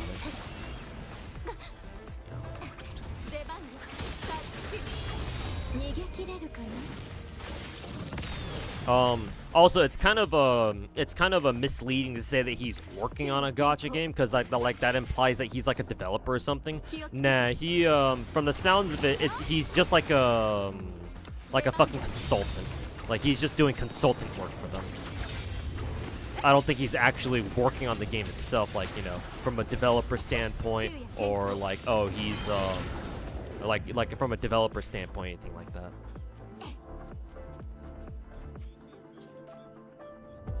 And to me, it's very obvious. His influence is very obvious. He probably told the fucking the devs for that game. They're called what? Fateless, I think their name was.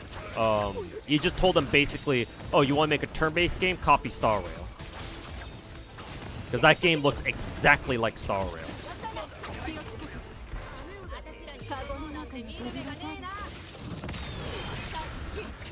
Waste that heavy attack.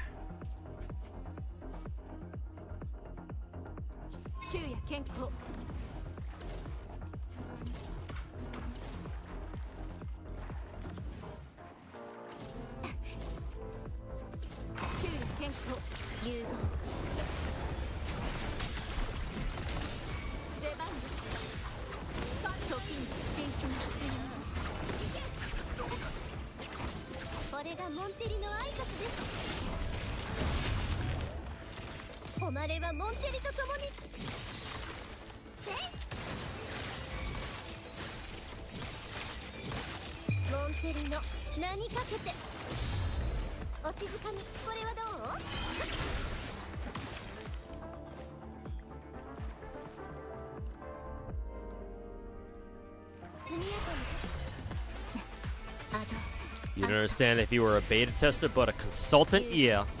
I don't understand why they went to that dude for, like consultant work either. So your guess is as good as mine.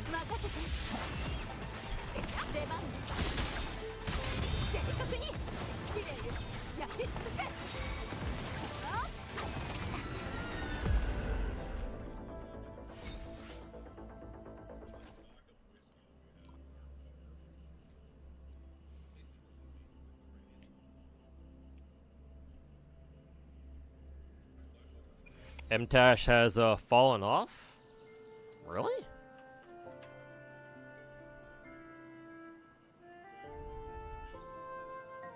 He's like cut his ties with Gacha? I find that hard to believe. I'm gonna check his YouTube channel. Surely he didn't just fucking quit fucking Gacha games altogether.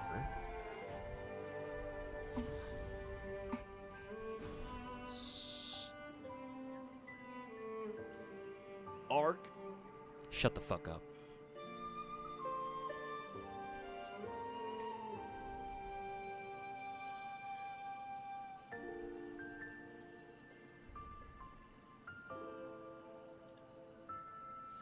Yeah, his...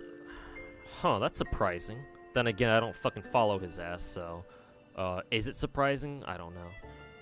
But yeah, after his, pick a free 5-star Star Rail video,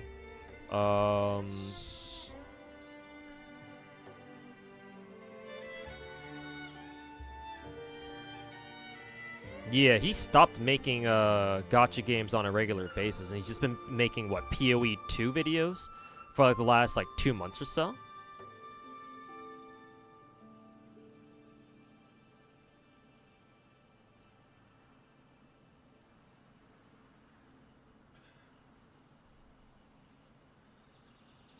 Guess his whole gacha luck ran out, huh?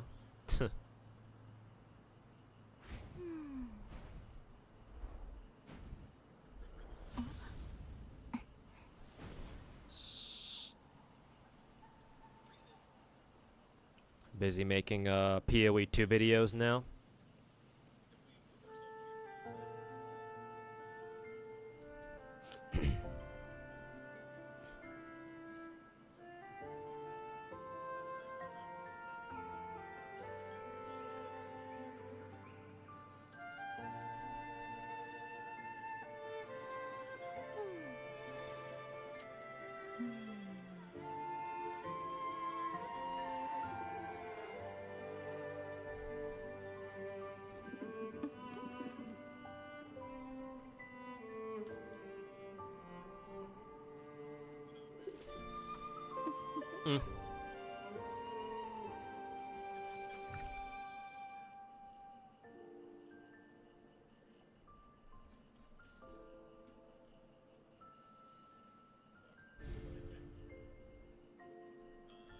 How many gacha games do I play? A dozen. The answer is 12, my good sir.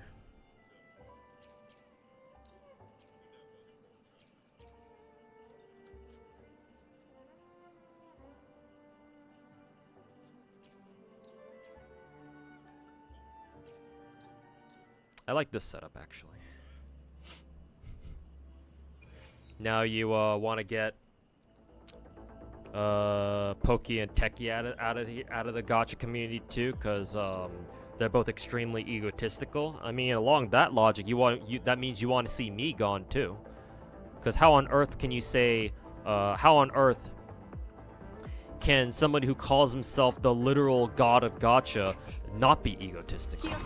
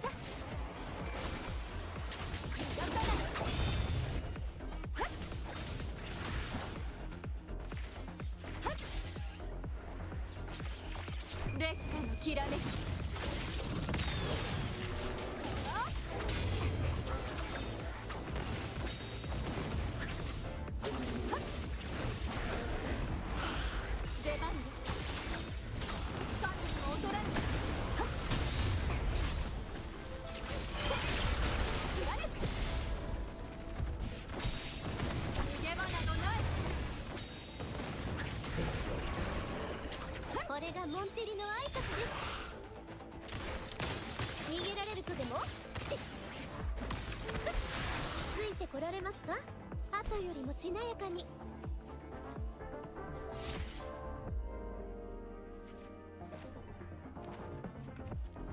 指示は星の歌よ。融合任せて。出番カゴの中に飛び渡る。断ち切る。試練を焼き尽くせ。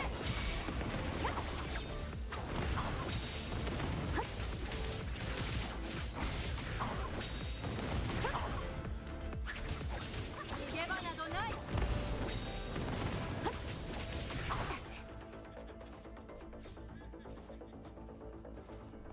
気をつけて。終わりにする。融合神聖を授ける。修正任せて。出番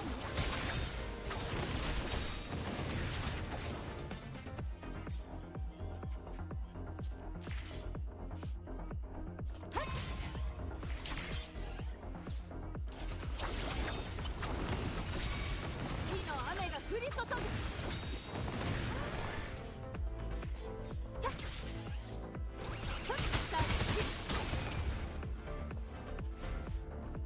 逃げ切れるかな。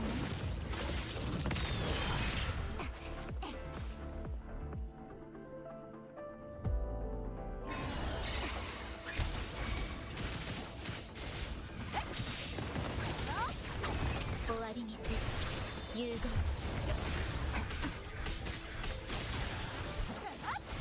神にも劣らぬ。これでどう？時にはステーション必要だ。断ち切る。注意劣化のきらめき。逃がさない。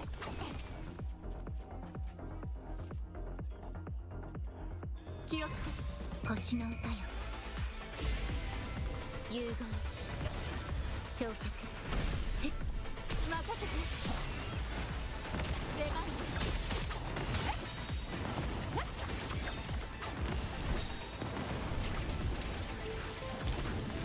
正確に。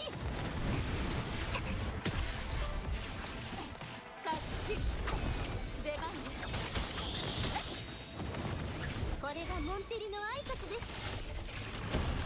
勝利の女神が微笑んだ。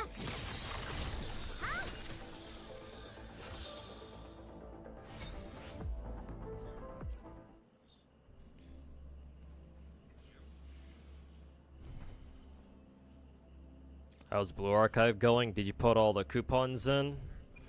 Oh yeah, I think I vaguely remember that there are some coupons or some codes that you can put into Blue Archive. I didn't do those yet. I probably should. I'll have to look up what those codes are for Blue Archive, if I remember to do it anyway. You're like a little ego in your CCs, not gonna lie, they walk the walk and talk the talk. Yeah, I guess. I mean, if you're a content creator at all, then yeah, you sort of have to be kind of egotistical. It takes a certain kind of person to be a content creator at all, like a streamer or a YouTuber. Not everybody not everybody feels like they're out for it or they're cut out for it, you know.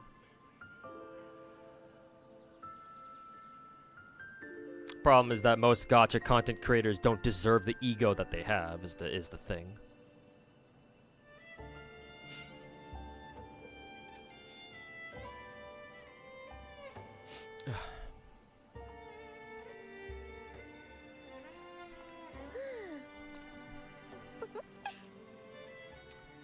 Poke was alright in your books until his recent bad takes in the shade he threw it at Marco Meatball.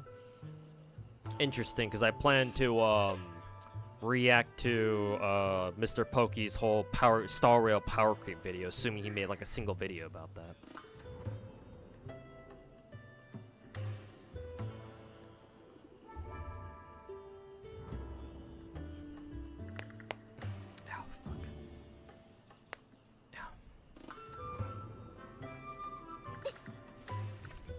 How many more do I have? Oh, I only have 2 more. I can finish this event at least.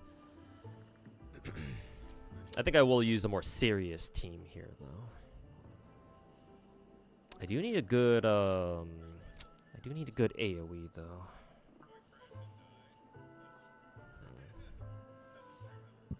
Excuse me.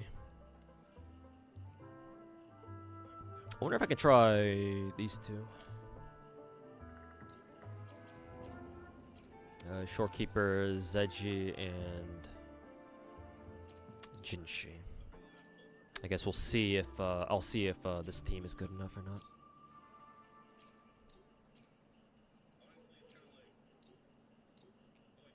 How is Wuwa enjoyable? Casually, yes, it is.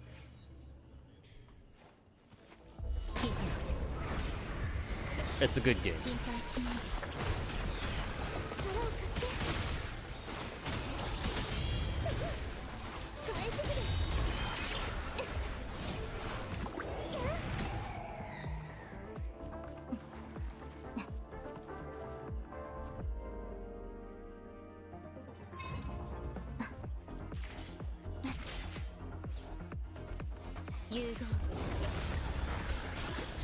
Whole ass tower event in Zenless. Oh, not Zenless, Genshin, huh? Huh, interesting.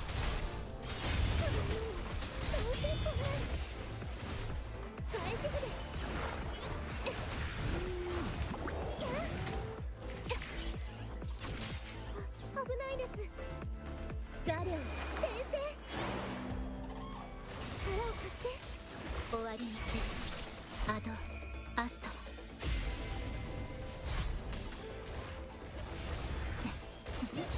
平気。焼却。さあ絵の中へ。さあの姿で高校一戦。勲章色。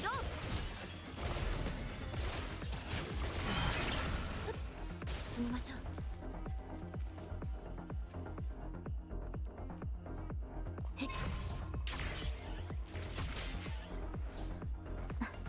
融合。星の歌よ。 There are 4 codes for BA. Okay. Appreciate you sharing them with me. 力を貸して。 Hopefully I'll remember to put them in later after I'm done with stream.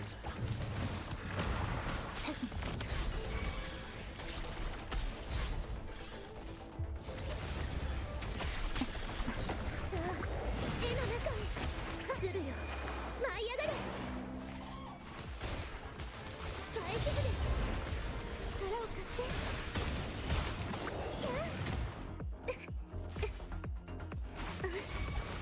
同心。この姿で。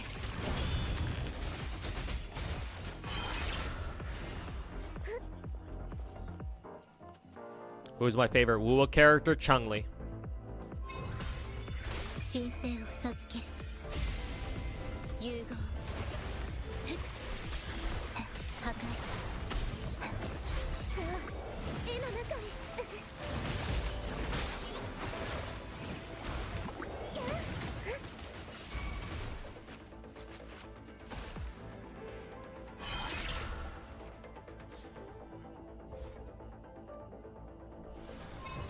終わりにする。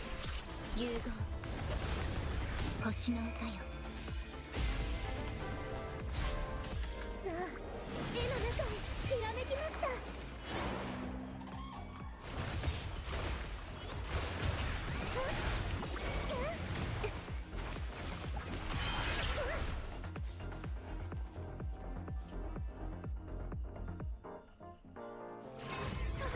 融合。平気。さあ絵の中へ。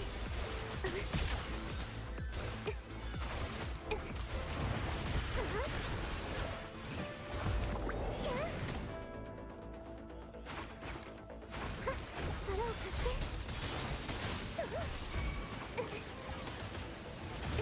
大丈夫です。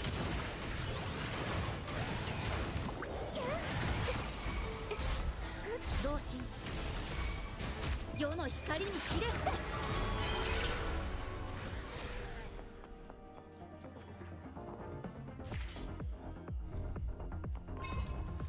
Has any gacha dev ever released a limited character and then moved into standard? None of my gacha games have ever done that themselves, I don't think. At least I don't remember any of them doing something like that. Maybe there have been other gacha games that have done something similar, or have done something like that, but I wouldn't have played those games, so I wouldn't know.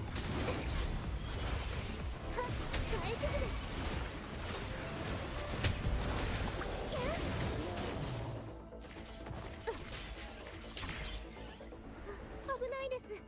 力を貸して。兵士。この姿で。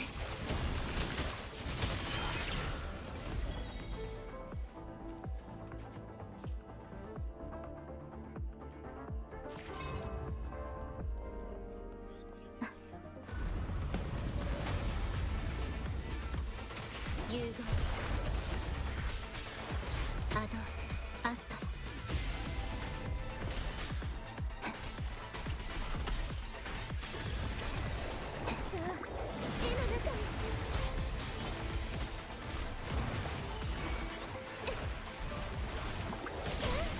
ひらめきました。同心。この姿で。横島。鳥肌。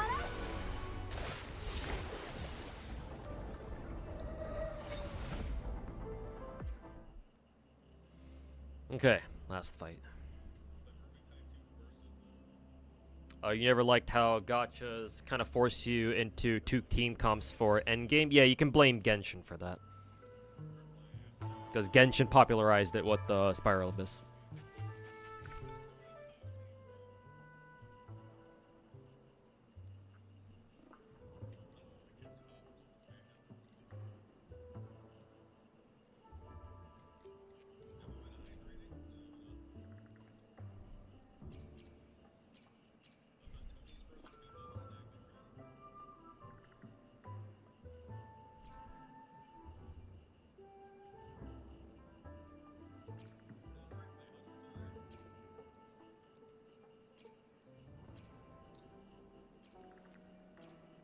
Actually, I want to bring the one that heals. Was it this dude? Yeah.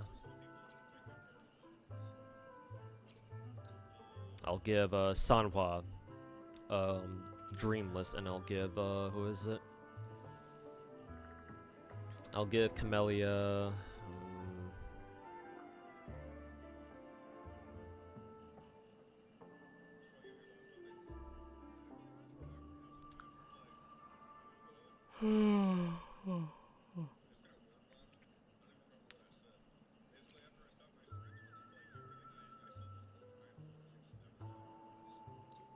Guess I'll just stick with the big guy. I feel like a good standard to have is your first eliminated banner should be able to clear the end of the game. Genshin still follows this. Surprise Star Rail has so many issues, though. Different developer teams, so different producers and all that.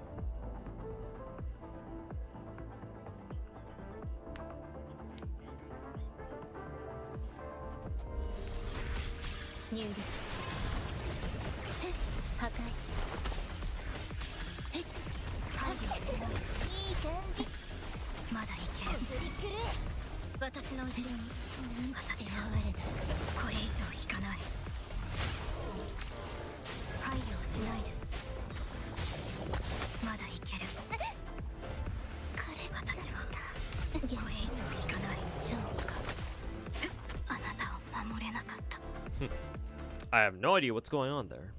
Cool.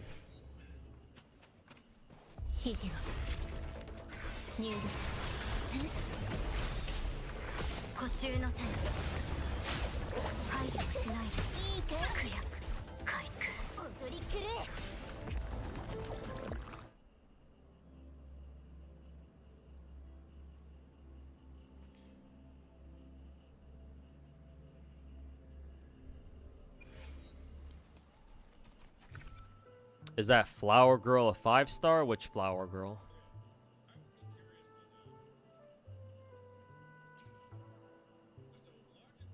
If you're talking about Camellia, yeah, she's a 5-star. Sama is the only 4-star character on this roster.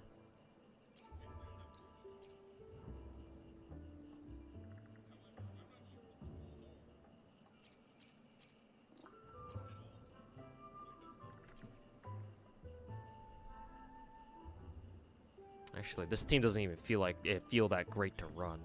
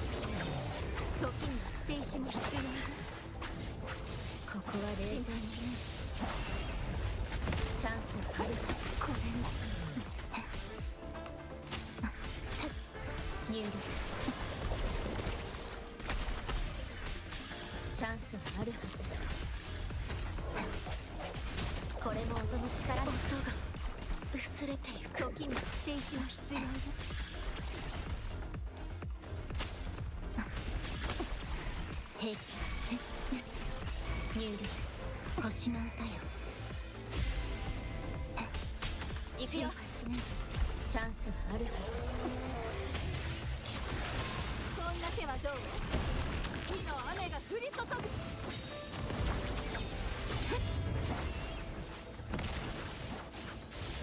正確に。神にも劣らぬ。逃がさない。入力。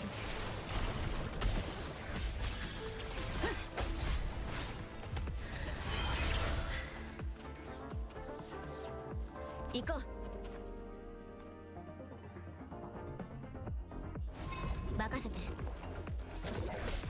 神聖を授ける。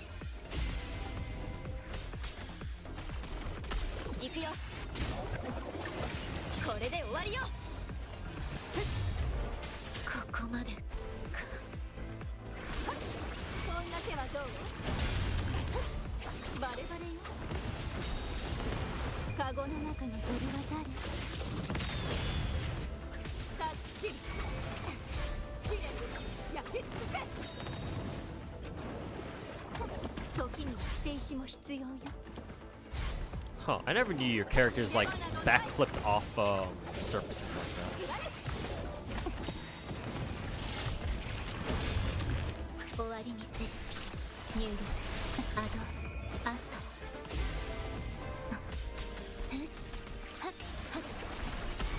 行くよ。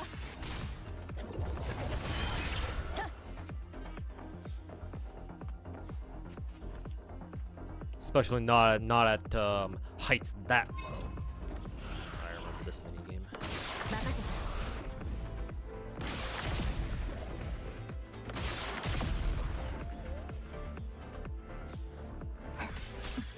入力。焼却。響け。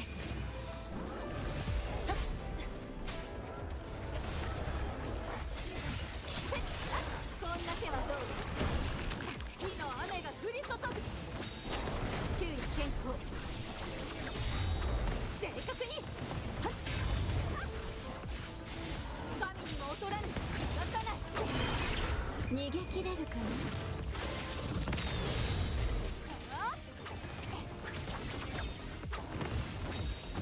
こんな手はどう？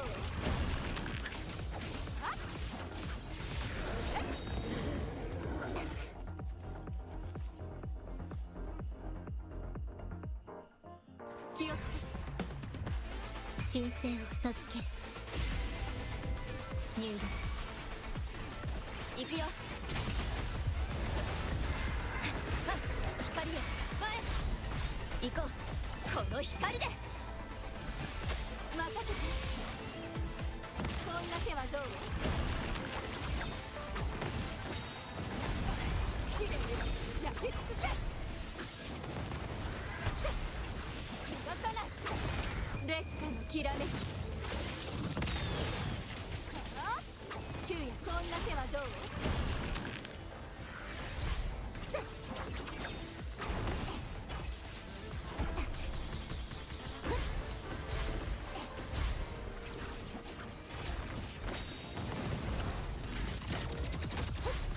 バレバレよ。昼夜健康。終わりにする。アドアスト。心配しないで。行くよ。これも音の力ね。こんな手はどう？逃げ場などない。心配しない。これも定め。入力。昇格。星の歌よ。行くよ。これで終わりよ。これも音の力ね。一気に行くよ。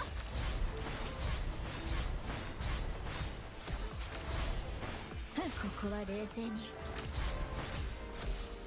任せて。こんな手はどう？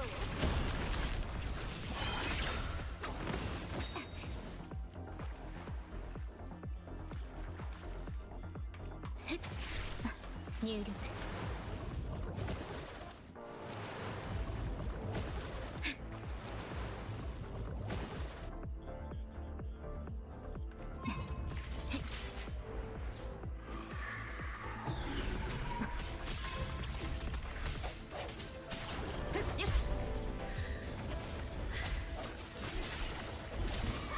こは冷静にチャンス終わりにする。入力申請を授ける。平気。行くよ。時には捨て石も必要ね。この光で。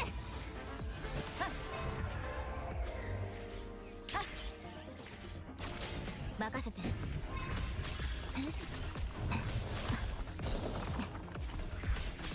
入力破壊。行くよ。光よ前。さら任せて。こんな手は時には捨て石も必要ね。ここは冷静に。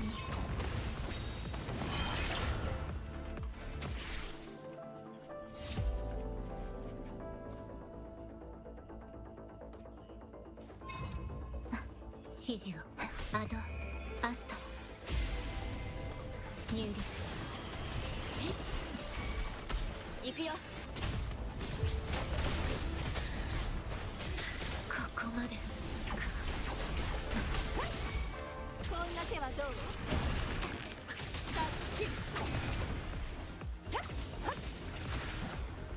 昼夜健康。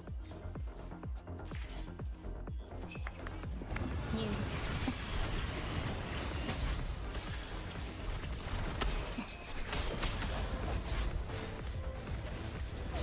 消えろ。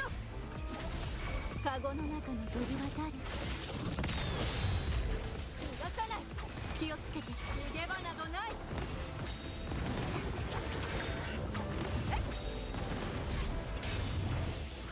こんな手はどう？終わりにする。星の歌よ。入力。行くよ。隙だらけ。行こう。響け。任せて。そんな手はどう？注意健康。神にも劣らぬ。タッチキル。逃げ切れるかな。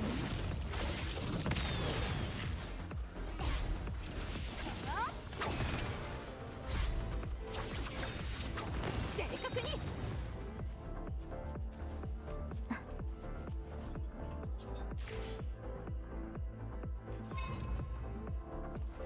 指示を入力。申請を授ける。行くよ。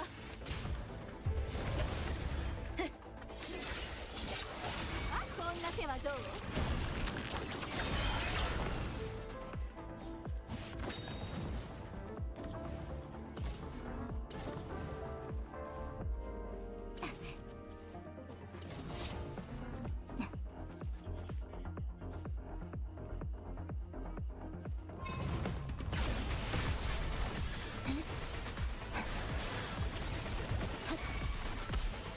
行くよ。よっ、これで終わりよ。またこんな手はどう？きれいです焼き尽くせ。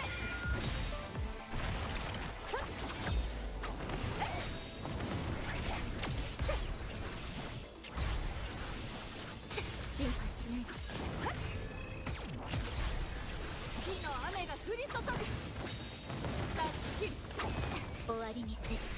アドアスト入力。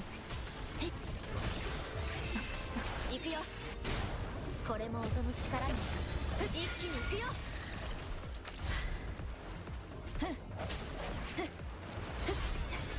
砕け。響け。任せて。よっ。こんな手はどう？烈火のきらめき。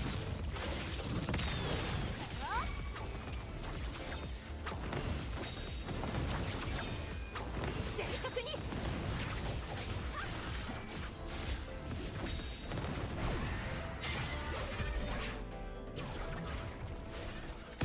昼夜健康。終わりにする。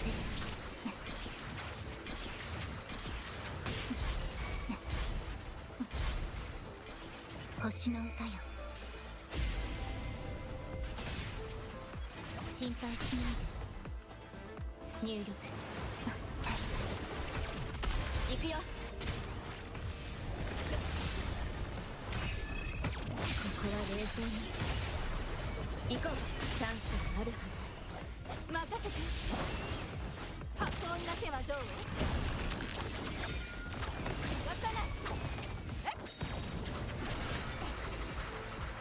時には停止も必要。対のちぎりを告げる。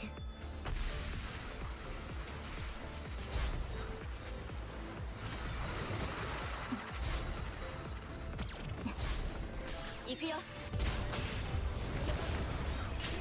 この光で任せて。運んだ手はどう？カゴの中の泥は誰？断ち切る。時にはステージに謝った。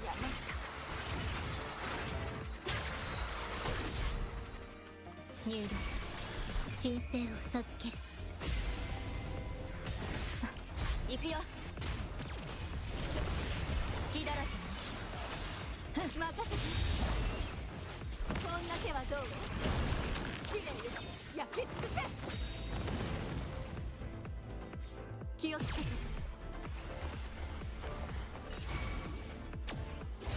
この身をもって誓いをなす。入力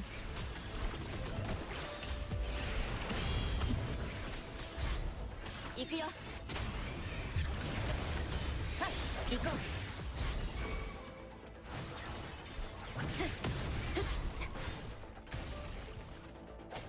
光よ響け。終わりにする。アドアストロ心配しない。行くよ。チャンスがあるはず。任せて。こんな手はどう？逃げ場などない。時にはステーション必要。これが心。大損傷入力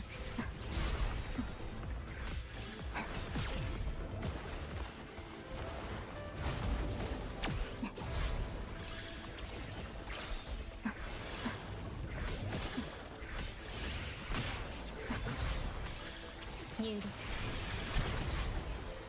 星の歌よ。行くよ。一気に行くよ。任せて。仕方ない。こんな手はどう？逃げ切れるかな。断ち切る。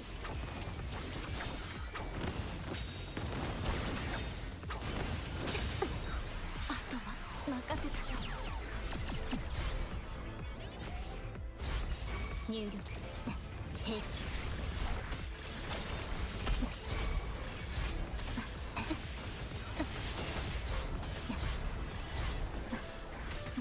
行くよ。この光で隙だらけに終わりにする。アドアスト入力任せて。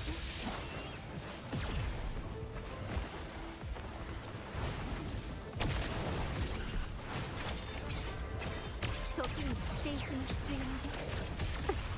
あとは任せたよ。入力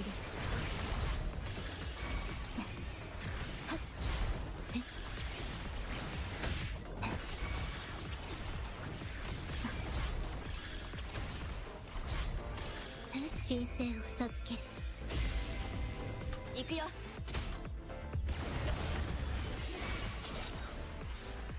行く。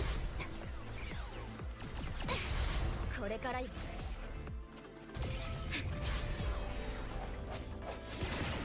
終わりにする。入力破壊。行くよ。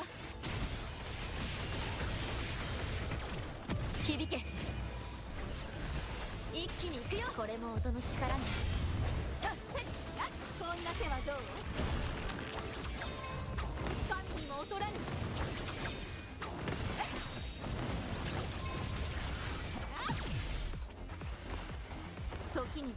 も必要ね。心配しない。 Alright, seems like I can't do that on my own. At least not with that team.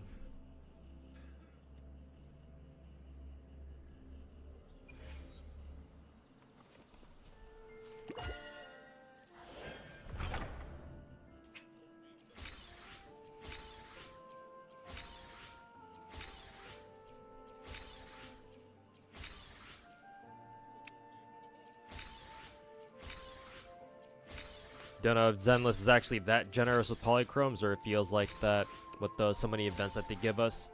You've never felt in danger of like not getting who you wanted. Well, Zenless just has the most amount of content out of all the three MiHoYo games, so that's not exactly surprising.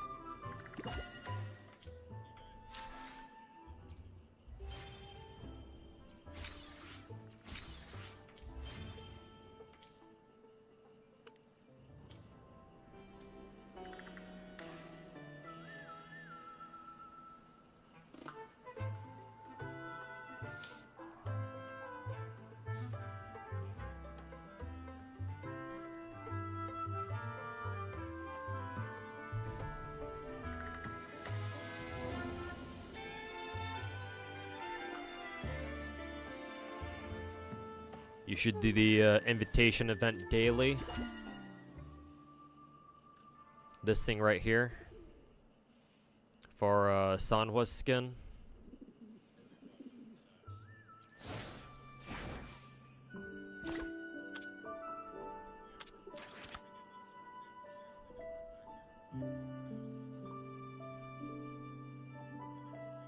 You can only do it once a day.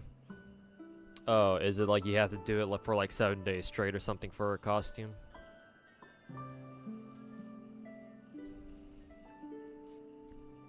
More, you have to do this every day for X amount of days. Bullshit. Fucking hate it when gacha games do that fucking shit. Hey, look, it's Changli.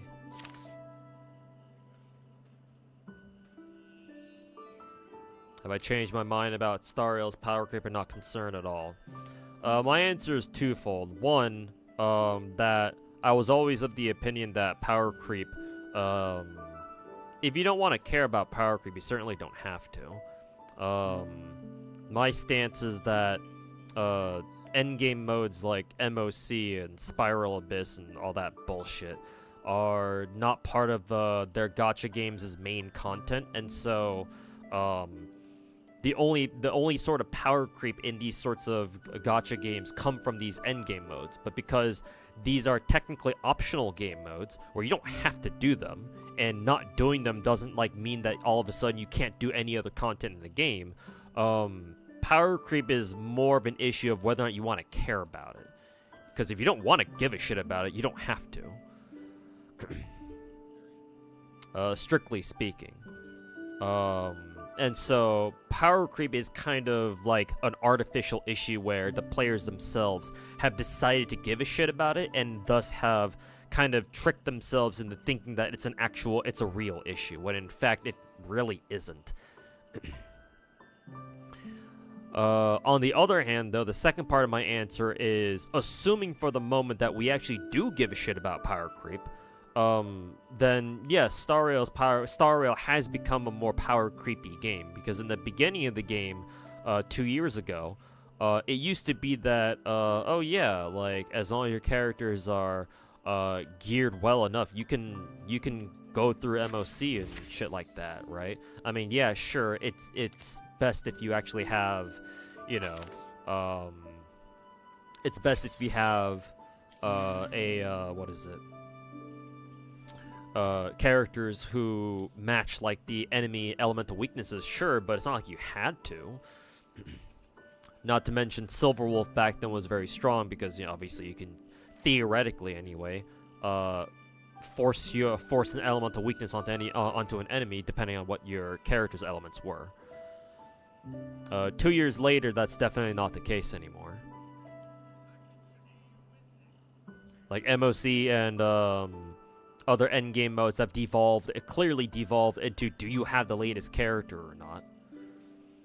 And with like the meta characters of yesteryear getting outdated already by the new characters of this year,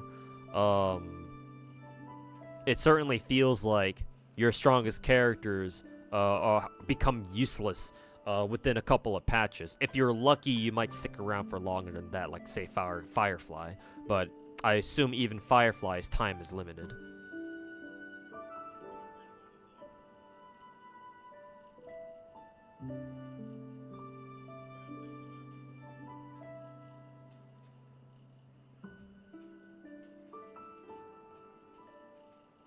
Star Rail isn't even about getting the character anymore, but also their BIS teammates and sometimes even their signature light cones.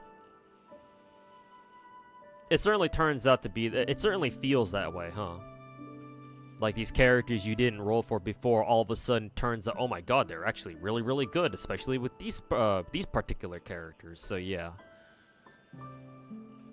you're not wrong.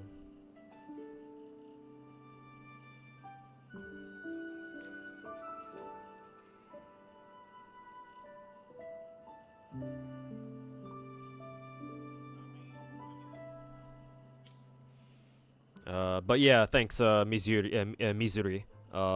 Thanks for letting me know that you have to do this event every day. So I'll certainly keep that in mind for later.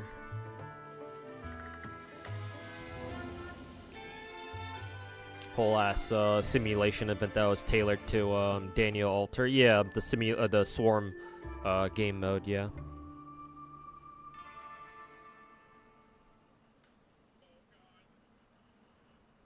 You still got like 19 days. Yeah, I'm still thanking you for it because there have been gacha events where it's like, oh, you have to do this thing every day for, you know, let's say 7 days, and I wouldn't know about it at all because nobody tells me about it. And so I sometimes procrastinate on those events until the very last, like until down to the last week, and all of a sudden, oh, you can't do it anymore. Sorry, bitch.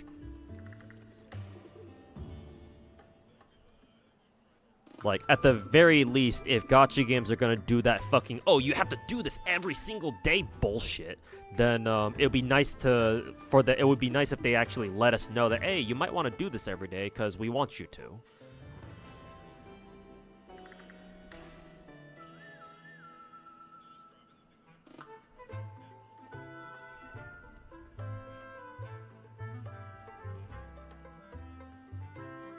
Didn't know you had to do it every day or locked out. Most gacha games do it like that, where it's like, oh, if they have an event where it's like, oh yeah, they want you to do this shit every single day, that naturally that means that if you physically don't have enough days left in order to do it, then you miss out on the event entirely. That's how most gacha games do it, and I fucking hate it.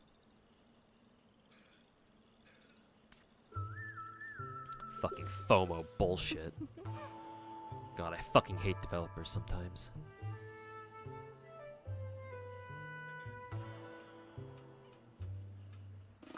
It does happen. Yeah, exactly. Like, and this certainly isn't the first time that one of my viewers have bailed me out of a potentially uncomfortable situation, where they've been like, "Oh yeah, by the way, like, you might want to do this because it has like a daily or a fucking weekly reset for some reason." I think the most recent examples that I can make are in Zenless. In the previous patch with the Miyabi, our major event, the Into the Pale Wasteland event thing.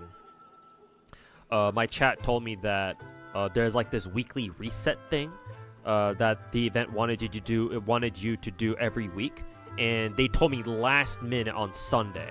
And so I was like, fuck, it's resetting tomorrow, so I had to rush through that event in order to reach the part where I could do that weekly task or whatever. And I barely, well, not barely, I still had a couple hours left, but it's like if they didn't tell me about that, then you know, there was a chance that maybe I couldn't complete the entire event. Not that it would have really mattered that much, because all I would be missing out on was like maybe a couple of Denny's, maybe. But like, still, what if it were something more important than that, right? You never know. You never know when you might find yourself in a potentially shitty situation where it's like, oh no, because I didn't know that this event had like daily or like even weekly requirements. It's like, oh, all of a sudden that means that, oh, guess what? You can't buy everything from the shop that you wanted to. And what if it's like a potentially very important item that it's gonna fucking suck if you missed out on buying? And guess what? You can't do it because you didn't know. Because the game never fucking told you.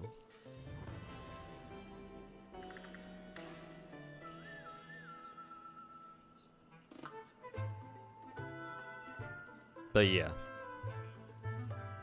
That's why I appreciate you telling me.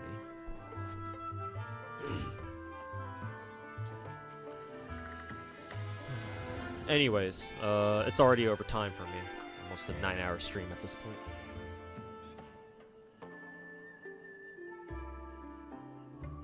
You brought your DOT team into APOC Shadow, and they struggle really hard. To be fair, this, what is it? This, what is it? Apocalyptic Shadow, the team bonuses, or the bonus buffs, I don't think any of them have DOT-related buffs. So yeah, that makes sense that your DOT team, your dot teams are struggling this this APOC Shadow. If they actually had a proper team bonus, then it'd probably be a different story. But they don't, I don't think. I think the only buffs we have are like, what, follow-up, break, and like, I don't know, skill damage, I think. Because Madam Herta's on raid up right now, so. Against the Fentilia boss, you can take a DOT buff. Oh, okay. Well, against if that's the case, then yeah, I don't know then.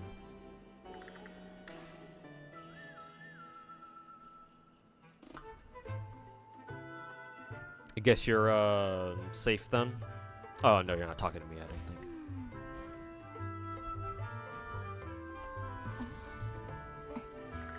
You hate it when events are not only time gated, but they also have an actual time limits besides the end date. Yeah, it's so fucking stupid. So why not just have all of the game modes or the events just last the entire time? God.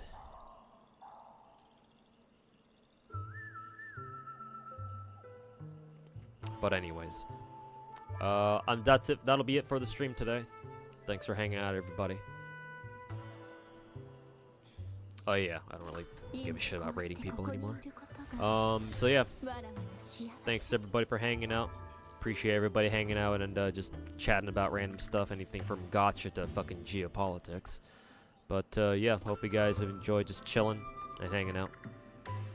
And yeah, that'll do it for me today. I'll be back tomorrow. Should be around same time, same rough time frame. And yeah, pay attention to my YouTube channel, roughly tomorrow morning. Hopefully, I'll be able to get my newest YouTube video out. It's gonna be a long one. It's about like 50 minutes long, so in case you guys are fans of watching longer videos, this will be right up your alley. So yeah, I'm just gonna give it one last look over tonight after I'm done eating some dinner, and I should be able to upload it tomorrow. So yeah, look forward to that, and yeah, take care everybody.